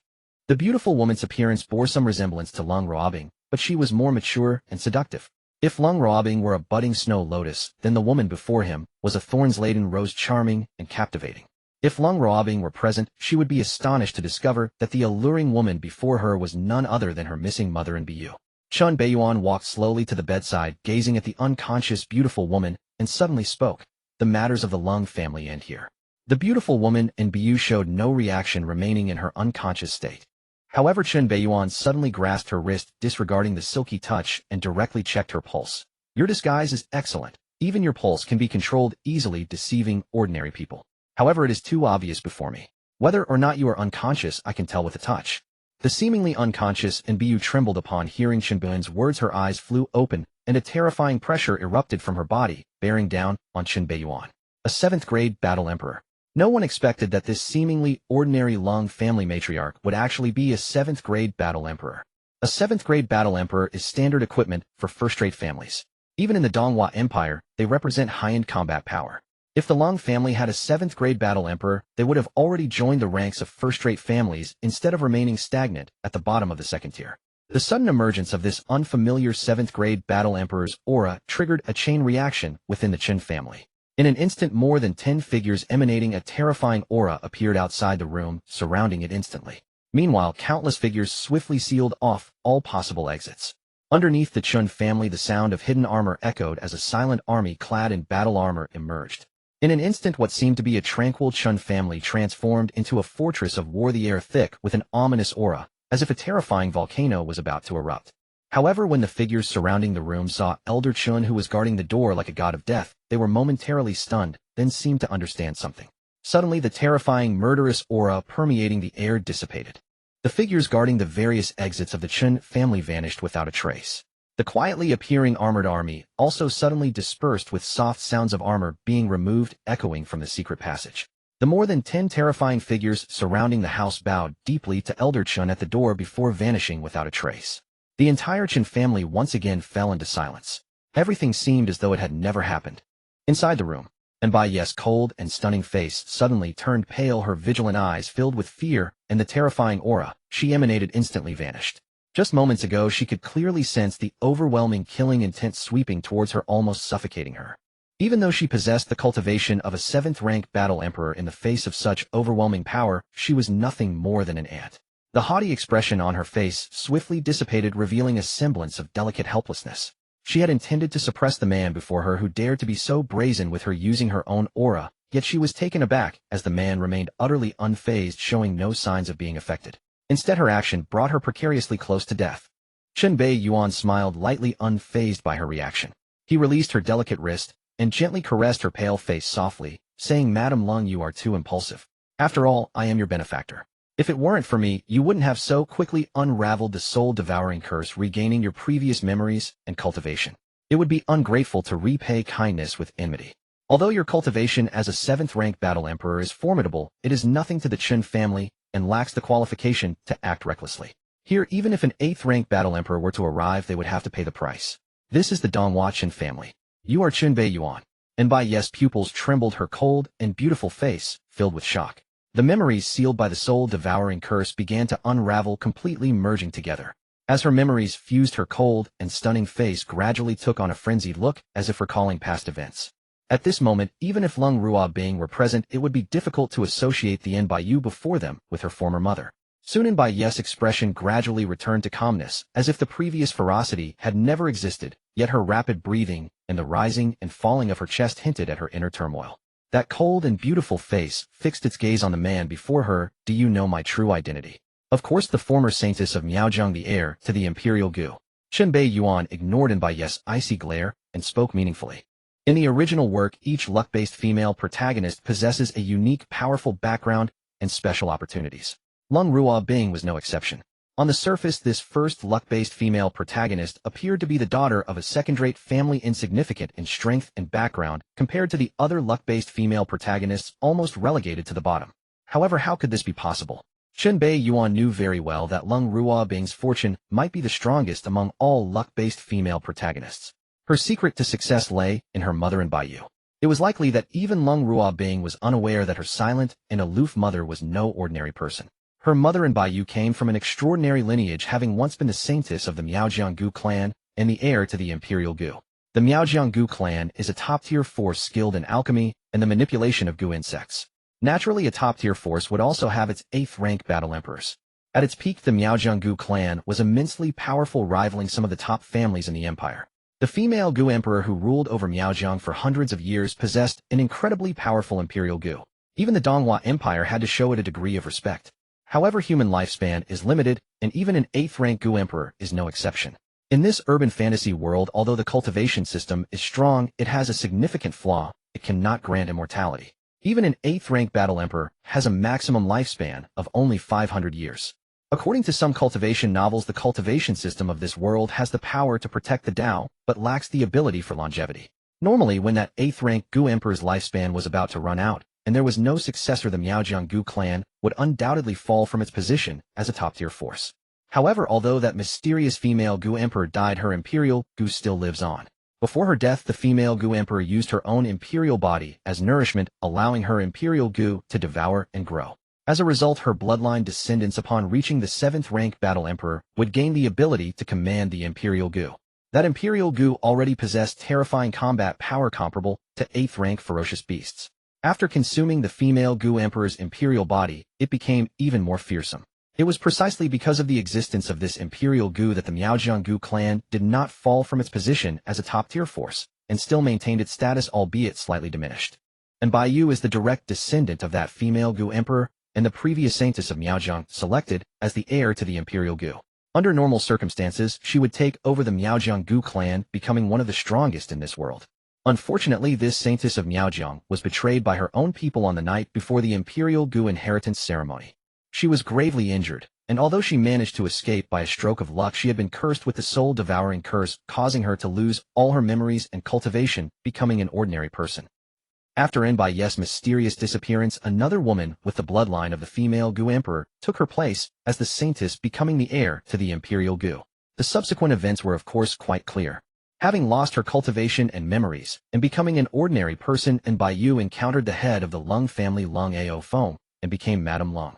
In the original work, Lin Beiyan successfully unraveled the soul-devouring curse under Lin Xiao's treatment, regaining her cultivation as a 7th-rank battle emperor, along with all her memories. This former saintess of Miaojiang was also a fierce individual.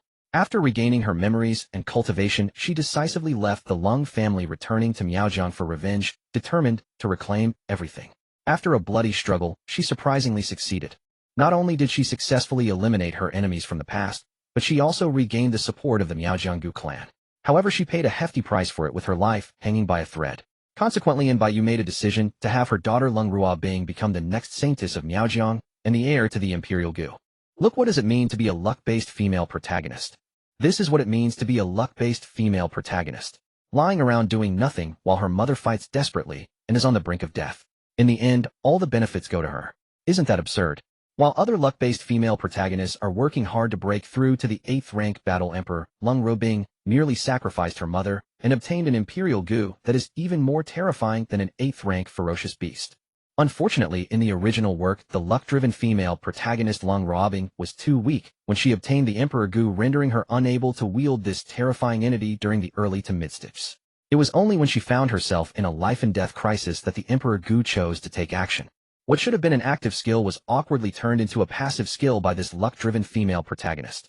It wasn't until the later stages, when the original body collided with Lin Xiao, the Son of Fortune, at a critical moment, that Lung Ruobing managed to elevate her cultivation to the 7th-rank battle emperor, finally able to actively control the Emperor Gu. However, by that time the original body had already ascended to the throne and was currently overpowering Lin Xiao, the Son of Fortune. Tisk, if it had been other exceptionally gifted luck-driven female protagonists, they would have swiftly taken off after obtaining the Emperor Gu. Regardless, the Emperor Gu, which is more vicious than an 8th-rank ferocious beast, is something even Lin Beiyan covets greatly. After all, this is a force comparable to an 8th-rank battle emperor, and perhaps even surpassing that in terrifying power. Knowing the original plot, he certainly would not allow such an opportunity to slip away. To this end, he arranged for the capture of the important figure in Beiyu ahead of time and began laying plans. As for the so-called soul-devouring curse, it was easily unraveled by him, who possessed the wordless medical canon, without any need for Lin Xiao, the protagonist physician, to intervene. One who does not consider the whole cannot strategize for a single domain. Not only that Emperor Gu, but even the top power of the Miaojiang Gu clan must be under my control to serve me.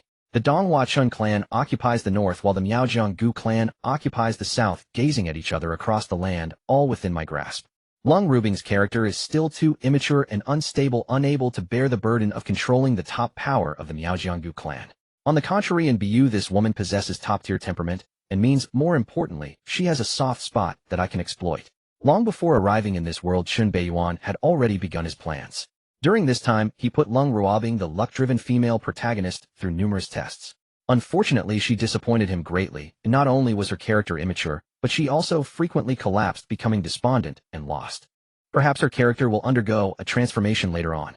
However, Lin Beiyan did not have the time to play along with her. Since he could not help her rise, he would make her a pawn to restrain in Beiyu.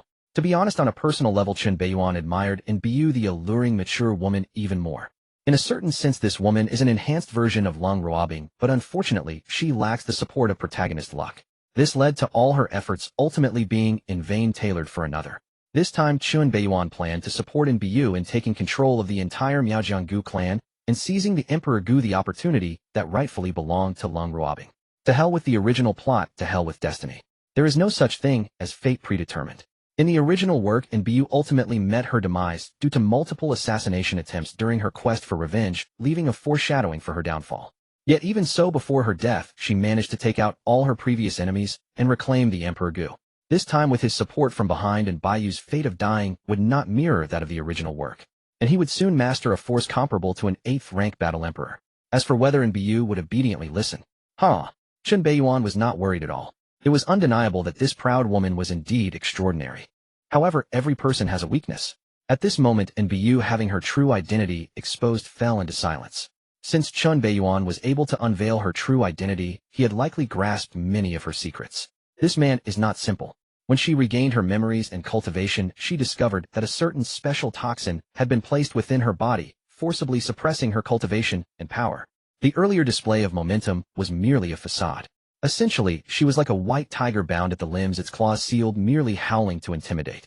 Unfortunately, she did not intimidate anyone. Instead, she exposed her own fragile nature and could only submit to his manipulation.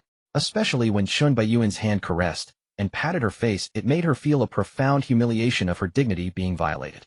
Lin Beiyan gazed darkly at the silent Bayu before him, as if admiring a rare and exquisite treasure, gently saying, "Madam Lung, I not only know your identity, but also everything about your past.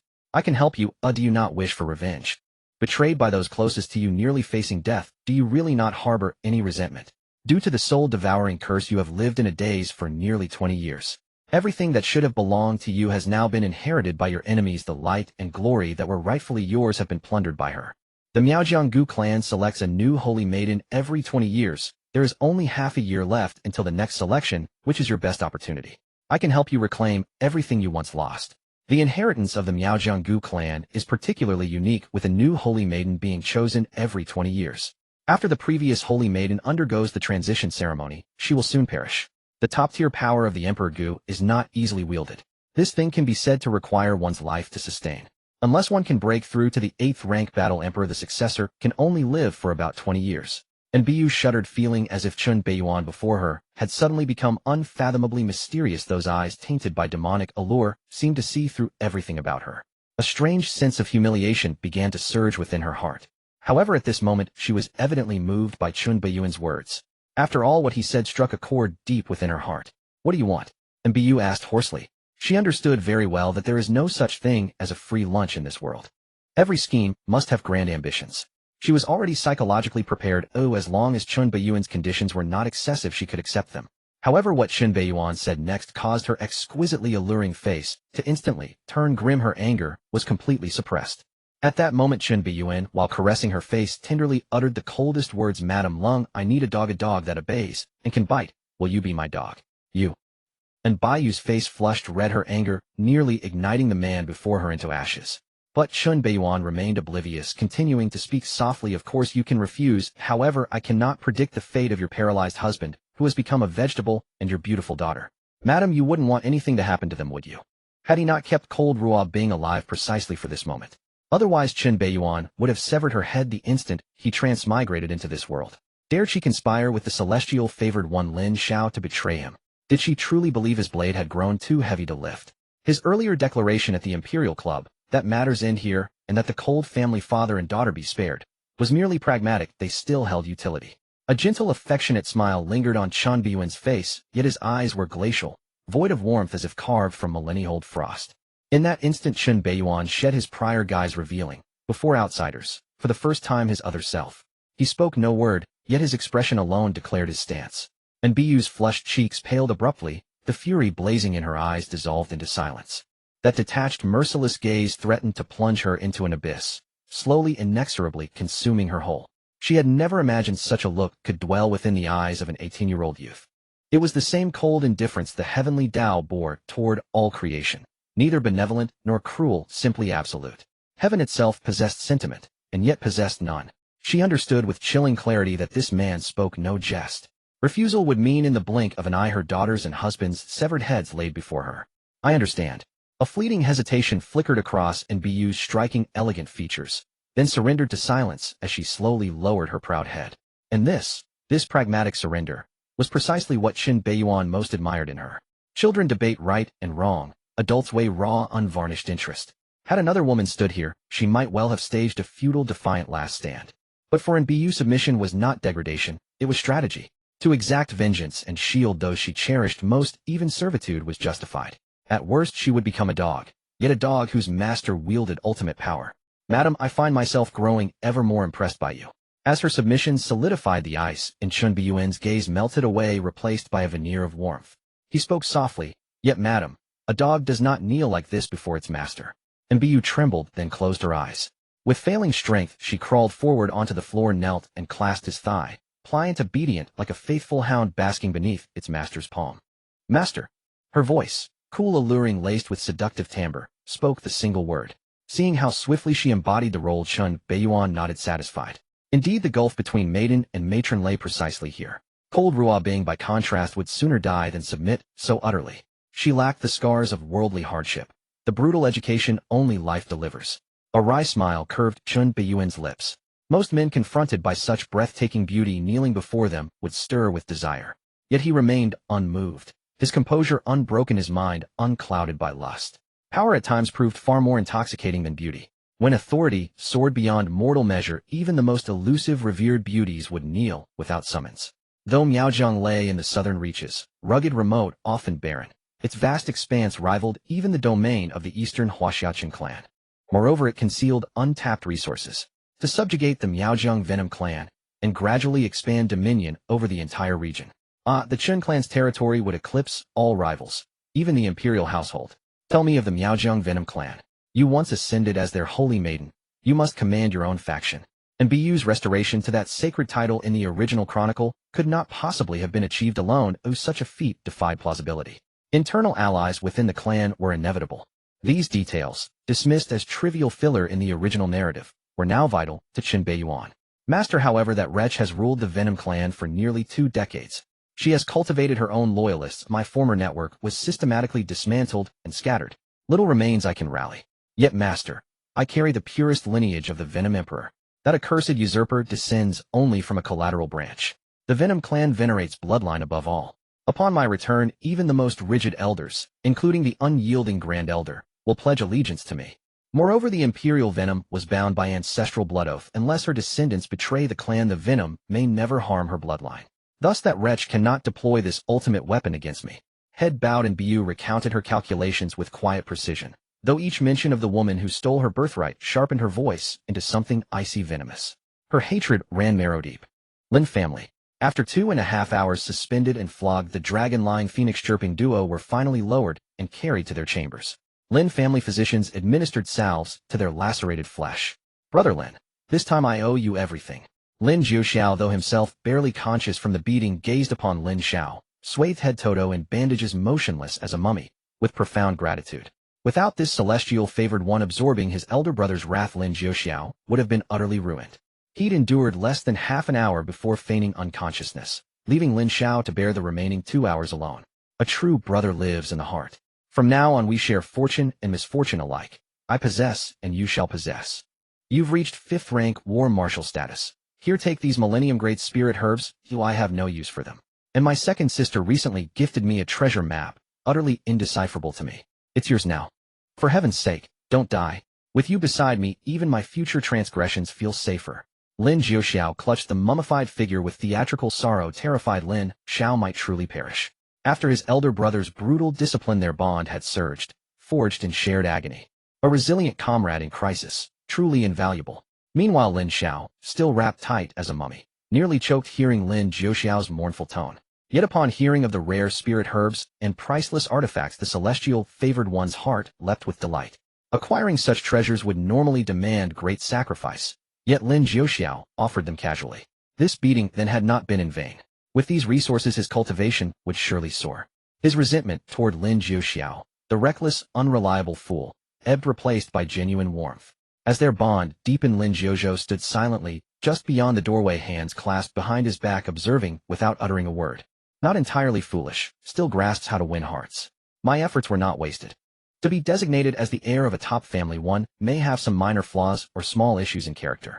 However, when faced with significant matters, one must maintain an extraordinary big-picture perspective. Otherwise, how could one lead the entire family forward? As the young master of the Lin family, Lin Jiuxiao seems to have disregarded the divine physician Lin Xiao. But in reality, he places great importance on Lin Xiao.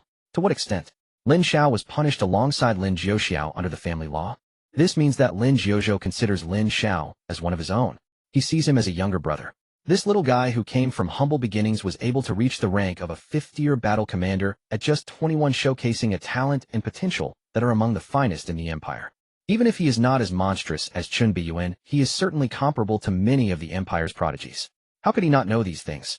His previous humiliations and suppressions were more like an act to set the stage for his younger brother Lin Jiuxiao to step in and play the good cop, winning over the heart of this civilian prodigy. But Lin Jiuxiao in the past had always been uncooperative, merely pretending to be dead. However, this time this foolish younger brother finally had a moment of enlightenment and began to understand the importance of winning people's hearts. This in turn gave Lin Jiuxiao a sense of reluctant satisfaction. Originally, Lin Jiuxiao had intended to recruit Lin Xiao for himself. Yet after careful consideration, he ultimately decided to leave this person to his unreliable younger brother. I hope that after winning over Lin Xiao, this fool Jiuxiao will start to think more when he does things. I'd rather not have to deal with the trouble that comes with being the elder brother. It's fortunate that my second sister is not here, or else you would have gotten beaten up. Lin Jiuxiao sighed, retracting his gaze, turning away, and choosing to leave. He had many matters to attend to, and could not afford to waste time here. However, what Lin Jiuxiao did not know was that shortly after he turned to leave, Lin Xiao, who had been wrapped up like a mummy, suddenly reached out and pushed Lin Jiuxiao, who was talking to himself. In the next moment, the entire room fell into a dead silence. The pair of Wulong Fengshu stared wide-eyed at each other. Lin Jiuxiao's expression changed instantly, the sadness on his face vanishing without a trace, replaced by a hint of ferocity and madness. Damn it, if you hadn't reminded me just now, I would have been beaten up again. Originally, after being whipped and thrown back into the room, Lin Jiuxiao had planned to curse his elder brother from behind. At this critical moment, it was Lin Xiao who sensed something was amiss, realizing someone was peering in from the shadows. He quickly shot Lin Jiuxiao a glance. Lin Jiuxiao responded immediately, promptly changing his words. Thus, what should have been a conversation filled with curses transformed into a performance of human feelings and worldly affairs. Little did Lin Jiuxiao expect that he had been played by this pair of Wulong Fengshu. The so-called good cop role he had taken on was merely for the blind to see. After enduring so many beatings, these two had long held a grudge against him. Damn it, do you really think I can't see your intentions? You want to train me like a dog for the Lin family? You wish. I will definitely repay all the humiliations I suffered before. Sooner or later I will kill you. The rage on Lin Xiao's face was palpable as he silently cursed within. Clearly, this divine physician also saw through Lin Jiao's true intentions. This undoubtedly struck a nerve. He only wished to be the one in charge, never intending to be someone's dog. Lin Jiuxiao had already climbed to the second spot on his kill list. In contrast to Lin Xiao's rage and murderous intent, upon seeing through Lin Jiao's true motives, Lin Jiuxiao, the third son of the Lin family, appeared much more straightforward. His dissatisfaction with his elder brother only intensified a certain desire within him. Just because you are the heir of the Lin family, you think you can treat me like a dog. I am your own brother. Even our father has never treated me like this. I refuse to accept it. Why can you be the young master of the Lin family, enjoy countless honors and the worship of others, while I can only be a playboy, a second-generation rich kid? In the end, it all comes down to the fact that the elder brother is too cowardly, always knowing how to endure. The Lin family will eventually fall into his hands. Why wasn't I chosen as the heir of the Lin family? If I had been chosen, the Lin family would not be in this state. If I were the young master of the Lin family, tonight's incident would never have happened. How could Chun Beiyan dare to touch a hair on me? Fueled by his own dissatisfaction and jealousy, Lin Jiuxiao's heart began to burn with an unnamed desire. Deep down, his dissatisfaction with his elder brother had reached its peak. Suddenly, the alluring figure of his sister-in-law and her breathtaking smile appeared in his mind. In an instant, he felt a stirring within him, as if he had thought of a way to take revenge on his elder brother. But as soon as he thought of his elder brother's methods, he was filled with trepidation, quickly burying the idea deep within, fearing even the slightest hint of it might lead to his elder brother beating him to death. However, the desire stirred up by his sister-in-law was difficult to suppress at this moment. This playboy, who had a preference for married women, was suddenly feeling as if countless ants were crawling all over him. Since I can't have my sister-in-law for now, perhaps I can find a substitute. For some reason, Lin Jiuxiao suddenly recalled the cold and alluring figure from the Imperial Club, standing there like someone bewitched. That woman seems to be named Lung Ruobing, one of the 4 beauties of Yinjing. She seems to have been played by Chun Beiyan. Does that not make her a married woman? Huh. Lin Jiuxiao's eyes lit up. Is that not exactly what he likes? Anyway, that woman has been worn out by Chun Beiyan. It should be fine for him to have a taste. Moreover, if Chun Beiyan can enjoy her, why can't I, Lin Jiuxiao? Since Chun Beiyan messed with him, then he would mess with the women Chun Beiyan had played with, treating it as indirect revenge. In an instant, he seemed to be possessed as images of Lung Ruobing's slender figure continuously floated in his mind. Lin Jiuxiao swallowed hard. I haven't played with someone of this caliber before. She is one of the 4 beauties of Yinjing. I don't dare to covet the other three, but Lung Ruobing might be worth trying. He suddenly turned to Lin Xiao beside him and whispered, Brother Lin, I remember you seem to have Lung Ruobing's contact information. Once I recover from my injuries in the next few days, can you arrange for her to meet me? Don't worry, you will definitely benefit from this later. Lin Xiao looked utterly confused, as if he couldn't follow Lin Jiuxiao's train of thought, until Lin Jiuxiao revealed his intentions. The moment Lin Xiao's expression changed to one of horror, he felt a wave of green light spreading from his head. Lung Ruobing was the woman he loved most deeply. He had never dared to lay a hand on her. And this bastard Lin Jiuxiao already had designs on her. He instinctively wanted to refuse, but unfortunately the other party offered too much. So much so that he was somewhat tempted. Previously, if Ruobing hadn't fetched a high price for Chen Beiyuan, she would have been given away for nothing. This time it would be possible to sell her for a good price through Lin Jiuxiao. Alright, I agree. Lin Xiao forced a smile. Lin Jiuxiao was overjoyed, unable to help, but embraced Lin Xiao's shoulders, exclaiming, Brother Lin, you can rest assured as brothers we are of one heart. Damn it, you really think I'm your brother? You want to mess with my goddess? Lin Xiao was furious, quietly adding Lin Jiuxiao to his kill list as number 3. In the Chun household, Chen Beiyuan was still unaware that Lin Xiao and Lin Jiuxiao were plotting something once again. At this moment, after listening to Lin Beiyu's account, he finally had a general understanding of the top power of the Miaojianggu tribe, and he also began to formulate ideas for the upcoming events. Just then he suddenly realized that Lin Beiyu, this cold and alluring woman, seemed to have been kneeling on the ground for quite a long time. As the young master of a top family, he possessed high self-cultivation even if the other party was currently voluntarily serving him. However, as the master, he still maintained a degree of respect for her. Clearly, it was inappropriate to keep her kneeling, so it would be better to change to a more appropriate manner. Madam, please take a seat. Chen Beiyuan did not trust human hearts, for they are ever-changing. He is not a god and cannot achieve omniscience. Although the cold and aloof father and daughter could serve as a soft spot to control the ruthless and glamorous Lin Beiyu, Chen Beiyuan naturally did not forget to lay down some special methods unique to himself. Coincidentally, the Wuxi medical classic contains several kinds of poisons that are of immense importance even to a 7th-grade battle emperor, which can directly act on the depths of the bloodline. Once activated, it can instantly lead to a lethal strike. Unless Lin Beiyu can successfully break through to the 8th-grade battle emperor and condense her emperor body. Otherwise, she would never be able to resolve the various toxins accumulated in her body throughout her life. With this layer of means, Chen Beiyuan could feel somewhat at ease regarding Lin Beiyu. At this moment, having just unsealed the soul-devouring curse, Lin Beiyu's cultivation and memory had just recovered, and she would need some time to nurture herself back to her peak. For now, you should stay at the Chen family and quickly recover your previous strength. I will prepare all the necessary resources for you. Once the time is ripe, you can return to Miaojing and start looking for opportunities to launch a transformation to reclaim everything that originally belonged to you. With my support behind you, you will surely become the new king of the Miaojinggu clan. Understood, master. And Beiyu obediently replied while seated. In the blink of an eye, 2 days had passed. During these 2 days, Chen Beiyuan had been in his room, comprehending the Zhuo Wang, Dao Jing merging with the universe, and becoming one with it, allowing his spiritual power to rapidly increase. It must be said that Chen Beiyuan, the destined great villain, possessed a talent and understanding unmatched in this world. The profoundness of the Zhuo Wang, Dao Jing, and 8th-grade technique was not inferior to his primary cultivation of the Zhen Yu Demon Sutra. A typical cultivator might take decades, or even centuries, to grasp its true essence. After all, cultivation is determined by talent and comprehension. To understand is to understand, to not understand is to not understand. However, as soon as Chen Beiyuan began to delve into the Zhuo Wang Dao Jing, he initially grasped its mysteries and began to autonomously merge with the universe, directly touching the true essence of the Dao Jing. Such talent and comprehension can only be described as terrifying. In just 2 short days, he had completely mastered this formidable Dao Jing. His spiritual power surged by more than double. The Zhuo Wang Dao Jing is indeed marvelous. It not only enhances the spirit and nourishes the soul, but also allows me to merge with this realm and accelerate my cultivation speed.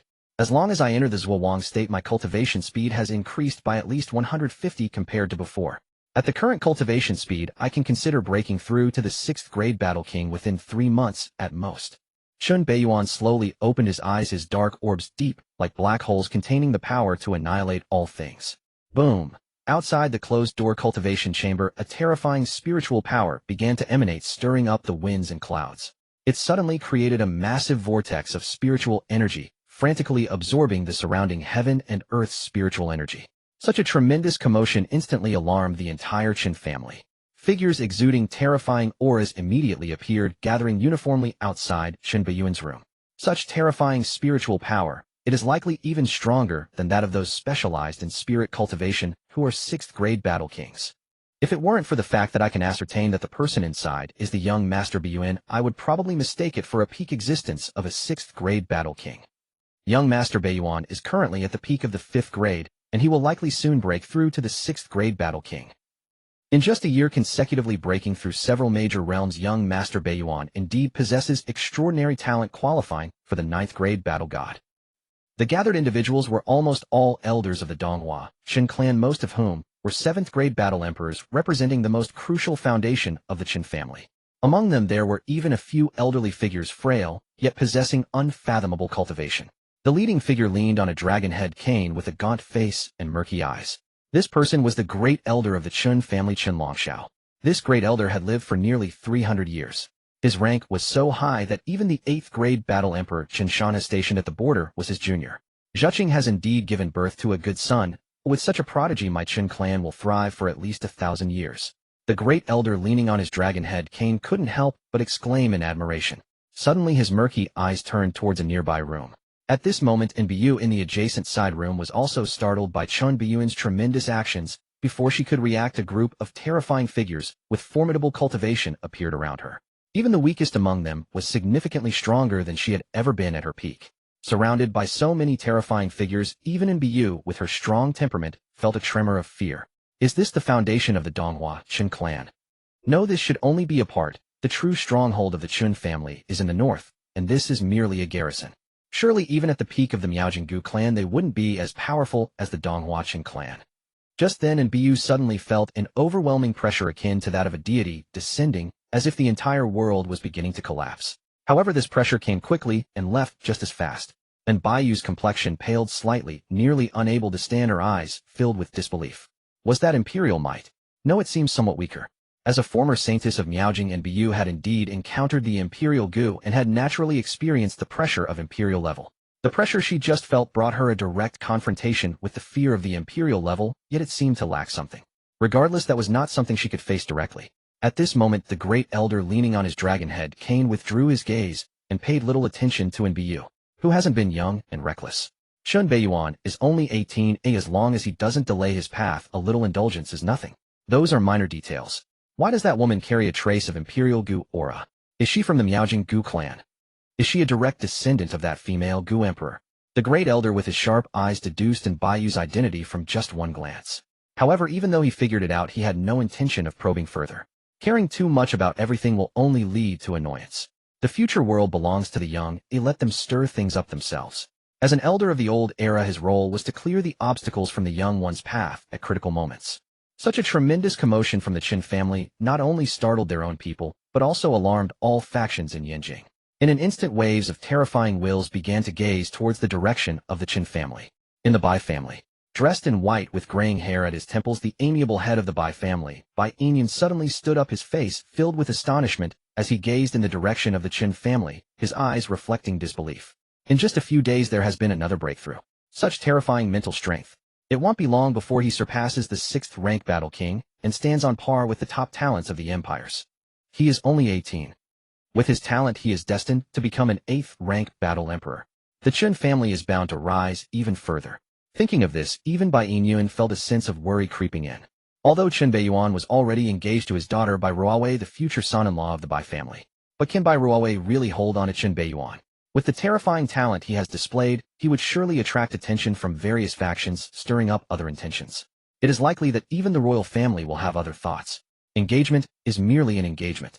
It is still not secure enough. Curse that old bastard Chen Zhiqing, who keeps postponing the marriage by claiming his son is still young and just turned adult, saying to wait a few more years. Thinking of this, Bai Yinyun was filled with anger. Such an excellent son-in-law, too outstanding, too much of a temptation for others.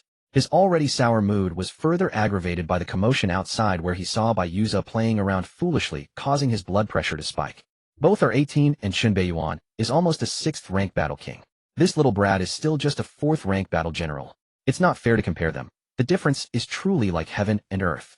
You little rascal, all you know is how to play. At the Lin family, Chen Zhiqing has indeed produced a fine son. Lin Shufeng, with a stern visage and sharp gaze, stared intently at the direction of the Qin family. Then he turned his attention to Lin Jiuzhou beside him. However, my son is not to be underestimated. You flatter me, father. Lin Jiuzhou replied calmly. Yet in his eyes one could clearly see a hint of seriousness and battle intent.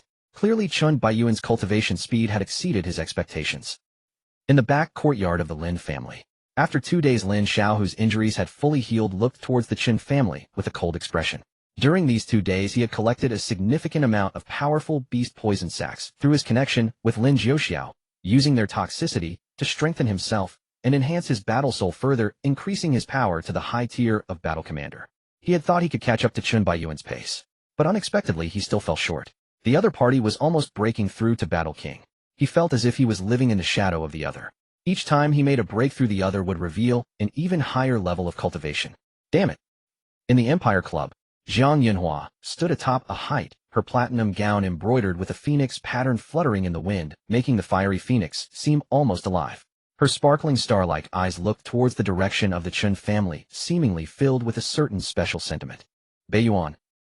At the East Hua Academy, in the principal's office, Jiang Baiyi's hand suddenly paused, looking towards the direction of the Chen family, his authoritative face flashing a trace of astonishment and surprise. Then it turned into silence. If only such a person were born in the Jiang family. One of Chen Beiyuan's actions once again drew the attention of various factions in the entire Yinjing city. His speed of cultivation was too fast, astonishing enough to evoke fear and trepidation. It is clear that the Chen family will welcome a new peak in the coming centuries, and their military power may even strengthen. This will undoubtedly bring joy to some, while causing others to worry. However, as all factions gathered at the Chen family, no one noticed the subtle changes occurring far away in the Empire's third war zone. The change appeared for a brief moment, flashing by, as if concealed by a powerful force. Then an uncontrollable hearty laugh echoed throughout the entire war zone. At the Chen family, the gathered elders of the Chen family gradually dispersed. In the secret chamber, Chen Beiyuan absorbed the terrifying vortex of spiritual energy that had coalesced, transforming it into demonic energy, and then slowly stood up. At this moment beside him stood a towering giant demon puppet with a green face and sharp teeth, wielding a massive club glistening with a metallic sheen. This towering 7-rank giant demon puppet was entrusted to him by his father Qin Zhiqing 2 days ago, a masterpiece from a top puppet master of the Donghua Wei family. Its combat power was sufficient to contend with ordinary 7-rank battle emperors. The moment he received it, Chen Beiyuan began to refine it. A puppet that fears neither life nor death and possesses the combat power of a 7-rank battle emperor is invaluable. However, when Chen Zhiqing handed it over to him, he merely patted his shoulder and said nothing more. I wonder how father is doing now. With the help of the enlightenment pill, he should be able to break through smoothly. I have done all that I can, and next it depends on father. Chen Beiyuan said to himself, gazing at the towering giant demon puppet before him. 2 days ago, when Chen Zhiqing handed over the giant demon puppet to him, Chen Beiyuan had given him the enlightenment pill. The effect of that enlightenment pill was not significant in his hands. But for Chen Zhiqing, a peak 7-rank battle emperor, it would be different. Chen Zhiqing had been stuck at this level for a decade, always lacking a chance to advance. That pill, which could last for 48 hours, was that opportunity. Once Chen Zhiqing could advance further, it would be a whole new world. Constantly taking from the family is not good after all. At necessary times one must also give back.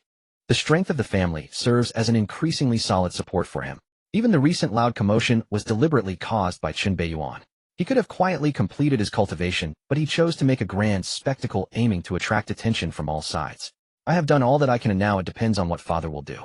With a wave of his hand, the giant demon puppet before him is suddenly transformed into a flash of light, turning into a dark ring that adorned his right hand. Suddenly, a stirring from deep within his bloodline triggered a violent reaction in him. His gaze shot towards a nearby spot. That was clearly towards the direction of the blood pool. The blood-noxious dragon emperor has been reborn. Chen Beiyuan's pupils contracted instantly, transforming into a shadow as he appeared before the blood pool, where a shattered dragon egg was floating. It seemed that the existence within the dragon egg had vanished silently. Had it escaped? Chen Beiyuan instinctively approached the blood pool, touching the warm and moist shattered dragon egg. Clearly the other party must have just been born. It was impossible for it to have run away. At that moment, a massive shadow silently appeared behind him, a scorching breath mixed with a strong smell of blood wafting against his neck. Behind, Chen Beiyuan's pupils contracted, clearly shocked that the other party could evade his perceptive abilities, something that had never happened before. It is known that even a 7th-grade battle emperor cannot conceal themselves from his senses. Immediately, he disregarded the itch from the scorching heat on his neck and the overwhelming stench of blood emanating from his nose, slowly rising to his feet and turning around. As soon as he turned around, he was greeted by the sight of a fearsome, enormous dragon, head less than a fist's distance away from him. The black dragon horns burned with crimson flames, the scarlet scales glinted ominously, and the jagged dragon mouth was lined with sharp fangs, while its crimson mane fluttered wildly. However, what shocked Qin Beiyuan the most were its eyes. Its double pupils were not the blood red of a blood fiend dragon. Instead, they were the heavenly-born heavy eyes. In the enormous dragon's eyes, one pupil was black and the other red, intertwined, like the yin-yang symbol, forming a slowly rotating circle. As the eerie heavy eyes rotated, mysterious and unfathomable patterns surged, carrying an overwhelming oppressive force. Under the gaze of those four slowly rotating sinister dragon eyes, Qin Beiyuan felt the world before him begin to collapse, as if a torn painting, with his soul sinking into an endless void of darkness. In the boundless void of darkness, he suddenly felt a terrifying tremor, followed by an unforgettable scene. The sky revealed two blood moons and two dark suns intertwining and orbiting around each other.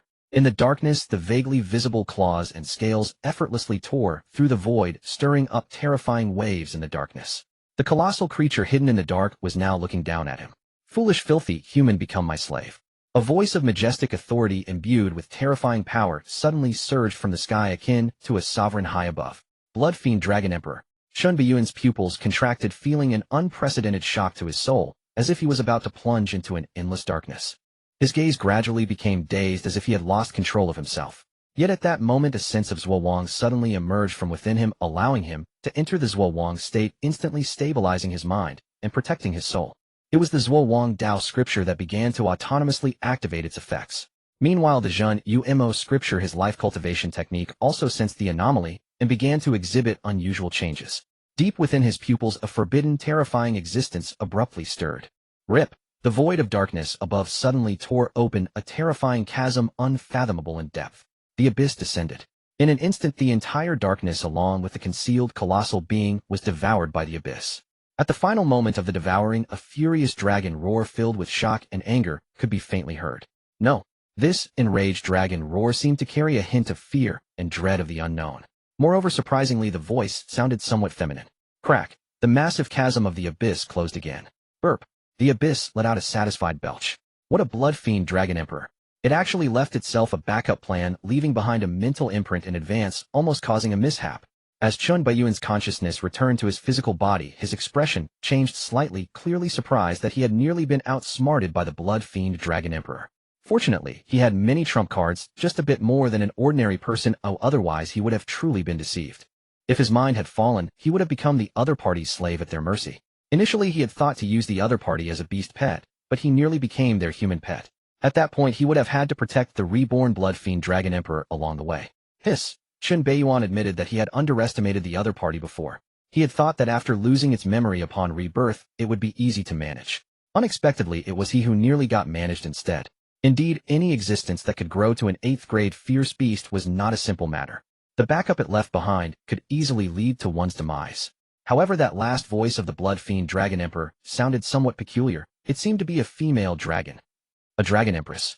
Qin Beiyuan's expression became somewhat strange, clearly surprised that the infamous blood fiend dragon emperor, known for its bloodthirst and madness, would actually be a female dragon. This was somewhat different from what he had expected. He looked up and happened to see a colossal being nearly 3 meters long, tilting its head and curiously gazing at him. Its heavenly-born heavy eyes were no longer the imposing and domineering sight they had in the void. Instead, they appeared dazed and clear, like a newly born creature.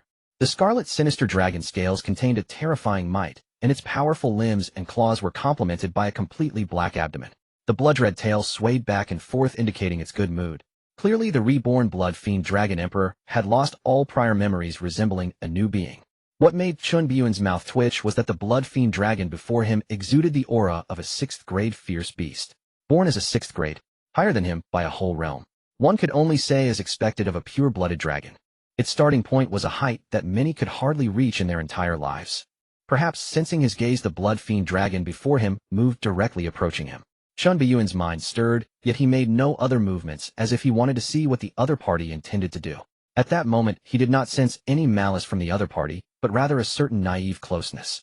Suddenly, he felt a terrifying sense of binding come upon him, as if being coiled by a gigantic python. The force was so terrifying that even his physique, comparable to a 6th-grade divine weapon, felt a choking sensation. The blood fiend dragon brazenly coiled around him.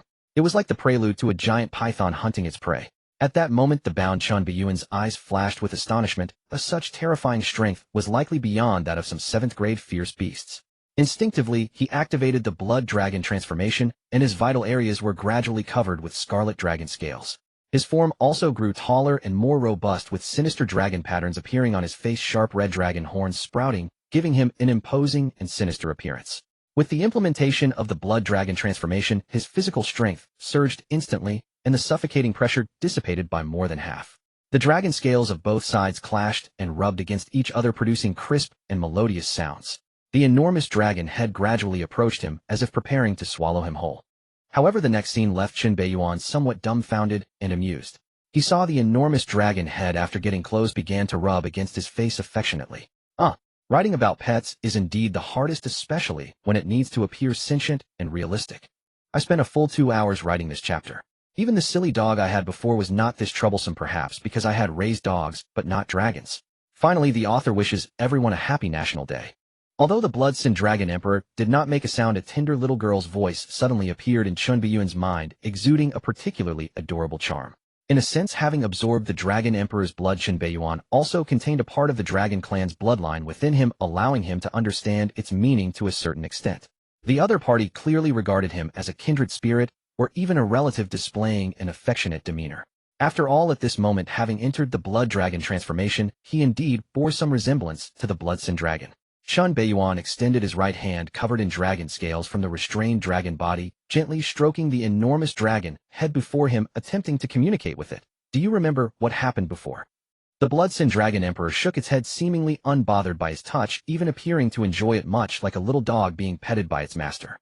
The blood-colored dragon tail wagged more vigorously, slapping against his thigh. What do you want to play? The response was almost always the same: come. Play. No matter what question Lin Beiyan asked, it nearly always reacted with a single response: come. Play.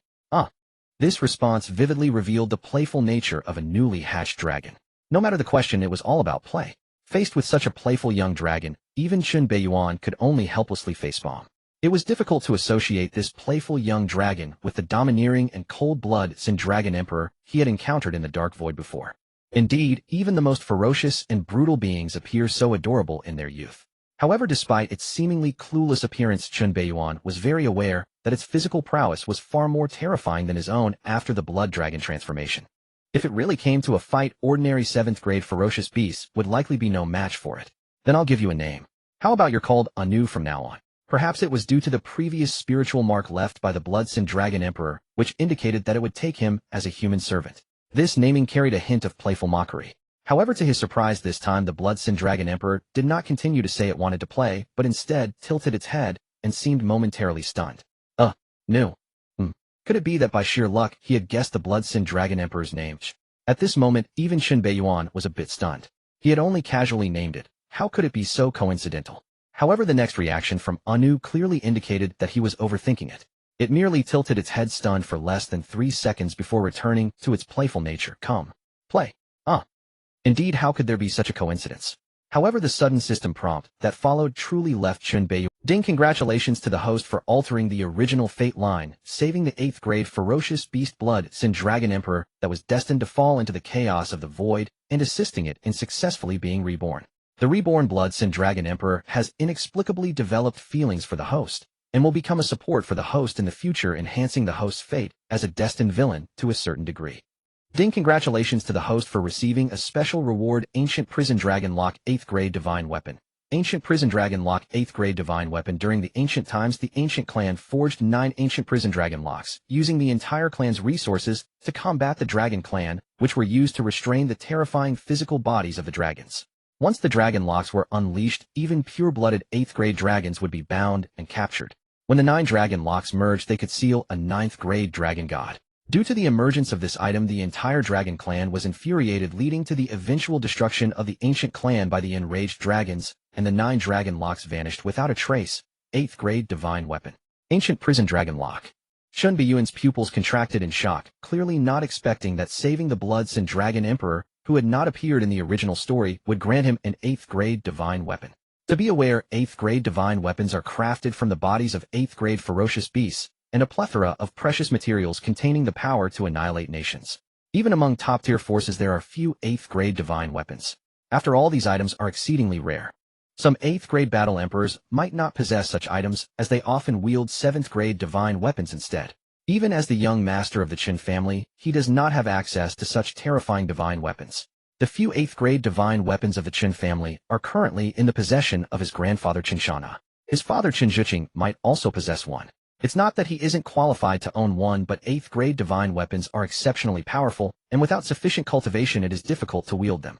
Given his current 5th grade battle commander cultivation, he likely wouldn't be able to unleash even 1,000th of the 8th grade divine weapons power.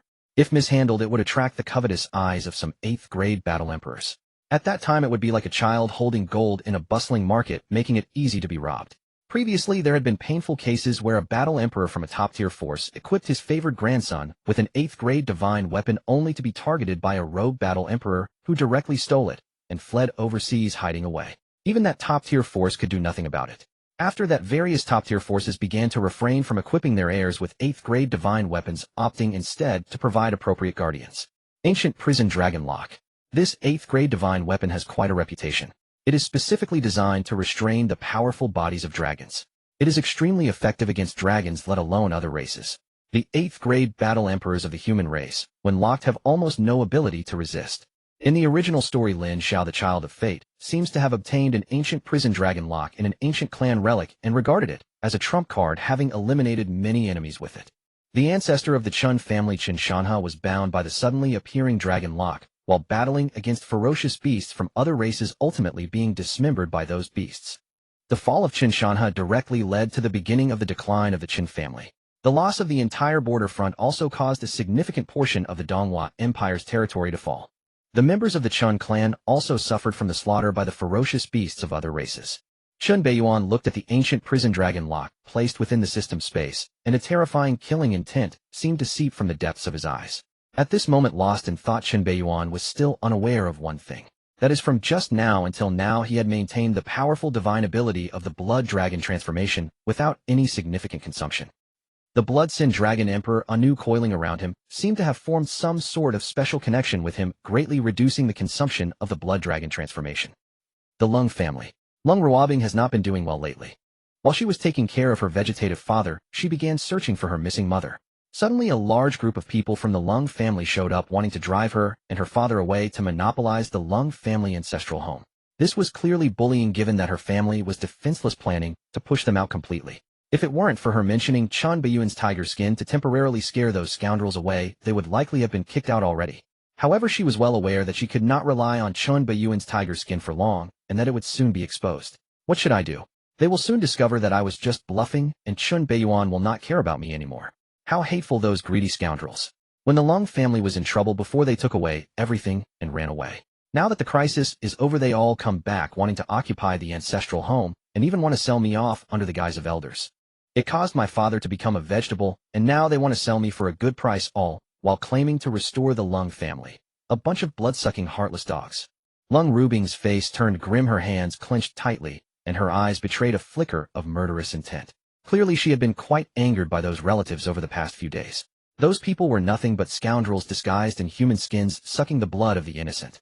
They not only wanted to occupy the ancestral home of the Lung family, but also claimed to have found her a good place to settle. A direct descendant from a wealthy family had long admired her and was willing to take her as a concubine. What does being a concubine mean? It essentially means being a kept woman. Even if I were to be Lin Beiyan's mistress, I would never become the concubine of some worthless young master. Lung Ruobing's expression darkened. If it weren't for her insufficient strength, she would have confronted those people from the Lung family in an instant. However, among them were several old formidable elders who were 4th-rank battle generals. She was merely at the peak of 3rd-rank battle spirit. If it were just me, I could easily hide in Donghua Academy. Those people would not dare to cause trouble there, but now my father is a vegetable and needs someone to take care of him. Lin Beiyan would not be able to help me anymore. I can only rely on myself. As long as I break through to 4th-rank battle general and apply for early graduation from the academy, everything will improve. Her cultivation had reached the peak of 3rd-rank battle spirit due to years of hard training and her family's support, and she was only one step away from condensing her battle soul and achieving 4th rank. As long as she broke through to 4th-rank battle general, applied for early graduation, and passed the graduation assessment to obtain a recommendation letter, she could then enter a powerful imperial department. With such an identity, those from the Lung family would think twice before acting so recklessly. Rely on mountains, and they collapse. Rely on people, and they fall. Only by becoming strong myself can I find the true path. As long as I can obtain the recommendation letter, that will be half the battle won stepping into the system of the Donghua Empire. By then, why can't I Lung Ruobing rely on my own efforts to gradually rise to the upper echelons of the empire and become a true significant figure? And I can also quickly find my mother. The coldness on Lung Ruobing's face dissipated. Her eyes gradually filled with excitement, as if she had found a way to resolve her current predicament. Just as she was lost in beautiful fantasies about the future, a phone call abruptly interrupted her. The caller was none other than Lin Xiao. Lung Ruobing frowned, her face revealing unmistakable disgust as she directly hung up. However, Lin Xiao was quite persistent, calling continuously. The incessant ringing of the phone gradually turned Lung Ruobing's improving mood into irritation. Finally, after the 10th call, she could no longer hold back and picked up the phone, her voice cold as she scolded, "Lin Xiao, what do you want?" "Ruobing, I found your mother." Lin Xiao's excited voice came from the other end of the line, and his words left Lung Ruobing stunned in place. "Mother found at the Kyoto nightclub in the Supreme Emperor's private room. I found your mother through the connections of the Lin family. Her condition is not good, and she is still in a coma. Yes, she is here with me. You need to come over quickly." Lin Xiao quickly hung up the phone, looking at Lin Zhouxiao beside him, forcing back the sorrow in his heart. As he spoke, she said she would be here in half an hour. "Ha ha ha, it's still brother Lin. Ooh, I truly admire that performance just now. If you entered the industry, you would definitely win an Oscar." Upon hearing this good news, Lin Zhouxiao's face showed unmistakable excitement. Ever since he had seen Lung Ruobing at the Imperial Club a few days ago, he had been infatuated with this stunning school beauty, unable to forget her. Even during these days of recuperation at the Lin family, he couldn't help but think of her, becoming increasingly obsessed with tasting the charm of one of the 4 beauties of Yinjing. "I heard that Lin Beiyan pursued this woman for 6 years only to discard her after one night. It's truly a waste. Then let me Lin Zhouxiao enjoy her. For this I specifically had Lin Xiao arrange for her to come here. Brother Lin is a brother. If you help me with this matter, I will definitely not forget you. The 1,000-year poison dragon grass you need has already been obtained." "Then thank you, Zhouxiao." Although he had obtained the treasure he needed, Lin Xiao couldn't find joy in it at that moment. Instead, he felt an inexplicable sense of loss. How could he have fallen to the point of trading his beloved goddess for resources? Isn't this just being a pimp? What is the difference between this and those old scoundrels in the red light district? Previously, he could still convince himself that it was a choice made out of necessity. But is the current situation really out of necessity? He could have refused, yet he still agreed. At this moment, the excited Lin Zhouxiao naturally noticed his slight despondency and couldn't help but speculate. "Brother Lin, you wouldn't actually have feelings for this woman, would you? I heard you were humiliated by Lin Beiyan over her in Donghua Academy." Speaking of this, Lin Zhouxiao's sinister face seemed to hesitate for a moment. Then, as if he had made a huge resolution, he said, "Fine, as brothers we should stick together. When Lung Ruobing arrives, you can join us, and we can handle her together." It was evident that Lin Zhouxiao truly regarded Lin Xiao as a brother, otherwise with his spoiled nature, he wouldn't say such things. Asking him to give up was certainly impossible, so it was better to share her as good brothers. Lin Xiao's expression slightly changed, as if he was a bit tempted. The thought of what might happen next stirred his emotions. However, the guilt and shame he felt deep inside for Lung Ruobing still held him back from facing her, especially as he would have to witness her humiliation. "Forget it, Zhouxiao, you enjoy yourself. I won't stay here to interfere with you. Will take my leave." Lin Xiao disregarded Lin Zhouxiao's retention and resolutely walked out of the private room, heading toward the exit. "Coming from a poor background, I must resort to any means necessary. I am not wrong, I am not wrong. Ooh, I didn't want this, I didn't want this. What can I do? What can I do? Even if I refuse, will Lin Zhouxiao let Lung Ruobing go? Impossible, impossible. He will definitely use other means. Since that is the case, it is better for me to take some benefits. I simply made the choice that suited me best. The naive and kind-hearted country boy from back then is already dead, already dead. Ooh, I killed him with my own hands, I killed him with my own hands. This damned world does not allow a good person to survive." He lowered his head, muttering to himself, becoming increasingly deranged, as if he had gone mad. He didn't even notice when he accidentally bumped into someone at the nightclub entrance. "Which damned bastard dares to bump into me?" At that moment, Bayuza was about to curse, but when he saw Lin Xiao's disheveled appearance talking to himself like a madman, he was momentarily stunned. Lin Xiao? What happened to him? Did someone in his family die, causing him to break down and go crazy? Before he could react, he watched Lin Xiao muttering disappear into the night. At that moment, a hurried figure rushed toward him, a look of urgency on their face. Bayuza, standing there in a daze, almost got bumped into again and hurriedly dodged. But as he moved aside, he clearly saw the true appearance of that hurried figure. Lung Ruobing. Why is she here? Upon hearing the news about her long-missing mother, Lung Ruobing was undoubtedly excited, rushing towards the Kyoto nightclub at the fastest speed, not even caring when she almost bumped into someone along the way. Unfortunately, based on Lin Xiao's description, her mother and Biu was not in a good situation. Having already lost her father, she could hardly bear the thought of losing another family member. At this moment, under the influence of family ties, she didn't even consider the authenticity of Lin Xiao's phone call, nor did she think about whether the place she was heading to was a den of tigers and dragons, or an endless abyss. In a hurried search, she quickly found her destination Supreme Emperor box. With a heart full of excitement, she pushed the door open. However, when she entered the box, she did not see the mother she had imagined, nor did she see Lin Xiao. Only Lin Jiuxiao with a sinister expression sat on the sofa watching her with a teasing look, his eyes gleaming with evil. Miss Lung, no, it should be Miss Lung, welcome to my territory. You are the third young master of the Lin family. Lin Jiuxiao. Where is Lin Xiao? Where is my mother? Where are they? Lung Rubing's expression changed, her excited thoughts cooling down instantly, as she sensed something was wrong. Realizing that this might be a trap, she instinctively began to retreat. Bang! The door slammed shut. The figure of a Shan wrapped in bandages and cloaked in black had appeared behind the door, at some point blocking the only escape route. Ha ha, Miss Lung, don't be afraid, your mother is now with the Lin family. As long as you obediently serve me well, I will take you back to find your mother. At that time you can even seek out your father if you wish. Lin Jiuxiao, sitting on the sofa, greedily stared at the striking figure before him, the evil glint in his eyes growing stronger, as if he were a cat playing with a mouse. At this moment the prey had walked into his trap, ready for him to toy with. The long night was still ahead, there was no rush. Damn it! Lung Rubing's heart trembled as she instantly realized that this was a setup specifically targeting her. The claim that her mother had been found was all a lie. Lin Xiao had used her as bargaining chip and sold her out to secure his own path. She caught a glimpse of the black-clad guardian, A Shan, behind her, but soon her expression turned desperate. A 7th-grade battle emperor. There was no way she, a mere 3rd-grade battle spirit, could contend with that. Of course, her small movements had been clearly observed by Lin Jiuxiao, and the mockery in his eyes deepened. Lin Jiuxiao, are you insane? Qin Beiyuan won't let you go. In this critical moment, Lung Ruobing once again played the Beiyuan card, hoping to frighten him. Little did she know that ever since Chen Beiyuan had severed ties with him, whenever she faced danger, the first person she thought of was him. Whenever something went wrong, she always resorted to invoking the Chen Beiyuan name to intimidate others.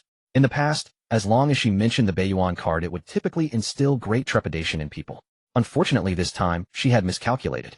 You little bitch, trying to scare me with Chen Beiyuan. If he can play, why can't I? Lin Jiuxiao. Lin Jiuxiao's expression instantly turned sinister and mad, clearly provoked, and the playful teasing on his face vanished. In a moment, I will let you know just how formidable I am. Damn it. Faced with the relentless advance of Lin Jiuxiao, Lung Rubing's complexion changed drastically, clearly not expecting that simply mentioning Chen Beiyuan would enrage him so directly. This turned out to be a case of losing a chicken to catch a monkey. At this moment, she had been cornered with no escape routes left, and the outcome was naturally predictable.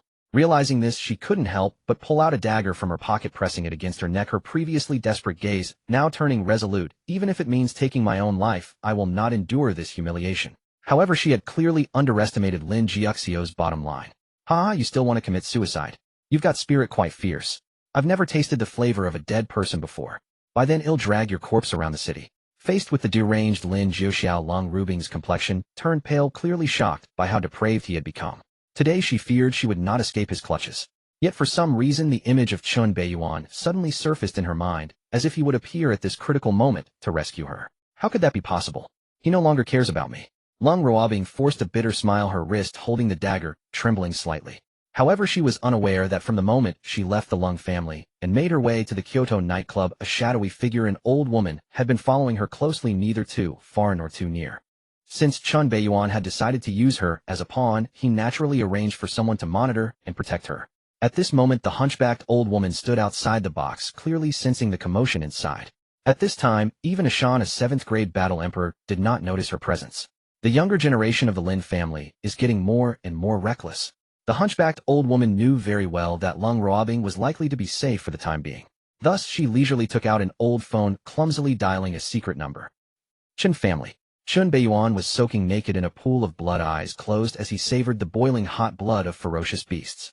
A pair of delicate and plump hands were currently massaging his shoulders and strong back. And Biu, clad in light gauze, was serving him like a maid, awkwardly kneading and massaging the young man before her. On her cold and alluring face, as she gazed at the strong physique in the blood pool, a hint of blush appeared. Just then the phone placed beside the blood pool suddenly rang. Chen Beiyuan slowly opened his eyes, casually picking up the phone next to the blood pool. Upon seeing the caller ID, his brow furrowed slightly, and he answered the call. What is it? Young Master Bun Lin Jiuxiao and Lin Xiao have set a trap luring Lung Ruobing to the Kyoto nightclub. They likely have ulterior motives. Should I take action? The hunchbacked old woman's hoarse voice came from the other end of the line. Lin Jiuxiao. Lin Xiao? Chun Beyuan's eyes widened, suddenly radiating a chilling light, as he instantly grasped the underlying intricacies. Well, it appears that Lin Xiao, the son of Destiny, had become addicted to delivering girls, wanting to offer them to everyone. In the original story, he was only supposed to provide for this great villain of Destiny. Suddenly his brow furrowed, feeling the pressure on his shoulder increase slightly. Being in a confined space, and since he hadn't let Nbu step away, she naturally overheard the conversation. Upon hearing that her daughter was in danger, this alluring young woman immediately became flustered, wishing she could rush to save her. But the opponents were from the Donghua Lin family, clearly not something she could handle alone. She wasn't the Miaojiang holy maiden she once was. The best course of action now was for Chun Beiyuan to intervene. Master. Continue. Facing Nbayu's pleading gaze, Chun Beiyuan showed no sign of response, slowly closing his eyes as if he didn't want to deal with it. Just when she was about to show despair, Chun Beiyuan suddenly said to the old woman on the other end of the phone, coldly, "Bring the person out, break the rest of their legs." The old woman replied, "I understand." After receiving young Master Baiyuan's instructions, the hunchbacked old woman was about to hang up and take action. Just then Baiyuza arrived with several tall and burly figures marching towards this side with a fierce momentum. Bang! Baiyuza took the lead, kicking the box door open with a loud bang, startling everyone inside. "What the hell are you doing? You still have a knife to your neck. If you want to die, do it outside." The bewildered Lung Ruobing, still holding the knife, was directly shoved out. Smack! The box door was closed again. "Baiyuza, how dare you ruin my plans? Screw your mother. You dare to touch a woman my brother-in-law has slept with. If I don't break your dog legs today, I won't share your last name. Get him." Lung Ruobing. The hunchbacked old woman. The sudden turn of events left both of them bewildered. What on earth? Especially Lung Ruobing. Just a moment ago she was trapped in a den of dragons and tigers, engulfed in despair, preparing to end her own life. In the next moment, Baiyuza burst in with a group of people, forcing her out of the private room and then blocking Lin Jiuxiao. That person seemed to be Chun Beiyuan's little brother. Could it be that Beiyuan sent him to save her? Once she regained her senses, Lung Ruobing ignored the dagger pressed against her neck and instinctively looked around, but she couldn't find Chun Beiyuan's figure. A hint of disappointment crossed her desperate face. "No, I must leave first. If Beiyuan really sent someone to save me, staying here would be wasting a precious opportunity." Lung Ruobing murmured to herself. Without hesitation she fled outside.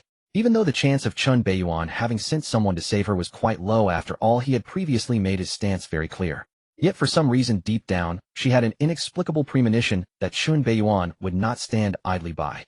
At that moment her mind was involuntarily occupied by the image of that domineering and cold figure. Whenever she encountered danger, that person's presence seemed like a talisman, always ensuring her safety at critical moments. Even though that person had already left her world. Beiyuan. The hunchbacked old woman silently watched Lung Ruobing leave, glancing at the tightly shut private room, where screams of agony echoed, her face twitching slightly. She never expected that before she could act to save anyone, Lung Ruobing would emerge unscathed. Her family's young master's little brother Baiyuza had directly blocked the people from the Lin family. Moreover, Baiyuza had brought along a group of people. Most of them were the unruly offspring of the prominent families in Yanjing City. Among them, there were several protectors at the 7th rank of the Battle Emperor level. With so many people coming, Lin Jiuxiao and an injured protector from the Lin family simply couldn't withstand it. Currently, they were being pinned down and violently beaten. The hunchbacked old woman ignored the screams from the private room and reported into the still-connected old-fashioned phone. Young Master Bun Lung Ruobing has left unscathed, but Baiyuza has brought a group of unruly youths and several 7th rank battle emperors to block the Lin family's young scion, and they are currently in combat. Qin family blood pool. Xiaobai, how did this guy get involved? It can't be that he just happened to stumble upon this situation. Chun Beiyuan was also somewhat bewildered, having clearly heard Baiyuza cursing through the phone. This little brother was truly reliable. He genuinely stepped up for matters related to his sister-in-law. Indeed, Baiyuza's earlier statement of being brothers in heart was not just empty talk. He didn't even bother to give him a call, and just rallied a group to deal with Lin Jiuxiao, that little brat. "You don't need to worry about this matter, as Xiao Bai knows how to handle it. If anything happens, I will support him. Just stick with Lung Ruobing." "Yes, young Master Beiyuan." After hanging up, Chun Beiyuan slowly rubbed his temples, initially planning to use this opportunity to criticize the Lin family. Unexpectedly, Baiyuza had intervened, drawing all the hatred away. However, it was still a good intention from his little brother. If things escalated, it could indeed become troublesome. However, knowing his little brother, if things went too far, he would call him immediately. "Master." Only at this moment, after confirming that his daughter was safe and sound, and Bayu's worries dissipated significantly. A hint of emotion and guilt surfaced on her cold and charming face. Just a moment ago she was worried about her daughter's safety, not realizing that Lin Beiyan had already set people up to secretly protect robbing. Without Lin Beiyan, this evening Lung robbing would likely have been toyed with to death by that scion of the Lin family. Such incidents were not uncommon in Yinjing City. Lin Jiuxiao was also a twisted and perverted character, and countless women had perished at his hands over the years. The death of a young lady from a small family was nothing significant. The deceased were not from prestigious families, so it wouldn't stir up much of a storm. At most it would just be 3 cups of punishment wine. Could they really take Lin Jiuxiao's life? With her current identity and status, she was utterly powerless to confront the Lin family heathen. Fortunately, Lin Beiyan was there to withstand all the pressure. In her earlier emotional outburst, she had evidently exerted too much force. Bang! Suddenly a powerful hand grasped her neck, causing her to feel a suffocating sensation. Madam, please always remember your position. What I want is a dog that will obey and bite. I don't need you to interfere with my work. I said as long as you work for me, your daughter and husband will be safe. I, Lin Beiyan, keep my word. Lin Beiyan said calmly without looking back. No. The master. As Biu was on the verge of suffocation, she suddenly felt the pressure on her neck loosen slightly, and then she felt a dizzying spin as she was thrown into the blood pool. The intense smell of blood filled her nostrils, making it hard for her to breathe. Bang! And Biu emerged from the blood pool, gasping frantically for the bloody air. Her face flushed, her long hair messy, appearing particularly disheveled. Yet despite just having nearly suffocated, she felt no resentment now. Instead there was a kind of forbidden pleasure and sensation. Just as she lifted her head preparing to look at Lin Beiyan, she suddenly felt a violent disturbance behind her, causing the entire blood pool to surge. A soul-deep sense of fear emerged suddenly, making the hairs on her body stand on end, as if something was watching her from behind. And Biu froze in place, her alluring eyes clearly reflecting a gigantic dragon's head slowly rising from the blood pool, creating a tumultuous wave. The enormous dragon head was now merely a fist's distance away from her. The scorching hot breath blasted against her neck, instantly drying her wet dark hair. A pair of strange double pupils was staring intently at her. Head. A dragon. Blood pool has a dragon. And Biu's pupils contracted, her entire body stiffening, as if she were being targeted by some terrifying entity. What frightened her even more was that she could vaguely sense a bloodline pressure similar to the Emperor's goo emanating from this dragon. Ding, ding, ding. Just as the atmosphere froze, a ringing phone abruptly shattered the stalemate. Lin Beiyan ignored the standoff between the person and the dragon ahead, instead looking at the phone beside him. The caller was none other than his little brother Bayuza. 3 minutes ago, in the VIP room of the Supreme Emperor nightclub in Kyoto, when Bayuza stormed in with a group of friends and several 7th-rank Battle Monarch bodyguards, the outcome was already sealed. Lin Jiuxiao's bodyguard Ashan had not yet recovered from his injuries sustained from family punishment last time, and was quickly subdued by the attack of the several 7th-rank Battle Monarchs. Faced with the raucous group, led by Bayuza, Lin Jiuxiao instantly fell into a disadvantage, being pinned to the ground. Of course, Bayuza was the main aggressor, while the other rich heirs merely helped to hold Lin Jiuxiao's hands and feet. After all, they were just called in to help. Luckily, I was smart enough to sense something was off right away, otherwise you little bastard would have succeeded. You should take a look in the mirror. The women my brother-in-law has been with are not someone you can touch. If I don't break a few of your legs today, my Bayuza might as well have wasted his life. Bayuza shouted fiercely. Initially, he only intended to come to the Supreme Emperor nightclub for some fun, but unexpectedly ran into the disheartened Lin Xiao and the hurriedly arriving Lung Ruobing. This little devil from the Bai family was no fool. He quickly sensed that something was amiss. He immediately called the owner of the Supreme Emperor nightclub and learned that Lin Jiuxiao was in the VIP room. Meanwhile, Lung Ruobing was also looking for the VIP room. Got it. There must be some trickery involved. It was almost certain that Lin Jiuxiao was up to no good. Bayuza knew Lin Jiuxiao too well. He was likely setting a trap for a woman again. You little bastard, if you were setting a trap for others, they might not care. But this was a woman that your own brother-in-law has been with. Ooh, how dare you get involved? If I don't beat you to a pulp today, it would be too clean for you. Without hesitation, Bayuza summoned his friends. He also called the Bai family for reinforcements, claiming he was being bullied outside, thus bringing 2 7th-rank battle monarchs from the Bai family. Now Lin Jiuxiao, who was just planning to enjoy himself, found himself in dire straits, receiving a brutal beating. Bayuza directly attacked, breaking Lin Jiuxiao's 2 legs, causing him to scream in agony and curse with hatred. Bayuza, I curse you, you are just a dog of Lin Beiyan, my brother, and the Lin family will not spare you. I'll curse your old mother. Bayuza, enraged, grabbed a specially designed golf club and swung it down. Bang! Accompanied by the sound of heavy impact and flesh being crushed, chaos ensued. Lin Jiuxiao's eyes widened, bloodshot and nearly bulging out, as he looked in disbelief at the mangled remnants of his broken legs. His screams and shouts abruptly ceased, and he spat out a mouthful of blood, fainting. Damn! User, are you really doing this? Yuza, you've really caused a huge mess. It's over, this is going to be a big deal. Not only did you break 2 legs, if that thing gets damaged, the Lin family will definitely not let it go. The rich heirs who were holding Lin Xiaoxiao down were also stunned, hastily releasing their grip. Each of them stared in horror at the scene of Lin Xiaoxiao on the ground, bloodied and unconscious, swallowing hard. This was serious. Conflicts among aristocratic families, bickering, jealousy, and fighting are not uncommon. Even breaking limbs is trivial since their families never lack healing substances. If you lose a fight, you just find a way to retaliate later. But there are limits. What do you mean by smashing something that could kill someone? That could indeed cost a life. Yuza, hurry up and go back to the Bai family, lay low, and don't let the Lin family catch you. Otherwise your fate won't be any better. Lin Xiaoxiao's older brother is not easy to deal with. As the heir of the Lin family, he will definitely demand an explanation for what happened to his brother. In disputes among juniors, the elders should not intervene. It must be resolved by the younger ones themselves. You're in big trouble now. A rich heir from the Donghua Wang family who had a good relationship with Bai Yuza quickly spoke up. They could only help hold Lin Xiaoxiao down, and at most they were accessories to the crime. Bai Yuza was the main culprit. With the situation escalating so much, the Lin family would be the first to come after him. The Lin family is one of the military powers of the empire. They are no joke. The other rich heirs who were friends with Bai Yuza also urged him to escape first. To be fair, even though Bai Yuza could sometimes be unreliable, at critical moments his friends were quite dependable.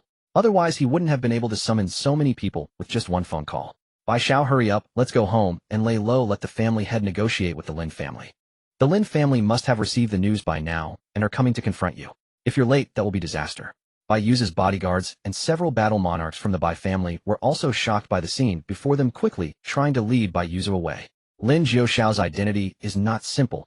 He is one of the core members of the family. To put it bluntly, if Lin Xiaoxiao gets in trouble, he is one of the successors of the Lin family. Causing such a huge incident, it would be a slap in the Lin family's face, and they would not let it go.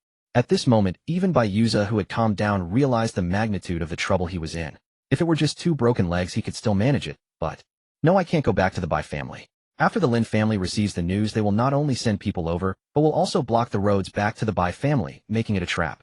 Moreover, with such a big ruckus, even if I did return to the Bai family, the old man would most likely break my 2 legs. After calming down, Bai Yuza looked at the unconscious Lin Xiaoxiao, but his mind was racing. For now, I need to find my brother-in-law to save me. The Lin family dares to confront the Bai family, but they might not dare to confront the Chen family. I will call my brother-in-law and see if he will help me. Chen Beiyuan's intuition was indeed quite accurate. As soon as things escalate too much, his first thought is to contact his brother-in-law. Chen family. Ring, ring, ring. Chen Beiyuan, soaked in a pool of blood, looked at the incoming call from his brother-in-law, as if he had expected it, and directly picked up. Speak your mind. Brother-in-law, I've gotten into some trouble. Can I come hide over there? Bai Yuza's sly voice came from the other end of the phone, but his tone was clearly laced with unease, and his heavy breathing indicated he was on the run. Go ahead, what trouble have you caused now? Although he had anticipated it, Chen Beiyuan still wanted to know how big of a mess his brother-in-law had created. Just 3 minutes later, he was calling, clearly in a panic. This was somewhat beyond his expectations. It's not a big deal, though. I just broke Lin Xiaoxiao's dog leg. Huh, just broke a leg. That's not a big deal. Can the Bai family not handle this? Does Bai Yuza really need to run away? Wait. Chen Beiyuan immediately sensed something was off, his expression turning serious. Which leg did you break? Just the left and right ones, and also the one in the middle. Chen Beiyuan finally understood why his brother-in-law was in such a hurry to seek refuge with him. This matter had escalated quite significantly. The legs on either side could be healed with celestial herbs, allowing him to live normally, without any issue. But as for the thing in the middle, who knows if it could even be healed? Even if it could, would it function? What if there were psychological scars? What if he couldn't perform? This thing was essential for carrying on the family line. If you touched that part, the Lin family would surely go insane. For any noble family, continuing the bloodline is of utmost importance. Bai Yuza had indeed touched upon a taboo of the noble families. Even Chen Beiyuan didn't expect this fellow to be so reckless, going so far as to injure Lin Xiaoxiao in that area. Moreover, given his understanding of his brother-in-law, this fellow was probably downplaying the severity. What Lin Xiaoxiao had lost might be worse than a mere injury. This time he had truly stirred up trouble. Brother-in-law, I am your dear brother-in-law. You can't just ignore me. My sister specifically instructed me to seek you for any major issues. I don't even trust my own father now, nor do I plan to return to the Bai family. You must help me. In my heart, you are closer to me than my own father. I will always be your brother-in-law. Bai Yuza lamented, pitifully resembling a homeless stray dog. Clearly he was aware that he had made a big mess, and the Bai family might not be able to protect him.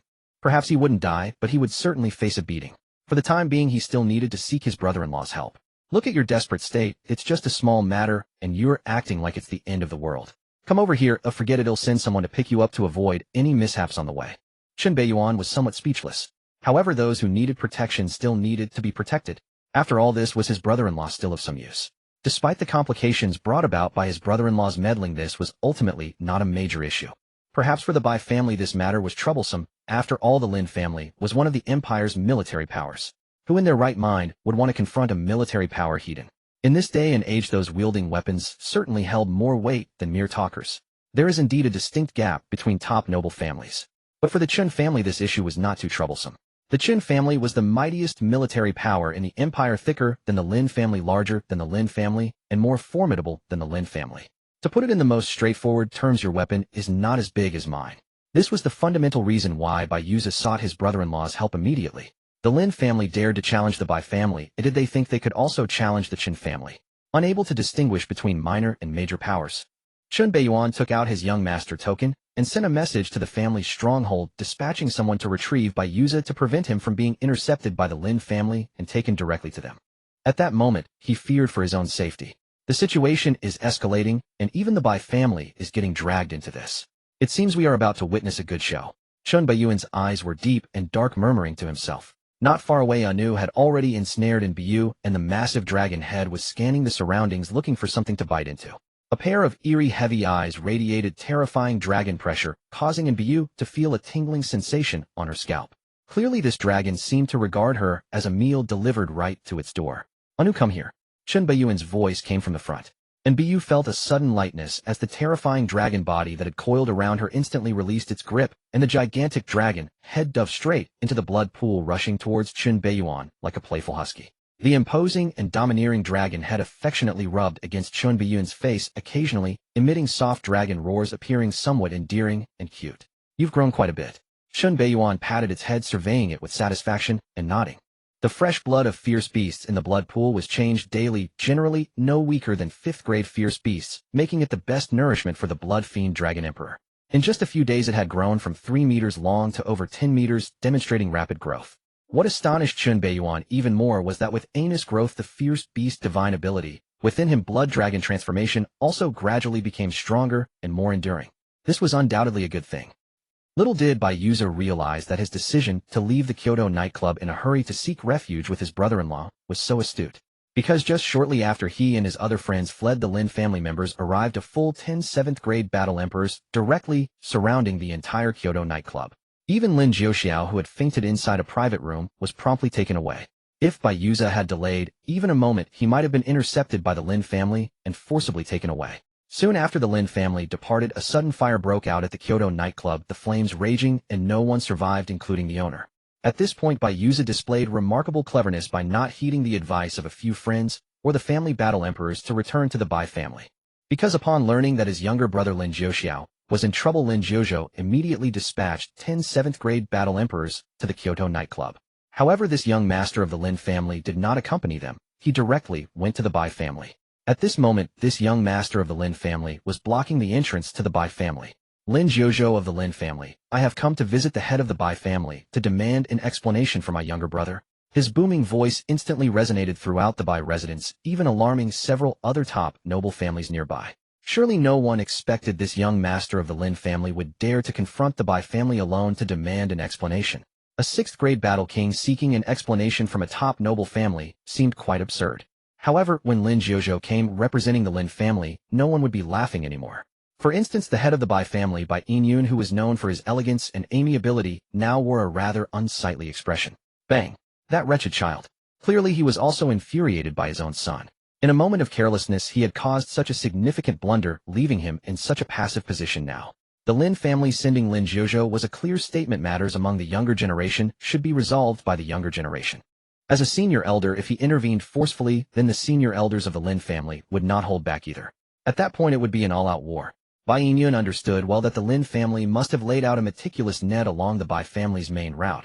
If his rebellious son dared to return, it would be like walking into a trap.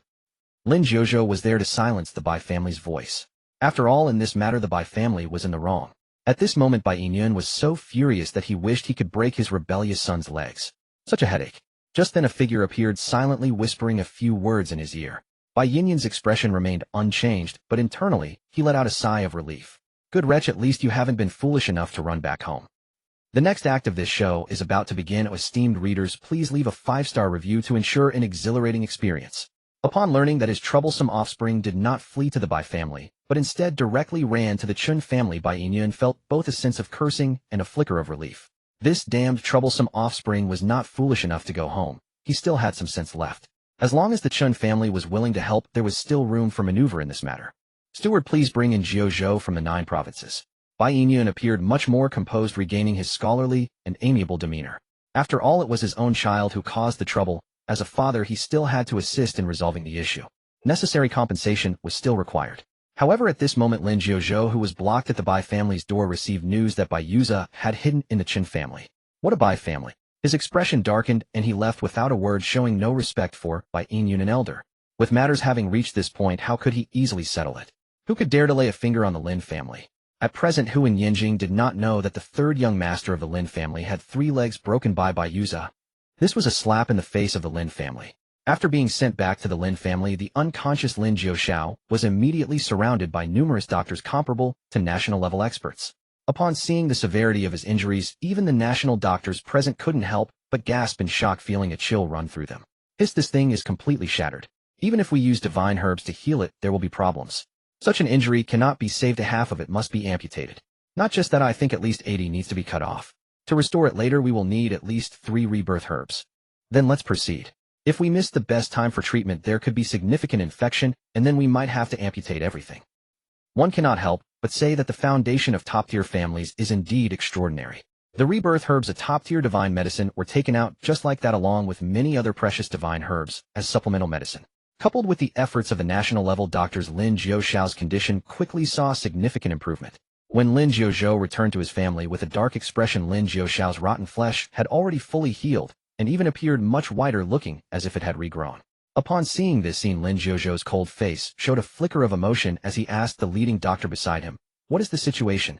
"Young Master Jiao, the third young master's condition has stabilized, and the damaged limb has returned to normal, but the subsequent situation still needs to be observed." However, the leading doctor cautiously weighed his words, his face showing signs of hesitation. "But what?"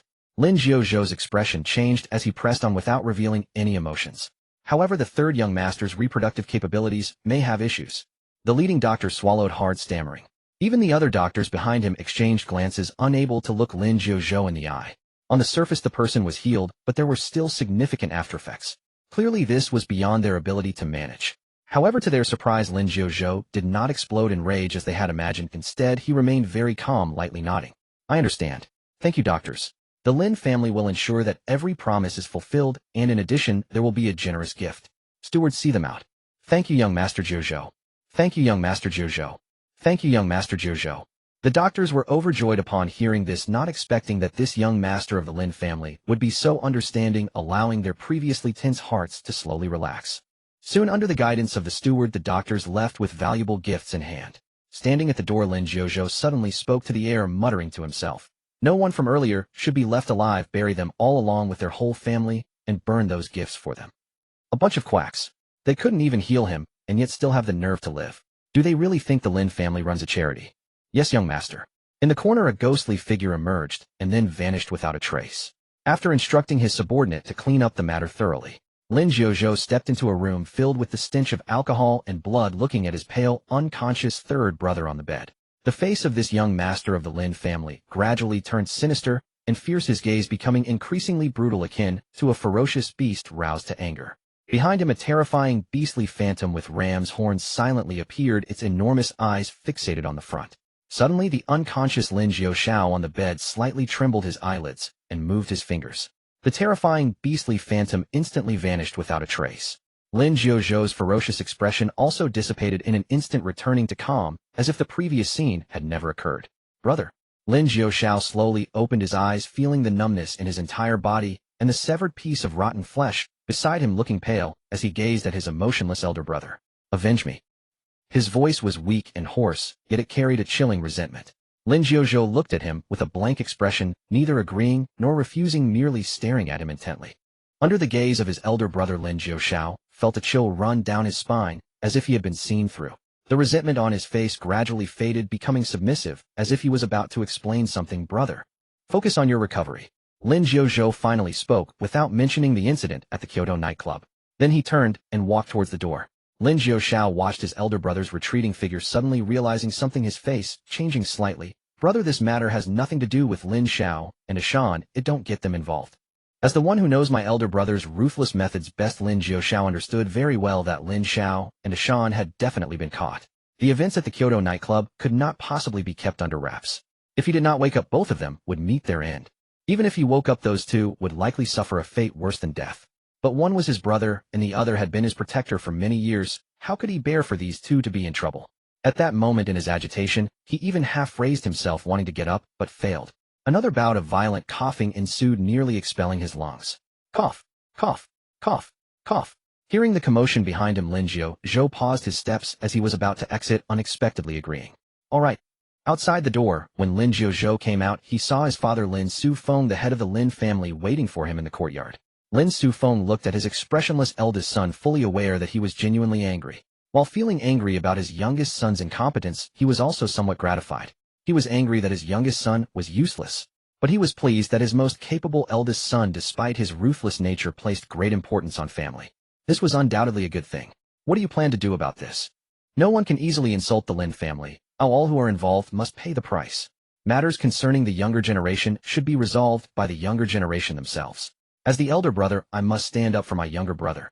Lin Jiuzhou spoke calmly. Lin Sufeng's expression softened as he nodded in satisfaction. All right, I won't interfere. I'll leave this matter to you to handle. Lin Jiuzhou nodded to his father and then left directly. Shortly after Lin Jiuzhou departed, the steward walked in. Patriarch, the head of the Bai family, has come to visit. Do not see him. Lin Sufeng firmly refused. With matters having reached this point, what was there left to discuss? In the Chun family, after playing around in the blood pool with a new for a while, Lin Beiyan leisurely changed into a new outfit, assisted by Bai and walked alone towards the reception room.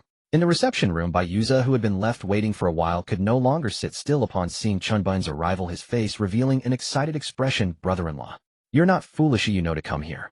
If you had run back to the Bai family, you would have probably been intercepted by Lin Jiuzhou halfway. You sent back two Bai family's battle emperors to report, but they were caught by the Lin family halfway. Brother-in-law, please stop teasing me. I owe my life to you sending people to fetch me, otherwise the Lin family's hounds would have snatched me long ago. And their noses are uncannily sharp, down to predicting exactly where I'd flee. In this time, I finally grasped why the Lin family is one of the Empire's most formidable military pillars. They're all monsters. Bai Yuza wore a wry, bitter smile. Faint abrasions marred his face, his clothes hung in tatters, and his entire bearing radiated utter disarray, stripped entirely of the polished elegance once befitting a scion of a noble house. And clearly his desperate flight had been far more harrowing than anyone imagined. Even Lin Beiyan had to concede that his younger brother-in-law possessed truly extraordinary luck. And the moment trouble erupted, he fled straight toward Qin's domain, not foolishly lingering at the capital's nightclubs, nor recklessly returning to the Bai estate. Had he done either, he'd surely have been seized by the Lin clan long before. In contrast, two Bai clan war sovereigns dispatched to warn the Bai family were intercepted en route by Lin agents, and remained missing, their fates unknown. Yet, even under the protection of his personal guardian, Bai Yuza's journey toward the Chun estate nearly ended in capture. Lin forces closed in just short of their destination, poised to seize him outright. At that critical juncture, Bai Yuza and his guardian had already been pinned to the ground and brutalized by a squad of Lin clan war sovereigns, on the verge of being beaten half to death and dragged back to the Lin estate. Bai Yuza could scarcely have dreamed the Lin clan's martial prowess was so terrifying. And within mere exchanges, his own guardian lay incapacitated. At the apex of crisis, Lin Beiyan's reinforcements arrived precisely, rescuing them without delay. Bai Yuza sustained only superficial wounds, but his guardian remained in critical condition, undergoing emergency treatment. Those men are veteran warriors, Lin clan old soldiers withdrawn from the front lines, each forged in charnel fields and monstrous graveyards, hardened beyond mortal reckoning. You've grievously offended the Lin family, else they'd never have unleashed such monsters. And still, it's fortunate you're unharmed. Lin Beiyan gazed upon his dejected younger brother-in-law and shook his head with quiet amusement, serene, unruffled, utterly composed. That the Lin family commands the Empire's second most formidable military force is no accident. And since antiquity, command of arms has belonged only to those who earned it in blood and fire. And even within the Donghua Empire, the Lin clan ranks among the top 5 supreme powers, commanding respect even from the imperial house itself. The Bai clan, though mighty, wields no true martial authority. Direct confrontation with the Lin clan is therefore unthinkable. Brother-in-law, I never truly grasped the weight of the Donghuachin clan until now. And when Lin agents saw your emissaries, they recoiled like specters confronting Yama himself. No hesitation, no resistance. Only swift, abject retreat. Bayuza stared at his brother-in-law, calm, unflustered, and felt a profound, complex surge of awe. Not only now did he fully comprehend the Chun clan's terrifying might. Just moments earlier, as he and his guardian lay crushed beneath those Lin monsters, preparing to be hauled away, Chin's rescuers arrived like divine intervention. Those Lin monsters, fearless and seizing by clan members, instantly released their captives the moment Chin's envoys appeared. No protest, no defiance. Only immediate withdrawal. And even now, Bayuza vividly recalled their blank, expressionless faces transforming into masks of sheer terror. Their eyes wide, haunted, laced with primal dread. Should they dare raise a hand, next year's date will mark their graves. Lin Beiyan remained perfectly composed, lifting his teacup and sipping calmly. In the detachment he'd sent for, Bayuza was no ordinary unit. It was an elite vanguard of the Chun clan's aberrants. It was no exaggeration to say the Lin veterans had seen phantoms. And what then are aberrants? And along the frontier, alien races frequently abducted human women, violating them to breed a hybrid lineage bearing alien traits, the aberrants. They carried dual bloodlines, alien and human. In these alien lineages include the Minotaur clan, the ferocious tiger tribe, the feline clan, the panther tribe, and aberrants inherit the alien's prodigious physical might and humanity's capacity for cultivation, thus embodying the zenith of both races' strengths. Alas, the fusion of these bloodlines rendered aberrants profoundly unstable, prone to savage bestial frenzies that erupted without warning, unleashing indiscriminate slaughter. And they were like dormant volcanoes, unpredictable, volatile, capable of erupting and scorching all nearby. Repeated attempts to purge this inherent instability proved futile, and thus both human and alien societies shunned aberrants alike, regarding them not as beings, but as grotesque genetic aberrations, monstrous failures of nature. Yet within the Donghua Chen clan existed an elite legion forged entirely from aberrants, a cadre of unrestrained, unrelenting fanatics. Nonce engaged, they fought with feral, suicidal ferocity, slaying without pause even after decapitation, still wielding blades to carve through men and beasts alike. This was a legion born solely for slaughter, and even alien warlords and primordial beasts along the frontier trembled at its approach, instinctively recoiling in visceral, soul-deep dread. And to this day, no one knows how the Chun clan commands such a legion of the utterly fearless. Not even within the Donghua Empire's innermost circles has this mystery been solved. And truly, when the Lin monsters beheld this force, their terror was indistinguishable from encountering ghosts, because while the aberrants might suffer losses, their foes would be annihilated utterly. Such was the lesson written in blood. In brother-in-law, you're incredible. And Bayuza could find no finer words. Only this raw, unvarnished exclamation to convey his overwhelming awe. In the hour of greatest peril, only his brother-in-law had delivered salvation. Had he waited for his own father's aid, he'd long since have been dragged to the Lin estate for punishment. Ni's life might have been spared, but his manhood, likely forfeit. Young master. At that moment, a figure cloaked in pitch-black robes materialized beside Chunbeiyan, bowing low and murmuring something inaudible. Bayuza's gaze sharpened. He caught beneath the shadowed cowl a pair of soft, furry feline ears, and instantly connected them to the rescue squad. His throat tightened, he swallowed hard. Sensing his stare, the feline aberrant, face obscured, features unreadable, lifted her head. Twin emerald feline eyes gleamed with glacial cold, and Bayuza froze, spine prickling, breath seizing, on the verge of involuntary surrender. Well done. You may withdraw. Yes, young master. The robed figure lowered her gaze, bowed deeply to Chunbeiyan, then melted away, silent, swift, vanishing like a shadow-cloaked panther into nothingness. Chunbeiyan set down his teacup, his eyes glinting with quiet intensity as he regarded his petrified brother-in-law, and spoke, voice layered with portent. Just now Lin Jiuzhou personally visited the Wang Wei Zhu and Yi clans, the empire's foremost aristocratic houses, to demand accountability for Lin Jiuzhou. Your companions. Every last one lies broken, limbs shattered, no exceptions. In next chapter, the climax begins. What? Bayuza's expression changed dramatically, clearly startled by the sudden news. He quickly suppressed his astonishment, forcing a smile as he looked at Chunbeiyan. Brother-in-law, you must be joking, right? How could Lao Wang, Lao Wei, Lao Zhu, and Lao Yi possibly have their hands and feet broken? They didn't do anything. How could their families allow this? Lin Jiuzhou can't possibly make several top families bow down to him, can he? Bayuza couldn't believe it. Those friends who had just gathered moments ago had suddenly met such a tragic fate. The Lin family should be looking for him. You are still too young, too naive, and too immature. Seeing that, Bayuza didn't believe him. Chunbeiyan shook his head helplessly, deciding to teach his little brother-in-law a harsh lesson. Despite being a few months older, his little brother-in-law was still too immature in his thinking. You're just a giant baby. Otherwise you wouldn't have made the move to break Lin Jiuxiu's third leg. Is this something you can do? At this moment you still think this isn't a big deal. Do you know that this time you nearly crippled Lin Jiuxiao? It was a hard slap to the Lin family's face. Now all factions in Yinjing City know about this matter. If the Lin family doesn't retaliate with thunderous force, they will truly become a laughingstock of the empire. Tonight all related personnel will be held accountable and no one will escape. Do you think the families behind your friends will protect them? You're wrong. Totally wrong. Those families won't turn against the Lin family just because a wayward child caused trouble, let alone when they were at fault first. As soon as Lin Jiuzhou arrived, the heads of each family decisively handed over their wayward children. Who helped you pin Lin Jiuxiao down at the nightclub? Lin Jiuzhou broke his hand right there. Who held his leg? They broke the leg directly. Shun Beiyuan looked at his little brother-in-law whose face had turned pale and sighed softly. Before taking action, you must consider the consequences. Some things can be done while others cannot. You need to think this through. The game of the Empire's upper echelons is not something you can play like this. You went too far this time. Even Shun Beiyuan had only let the hunchbacked old woman break someone's leg before. Yet Bayuza intervened halfway, not only breaking Lin Jiuxiao's 2 legs, but also failing to spare the most crucial 3rd leg. This guy is truly bold. Shun Beiyuan dares to let people act because he can withstand the pressure. To say the least, if he were the one handling tonight's issue, the Lin family would likely choose to endure. As for Bayuza, what right does he have? Why would the Lin family endure? As he saw his brother-in-law lay the whole situation bare, mercilessly dissecting it, Bayuza fell silent. He wasn't foolish. Born into a prominent family, he had merely become accustomed to being spoiled these years. With the Bai family backing him, he was fearless. Moreover, having Shun Beiyuan as his brother-in-law, who wouldn't show him some respect? Yet this time he had encountered a tough opponent.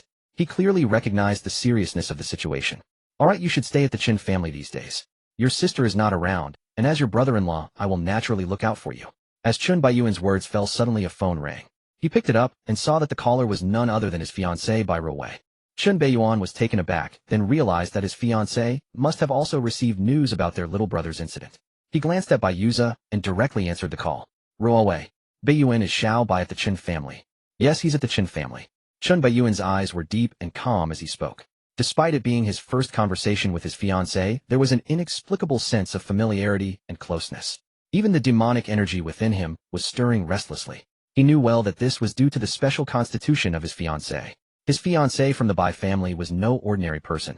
She was not only one of the 4 great beauties of Yinjing, but she was also the 3rd fated female protagonist of the original story. Among all the fated female protagonists, she was the most difficult to deal with. In the original story, even the original form of the great antagonist had suffered great losses at the hands of this fiancé.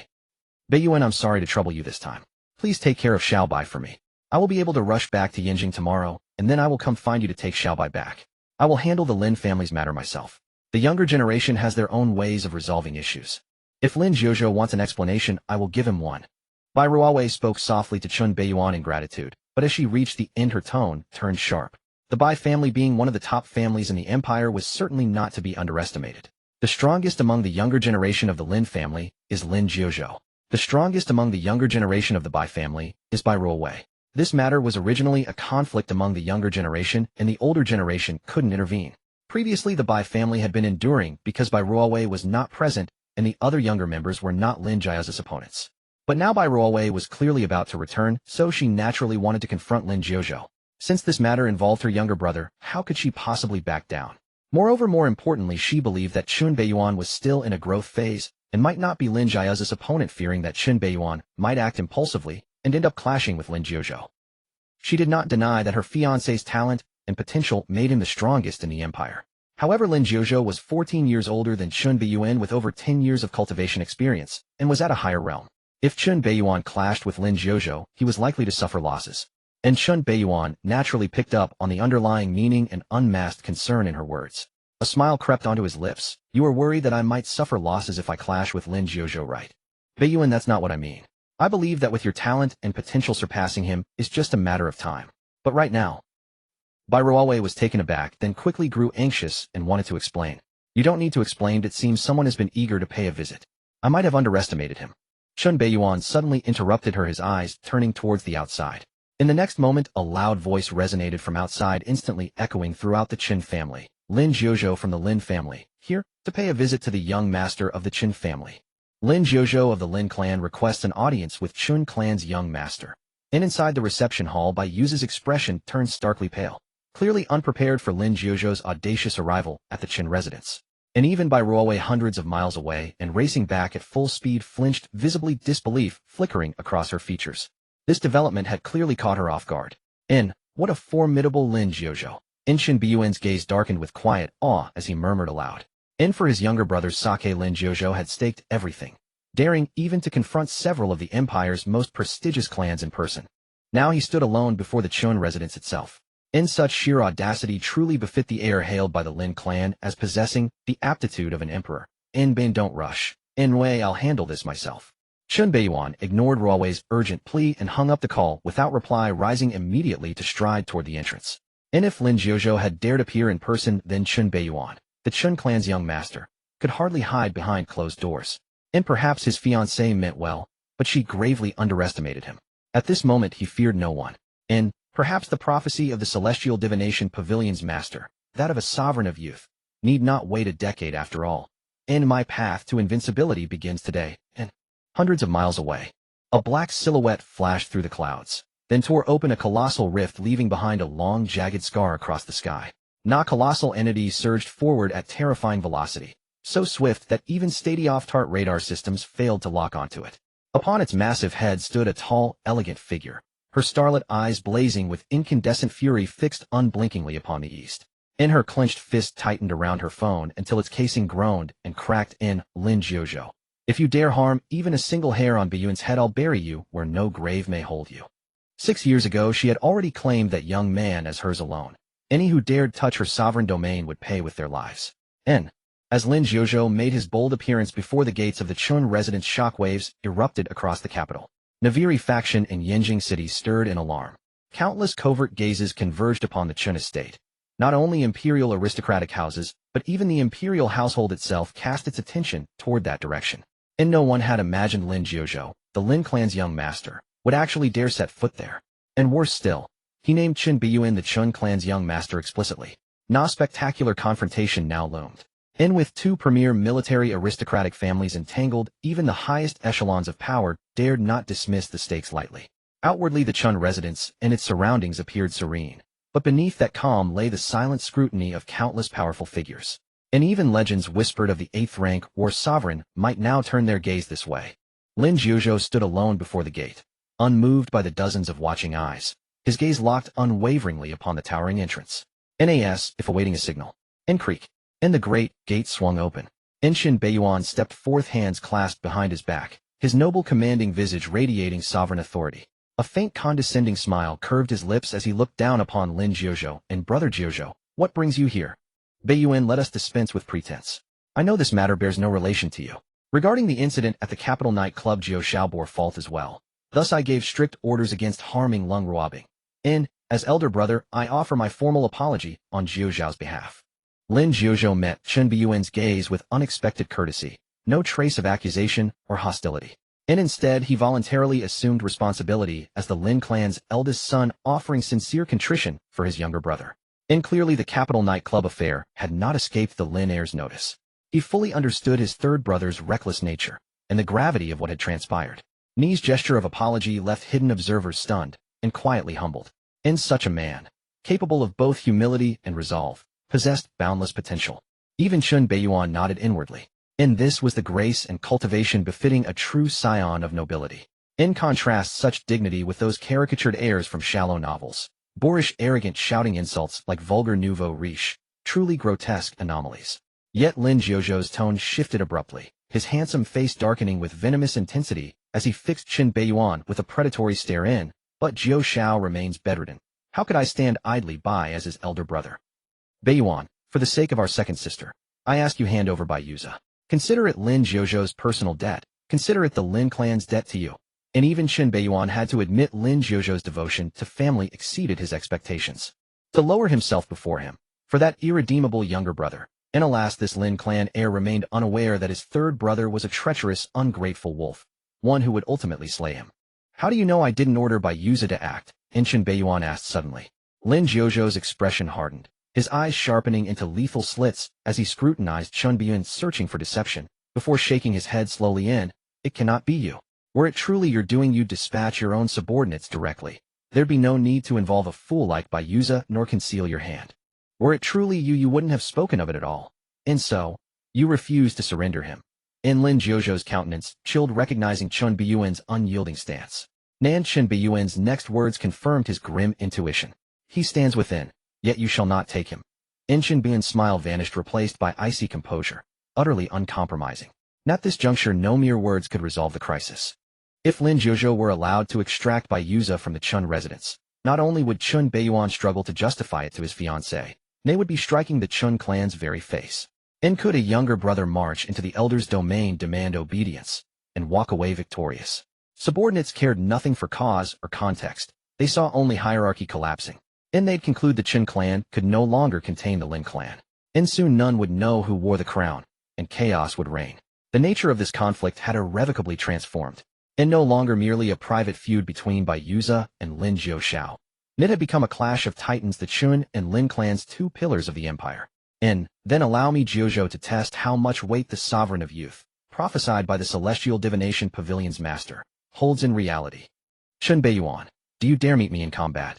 And Lin Jiuzhou's face twisted with cold malice. His gaze froze like glacial steel as he issued his challenge. And retreat was no longer possible. Only battle remained. And why should I hesitate? Chen Beiyuan responded with sovereign defiance.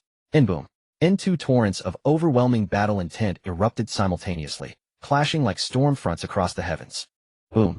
With the negotiation breaking down, two terrifying battle intents instantly swept across the surroundings, colliding with the force of rolling thunder and blazing flames.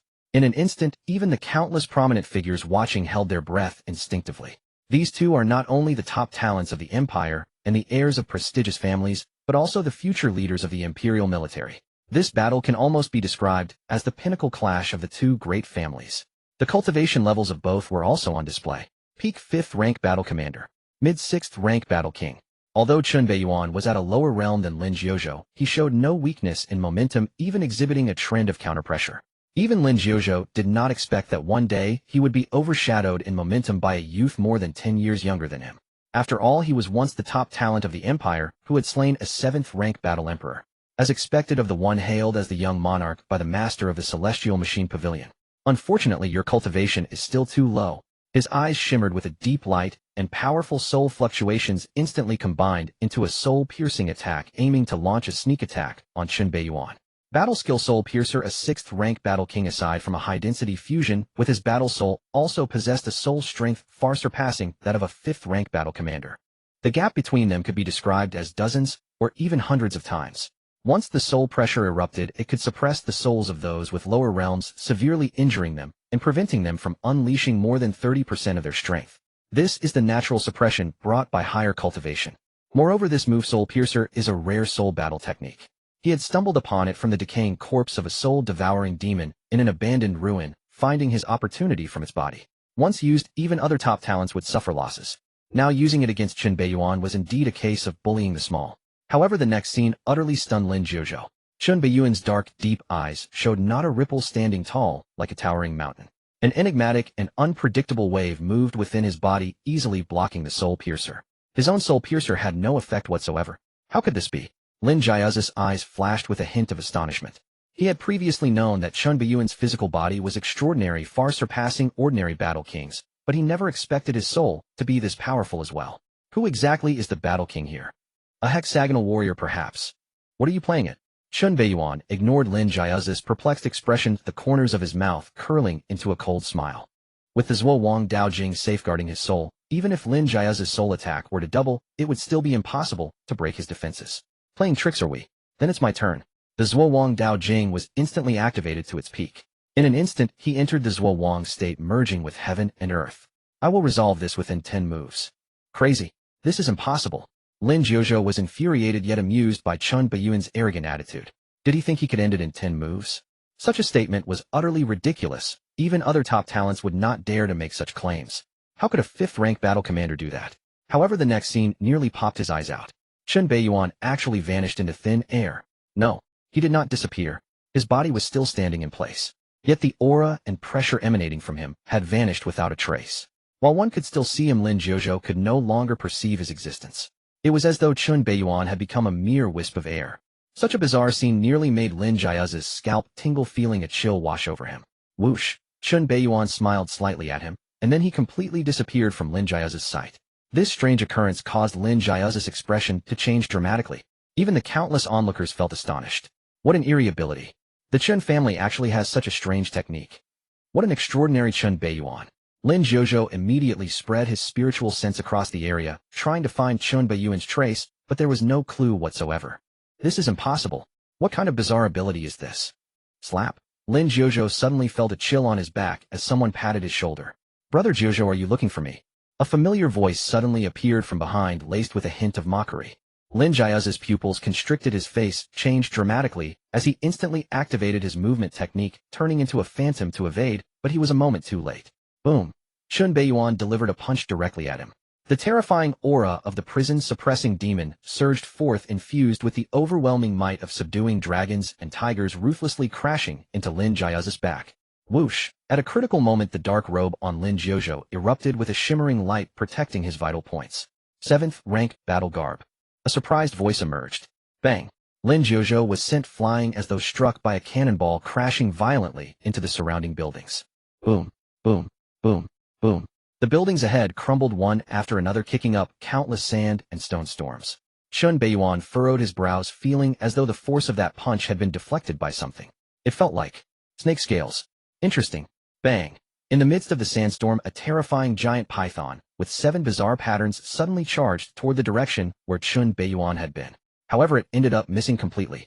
Once again entering the Zhuo state, Chen Beiyuan merged with heaven and earth, vanishing without a trace in front of everyone's eyes. One must say that while the Zhuo Dao Jing is an auxiliary spiritual technique, its uniqueness is something even Chen Beiyuan could not help but admire.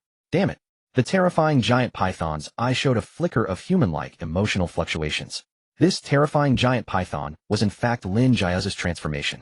He trained in the Lin family's 8th rank technique, Xian Yin transforming demon scripture. By absorbing powerful blood, he could undergo transformation into a legendary demon form. This is an extremely sinister and terrifying technique. Once used, one would possess a demonic physique capable of contending with ferocious beasts. At this moment, Lin Zhozhou had transformed into a special demon recorded in ancient texts, Xian Yin swallowing heaven python, a terrifying existence said to have evolved to the point of being able to swallow the heavens. Boom. Without any hesitation. Realizing he could not find Chen Beiyuan's trace, Lin Zhozhou decisively transformed into a beam of light, soaring into the sky, preparing to relocate the battlefield. At this moment, he could not find Chen Beiyuan's trace, and could only passively endure the beating. Even with the ability to swallow the heavens, he was powerless. Can you run away? A ghostly voice suddenly appeared. In the sky, terrifying chains formed from the prison-suppressing demon aura surrounded Lin Zhozhou from all sides, sealing him in. In an instant, they tightly bound his terrifying python body. Prison-suppressing chains, a colossal mountain-like demonic hand descended from the sky, pressing down toward the terrifying giant python. Demon-extinguishing flame palm. In the sky above Yanjing City, a colossal and terrifying giant python glimmering with eerie scales was tightly bound by countless Jinyu chains that appeared from the void. The Xian Yin devouring heaven python, transformed by Lin Zhozhou, desperately struggled, causing the dark shackles binding its body to rattle ominously. However, the more it resisted, the tighter the dark shackles became, even continuously constricting, almost binding it into its flesh. The monstrous hand resembling a mountain loomed over the bound, terrifying giant python, ready to suppress it. This scene was reminiscent of mythological stories where powerful deities suppressed evil beasts. Such a shocking spectacle instantly stirred the citizens of the city, eliciting countless gasps. Even the many influential figures secretly observing were struck by the sight before them. Lin Zhozhou, the young master of the Lin family, was subdued so easily. It was known that this top prodigy of the empire could rank among the top 5 even in the younger generation. He even had a terrifying record of slaying a 7th rank battle emperor. Yet Chen Beiyuan had casually forced this top prodigy of the empire into a desperate situation. Was he planning to suppress him? Chen Beiyuan has grown so powerful. The shock in many hearts was immense. In the minds of many, this was supposed to be a fierce battle, evenly matched. In fact, many believed Chen Beiyuan was highly likely to be defeated. After all, he was too young. In comparison, Lin Zhozhou, with his rich combat experience and impressive records, was evidently stronger. Unfortunately, the scene unfolding before their eyes was a harsh slap to their faces. The terrifying abilities displayed by Chen Beiyuan almost toyed with Lin Zhozhou, rendering him completely defenseless. Something's off. High above, Chen Beiyuan, soaring through the air with his terrifying physical form, gazed down at Lin Zhozhou, who was about to be suppressed without a hint of pride. Instead, he frowned slightly. Everything was going too smoothly, suspiciously so. Was Lin Zhozhou truly so weak? How could someone regarded as an heir by a top family be so simple? Unless he was doing it on purpose. Just then the sinister eyes of the bound, terrifying giant python suddenly turned towards him, as if piercing through countless layers of fog to see his figure. A sinister light erupted from the python's eyes, instantly penetrating the heavy forbidden destruction magic flame palm, turning it to stone, and directly assaulting Lin Beiyan. An inexplicable feeling of rigidity washed over him. Lin Beiyan clearly saw his outer skin instantly covered in a gray hue, as if he were submerged in cement. At that moment it felt as if even his thoughts had turned to stone. I wasn't wrong, your ability is not invincible. When you launch an attack you cannot maintain that elusive state. The bound terrifying giant python emitted a chilling voice. It had deliberately allowed itself to be restrained. The purpose was to use itself as bait to set a deadly trap for Lin Beiyan. This heir of the Lin family had quickly identified the flaw in the Zhuo Wang Dao Jing, which was that when Lin Beiyan made a move, he could not maintain the state of unity between man and heaven, thus revealing his true form. And this was his opportunity to counter. Such sharp combat instincts were truly astounding. Even at this moment the petrified Lin Beiyan couldn't help but marvel at his quick response. Indeed, anyone chosen as an heir of a prominent family was not to be underestimated. Roar! A terrifying beast resembling a human with ram horns and exuding a fierce aura suddenly appeared behind him, opening its dark, gaping maw to devour Lin Beiyan. This was none other than Lin Jiao's top battle spirit Tao Tai. Tao Tai, the legendary fierce beast, possessing the terrifying ability to devour all. Lin Jiao had long since, while still a 6th-rank battle king, cultivated a powerful divine ability centered around his Tao Tai battle spirit, which was typically achievable only by a 7th-rank battle emperor. Devour heaven. Roar. The Tao Tai beast opened its blood-red maw, resembling a black hole sweeping up the winds and clouds. The terrifying suction force instantly drew everything around it into its mouth, including the petrified Lin Beiyan. Previously Lin Jiao had relied on this terrifying divine ability to devour a 7th-rank battle emperor, refining him into a mere skeleton. Without a doubt, Lin Beiyan, who was swallowed by the Tao Tai, was destined to face defeat. There was even a possibility of falling. Everything seemed to have ended at this moment. Yet for some inexplicable reason Lin Jiao transformed into the terrifying giant python, felt an ominous premonition. Was it just his illusion? He felt that just as Lin Beiyan fell into the petrified state and was devoured by the Tao Tai, there seemed to be a hint of a smile at the corner of his mouth. This is bad. He was doing it on purpose. He had anticipated his own killing trap.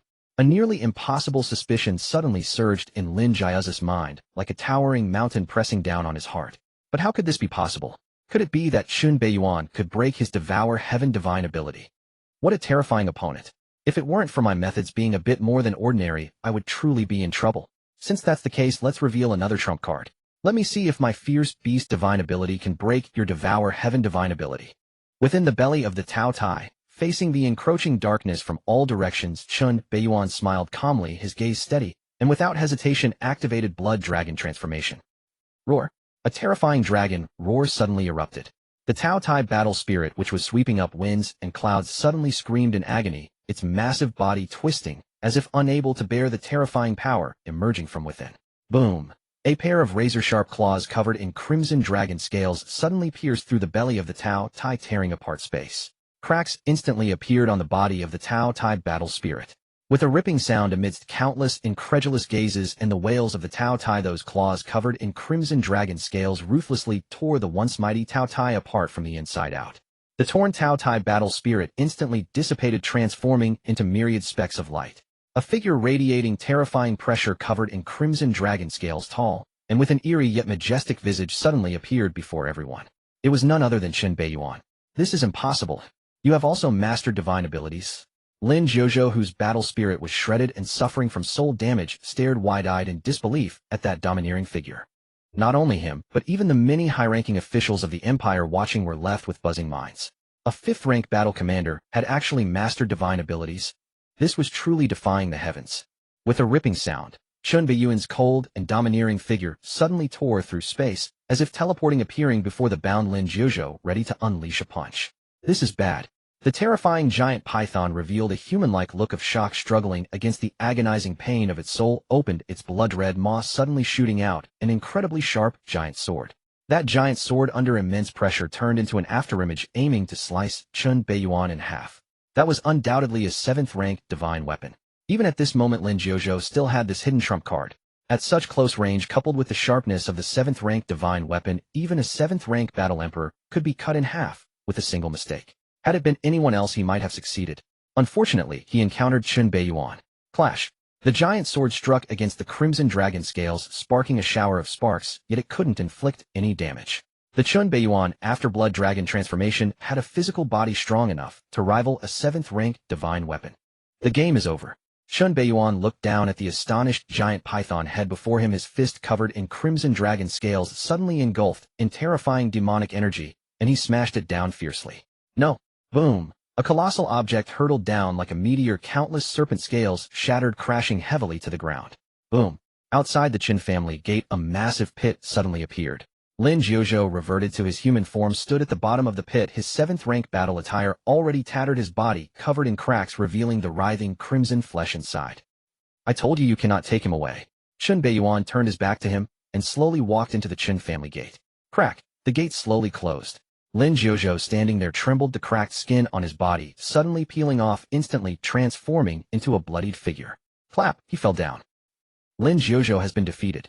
This young powerhouse, hailed by the Donghua Lin family as possessing the potential of an emperor, ranked among the top 5 young talents of the empire, fell so swiftly that many were left stunned.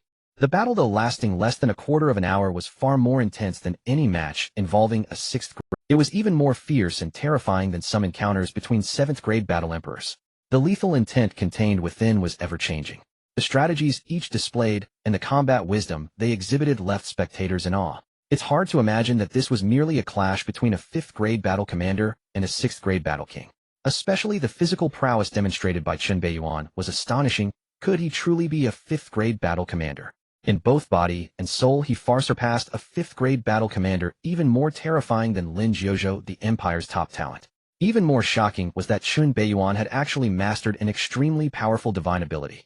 A 5th-grade battle commander has mastered a divine ability that only a 7th-grade battle emperor can wield. This is unprecedented. Since the founding of the Donghua Empire, such a thing has likely never occurred. What a pity if Lin Jiuzhou's devouring divine ability hadn't been restrained by Lin Beiyan's mysterious ability and torn apart by the Tao Tai battle soul. He wouldn't have been defeated so quickly. Lin Jiuzhou's defeat was not unjust. Had it been any other imperial talent in his place, they might have succeeded, but unfortunately he encountered a younger, stronger, and more terrifying monster. I initially thought Lin Beiyan would need several years of accumulation to stand shoulder to shoulder with the young monsters like Lin Jiuzhou, but it seems I was mistaken. Now it appears that among the young powerhouses, Lin Beiyan is likely to be in the top 3. The waves of the Yangtze River push forward the waves ahead. With such a talent in the Qin family, they are bound to flourish for hundreds, even thousands of years. Countless prominent figures of the empire watching the tightly shut doors of the Qin family and the severely injured Lin Jiuzhou falling into a deep coma couldn't help but express their peculiar sentiments. Today's battle was in some sense a covert clash between the two top families, the Qin and the Lin. Many had thought Lin Jiuzhou, with his cultivation and age advantages, would overpower Lin Beiyan, but the final result was shocking.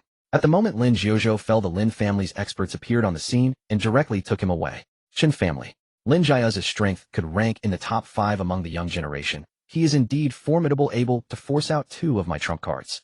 As the young master of the Lin family, he likely possesses some last resort trump card. It won't be easy to kill him unless I use other trump cards.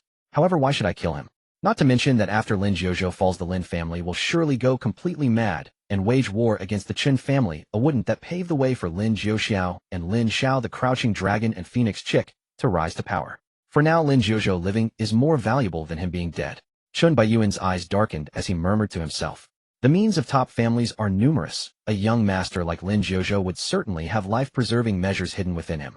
Those 8th-grade battle emperors generally leave a hidden spiritual mark within their heirs, which can activate autonomously at critical moments. In such circumstances, killing these top families' heirs is nearly impossible. This was the fundamental reason why Lin Beiyan and Lin Jiuzhou's earlier battle was a desperate struggle without holding back. Both sides were acutely aware that death was unlikely, and at most they would suffer some flesh wounds, break a hand, a foot, or something similar.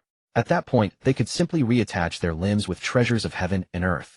In the original work, Lin Jiuzhou, the young master of the Lin family, died because he fought desperately against the original protagonist, the Destined villain, leading him to use his life-preserving trump card and sustain severe injuries. Ultimately, he was backstabbed by his own treacherous younger brother and Lin Xiao. Of course, given that Lin Beiyan currently possesses numerous trump cards, he still has a considerable chance of killing Lin Jiuzhou.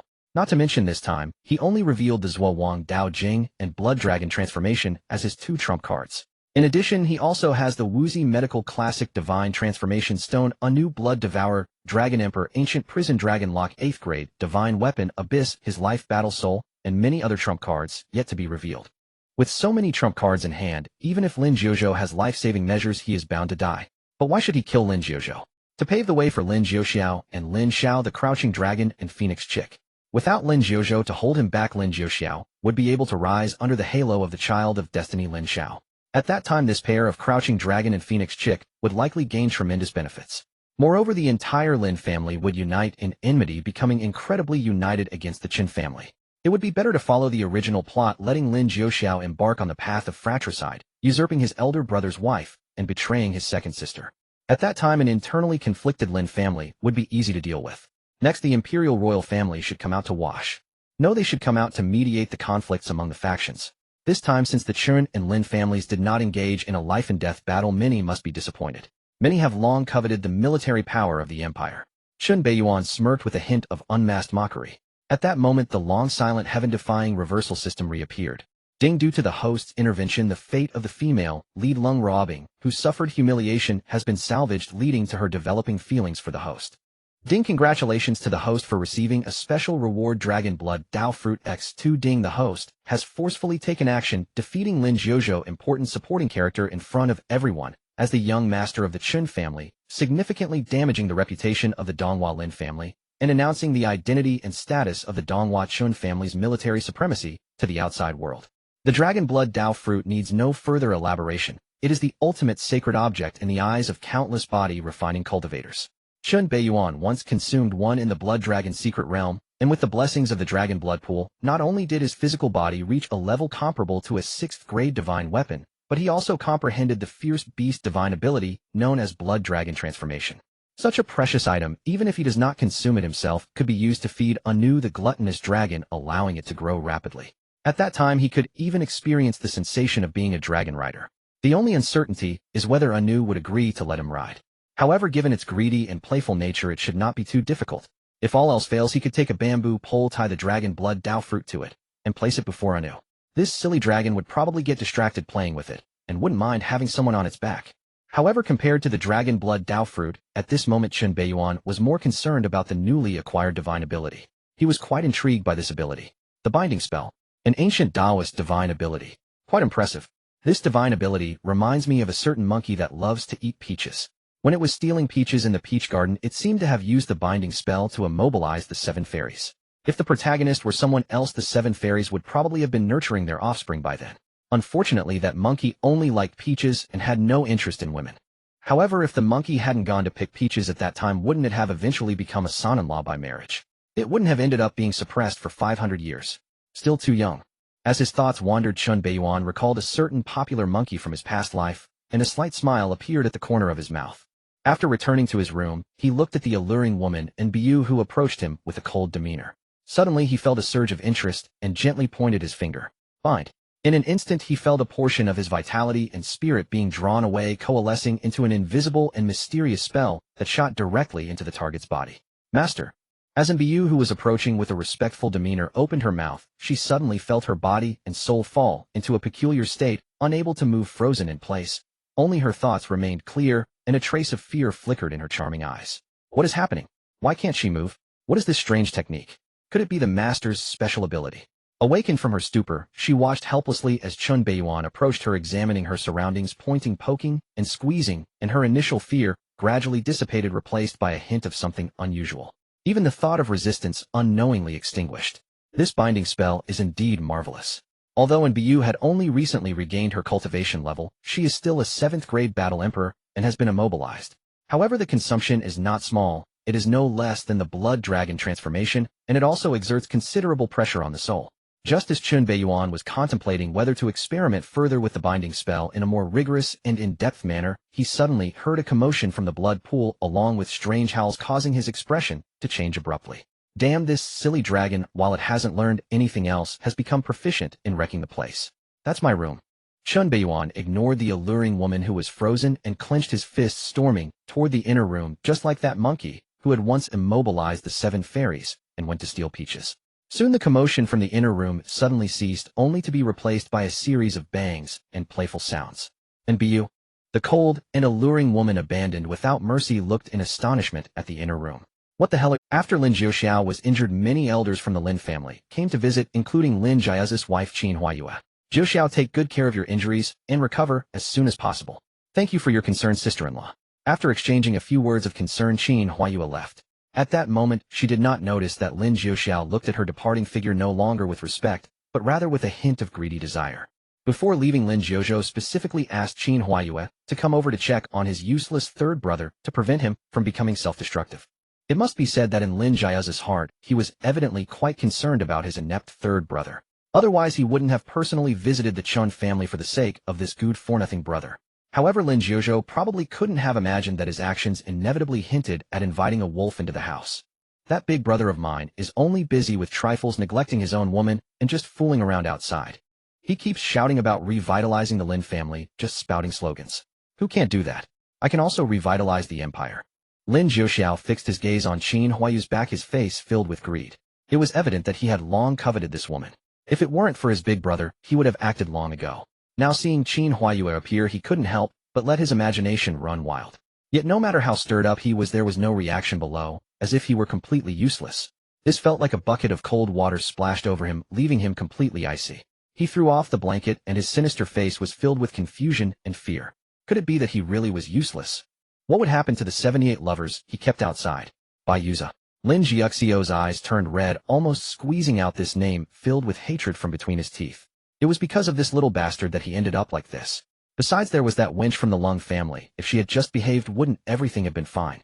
Lin Beiyan. Just as Lin Jiuxiao was engulfed in impotent rage, he suddenly heard a commotion outside, instantly snapping him back to reality. A servant dressed in rough clothes seemed ready to report something, but was suddenly called in by him. Come in. What happened outside? Third young master, something bad has happened. The young master. He's in trouble. The summoned servant's face was pale, gasping for breath, unable to articulate his words. However, Lin Jiuxiao's eyes brightened, suddenly invigorated. He grabbed the servant's collar, his face filled with excitement. What happened to my elder brother? Is he dead? Did Shin Beiyuan kill him? Is my father planning to choose a new heir? Speak up, hurry. Upon hearing that his elder brother was in trouble, Lin Jiuxiao's first reaction was not grief, but joy. If his elder brother did not die, how could he ascend to power? If his elder brother did not die, how could he play with his sister-in-law? The life or death of his brother was irrelevant. What mattered was whether he could rise to power and enjoy his sister-in-law. That was what truly mattered. As for the claim that his brother's demise was due to him, no problem, I would certainly rally the Donghua Lin family, embrace my sister-in-law, and avenge my deceased brother. Brothers. In my heart. No, wait, since my brother is dead, I should shed some tears. Otherwise, I couldn't fool that old fool at home. What if he wouldn't let me ascend to power? Lin Jiuxiao suppressed the excitement within him, attempting to feign a sorrowful expression and shed a few crocodile tears, but the uncontrollable laughter at the corners of his mouth betrayed him. I must say, if anyone could be a beast, it would be him. In the original work, Lin Jiuxiao was likely the only person who could rival the fated son Lin Xiao on the line of destiny. However, before Lin Jiuxiao's dream of becoming the heir could take flight, the trembling servant's next words shattered his beautiful dream. Third young master, the eldest young master, is not dead yet. Lin Jiuxiao's expression froze, caught between joy and sorrow, looking particularly comical, like a clown. He stared intently at the trembling little man before him, his gaze suddenly turning sinister and terrifying. What did you say? Third young master, the eldest young master, is not dead. He has merely sustained serious injuries and has fallen into a coma. The servant explained, his face pale and trembling. It was evident that he had seen and heard things he should not have. The third young master seemed to wish for the eldest young master to die. Snap! His neck was twisted. The corpse fell directly to the ground. You treacherous dog, I knew you were a spy infiltrating the Lin family. Your earlier reaction was just a ruse. I didn't expect you to be unrepentant and dare to sow discord between us brothers. You truly deserve to die.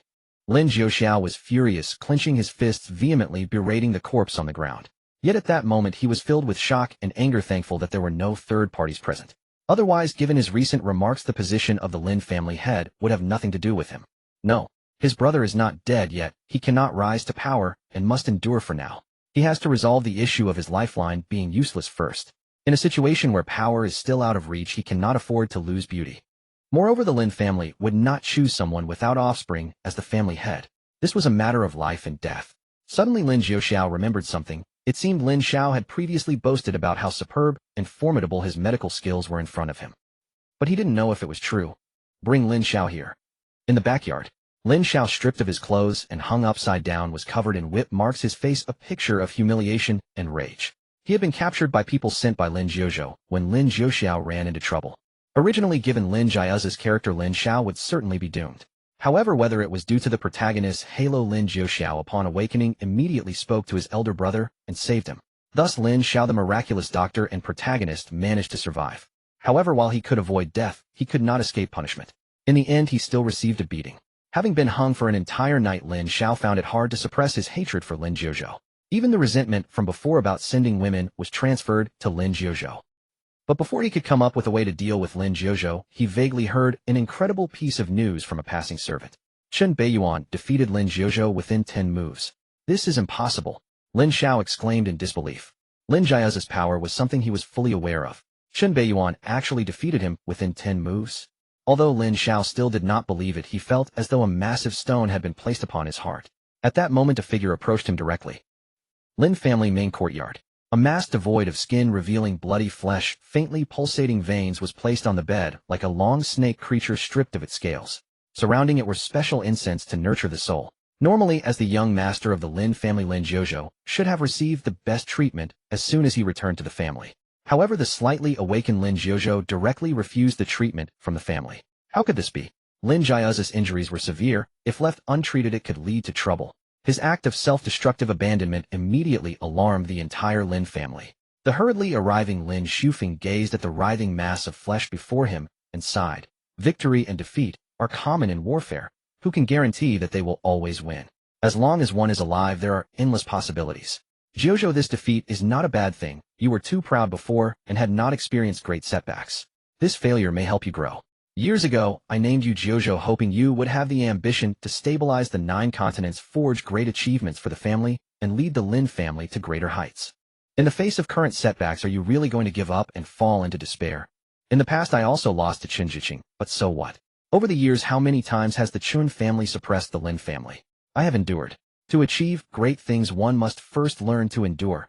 Temporary restraint is for better retaliation in the future. Lin Shufeng only wished to persuade his eldest son to accept the family's treatment and not to choose self-destructive abandonment due to a single failure. If Lin Jiuzhou were to fall into despair because of one defeat, it would be too disappointing for him as a father. However, the massive mass of flesh before him suddenly spoke, leaving him stunned. Send me to Wanxi Cave. Wanxi Cave.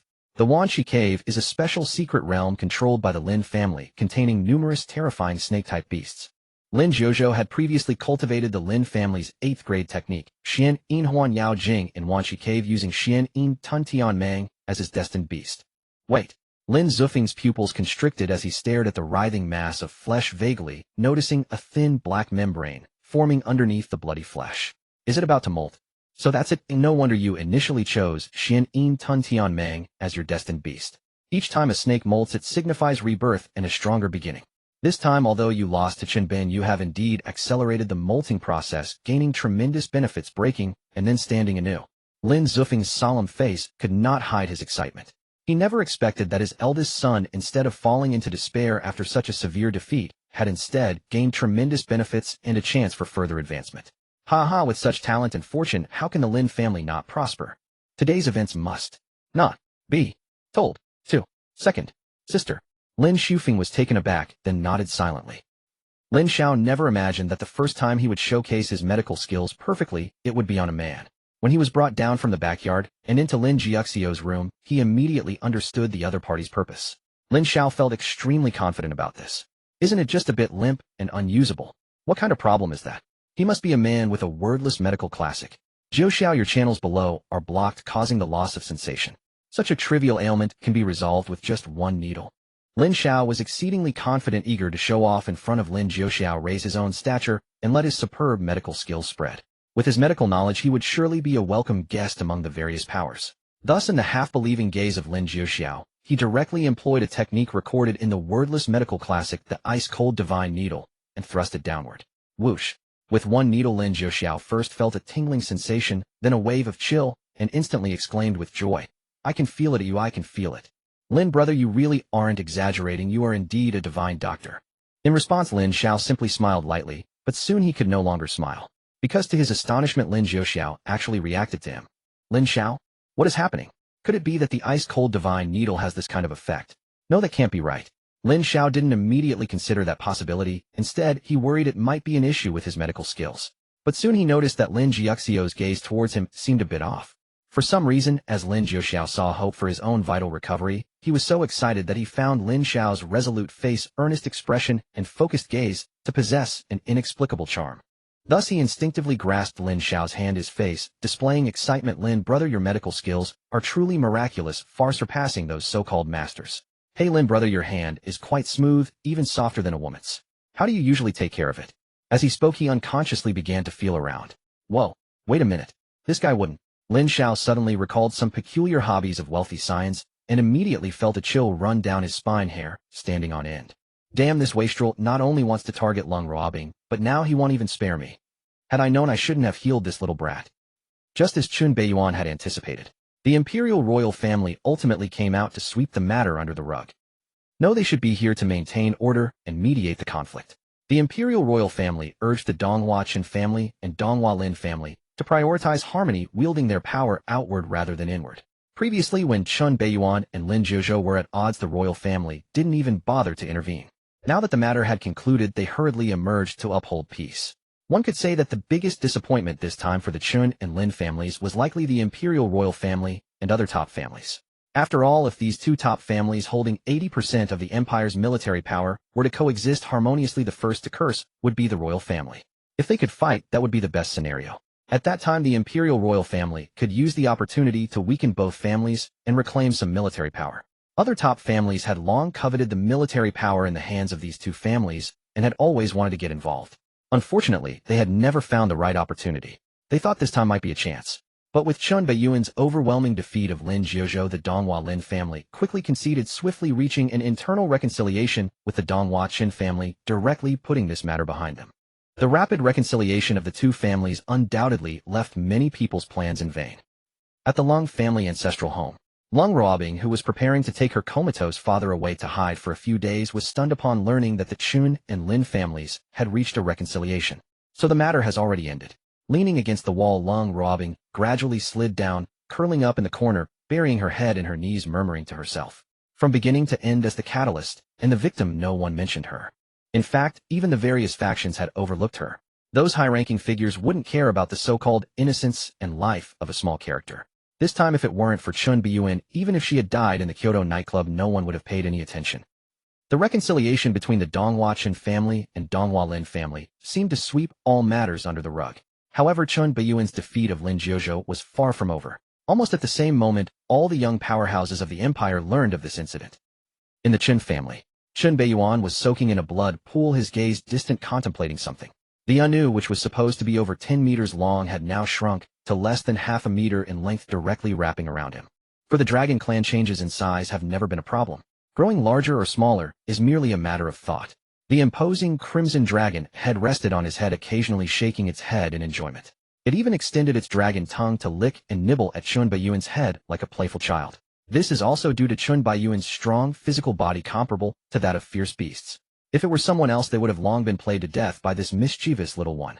For this playful little creature, Lin Beiyan is the closest and most cherished being, not just because of their bloodline, but also because he feeds her every day, gives her drinks, and plays with her. She absolutely adores this guy. Master. And Beiyu was about to step forward to serve him. However, before she could get close, she was locked onto by Anus' oppressive, eerie dual pupils. And Beiyu's cold and alluring face appeared slightly stiff, and she felt a wave of suffocating pressure wash over her, causing her to halt in her steps. Ever since Anu hatched, it had been extremely resistant to any opposite sex approaching Lin Beiyan, almost wishing to monopolize him. Last time, and Beiyu almost got eaten because of this. Although it had just recently been reborn and was still confused, it subtly revealed the domineering character of the blood fiend dragon emperor from its past life regarding Lin Beiyan. Lin Beiyan ignored the standoff between the human and dragon, instead absorbed in his thoughts, thinking of playing the game of clams and the fishermen benefiting. There aren't that many fools. Regarding the Kyoto nightclub incident, various families must have intervened behind the scenes, otherwise it wouldn't have escalated so much. Lin Jiuzhou must have discovered something. That brat Beiyuza was certainly used as a pawn. The Kyoto nightclub incident likely still harbored many uncertainties. The friends Beiyuza called for help were hardly trustworthy, most had ulterior motives. At the time of breaking into the private room, some people intentionally stirred the pot in front of Beiyan, provoking his anger, wanting to escalate the situation. Otherwise, with so many people present, how could they truly stop Beiyan? Wasn't it all to escalate the situation and shift the blame onto the Chen family? If they could provoke a conflict between the Chen and Lin families, that would be even better. Undeniably, some people's scheme succeeded. Even if Lin Beiyan sensed something was off with his third brother beaten to that extent, the Lin family was put on the hot seat. As the Lin family's young master, he had to respond. Unfortunately, the final result was a great disappointment for those behind the scenes. The Zhu family, Wei family, Wang family, Li family. Each has significant suspicion. Indeed, the Chen and Lin families hold the empire's military power. Who wouldn't be eager? Since we can't figure out the general situation, let's take action on all fronts. Everyone possibly involved must be dealt with. When the Chen family acts, what evidence do they need? Just suspicion is enough. He picked up the young master's token nearby and directly issued a covert command. That night, the young scions of the Zhu, Wei, Wang, Li, and several other major families suddenly encountered attacks from mysterious fierce beasts. Their recently healed limbs were broken again. Among them, a few who fiercely resisted even had their third legs broken. The next day, have you heard? Recently, many mysterious ferocious beasts have appeared in the capital. No way. This is the Empire's capital. How could ferocious beasts appear? Are the Investigation Bureau and the Security Bureau just sitting idly? What will happen if people die? You don't understand. Those mysterious ferocious beasts are extraordinary. They never bully us common folks, only targeting the young masters of the aristocratic families.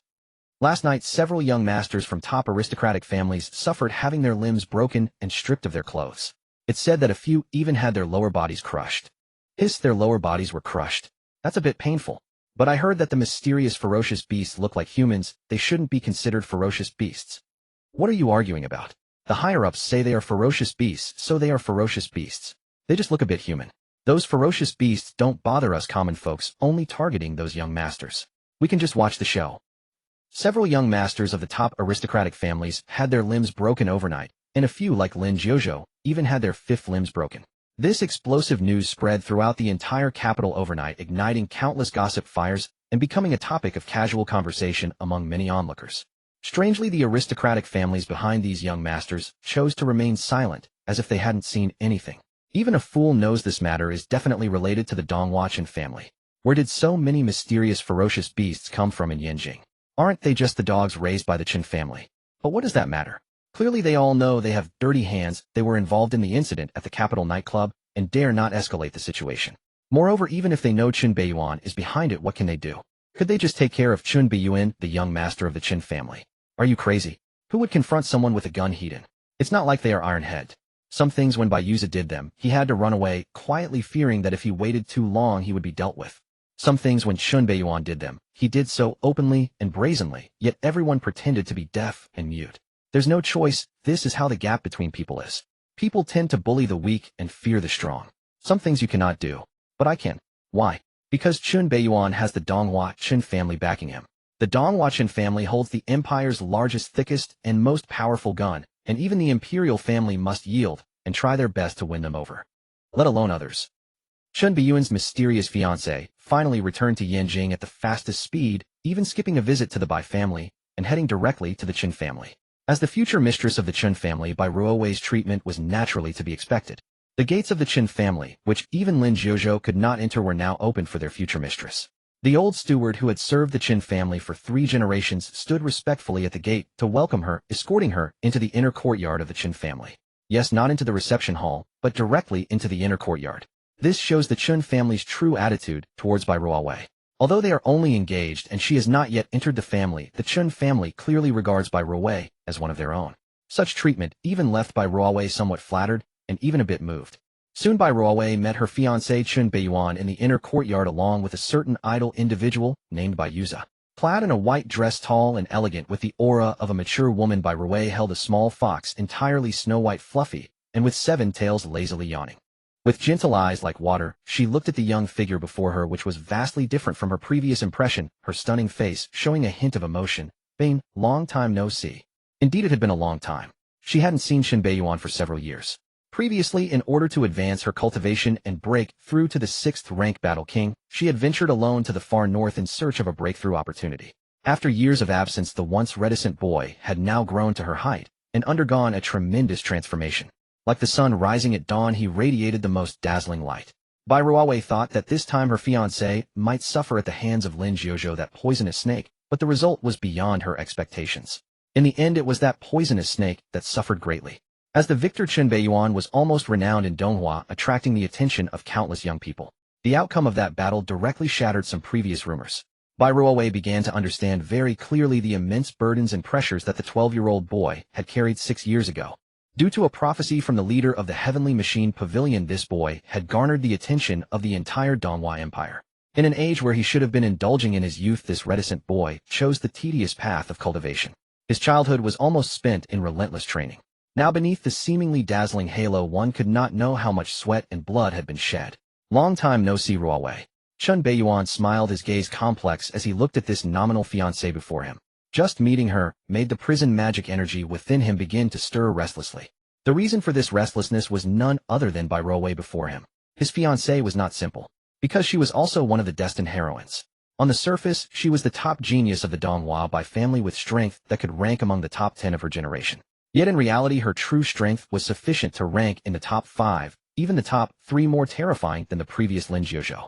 Among all the destined heroines, Bai Ruowei was undoubtedly the most formidable existence. Her battle spirit and abilities just happened to restrain the original body of this destined great villain. Bai Ruowei's battle spirit was the legendary auspicious divine beast Bai Zhe. It could comprehend the affairs of heaven and earth, communicate with all things, and possessed a natural affinity, having the ability to exorcise evil and demons. This was nearly a righteous divine beast, naturally restraining all evil and wickedness. Moreover, Bai Ruowei practiced an extremely powerful righteous cultivation method, which combined with her Bai Zhe battle spirit was terrifyingly formidable. Meanwhile, Chen Beiyuan, as the destined great villain, practiced demonic cultivation methods. This made things interesting. If Chen Beiyuan, the destined great villain, was a demonic overlord, then Bai Ruowei would be akin to a righteous celestial maiden. Their abilities could be said to be mutually restraining. In the original text, the original body of this destined great villain not only suffered greatly at the hands of his fiancée Bai Ruowei, but also nearly lost his life to her. This was something that no other destined heroine could achieve. In the original narrative, the protagonist's former self was schemed against by Lin Xiao early on, resulting in a humiliating defeat during the Academy Grand Contest. Compounded by the influence of the protagonist's celestial fortune, his temperament underwent a radical transformation, leading him to genuinely fall in love with Lin Ruobing. This grievously offended the Bai family, and even more severely enraged his fiancée Bai Ruowei. Though outwardly appearing as a gentle, mature woman, the kind of elder sister next door, imbued with innate warmth and sacred charisma, like an orthodox immortal maiden, Bai Ruowei's demeanor was but a facade. In truth, her nature was profoundly extreme, domineering, frenzied, and afflicted with a pathological need for control. 6 years prior, she had already claimed the former self as her exclusive possession, her private domain, and deployed her loyal underlings to monitor his every move. She tolerated his dalliances with other women before marriage, as mere practice, but would never permit betrayal nor allow him to wed another. In the original story, Bai Ruowei repeatedly attempted to assassinate Lin Ruobing, only to be thwarted and humiliated by Chen Beiyuan. Until, consumed by twisted love, she finally descended into darkness. Once fallen, Bai Ruowei became the most formidable and perilous of all the fortune-blessed heroines. So much so that even Chen Beiyuan, the fated arch-villain, found himself relentlessly tormented by her. In the early arc, the corrupted Bai Ruowei stood unrivaled among all fortune-blessed heroines, a veritable female Zhuge Liang. To exact vengeance upon the former self, she deliberately sought out Lin Xiao, the fortune-blessed protagonist, and through sheer cunning manipulated him into complete subservience, ultimately forging the demon-subduing alliance. Its sole purpose to eradicate the demonic cultivator, the former self. In Bai Ruowei's first masterstroke, Lin Xiao volunteered as bait to lure him out, while she orchestrated the diversion of Chun Lao, his guardian mentor. As Lin Xiao fled, brutally pursued and half-killed by the former self, Bai Ruowei, concealed in the shadows, struck with terrifying power and a technique uniquely calibrated to suppress his demonic cultivation, defeating him hidden and capturing him alive. Upon Chen Beiyuan's capture, Lin Xiao rejoiced and prepared to execute him. Yet Bai Ruowei interceded, claiming she possessed a method to enlighten him, to turn him to their cause. After all, the Bai family was one of the supreme clans. They undoubtedly held esoteric arts capable of subjugating even a peerless cultivator. To control Chen Beiyuan was effectively to command the entire Donghua Chen clan, a prospect so lucrative it made Lin Xiao tremble with excitement. Thus he readily agreed, unaware that Bai Ruowei's enlightenment was not spiritual but corporeal. And so the defeated demonic cultivator was taken away by this compassionate immortal maiden for enlightenment, a process lasting precisely 3 days and nights. Alas, the demonic cultivator remained unbroken, his dark nature unbent, his will unyielding. Yet after 3 days the compassionate immortal maiden relented, releasing him with a soft heart, then casually informing Lin Xiao that the prisoner had slipped away. Lin Xiao stared bewildered. Wasn't enlightenment supposed to transform him? How could enlightenment result in escape? Had his brutal beating been for nothing? Though fury stirred within him, Bai Ruwei effortlessly dispelled it with a few soothing words, assuring him that recapturing the demonic cultivator was trivial, requiring only a minor stratagem. And thus once again the fortune-blessed protagonist was thoroughly deceived. Yet Bai Ruwei's prowess was undeniable. Throughout the early and mid-arcs, nearly every one of Chun Beiyuan's defeats bore her fingerprints. She served as Lin Xiao's strategist, capturing Chun Beiyuan, the demonic cultivator, 7 times consecutively. Whenever Lin Xiao urged immediate execution, this compassionate immortal maiden would gently wave him off. No haste. Let me attempt enlightenment first. Should it fail, death shall follow. Thus each time the demonic cultivator was captured, he was whisked away by the compassionate immortal maiden, subjected to relentless enlightenment, subjected to merciless correction. Each time he cried out to heaven in vain, called upon earth in despair, enduring unspeakable humiliation, only to slip away, at last escaping into freedom. Yet each escape catalyzed a surge in his strength. Each time he returned to thrash Lin Xiao, the fortune-blessed protagonist, with ever greater ferocity. Eventually the truth could no longer be concealed. Other fortune-blessed heroines grew suspicious, and spying upon one of Bai Ruwei's enlightenment sessions, discovered Chun Beiyuan, half dead, utterly broken. The heroines erupted in fury, clashing violently amongst themselves, while the near-lifeless demonic cultivator seized the chaos to flee. Once Bai Ruwei's so-called enlightenment was exposed, Lin Xiao, the fortune-blessed protagonist, was the first to shatter. I risk my life for you. Time and again I serve as bait, time and again I'm beaten half to death. And you revel in your games. I'm done. And just like that, the demon-subduing alliance collapsed. Meanwhile, Chun Beiyuan steadily ascended through repeated failures, evolving in the late arc into the dread old demon Chun. Even Bai Ruwei could no longer seize him. Her games were over, and Lin Xiao, now hunted relentlessly, suffered torment beyond endurance. Eventually Lin Xiao himself approached Bai Ruwei to reforge the demon-subduing alliance. Seizing the moment, she unveiled her grand scheme, sacrificing the body to feed the demon. To ensure its success, she requested assistance from the other fortune-blessed heroines. Though Lin Xiao's heart wrenched with anguish, he consented. And thus the newly ascended old demon Chun was once more ensnared, tormented anew by Bai Ruwei's diabolical machinations. Even reading the original text, Chun Beiyuan had been stunned by this hyper-intelligent fortune-blessed heroine's transcendent scheming. This woman was truly ruthless. Once fallen, she played her victims to the brink of annihilation. Chun Beiyuan looked at the gentle woman, holding the snow-white fox, with a complex expression. It was truly difficult to associate her with the kind-hearted white fairy from the original work. One could only say that the corrupted white fairy and the current Bai Ruwei were two extremes of contrast. Or perhaps the corrupted white fairy was the most authentic side of Bai Ruwei. She had always controlled her desires and disguised herself perfectly in front of Chun Beiyuan. Essentially, Bai Ruwei appeared gentle and amiable, but beneath her holy and beautiful exterior lay a proud and obsessive heart. From the moment she met Chun Beiyuan 6 years ago, she regarded the 12-year-old Chun Beiyuan as a forbidden object, as her own possession.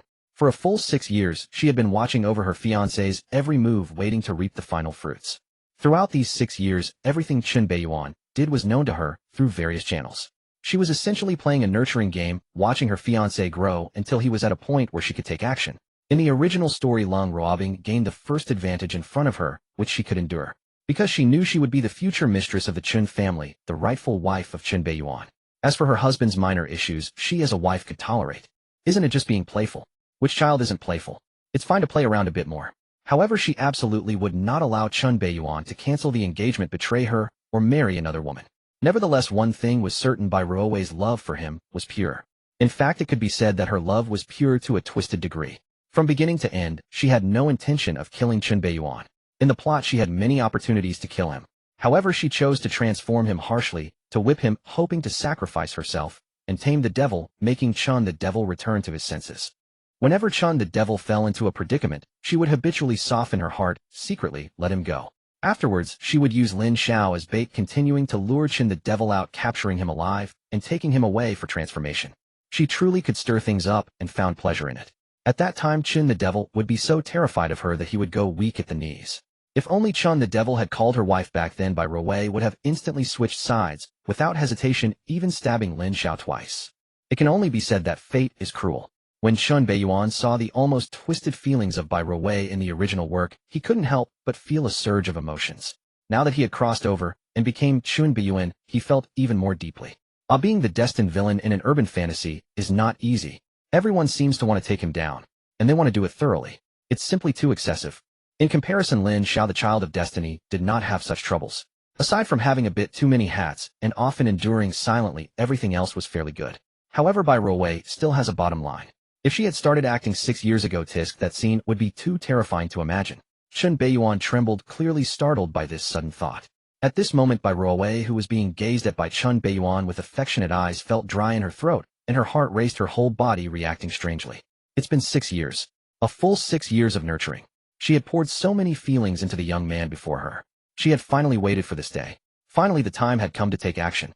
Bai Ruowei secretly swallowed, trying to maintain her composure, still keeping a gentle expression as she looked at the young man, who was of the same height as her, filled with emotion. Yes, it's been a few years since we last met, and you've grown to my height. Her gaze became hazy, seemingly nostalgic, and she instinctively reached out her delicate hand, wanting to touch his head just like the day they first met 6 years ago. But just as her delicate hand approached, a small head suddenly poked out from Lin Beiyan's clothing, growling at her, as if declaring its territory. A terrifying aura erupted in an instant. Bai Ruowei paused, her pupils constricting. The snow-white fox in her arms suddenly bristled, its eyes showing surprise and fear, revealing an aura of a 7th-grade fierce beast, and it growled, as if protecting its master. Clearly this fox was a terrifying existence comparable to a 7th-grade battle emperor. Ice and Snow Demon Fox. However, from the way this Ice and Snow Demon Fox was bristling and its fearful expression, it was evident that it was somewhat agitated. While growling in confrontation, it also shrank back into Bai Ruowei's arms. Heavenly born heavy pupils. Anomalous pureblood blood dragon. Bai Ruowei looked at the miniature version of Anu in astonishment, her eyes showing a hint of emotion. As the Bai family was a beast-taming family, they naturally had a good understanding of fierce beasts. At a glance, she recognized that the bloodline purity of the blood dragon on Lin Beiyan was extremely high. Its parents were most likely pure blood dragon clan members, and not from the same clan. Therefore, phenomena such as heavenly born heavy pupils occurred. Even though it was only a 6th-grade fierce beast, once it got serious, even a 7th-grade fierce beast would struggle against it. There's no denying that pure blood dragons are this tyrannical and powerful. Moreover, this was a mutated pure blood dragon. Such a rare existence that even the royal family might not possess. The Bai family had never seen such a treasure. Wait, why does this blood dragon feel like it was born not long ago? A 6th-grade fierce beast just after birth. Bai Ruowei's expression changed slightly. Being from a beast-taming family, she instantly sensed something was off. Then she recalled the reward Lin Beiyan received at the academy competition, having visited the blood dragon secret realm once. Could it be? One must admit that those who could become the destined female leads are never simple characters. Lung Ruobing. Anu. Lin Beiyan called out. The miniature blood dragon immediately stopped growling, proudly lifted its head, slowly crawled out from his collar, resting its small head directly on Lin Beiyan's head, exhaling hot air through its mouth and nose, as if declaring its territory. Yuan. Is. Anus. Lin Beiyan could only smile helplessly at Anus' almost domineering declaration of territory. Although he had been reborn as a new entity, the domineering personality of the Blood Dragon Emperor from his past life seemed to have been inherited. However, its learning ability was also quite fast. It remembered his name very clearly and even gave him a nickname. Lin Beiyan smiled apologetically at his fiancée and began to explain, sorry, Anu was born not long ago and her temperament isn't very good. I only signed a blood pact with her recently. Not long after his birth. Lin Beiyan's seemingly casual explanation was laced with great perplexity. Bai Ruowei's eyes flickered, immediately associating it with the Blood Dragon secret realm that Lin Beiyan had previously visited. The blood pool within the Blood Dragon secret realm is related to the legendary Blood Fiend Dragon Emperor. Could this mutated blood dragon be connected to that Blood Fiend Dragon Emperor? Is it a direct descendant of its bloodline? The timeline certainly aligns perfectly. Wait, did the Blood Fiend Dragon Emperor actually leave behind a dragon egg in the Blood Dragon secret realm?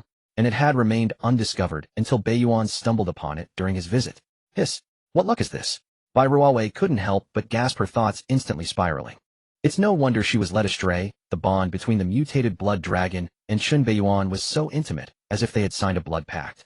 Thus, she had never considered the possibility of this mutated blood dragon being a reincarnation of the Blood Fiend Dragon Emperor. Beiyan, I never expected you to acquire such a fortune, to have obtained a pure blood dragon as a beast companion. Bai family's reputation as the imperial beast-taming family had never boasted a pure blood dragon of such high quality. While Bai Ruowei marveled, she genuinely felt happy for Beiyan. If this mutated blood dragon truly is a direct descendant of the Blood Fiend Dragon Emperor, then its potential is likely unimaginable. The Blood Fiend Dragon Emperor was no ordinary being. Not only was it an anomaly among dragons, but it also had a capricious temperament more brutal than those wicked dragons and evil dragons. It is said that the Blood Fiend Dragon Emperor harbored deep hatred for its kin, slaying any dragon it encountered, with countless sub-dragon species and pure-blood dragons having perished at its hands. It once single-handedly faced 2 terrifying dragon emperors and emerged unscathed, only to mysteriously disappear decades ago. If this mutated blood dragon possesses even a fraction of the ferocity of the Blood Fiend Dragon Emperor, it would be a top-tier beast companion. Even for a prestigious family like the Bai family, finding a beast with such rare and terrifying potential would be exceedingly difficult. However, for some reason her intuition kept hinting that she seemed to have overlooked something. Moreover, the mutated blood dragon appeared overly close to Beiyan. Its gaze toward him seemed somewhat unusual, unlike the way a beast would look at its master. It was a naive gaze tinged with unabashed dominance, as if it were eyeing its own prey. It resembled the way she looked at Beiyan. Surely it must be an illusion. I suppose I have a bond with Anu as well. As Bai Ruowei fell into deep thought, a subtle smile crept across Chun Beiyuan's lips, his dark, profound eyes gleaming with a peculiar light. Anu's existence would eventually be exposed. If that's the case, it's best to first give it a disguise. Suspected descendant of the Blood Fiend Dragon Emperor is far better than being suspected of being the reincarnated Blood Fiend Dragon Emperor. This way it would avoid attracting too many covetous eyes. Until his strength reached its peak, maintaining a necessary low profile was essential. Previously, a certain unfortunate soul possessed an 8th-grade divine weapon, which led the 8th-grade Battle Emperor to overlook the dignity of a strong man and directly intervene to seize it. Naturally, Chun Beiyuan had to take heed of such matters. Of course, the imperial family likely had an inkling of Ana's true identity. However, with the old man around, the imperial family wouldn't dare to tear their relationship apart and come to demand it. By the time he breaks through to the 8th-grade Battle Emperor, no, even at the 7th-grade Battle King. Even if Ana's identity were to be revealed, who would dare covet it? I'd smash your dog head. However, the growth rate of Anu is somewhat beyond my expectations. In terms of sheer power, Ana's current strength is likely more terrifying than that of those top talents in the Empire.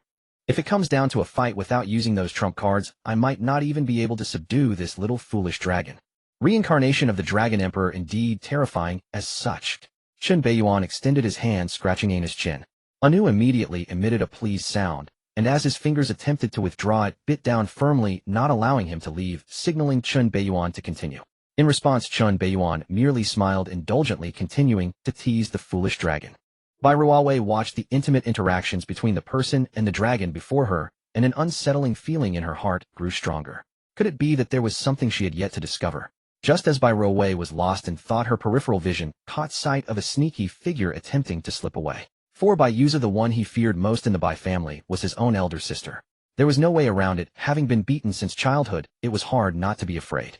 In his heart, if he was the little demon king of the Bai family, then this seemingly gentle and virtuous mature sister before him was the true demon king. When this female demoness got angry, even the old man couldn't stop her. This time things had escalated so much. Although the brother-in-law had smoothed it over, he clearly knew that the family would not easily let him off. Just as he prepared to sneak away quietly, he was caught by the soft hand behind him, yanked by the collar, as if he were a chick. Bai Ruowei smiled gently at her trembling younger brother, instantly scaring him like a quail. However, she looked sincerely at Chun Beiyan. Beiyuan, I must trouble you with this matter. I've only been gone for a few years, and this little rascal has made a bunch of dubious friends and caused such a big scene. If it weren't for your intervention, the Bai family would have been somewhat passive. I'm taking this little rascal back now. Though I'd like to stay with Chun Beiyuan a little longer, my family is waiting for me to bring him back safe and sound. This little brat, let those dubious friends use him as a pawn while pretending to be loyal. If it weren't for Chun Beiyuan's intervention, this little brat would have been in deep trouble in the Lin family. This time he must be given a profound lesson. The family has already prepared the family law. They were just waiting for the offender. Family members do not speak of family matters. You can take him away. Chun Beiyuan smiled and nodded as for the pleading gaze of his little brother-in-law. Sorry, I can't see that. Bai Yuza screamed frantically like a pig about to be slaughtered, being dragged out by his own sister. Brother-in-law, brother-in-law, help me, help me. Life is precious, life is precious. Once you walk out that door, you might never see me again. Brother-in-law, we are family. We are family. I'm your dear little brother-in-law. Dear little brother-in-law.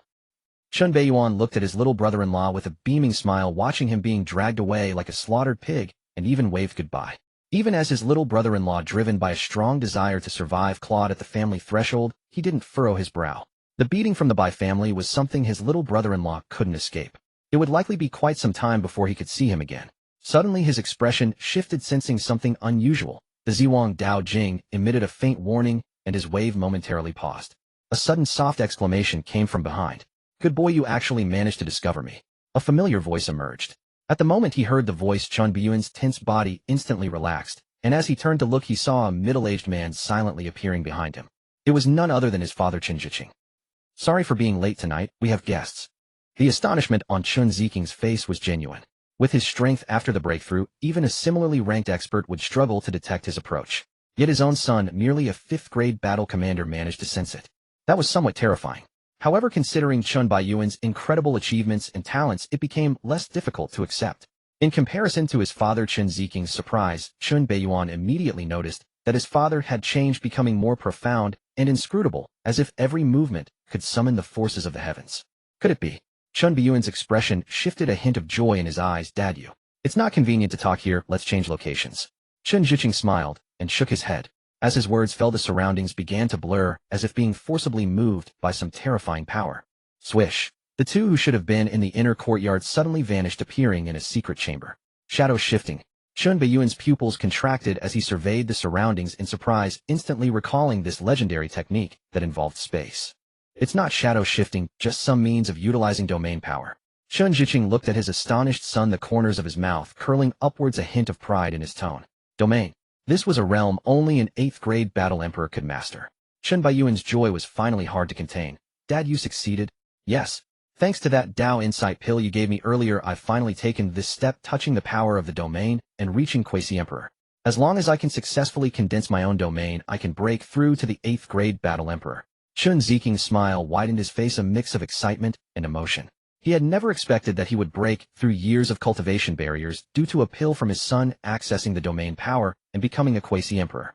A Quasi-Emperor is a vague realm between the 7th-grade Battle King and the 8th-grade Battle Emperor.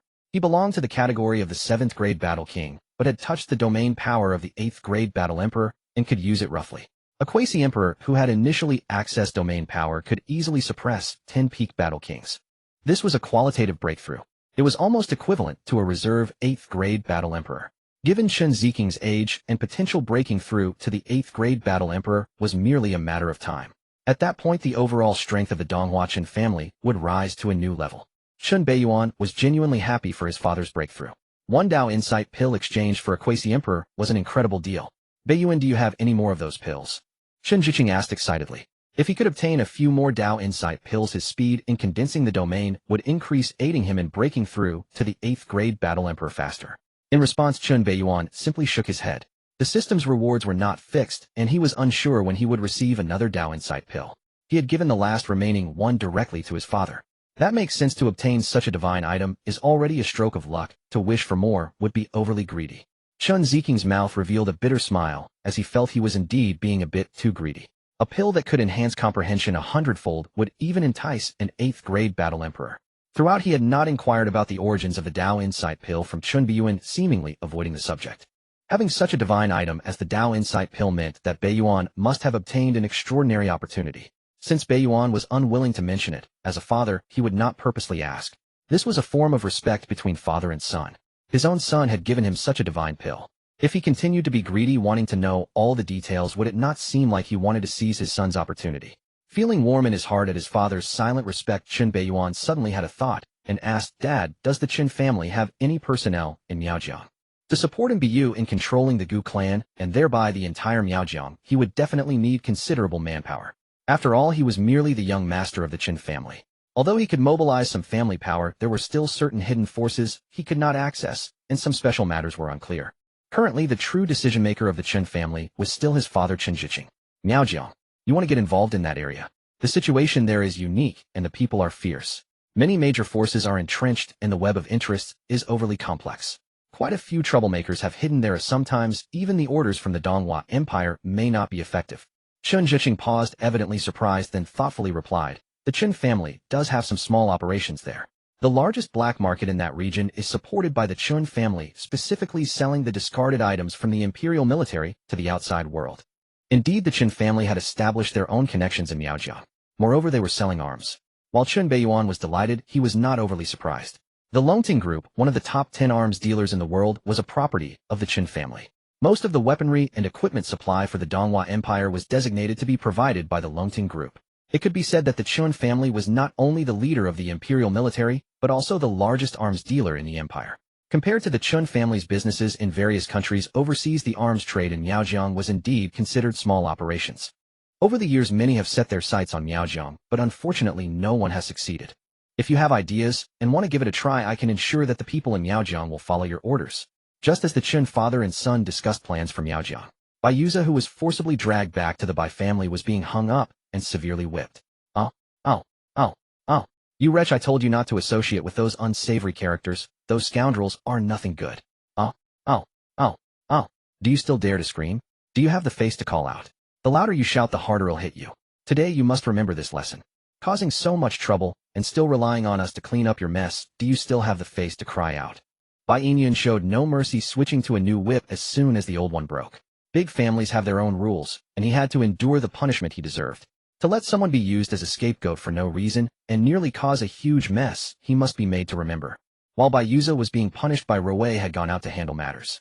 At that moment, the young rascals from various families had just finished their operations, and the new birds were also involved. Soon they were blocked again by a mysterious beast, interrupting their actions once more. However, this time the attackers were real ferocious beasts. The Eastern Hua Bai family was not just a name in beast taming. Anyone who dared to use the Bai family as a tool would surely face retaliation. Bai Ruowei recalled the ice, snow demon fox, ignoring the cries of the shadows behind her, her gaze coldly directed towards a certain point. At this moment, she was no longer as agreeable as she had been before Qin Beiyuan. If you dare to involve Beiyuan and Xiaobai again, I will make you pay a painful price. To know back then, even the imperial royal family had intentions of marrying into the Qin family. In fact, several prominent families were far superior to the Bai family. Yet in the end, the old master of the Qin family chose the Bai family. This piqued his curiosity. You want to know this? Chen Zhiqing raised an eyebrow, seemingly surprised by the question. Then his expression turned ambiguous as he raised his brow and said mysteriously, "This is a question you should have asked the old master, as he is the one who set your engagement. However, if you wish to know, I can tell you the reasons." First, when the old master broke through to the 8th rank battle emperor, he received some help from the Bai family. As you know, he is known for his nostalgia. Once he owes a favor, he thinks of repaying it. Second, this pertains to a romantic debt of the old master. An old lover held his hand before dying and personally asked him, and he simply couldn't refuse, so he agreed. What the hell, this could even be related to the old man's romantic debts? Qin Beiyuan directly ignored the first point, focusing instead on the second. What is going on? Isn't the old master known for being pure-hearted? He married only an ordinary woman and never remarried. How could there be an old lover popping up? However, Qin Ziking's next words instantly overturned Qin Beiyuan's impression of his old man. There are some things you are too young to understand, which is perfectly normal. Let me put it this way, don't think you have a charming fate now aback. Then the old master's romantic fate was even more exaggerated, leaving behind countless romantic debts. Of course, while the old master was sentimental, he was not promiscuous. He still had his bottom line. However, on the day of the old master's marriage, the cries of the top families in the entire empire could be heard. What the heck? There's such a thing. Qin Beiyuan's mouth twitched slightly. Even though his old man didn't elaborate, he could roughly guess the situation. He initially thought the old master had one or two old lovers, but this turned out to be a whole crowd. So the old master used me to settle his debts. Anu, who was lying on Qin Beiyuan's head, seemed indifferent to the conversation between the father and son, but from its occasionally shaking little head and constantly flapping little tail, it was evident that it was secretly eavesdropping. The Bai family. Bai Ruowei arrived alone at the Bai family ancestral hall and walked up to a plaque. The plaque prominently displayed the name Bai Shinro. This was the second miss of the Bai family who had never married in her lifetime, and also the sister of the old master by making her Bai Ruowei's great-aunt. Bai Ruowei reached out, caressing the plaque before her eyes revealing a nostalgic expression. It was as if she was recalling the beautiful times of her childhood. "Great-aunt, I have come to see you. I went to see Beiyuan today, the little one from back then has now grown as tall as me and has become even more mature than before. Back then, when you took 80-year-old me to the Qin family, you pointed at him and said he would be my future husband. I even pinched his little face at that time, and he bit my hand, but he probably doesn't remember now."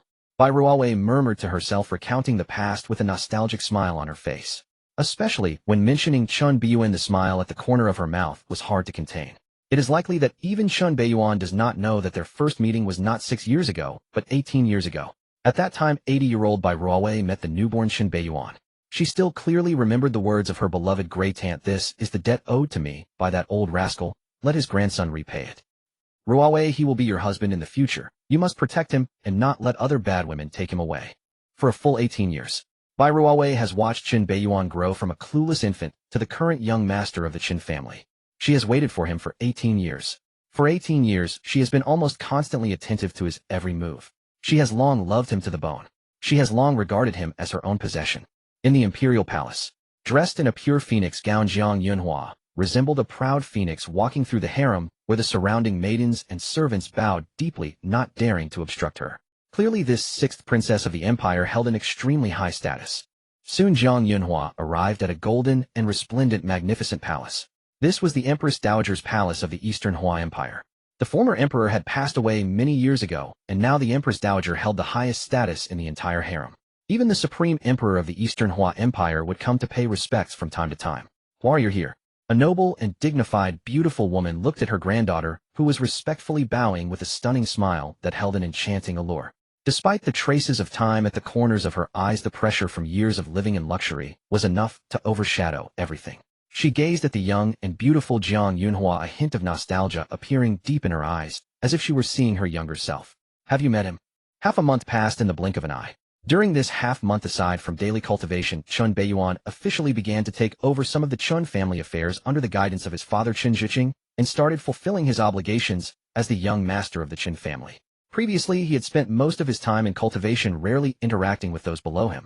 Now naturally, he had to make up for that. Some things were necessary. He had to let the people below know who their future master was.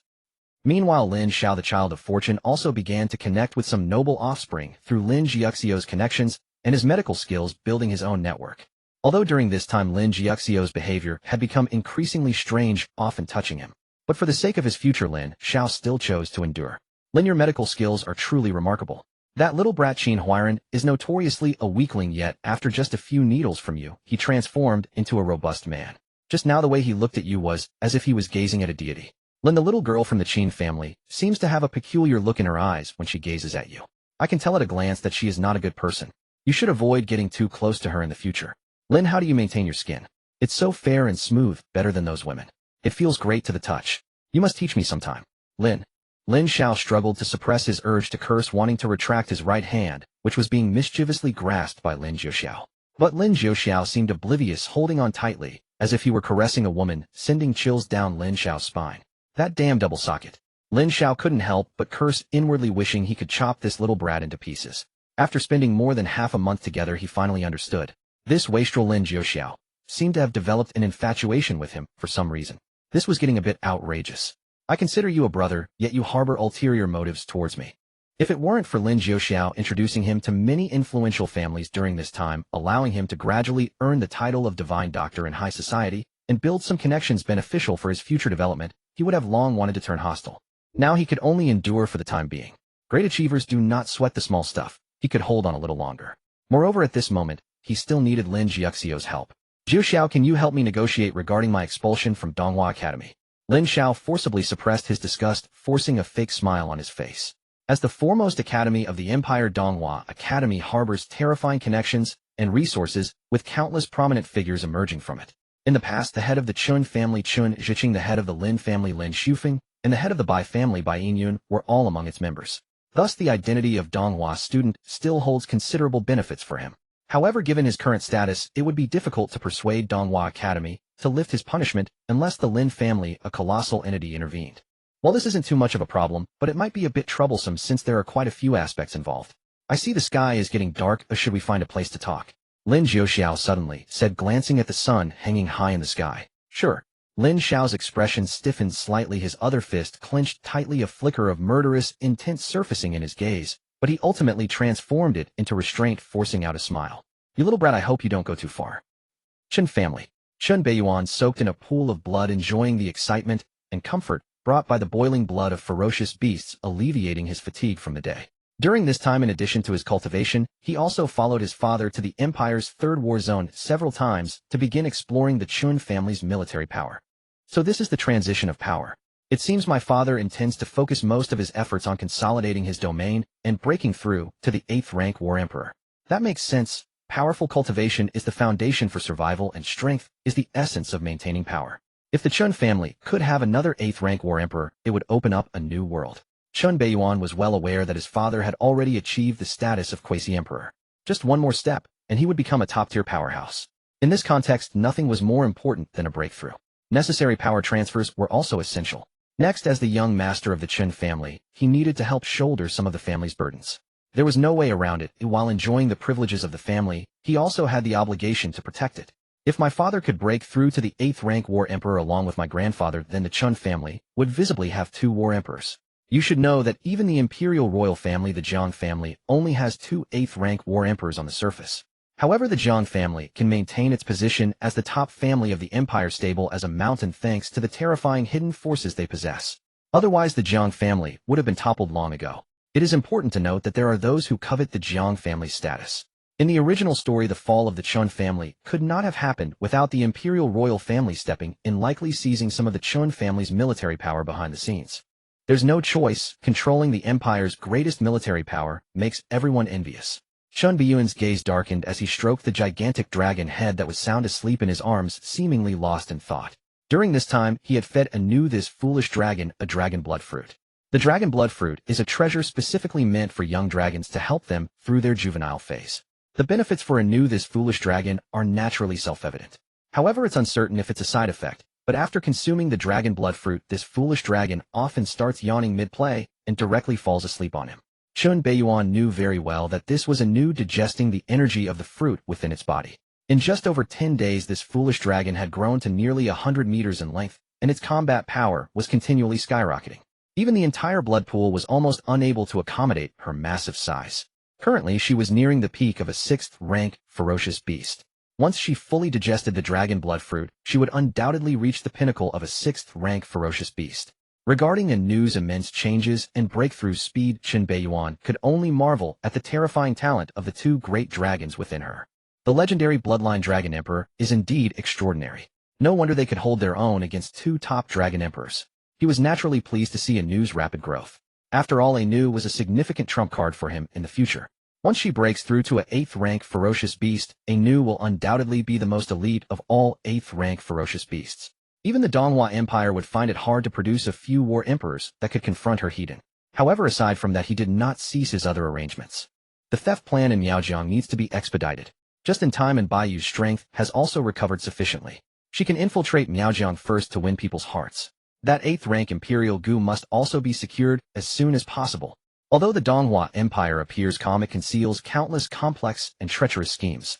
I need the power to sweep away everything. The Chun family's inevitable downfall will never happen. He slowly turned his head, locking his gaze on the alluring figure of the woman behind him. The domineering gaze contained a flame of ambition that made Baiyu's heart tremble, feeling a bit restless within. Madam, it's time for you to take action. Facing the scorching gaze of Chun Beiyuan, and Beiyu knew very well that she had no room to bargain. The trip to Miaojiang was inevitable. Moreover, deep within her heart, the flames of revenge were constantly burning. However, before leaving, she still held onto a final glimmer of hope. Master, before I leave, I want to take one last look at them in secret. If there was anyone in this city she couldn't let go of, it was her daughter and husband. Of course, Chun Beiyuan answered without any hesitation. He was not a cold-hearted person. He would not be so ruthless to his subordinates. Since Beiyu still had concerns and thoughts, he would reassure her. And Baiyu's eyes instantly lit up with joy, clearly not expecting Chun Beiyuan to agree so quickly. She had thought she would be refused and had prepared herself for rejection. Master, when can I? No time like the present, you can go now. Chun Beiyuan stood up from the blood pool, his strong physique immediately exposed to the air, a strong scent of blood enveloping him, forming a layer of dried blood crust. His eyes suddenly erupted with a strange purple light, and a terrifying mental force instantly radiated outward, enveloping the massive sleeping blood dragon before him. Anu's body trembled as she slowly opened a crack. Upon sensing Chun Beiyuan's familiar aura, she did not resist, and directly transformed into a beam of blood light, entering his brow and becoming a vivid blood dragon mark. Deep within his soul, a small, blood-colored dragon was lazily yawning, sleeping soundly. During this time, Chun Beiyuan had entered the Chun family's library and discovered a secret method to incorporate dragon-type beast pets into one's soul. Concealed dragon method. Although he had not signed a blood oath contract with Anu to establish a master-servant relationship, their almost bloodline connection made it easy for him to incorporate her into his body as long as she did not resist. This undoubtedly made things much more convenient for Chun Beiyuan. As for whether there would be risks in incorporating this foolish dragon Anu into his soul, sorry, but his battle soul abyss was also in there. From beginning to end, Lin Beiyan preferred to strategize before taking action, snuffing out all potential threats in their infancy. Change clothes. And Baiyu's face flushed slightly as she stepped forward to tear off the blood crust from him and help him get dressed. A large group of people was currently blocking the entrance of the Lung family ancestral home, forcefully surrounding the lonely and weak Lung Ruobing. Most of these people were from the Lung family who had previously fled when disaster struck, and more than half were Lung Ruobing's elders. At this moment, these so-called elders wore fierce expressions, spitting as they berated her, their vile words nearly drowning Lung Ruobing. Ruobing, your father is now in a coma and unable to fulfill his duties as the head of the family. We have already selected a new head, and everyone agrees to have the esteemed third uncle take over the position. You must hand over this ancestral home as it belongs to our Lung family. You are still a daughter and will eventually marry. We absolutely cannot allow you to monopolize the only property of the Lung family. Ruobing, we have already arranged a good marriage for you. Young Master Chu has always been fond of you and is willing to take you as his concubine. This is a tremendous fortune for you. The Chu family is a top-tier family in Yinjing with the powerful influence of a 7th-rank war emperor. Young Master Chu is not only graceful and handsome, but also the legitimate heir of the Chu family. Being with him would be a blessing for you. You just wait to enjoy a life of luxury. We are all relatives sharing the same bloodline. We are still your elders and would never harm you. We just want you to live better in the future. Facing the so-called elders' persuasive words, Lung Ruobing's cold and beautiful face showed a hint of sarcasm, scoffing repeatedly, without showing any concern. What a load of nonsense. This was clearly bullying her while her father was in a coma, and her mother mysteriously disappeared, leaving her isolated and defenseless. Moreover, these so-called elders not only wanted to monopolize the Lung family's ancestral home, but also wanted to sell her for a good price. How could she possibly agree? This ancestral home has been passed down from my grandfather's generation. My father transferred it to my name many years ago. It has nothing to do with all of you. You will never take it from me, nor should you expect me to submit to your whims. I warn you, I am still a student of Donghua Academy, and I have the backing of the highest academy in the empire. Lung Ruobing's starry eyes swept across the Lung family members before her, without the slightest intention of backing down. Then she looked at a man who weighed over 300 pounds, resembling a human-shaped wild boar, her eyes revealing her disgust. This person was undoubtedly the so-called graceful and handsome young Master Chu in the mouths of the Lung family. You want to sell me? Not a chance. If anyone is to be sold, it should be your mother. Lung Ruobing was evidently enraged by the so-called elders before her and directly cursed. Lung Ruobing, you ungrateful beast, how dare you speak to your elders like that? You unfilial wretch. Lung Aofing indeed raised a good daughter. You are a calamity. You are nothing but a calamity. The reason the Lung family has fallen to this state is because of you, you star of misfortune. Your father is in a coma because of you, and your mother most likely ran away with some wild man. Seeing that Lung Ruobing dared to resist and insult them, the surrounding Lung family members instantly erupted in anger, cursing loudly. A young Lung family member was so furious that he was about to slap Lung Ruobing, but was quickly stopped by those around him. Currently, with young Master Chu here, if they hit her, they wouldn't be able to sell her for a good price.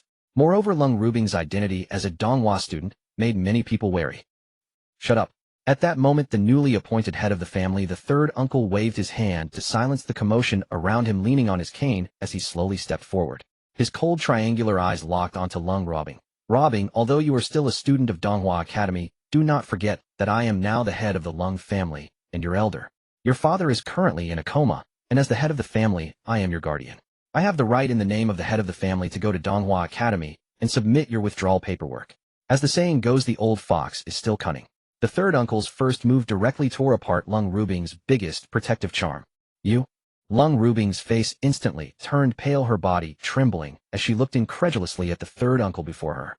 This was the elder who had once cherished her the most. Now he seemed to wish for her death. However, the third uncle didn't even glance at her, instead turning to young Master Chu, his malevolent expression instantly dissipating, resembling an old dog looking at its master, his face full of ingratiation.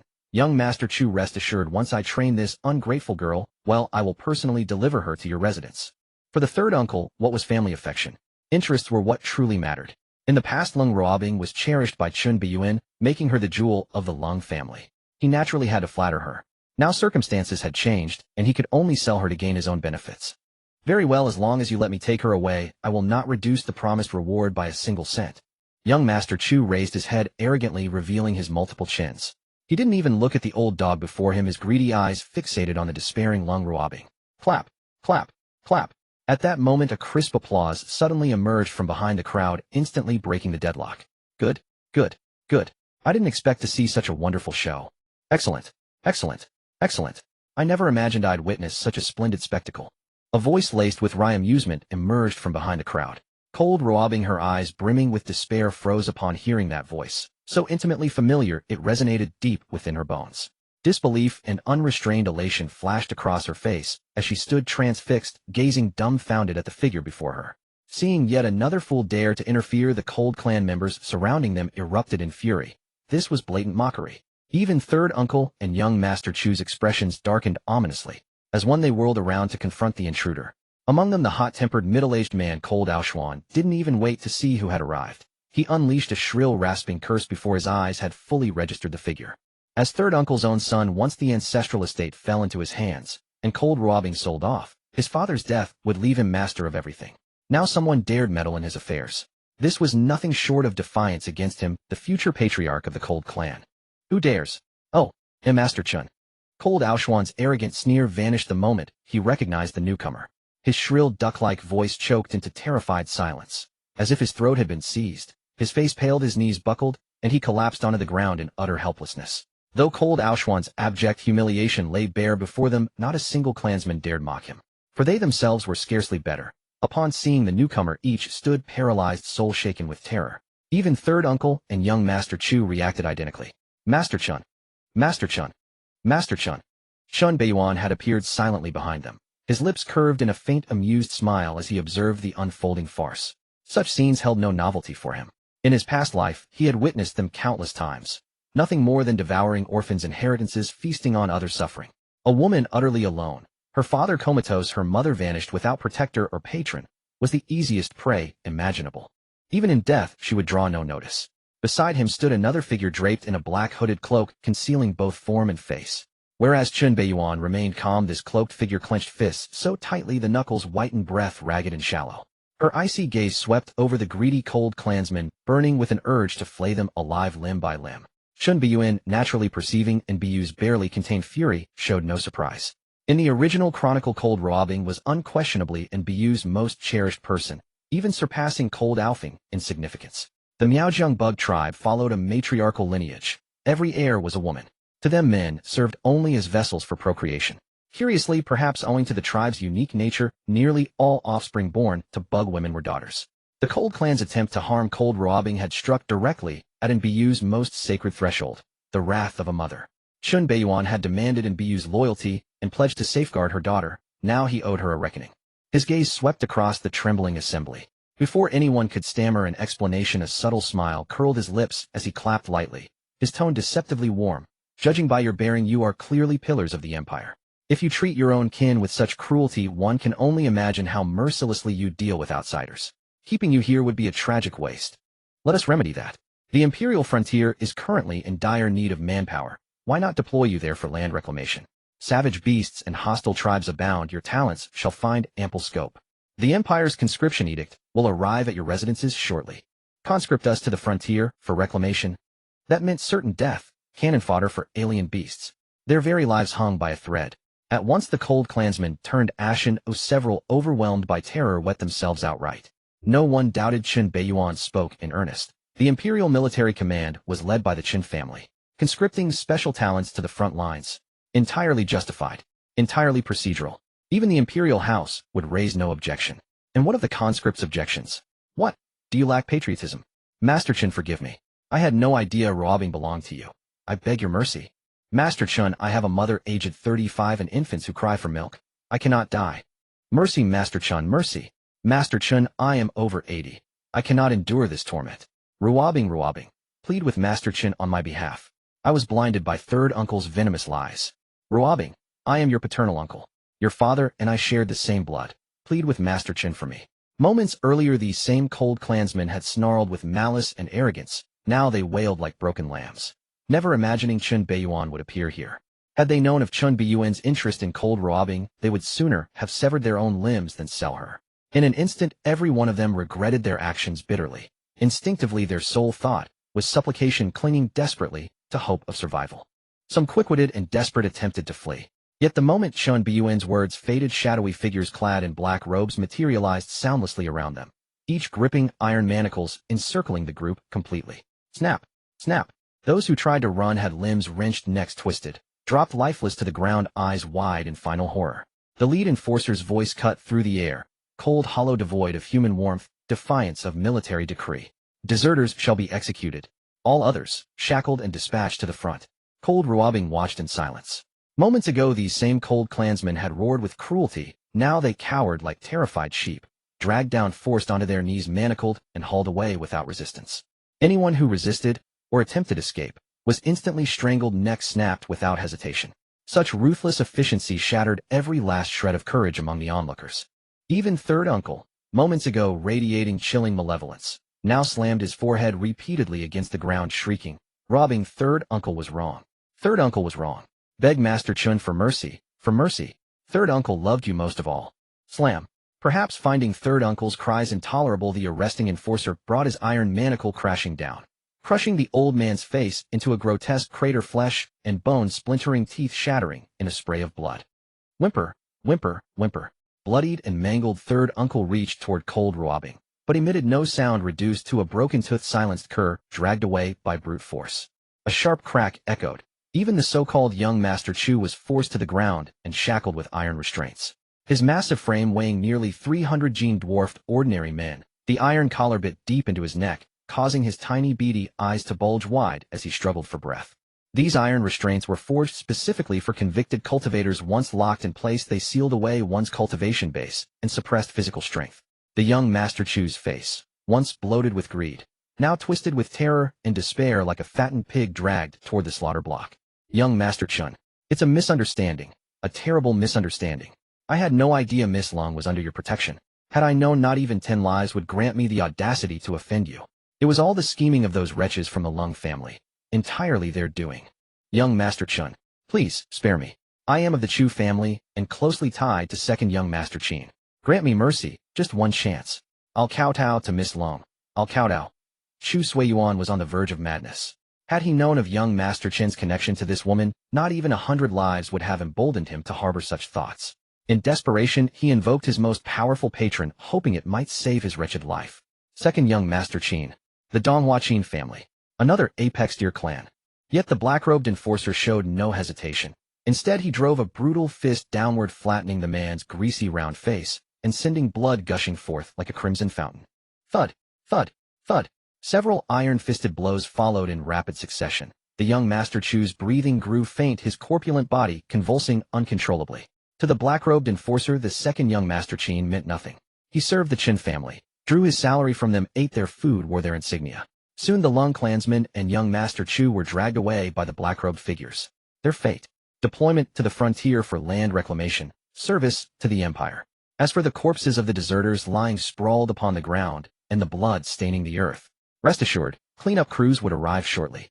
Lung Ruabing stood frozen, staring blankly at the carnage before her, inhaling the thick coppery scent of blood, fingers clutching the hem of her robe, heart hammering wildly, as if still unable to grasp what had transpired. Beneath her feet lay a corpse whose skull had been shattered, brains spilled across the stone. Moments earlier, Third Uncle's son had lunged at her in blind frenzy, only to have his head obliterated on the spot by a black-robed enforcer. Everything had happened too swiftly for her to react. One moment she'd been threatened by her own kin, sold like chattel.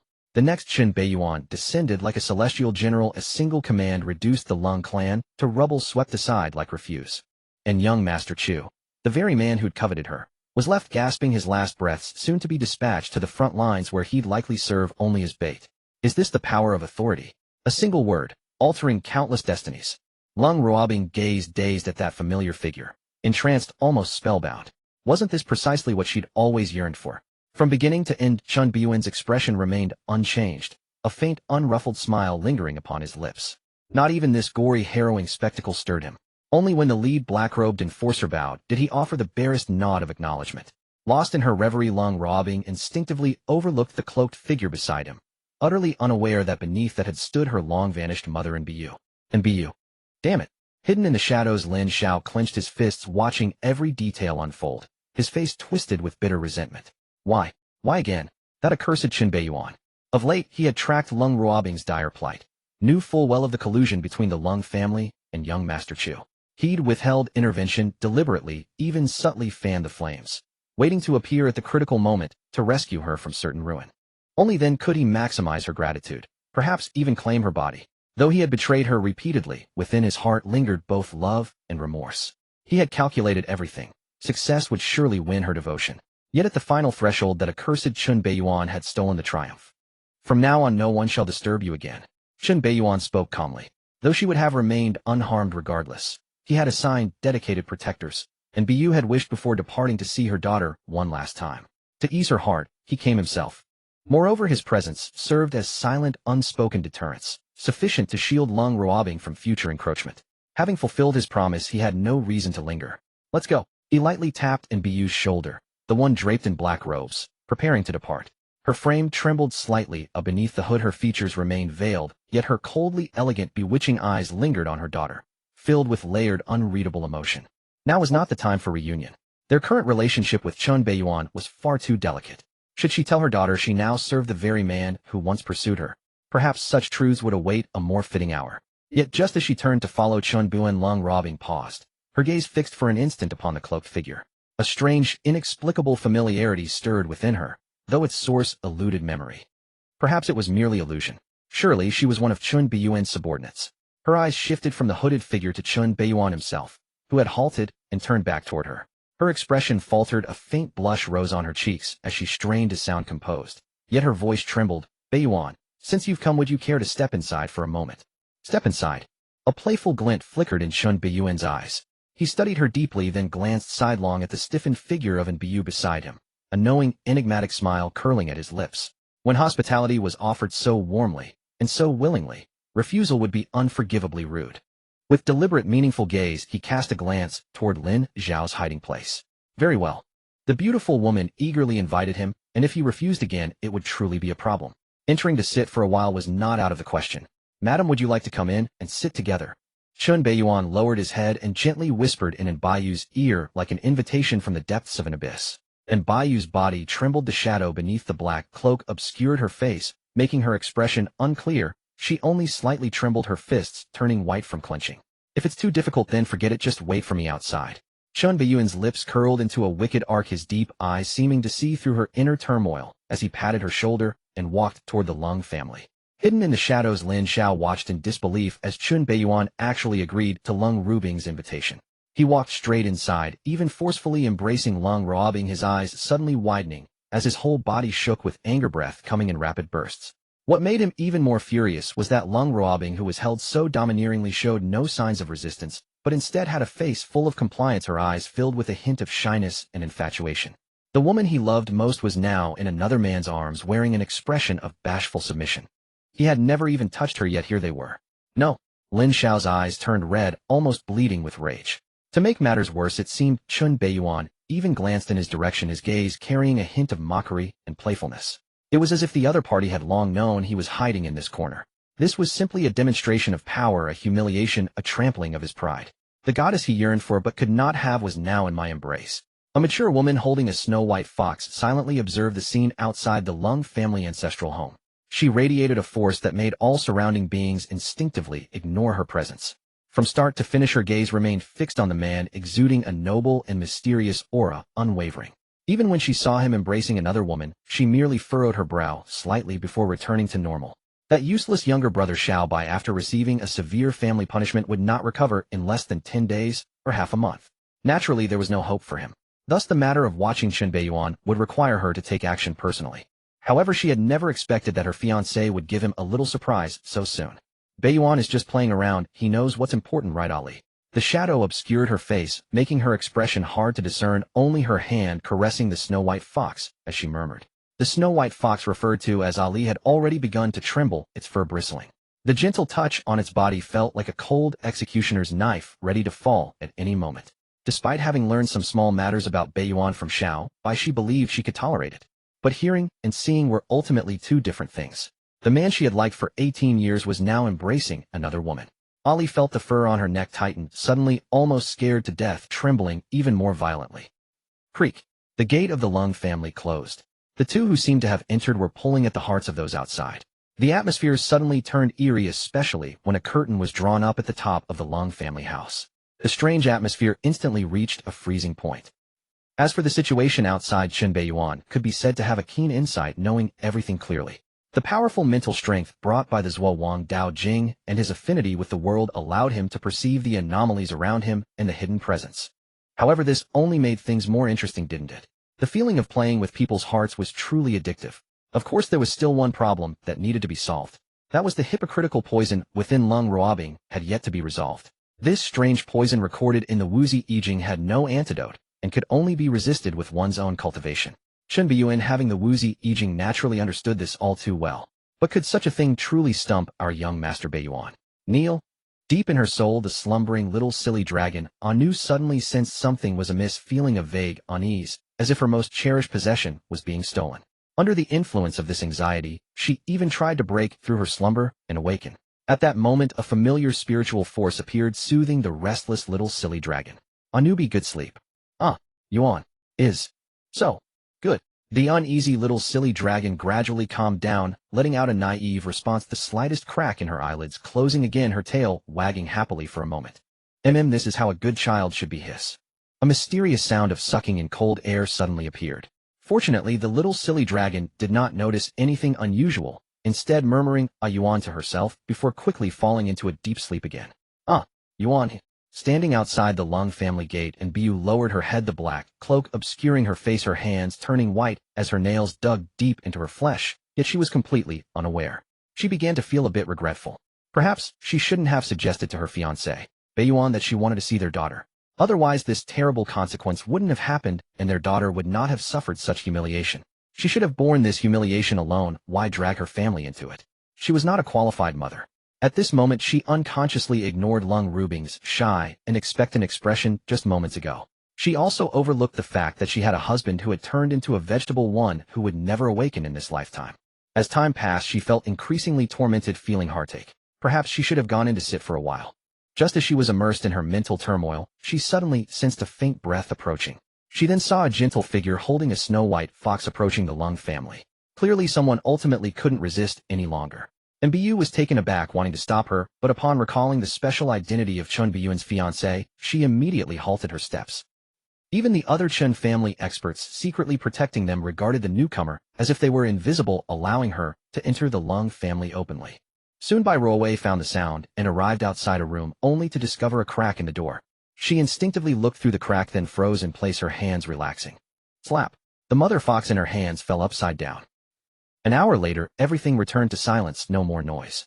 Go back to Donghua Academy to continue your studies. From today onward, no one will dare to disturb you. You will still be the aloof campus belle in everyone's eyes, just like before. Chen Beiyuan glanced at the gap in the door, then stood up and tightened his clothes, not even casting a glance at the discomfort Lung Ruobing on the floor, exhibiting a resolute demeanor. After speaking, he did not look back at Lung Ruobing and walked out. Suddenly his steps faltered as he accidentally stepped on something, splashing water onto his pant leg. You really can endure. Crack. The door was shut. With his head bowed and coughing violently, Lung Ruobing's body trembled as she listened to the receding footsteps, a bittersweet expression gradually appearing on her pained face, with tears falling from the corners of her eyes hitting the ground. The nightmare was finally over. The series of changes during this time felt like a calamity, a nightmare to her. Having left Chen Beiyan, she was no longer the aloof campus belle, but rather a joke, a fool subjected to the gossip of countless people. The decline of the Lung family, her father's coma, her mother's disappearance, betrayal from relatives, indifference from friends, and the coveting of outsiders. Fortunately, all of this has come to an end. Chen Beiyuan's earlier words were enough to transform her situation completely. From this moment on, all the malicious words would no longer vanish without a trace. She would once again become the esteemed Miss Lung in the mouths of countless people. Everything returned to the initial starting point. Her gaze became somewhat dazed, as if she was reminiscing about the moments shared with Chen Beiyuan. Only after experiencing the harshness of reality and the warmth and coldness of human relationships did she clearly understand the exalted position Chen Beiyuan had given her. Unfortunately, the man who once deeply loved her had already been lost by her own hands. Only now did she realize what she had once lost. Perhaps I still have a chance. Suddenly she slowly lifted her head, looking at the sofa where Chen Beiyuan had just been, instinctively crawling over and pressing her face against it. Feeling the lingering warmth and the scent left by that man, a look of obsession and greed gradually appeared on her face. Beiyuan. By family. In a cozy room, the walls were adorned with picture frames. Inside were numerous photos of Chen Beiyuan from childhood to now. There were images of him as a soft and cute baby and as an innocent and naive child. There were also images of him grown up, gentle and refined, cold and domineering. Among the frames, the most special one depicted an 80-year-old girl hugging a clueless baby boy, both staring at each other. Some of these photos were taken normally, while others were candid shots. Additionally, the room contained many items related to Lin Beiyan. Suddenly a ripple in the air appeared, and Bai Ruowei materialized in her room, casually tossing the snow-white fox she was holding aside. Her cold eyes seemed somewhat dazed and her stunning face was flushed. What have I done? She covered her face, images of the room's gaps flashing through her mind as her heart raced. The little one from back then had grown up so fast that she almost didn't recognize him. At this moment, she no longer possessed the previous ethereal purity, but rather had gained a touch of worldly warmth like a celestial being who had fallen into the mortal realm. Suddenly, she felt something strange and abruptly looked at her right hand covering her face. In the cold wind, Lin Xiao stood in place with bloodshot eyes and an ugly expression, waiting for a full hour. His gaze was fixed on the direction of the Lung family ancestral home. As time passed, his face gradually darkened, turning ashen, with rapid breathing, twitching cheeks, and a metallic taste of blood filling his mouth. At this moment, he resembled a beast plunged into a furious rage. Even if he were foolish, he could guess what had happened inside. He had considered rushing in to stop it. But just as he was about to make a move, an overwhelming sense of crisis washed over him. Clearly, the seemingly calm area around the Lung family ancestral home hid many powerful members of the Qin family. Any movement on his part would instantly invite relentless attacks. Weighing the pros and cons, he chose to watch helplessly. However, what made him want to spit blood even more was that when a figure resembling a snow-white fairy entered, no one came forward to stop her. Good, others can, but he cannot, right? At this moment, Lin Xiao's jealousy and murderous intent towards Lin Beiyan had reached a peak. Just as he was engulfed in powerless rage, the gate of the Lung family finally opened, and Lin Beiyan stepped out with an easy gait. Although he appeared unchanged from when he entered, Lin Xiao keenly noticed the profound smile on Lin Beiyan's face. Master. Seeing Lin Beiyan come out, and Bu proactively approached him. Though it seemed like an unintentional gesture, it was actually an opportunity for her to sniff him as she drew near. Her expression suddenly froze, her body trembled, then returned to calm, as if nothing had happened. Lin Beiyan merely smiled lightly, as if he hadn't seen it. From this moment on, no one will dare to bully her. Is this explanation satisfactory? Thank you, Master. A faint smile emerged on the stiff, cold beauty of Bu beneath her cloak. Madam, do you want to meet your husband, who has become a vegetable? No, that doesn't matter anymore. Seeing Bu refused, Lin Beiyan said nothing more, as if he had anticipated it. For this cold and beautiful woman from the Miao clan, her daughter Lung Ruobing was the most important. Otherwise, she wouldn't have entrusted the positions of Saintess and Imperial Gu to Lung Ruobing in the original work. Just as Lin Beiyan was about to leave within Bu, he suddenly seemed to think of something and stopped. Master, you stay here and don't move, I will go handle something. Lin Beiyan suddenly spoke, then surprisingly he walked directly towards the direction where Lin Xiao was hiding. Not good. Lin Xiao, filled with impotent rage and frantic restraint, suddenly saw Lin Beiyan approaching him, and was taken aback, instinctively wanting to escape. This was not cowardice. It was mainly because of the profound and overwhelming impression Lin Beiyan had left on him before. Even though he had successfully transformed into a dragon now and had gained numerous opportunities resulting in a dramatic change in his strength, he was well aware that once they engaged in combat, he still lacked the assurance of victory. Moreover, with many powerful members of the Donghuaqin family around, once a fight broke out, he would undoubtedly face a collective attack. At that time, he might even risk falling. Thus, his instinctive reaction at this moment did not signify retreating without a fight. It should be considered a strategic withdrawal. This was, after all, following his true heart. However, it seemed Lin Beiyan was aware of his thoughts, suddenly transforming into a shadow and appearing right in front of him, directly blocking his path. Damn! Lin Xiao's eyes narrowed. He did not expect Lin Beiyan to possess such a terrifyingly ghostly speed. It was known that previously Lin Beiyan mostly exhibited overwhelming terrifying strength. On the contrary, he rarely showed his speed. Now it appeared that his speed was perhaps not inferior to that astonishing power. The newcomer did not bring good intentions. Lin Beiyan, what do you want? Do you want to humiliate me? Lin Xiao's bloodshot eyes fixed firmly on the noble and mysterious figure before him, his breathing suddenly becoming rapid as he gritted his teeth and questioned. First he toyed with his beloved goddess, then deliberately came to block him. This was clearly a display of power. This scene resembled the archetypal urban novels, where powerful second-generation individuals snatched the goddess away from a poor boy only to enjoy humiliating him afterward to satisfy their psychological needs. It was truly too much to bear. At this moment he could clearly sense that several terrifying auras had locked onto him. In an instant, if he made the slightest move, he would face endless terrifying killing intent. At this moment Lin Xiao clenched his fists tightly, mentally preparing himself for the humiliation of being beaten. As long as he could survive, enduring the humiliation was acceptable. After all, he was already used to it. When it came to actual combat, he had no significant assurance. If the fish dies and the net remains intact, then it is truly laughable. For now, patience was the best choice. He watched Chen Beiyuan raise his hand, instinctively biting down on his teeth, closing his eyes, and preparing to offer his face for a slap. It was not that he enjoyed self-harm. He had been slapped by Chen Beiyuan too many times and had developed a reflexive response. However, contrary to his expectations, the anticipated pain on his face did not arrive. Instead, he felt a gentle pat on his shoulder. Lin Xiao, we haven't seen each other for a few days, and you are getting weirder. Closing your eyes and extending your face, what does that mean? Do you want to offer it to me to hit? Chen Beiyuan's slightly playful voice appeared in his ear. Lin Xiao was taken aback, opening his eyes, his face showing a hint of astonishment. Clearly he was surprised by Chen Beiyuan's current attitude and actions. It seemed this was different from what he had imagined. Could there be a conspiracy? Did you think I came to humiliate you? You think too highly of yourself. To be honest, as long as you do not block my path, I wouldn't even glance at you. You and I are not people from the same world. Chen Beiyuan looked at Lin Xiao, whose expression was wary, his eyes deep, revealing a meaningful smile. Have you ever considered that from the beginning it was you who proactively provoked me? If it weren't for that incident at the Longting Hotel, you and I might have just been strangers. As for those slaps you received before, in this world, if you mix in the wrong way, you must take responsibility. If you get hit, stand straight. You understand this principle, right? I have not directly sought your life. That is already quite merciful. Lin Xiao opened his mouth wanting to refute, but found himself unable to utter a single word.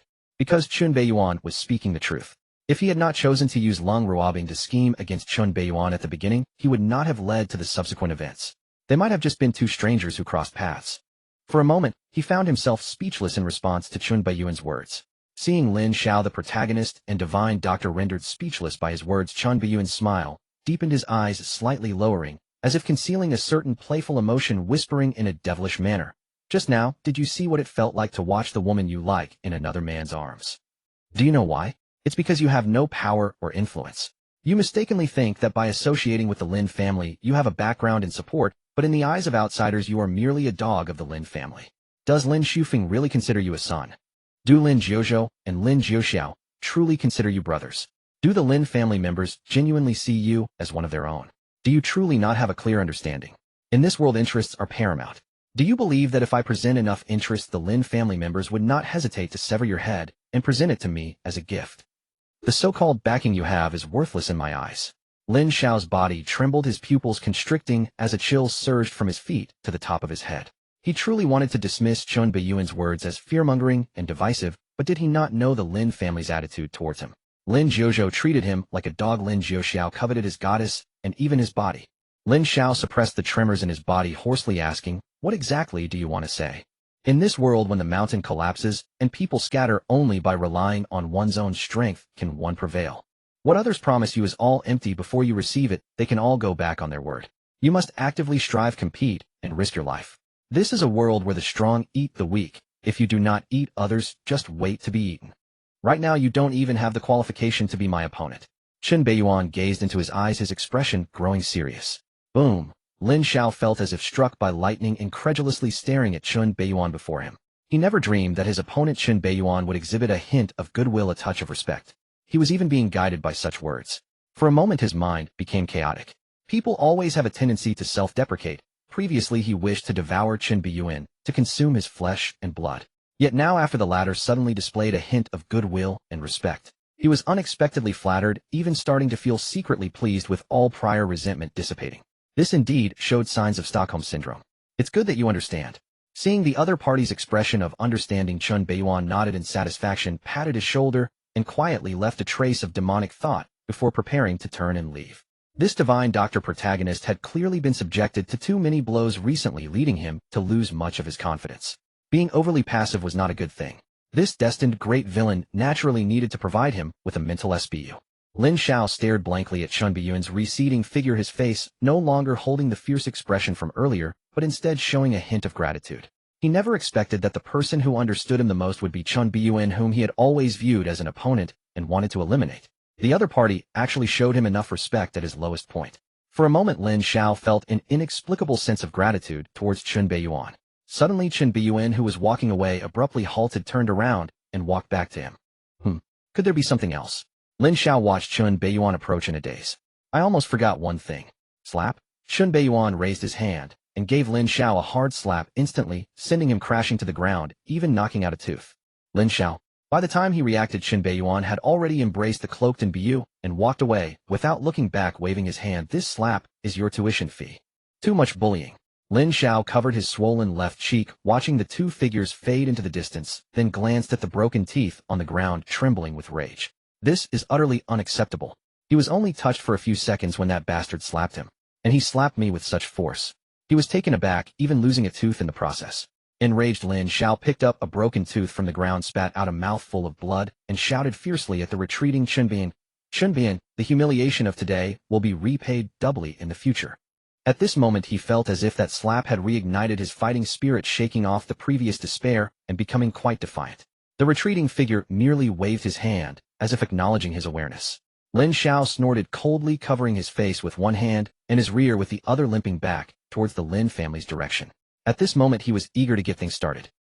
Indeed, protagonists like this are like donkeys. Talking politely does no good, but a few slaps will revive them in no time.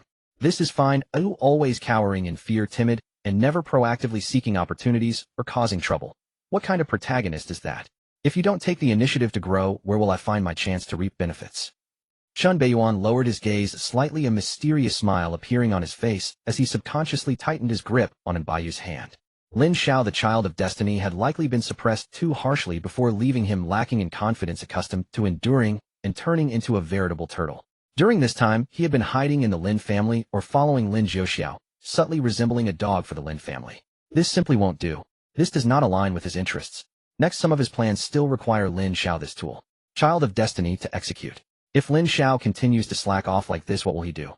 At this moment, Lin Beiyan, lost in thought, failed to notice that a cold yet alluring figure in his arms began to breathe more rapidly. "Master." The Lung family.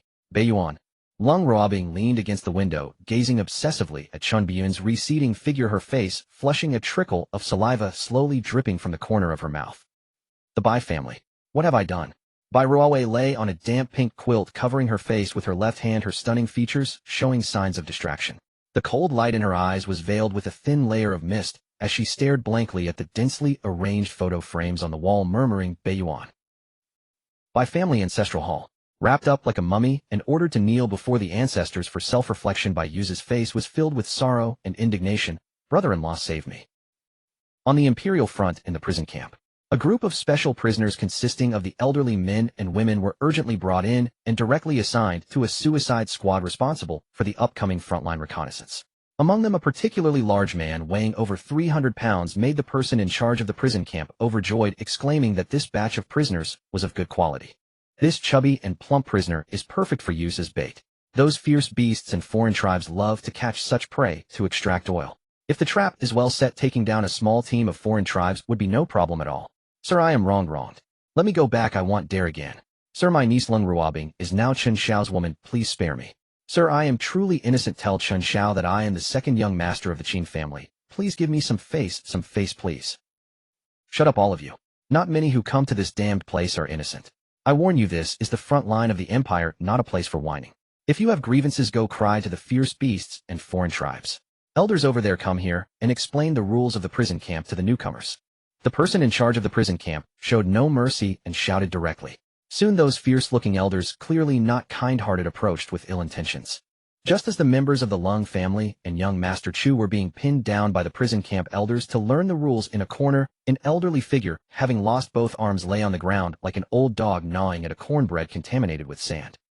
In the hotel box, a group of young masters were hugging women, drinking and boasting, indulging in pleasure.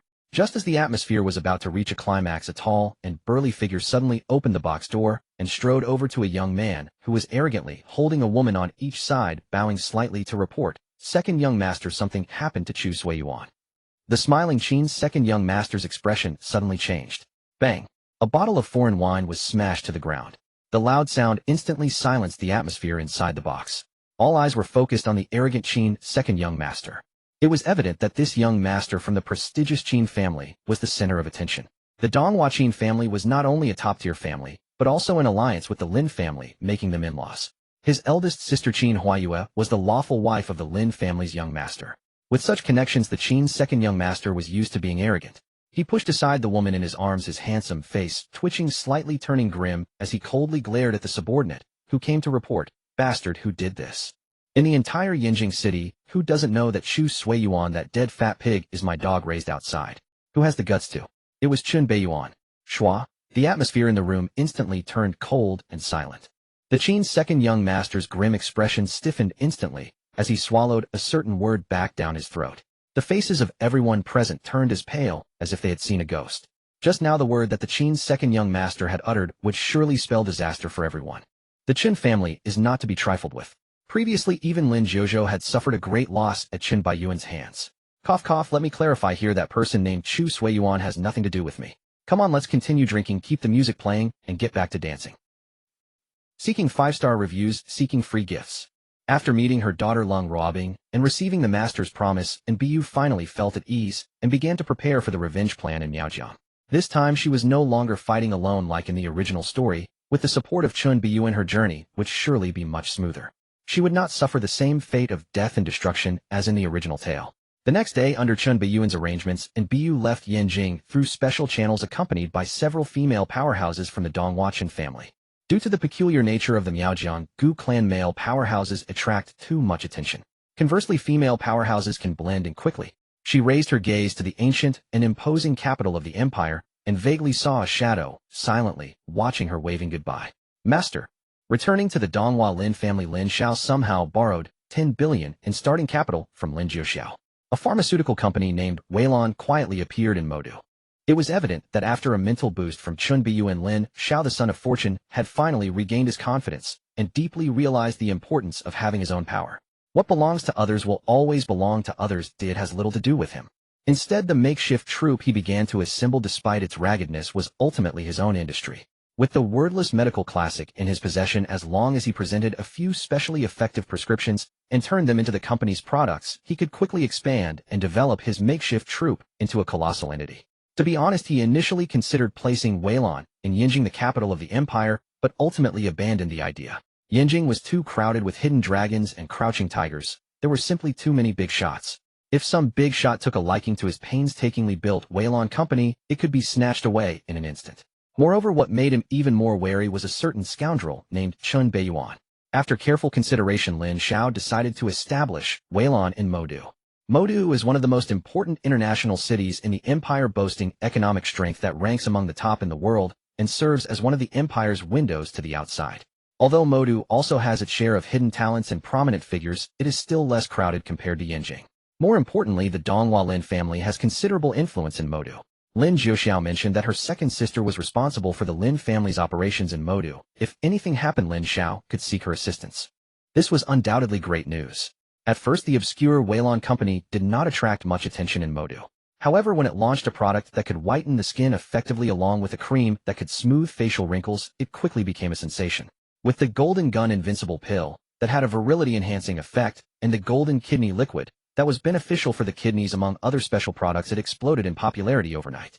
The entire Modu was stirred with countless covetous gazes directed towards it. According to many keen observers, this Weilon company held the terrifying potential to grow into a trillion group. This was practically a gold mine. Such immense profits would surely attract even the most prestigious families. However, upon learning that the Weilon company had the backing of the Donghua Lin family, many people quickly dismissed their ambitions. Chun Biyuan, one day you will regret those words of advice you gave me. When that day comes, I will be sure to thank you properly. Lin Xiao watched the numbers in his account grow continuously, and his eyes began to burn with excitement. With so much money, he could now accomplish many things, and even establish his own armed force. Having fought alone for so long, he had fully experienced the terrifying power of a sea of people tactics. No matter how strong one's abilities, until one becomes a true powerhouse, the strength of others is still needed. At that moment, he couldn't help but slap himself in the face for not thinking of this excellent idea earlier. Indeed, this is the correct way to unleash the potential of a divine doctor protagonist. What was he doing before? However, Lin Xiao could never have imagined that his seemingly secretive little actions were not hidden from Chun Biyuan's eyes.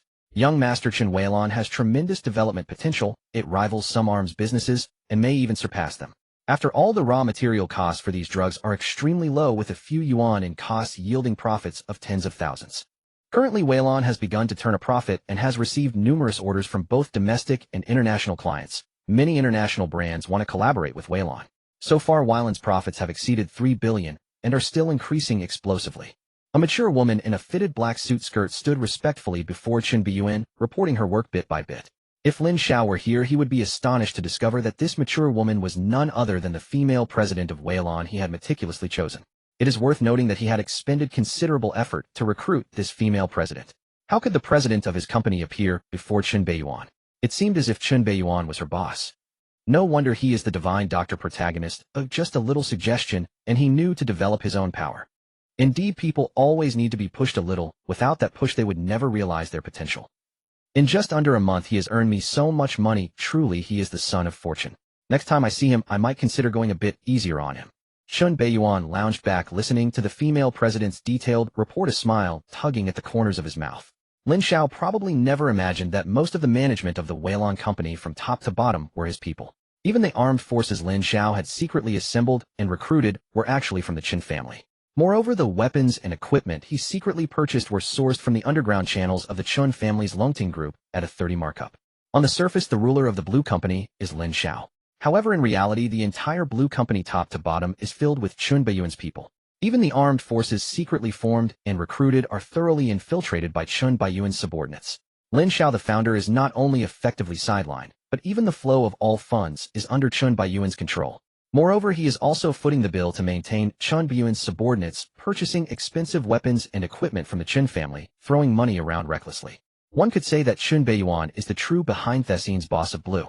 Lin Xiao is merely a struggling worker. It is likely that even Lin Xiao does not realize that the Blue he has high hopes for has long become the form of some young upstart. This is truly the plight of a victim. Furthermore, if anything goes wrong, Lin Xiao, the founder, will have to take the blame. To put it bluntly, if Lin Beiyan truly wanted to, he could easily use commercial means to push Lin Xiao into an irretrievable situation. At that time, he might find himself inexplicably burdened with a mountain of debt. Isn't it better to practice medicine properly? Why venture into business? This world is not as beautiful as one might think. In less than a month, he has recruited various professionals, and the company is rapidly getting on track, with people actively seeking to join. Where is such good fortune? Loyalty cannot simply be bought with money. You are too confident. Lin Xiao, you are genuinely adorably naive. Lin Beiyan couldn't help but chuckle. He knew very well that the current situation arose from issues of experience and perspective. Lin Xiao, being a child of fortune, comes from a humble background and has not undergone systematic education. The only skill he can truly showcase is his medical expertise. As for finance, management, accounting, sorry, he is completely clueless. Given this context, it is understandable that he would make some laughable decisions. While Lin Beiyan found it somewhat amusing, he did not intentionally mock him. Even the smartest person will show clumsiness when stepping into an unfamiliar field. No one is born a polymath or omniscient. A person rising from the bottom, having come from a mountain village, reaching this point, is already beyond what ordinary people can compare to. In a sense, Lin Xiao's current path is not wrong. Staying in Yanjing, he builds connections with noble families as a divine doctor, increasing his influence. The Blue Company he established generates continuous wealth for him in Mo.Do, while secretly forming armed forces and gradually expanding outward. Even if issues arise midway, he is capable of resolving them with his own strength. To be honest, if it weren't for Lin Beiyan's interference, he might have truly succeeded. Unfortunately, in this world there are no such ifs. What exists is the bloody, cruel reality. You may return for now. Keep a close eye on the financial direction of our boss Lin. Amounts under 100 million do not need to be reported to me. To make a horse run, one must naturally feed it some grass, letting him savor the taste of being a billionaire. Yes, young Master Chun. The female CEO of Blue respectfully withdrew. This proud character, who Lin Xiao personally invited multiple times before reluctantly agreeing, appeared particularly submissive before Lin Beiyan, even flattering and seeking to please him. There's no helping it. This is the stark disparity brought about by status and power. For a so-called female CEO, Lin Beiyan did not pay much attention, instead picking up the other intelligence materials that had been sent. The division of interests along the border has not yet concluded, and major top-tier forces seem to be in conflict, with fluctuations from encounters involving 8th-rank war emperors appearing. Lin Beiyan frowned slightly, but soon relaxed, showing no great surprise. The territory along the border acquired by the old master has already been taken over by the Qin family, so they would naturally refrain from further involvement. The remaining half must be divided among the imperial royal family and various top-tier families. The Jiang family, as part of the royal family, will surely take a large share, leaving even less fat for the others. How could the ancestors of those top families possibly agree? From the initial negotiations to now, those aloof 8th-rank war emperors are almost red-faced arguing, and some are even becoming impatient, starting to lean towards violence to settle territorial disputes. Do not think that those high-ranking figures are always jovial, amiable, and graceful.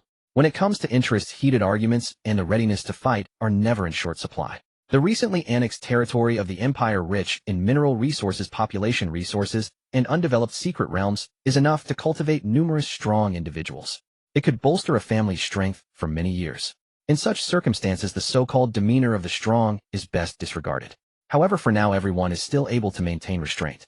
According to the blood oath contract signed hundreds of years ago between the Donghua Empire and the Beast Clan, the territories acquired must be held for 2 years before they can be claimed by the other party.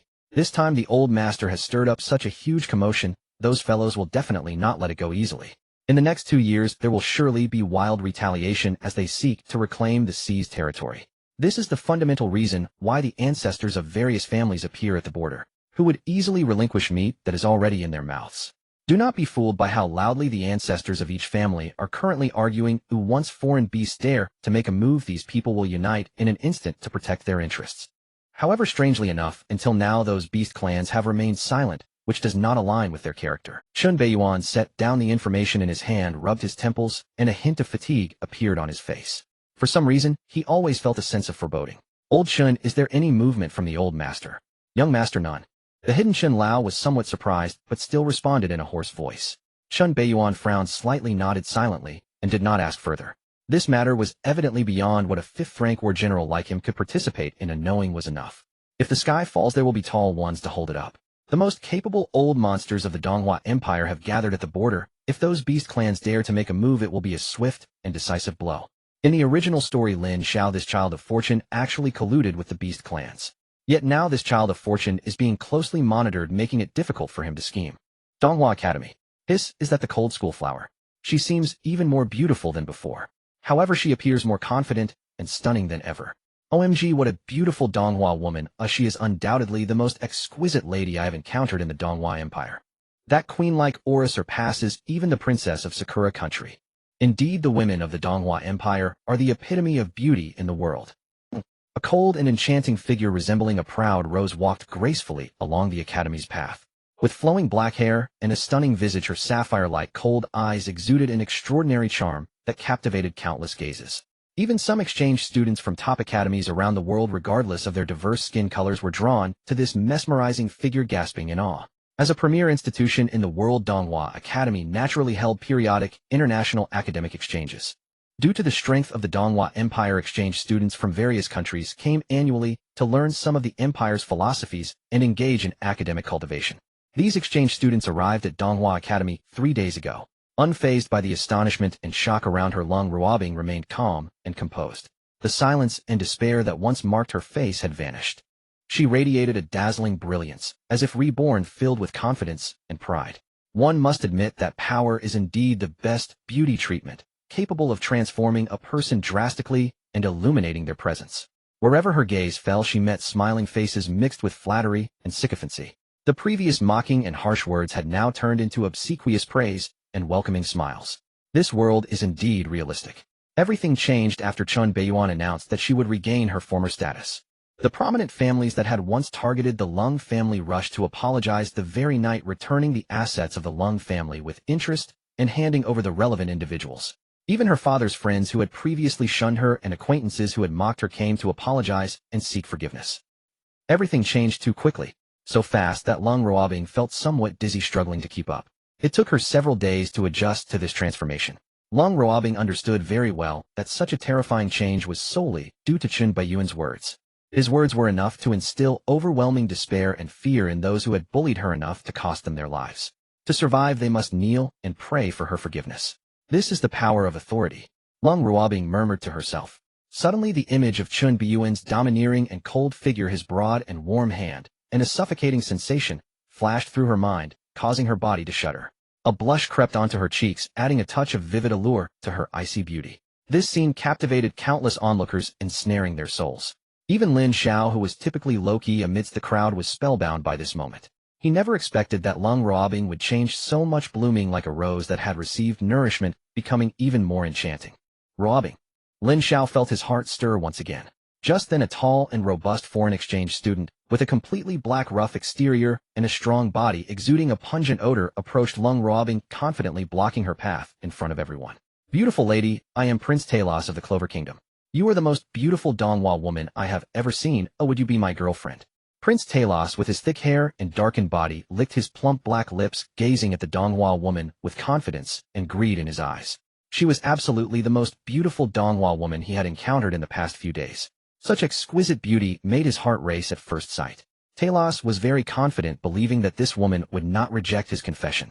When he was an exchange student in other countries' top academies, as long as he revealed his identity as the Prince of Clover Kingdom, women would be captivated and eagerly accept his proposals. A prince of a nation and also the future king. With such a formidable identity backing him, who could resist? Over the years he had amassed more than 100 girlfriends across various countries. Now those girlfriends were waiting for him to inherit the throne and become their king. However, the clever Prince Talos would never be foolish enough to marry those foolish women. As smart as he was, he would never stop searching for a new girlfriend. With confidence written all over his face, Prince Talos held his head high, reveling in the unusual gazes from those around him, as if the woman before him had already agreed. Unfortunately, at that moment he failed to notice the unabashed disgust and icy glare on Lung Rubing's face. Fool. Prince Talos' confident dark face froze suddenly as he stood there in shock. Did he just get scolded by a woman? He was Prince Talos after all. When he finally reacted and fell into a fit of rage, Lung Rubing had long since vanished from sight. The unabashed ridicule around him reached his ears.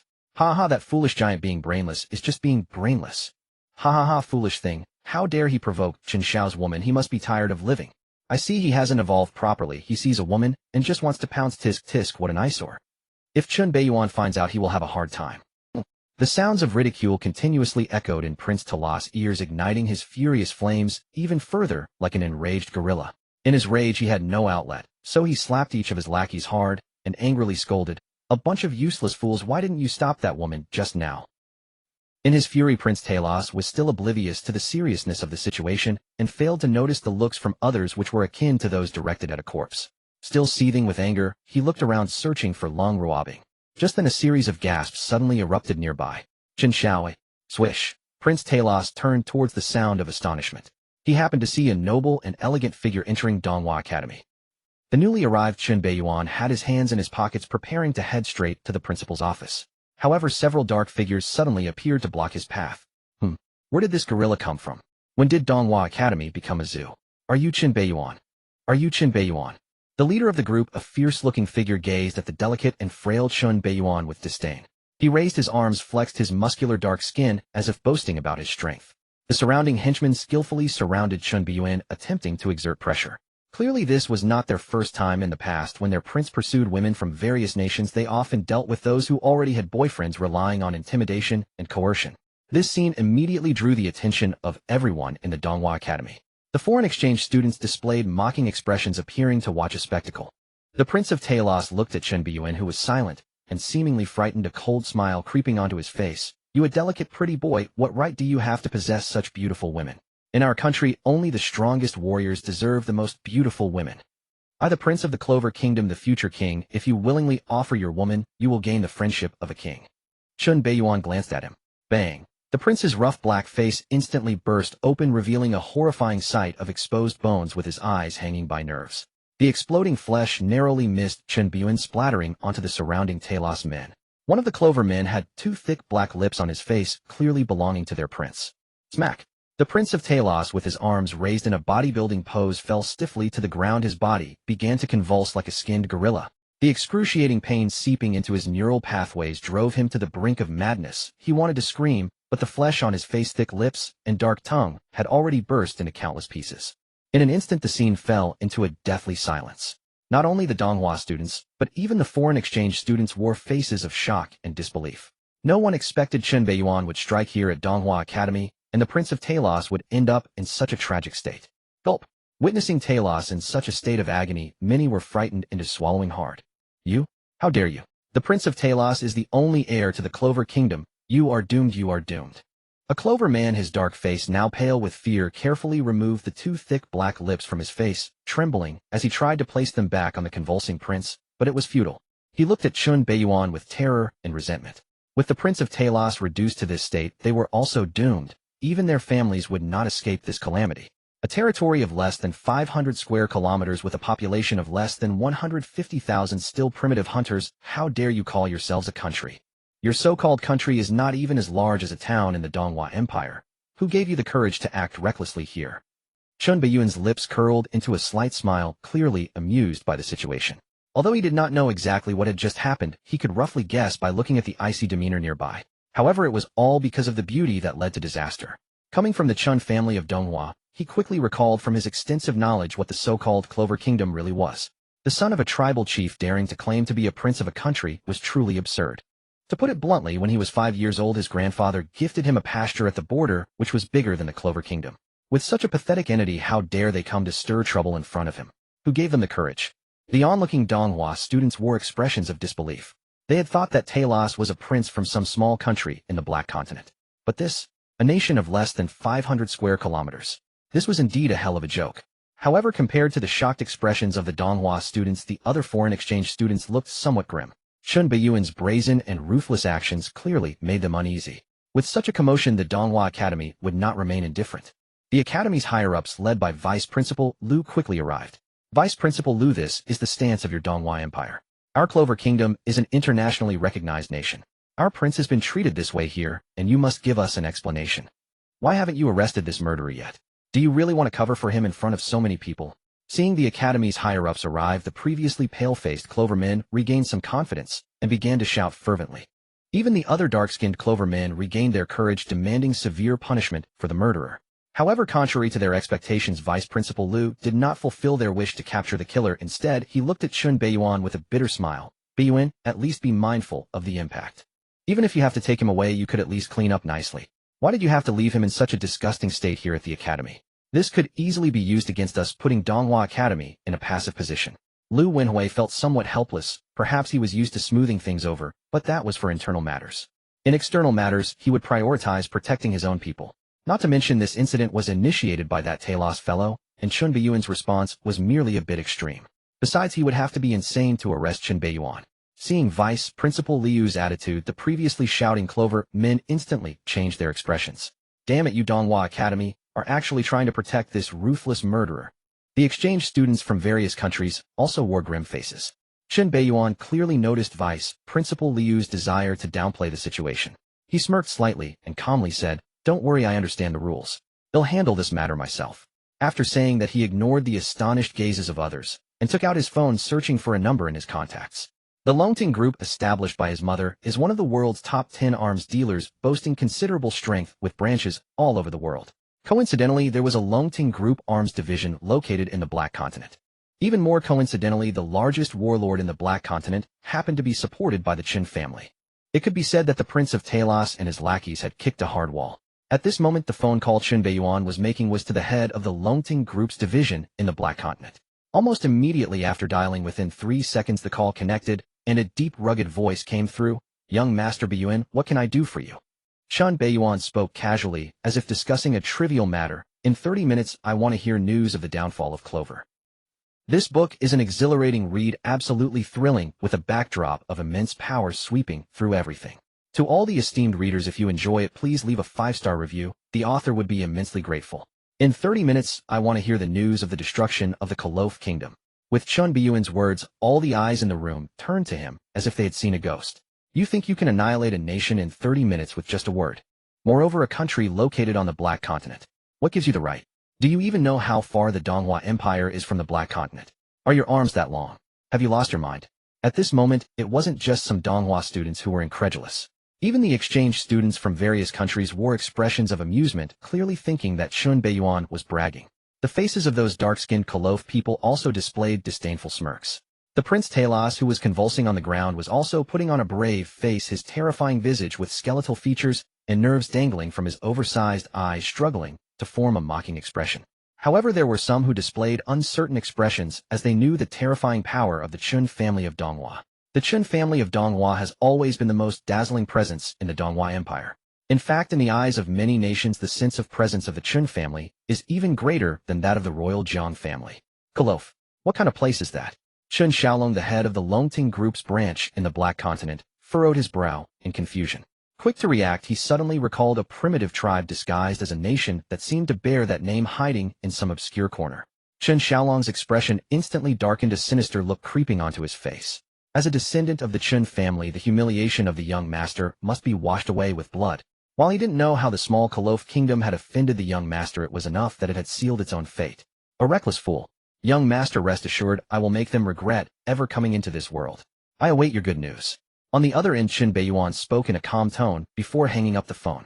With a slap, Qin Xiaolong expressionlessly placed the satellite phone on the table, then picked up a walkie-talkie.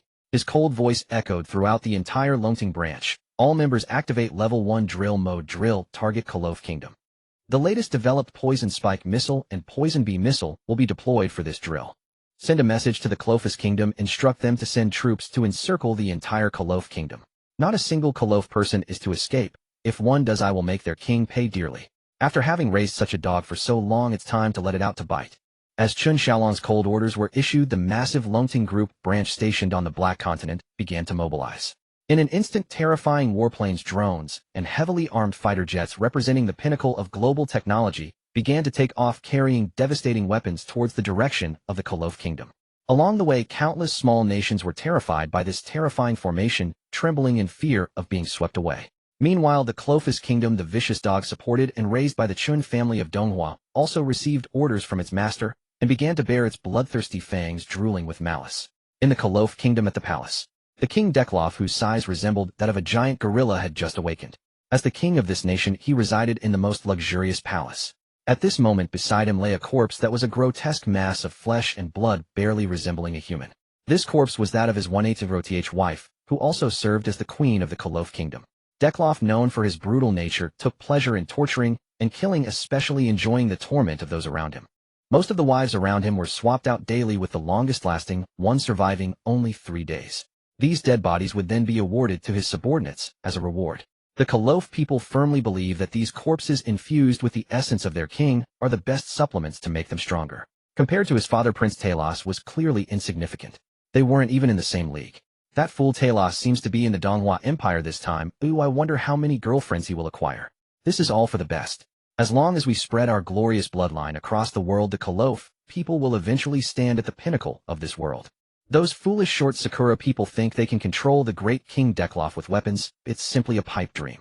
Not only do I want those weapons, but I also won't give them what they desire. A cunning and greedy expression appeared on Dekloff's rough black face. After being a tyrant for so many years, he was unwilling to part with what he possessed. Just as he contemplated making that woman the queen, suddenly a panicked guard burst in, shouting in terror, "Your Majesty, a large number of unidentified flying objects have suddenly appeared in our airspace." "What did you say?" King Dekloff's face changed drastically as he instinctively looked out the window, instantly spotting the fleeting shadows of warplanes. Suddenly, several round objects fell from the sky. The Donghua Academy.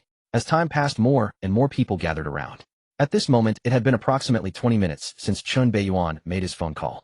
However, no one had yet found any news of the so-called destruction of a nation on their phones. At this point, only 10 minutes remained until Qin Beiyuan's deadline. A nation would be gone in 10 minutes. How is that possible? For a moment, all eyes focused on Qin Beiyuan. Cold as ice, Lin Xiao gazed at Qin Beiyuan's figure, showing no signs of worry, fully trusting his words. Meanwhile, Lin Xiao's brow furrowed, remaining silent, knowing the terror of Qin Beiyan, yet still feeling uncertain. Vice Principal Liu and other high-ranking officials of the academy remained silent, their expressions neutral. Several Kolof people wore expressions filled with derision and disdain, including the painfully struggling Prince Talos, who glared at Qin Beiyuan with a grimace. Despite having his eyes blown out with only a few nerves connecting them, he was still able to move them slightly. Clearly, he did not believe his country would be destroyed. He thought Qin Beiyuan was merely bluffing. Yet Qin Beiyuan remained unperturbed, showing no signs of change. At that moment, a special news bulletin suddenly appeared on the massive screen at the entrance of the Data Institute. Just now, Longting Group, one of the world's top 10 arms conglomerates, suddenly commenced a weapon drill at one of its branches on the Black Continent. During the drill, the Longting branch inadvertently dropped dozens of newly developed special missiles over the Kolof Kingdom. The capital of the Kolof Kingdom suffered a devastating blow. According to the latest information, the high-ranking officials of the Kolof Kingdom, including the king, have been confirmed dead. It has now been confirmed that the Kolof Kingdom has been destroyed. The Longting branch expresses its profound apologies and promises to arrange for the surviving Kolof people out of humanitarian considerations. Regardless of gender or age, they will all be assigned to the group's mines for mining duties, with the assurance that if each person can mine 1 ton of raw ore daily, they will provide 3 meals a day. On the massive screen, the host recited an abruptly delivered news bulletin. In the top right corner, a small window cycled through harrowing footage, scenes of devastation sweeping across every corner of the Kolof Kingdom. Meanwhile, swarms of dark-skinned Kalav citizens driven mad by terror rampage through the ruins, looting, burning, and slaughtering. Indeed, under the grip of sheer panic, these dark-skinned Kalav people turned their blades upon one another, plundering wealth, desperate to flee. Some even stormed the rubble of the royal palace and devoured the corpse of the slain King Deklov. To many Kalav citizens, their king was divine, consuming even a morsel of his flesh they believed would grant immense power. Yet as they attempted to escape, they were swiftly seized by the encircling army of the Clovis kingdom. One by one, the dark-skinned Kalav citizens were cordially bound with ropes and relentlessly whipped forward like livestock. Soon Qin Xiaolong, the regional director of the Longting branch, stepped forward, shook hands personally with the king of the Clovis kingdom, and took custody of all homeless Kalav citizens, relocating them en masse to lightless subterranean mines. Qin Xiaolong publicly assured that these Kalav citizens would be thoroughly and compassionately accommodated, provided they fulfilled their mining quotas. Their 3 daily meals would include modest portions of meat. As the screen continued projecting those unrelenting images, silence, cold, absolute, suffocating, descended upon the entire hall. The few surviving Kalav citizens and the half-dead Prince Talos stood frozen in place. For on the screen they recognized their own kin, bound in ropes, driven by whips. Prince Talos, his body battered and bloodied, trembled violently, uncontrollably. Just moments earlier, in a fleeting frame, he had glimpsed his father King Deklov's charred, lifeless body. Demon. You are a demon. The prince and his entourage no longer wore mocking smirks, only raw, abject horror. They trembled violently, urinating involuntarily. A foul, acrid stench instantly permeated the air. Under ordinary circumstances, fellow Donghua students and international exchange scholars would recoil in disgust, but now such trivialities were utterly eclipsed. For every gaze in the room had locked onto Lin Beiyan. Eyes wide with disbelief stared at him, not as a man, but as a monster. And yet, he had spoken truth. Who could have imagined the Kalav kingdom had truly fallen? Who could have foreseen that this cataclysm stemmed from a single utterance, a word that erased a nation? One sentence, one kingdom undone. Such audacity, such arrogance, such overwhelming power. This is the essence of true greatness. In this world, strength commands both worship and dread. To Lin Beiyan, however, this was merely routine. After all, in the original narrative, he, the destined archvillain, had nearly brought about universal annihilation. Toppling a minor kingdom was by comparison trivial. Vice Principal Liu, esteemed faculty members, the Kalav kingdom has ceased to exist. These Kalav citizens, or rather stateless persons, surely no longer qualify as international exchange students at Donghua Academy. At Lin Beiyan's polite, smiling inquiry, the academy leadership, led by Liu Wenhui, could only respond with wry, helpless nods. Even they had not anticipated Lin Beiyan's ruthlessness, erasing the Kalav kingdom outright. With the kingdom gone, Prince Talos was rendered utterly meaningless. A stateless individual stripped of sovereign backing would scarcely enjoy even the most basic human rights across nations. Without a patron, without a protector, no one to speak for you, you become ripe for exploitation. A soft target easily crushed by any hand that chooses to press. Under normal circumstances, you would be expelled and left to fend for yourselves. Yet Donghua Empire remains by principle a civilized realm, and thus shall not drive you to extinction. Very well, I shall arrange a suitable refuge for you. You appear tall, strong, clearly pillars of society. Recently, tempers have flared among prisoners at the frontline penal camps. There is urgent need for outlets to vent their fury. I trust your arrival will be warmly welcomed. Lin Beiyan, observing Prince Talos and his companions, shaking, broken, on the verge of mental collapse, granted them for once a sliver of mercy, a path to survival. If they pleased the convicts, they might live comfortably, even survive a year or two if fortune smiled. Would the penal camp inmates welcome these dark-skinned Kalav men? A grim chuckle sufficed. Confined within those walls, even a boar cast into their midst would ignite frenzied desire, let alone living, willing vessels for release. These Kalav men would soon become the camp's most sought-after headliners. Indeed, Lin Beiyan displayed remarkable clemency, for by nature he could have dismembered Prince Talos and his retinue limb by limb. Yet the merciful young master still granted them the grace of continued, if precarious, existence. How long they endured would depend entirely on how the penal camp inmates chose to torment them. Yet the benevolent young master failed to notice the deepening terror in the eyes around him. Some exchange students instinctively clutched their backsides, faces contorted in silent, visceral dread. No, we refuse that wretched penal camp. We won't stay in this country. Demon, you monster, you'll rot in hell. Please, please spare me. Spare me. Their silence spoke volumes. They understood precisely what awaited them. Having spent lifetimes preying upon others, they now faced becoming prey themselves. Frantic struggles erupted, but proved futile from the outset. Soon Prince Talos and his so-called pillars of society were forcibly dragged away, destined for the train bound to the frontline penal camps. Yet had the matter truly concluded? No, absolutely not. Lin Beiyan lifted his gaze, letting it sweep slowly across the assembled international exchange students before speaking, voice calm, yet resonant. Let this be clear: you stand in the Donghua Empire, not some lawless frontier where you may act with impunity. I care not for your lineage, your domestic privileges, or your hidden agendas. Should you dare stir trouble, the fate of those wretches stands as your sole precedent. Keep your wits sharp, every last one of you. How dare an exchange student from a small, obscure country act so arrogantly, challenging the young master of the Chen family in front of everyone? Clearly, Lin Beiyan had already guessed the situation among the exchange students from various countries. Previously, he had heard some rumors about these troublemakers.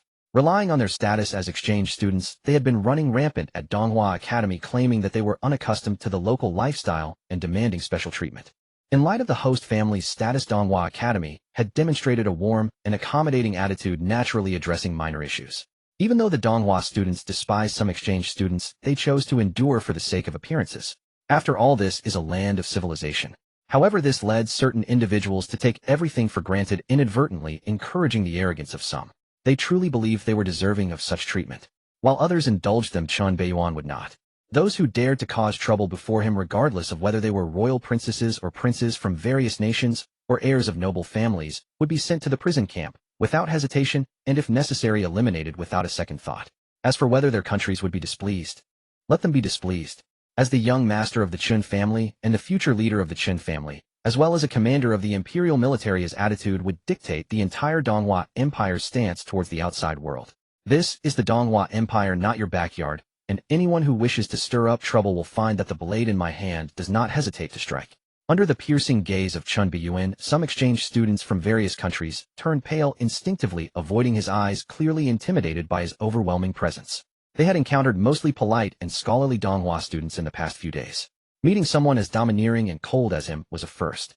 Even those who were somewhat bold, confident in their powerful backgrounds, attempted to confront him, but under Lin Beiyan's increasingly icy glare, they felt a chill run down their spine, and within a second they lowered their heads.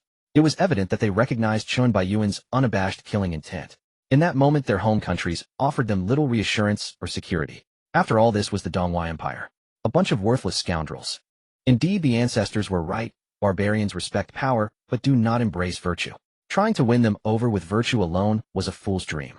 It was only once one wielded a blade that they would become obedient. Lin Beiyan snorted coldly, casting a glance at Vice Principal Liu and the others nearby, before striding away toward the principal's office. He left everyone with a towering silhouette that gradually faded into the distance. Young Master Chen is so imposing.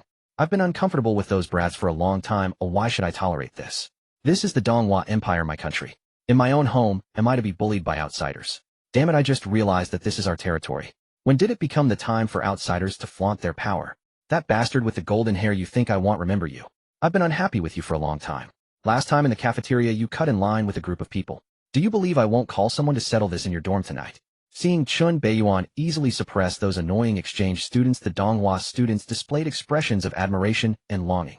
This was the kind of dominance a Donghua man should possess. In that instant, their gazes towards the exchange students transformed, no longer polite, but instead fierce, like hungry wolves. Some of the previously bullying exchange students were now under the scrutiny of numerous hostile gazes, feeling quite uneasy. They never imagined that merely because of Lin Beiyan's presence, these Donghua students were transitioning from docile sheep to fierce wolves.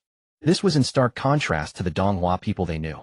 In an instant, the exchange students turned their eyes towards the academy's higher-ups, seeking support. However, Vice Principal Liu and the academy's leaders fell into a profound silence.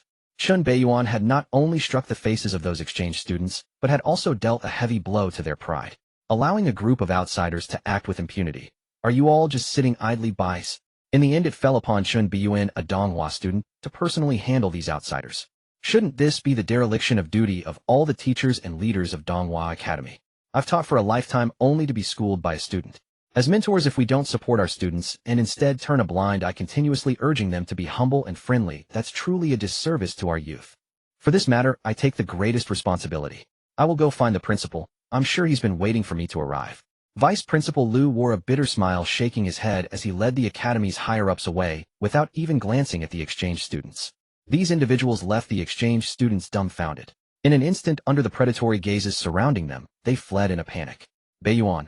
Lin Rua stared intently at the domineering figure that had nearly subdued the entire room, her heart trembling. This was the man she had desired. Lin Xiao stood silently, fists clenched, wordlessly watching Chun Beiyuan's retreating figure, her thoughts complex. It was a mix of admiration, envy, a hint of jealousy, and some resentment. If only he had been the one standing there just now. Perhaps if Chun Beiyuan had been a moment late, it would have been him. He thought sourly. I've missed out on a great opportunity, how lucky for him. In the principal's office, Jiang Bai tossed a document regarding special treatment for exchange students directly into the trash, a look of exasperation on his face. A bunch of useless people. What is the empire raising you for if it still requires a student to resolve problems? Each of you has become so accustomed to settling for mediocrity that you've nearly forgotten your identities and responsibilities. Clearly the principal of Donghua Academy was well aware of everything, but remained silent, hoping someone would speak out against this festering sore. Chun Beiyuan walked silently along the academy's path, lost in thought, his eyes dim. Just then his phone suddenly rang. The caller was Chun Xiaolong, the head of the Longting branch in the land of Hezhou. Chun Beiyuan raised an eyebrow and answered the call. Xiaolong, what's the matter? Young master, our people have discovered a large stock of standard weapons and ammunition deep within the palace of the kingdom of Clofu, including quite a few highly lethal items. It seems they have support from someone behind the scenes. Young master, this cache of armaments is substantial and comprehensively equipped. It could sustain a small-scale war and is worth no less than several billions, while the indirect value it touches is even harder to reckon. It seems the faction backing them harbors great ambition, intent on driving a stake into the Hezhou land, Chun Xiaolong reported in a slightly hoarse voice. After the fall of the Colufu kingdom, its land's minerals and populace naturally fell under the Longting division. While Longting division's men were pillaging the spoils, they unexpectedly discovered a vast cache of weapons in a concealed passage beneath the palace. The matter was too grave not to report immediately to Chun Beiyuan. Upon arrival, he too perceived its severity. The arms were not only brand new, but had been deliberately stripped of military markings, clearly an attempt to prevent outsiders from deducing their origin. Someone pulling strings from behind. Chun Beiyuan's brow tightened, and a cold glint surfaced in his eyes. He loathed leaving roots uncut and tolerating hidden dangers. Having wiped out the Colufu kingdom, the power that supported it would very likely not let matters rest. His move had unmistakably encroached on the benefactor's share. A faction able to muster tens of billions worth of weaponry at once was not to be underestimated. If their identity remained undiscovered, they might be set up for an ambush. At his station, the worst thing was to have the enemy concealed while he was exposed. Who are they? Chun Beiyuan knew well that Chun Xiaolong would only call if he had already unearthed some clues. Even if nothing conclusive had been found, was there not a Prince Taluosu still alive? Capture and interrogation would naturally allow them to lock on a target. Young master, although those bastards erased the military traces, our people are no slackers. Through data comparison and residual clues, we quickly narrowed the trail to those Yinghua folk with a pronounced craftsman spirit, Chun Xiaolong chuckled. This batch of weapons appears to belong to the Eating family. Chun Xiaolong reported the full findings. The Yitings, the foremost house of Yinghua country, exerted such vast power they held almost every lifeline of the nation. They had even sidelined the Yinghua imperial house. This was a behemoth with top-tier champions, one of the world's 10 largest arms merchants. The Yinghua group sprang from the Yiting clan. Yet upon learning the true identity of the backers, Chun Beiyuan's once tense brow eased. Now that he knew who they were, matters became far simpler. These weapons, having come into his hands, were effectively his. If the Yitings objected, they could come and contest him. Could they truly stand above the Donghua Chen family? If they dared to make trouble, the Donghua Chen family, the empire's military standard-bearer, could deal with them without much difficulty. Within the imperial forces there had long been murmurs of expansion. As the empire's strength swelled, in recent years those voices grew ever louder. If not for old Patriarch Chun carving out a large chunk of territory on the border from the feral beasts of other tribes, while everyone was busy dividing the spoil, someone would already have started making a move. Young master, how do you intend to handle the goods from the Colufu kingdom? Let Longting division take the rest for now. Do not touch that batch of armaments. Have them sent to me. In an instant, Chun Beiyuan had decided how to deal with the weapons. It so happened that Lin Xiao, the fortune-favored youth, was building his own armed force and would likely be interested in such material. Returning to his dorm, Lin Xiao was startled to receive a call from Weilan's CEO Qiu Xiume. She seldom called him. Only when Weilan faced a major decision or crisis would she ring. Could something have happened? Lin Xiao hurriedly answered. Xiume, what's the matter? Chairman Lin, a batch of standardized weapons lacking military markings has appeared in the Modu black market. Every aspect is fully equipped, and they are preliminarily judged capable of waging a small-scale war. Qiu Zuimai's cool voice came through the line. Businesslike even when speaking to the founder and chairman of Weilan. Lin Xiao was used to that manner and took no offense. He knew well that Qiu Xiume, a commercial ace, possessed that temperament. Capable people were always different. Weilan's rapid development and swift profitability in recent times owed much to her ability. Whatever he entrusted to her, Qiu handled swiftly. When he first conceived the idea of forming an armed force, she quickly recruited a team and set up the framework. Lin Xiao had come to regard her as a trusted confidant. Even if her manner was cold, Lin Xiao would overlook this small flaw. What truly captured his attention were Chiu's words: a batch of second-hand standardized weapons, including some large-scale destructive arms. This news invigorated him. If he could swallow that lot of equipment, his private militia would coalesce in no time. He could not yet recruit high-cultivation powerhouses. If strength was lacking, technology could make up the difference. He remembered how clearly Lin Beiyan had once demonstrated the might of technology. Even today, if several missiles locked onto him, he might be killed. And against Lin Beiyan, such weapons could well prove useful. Xiaomei, what is the asking price for this equipment? Chairman Lin, these are black market goods with no military insignia and no traceable source, likely sold clandestinely by a major faction. The price is steep. Preliminary estimate is at least 4.5 billion. If you want them, I can negotiate and pay a deposit. Xiaomei did not hesitate to add a 50% markup, striking hard at Lin Xiao's finances. Very well. I leave this to you. Be sure to secure that batch of weapons. Stunned by the staggering price, Lin Xiao gritted his teeth and resolved to obtain the weapons. Though costly, they were black market goods. If they hastened the formation of his armed force, the expense would be justified. At Weilon headquarters, Xiaomei replied coolly, "Understood, Chairman," and hung up. She then produced another phone and dialed a different number. Her previously icy tone shifted into something seductive and intoxicating, like a tempting little demon. She murmured to Chen Xiaolong, and Lin Xiao, lost in fantasy, imagined that once those weapons were in hand, he might, like Lin Beiyan, with a single word, unleash a war and effortlessly topple a nation. The vision thrilled him until he trembled with anticipation for his future. What he did not know in that moment of blissful fantasy was that the armed force he had been secretly recruiting was made up almost entirely of Lin Beiyan's men. The Modu black market vendor was also arranged by Lin Beiyan. His actions had effectively supplied Lin Beiyan's people with an unintended upgrade of weaponry. Nor could he have guessed that his ostensibly aloof So was not as distant as she appeared. Quite the opposite. When facing Lin Beiyan, she was warm and ardent, almost eager to throw herself at him. He felt as if living inside a staged world. Yet these were trifles. As long as he was happy now, that sufficed. No doubt the hidden director Lin Beiyan felt quietly gratified.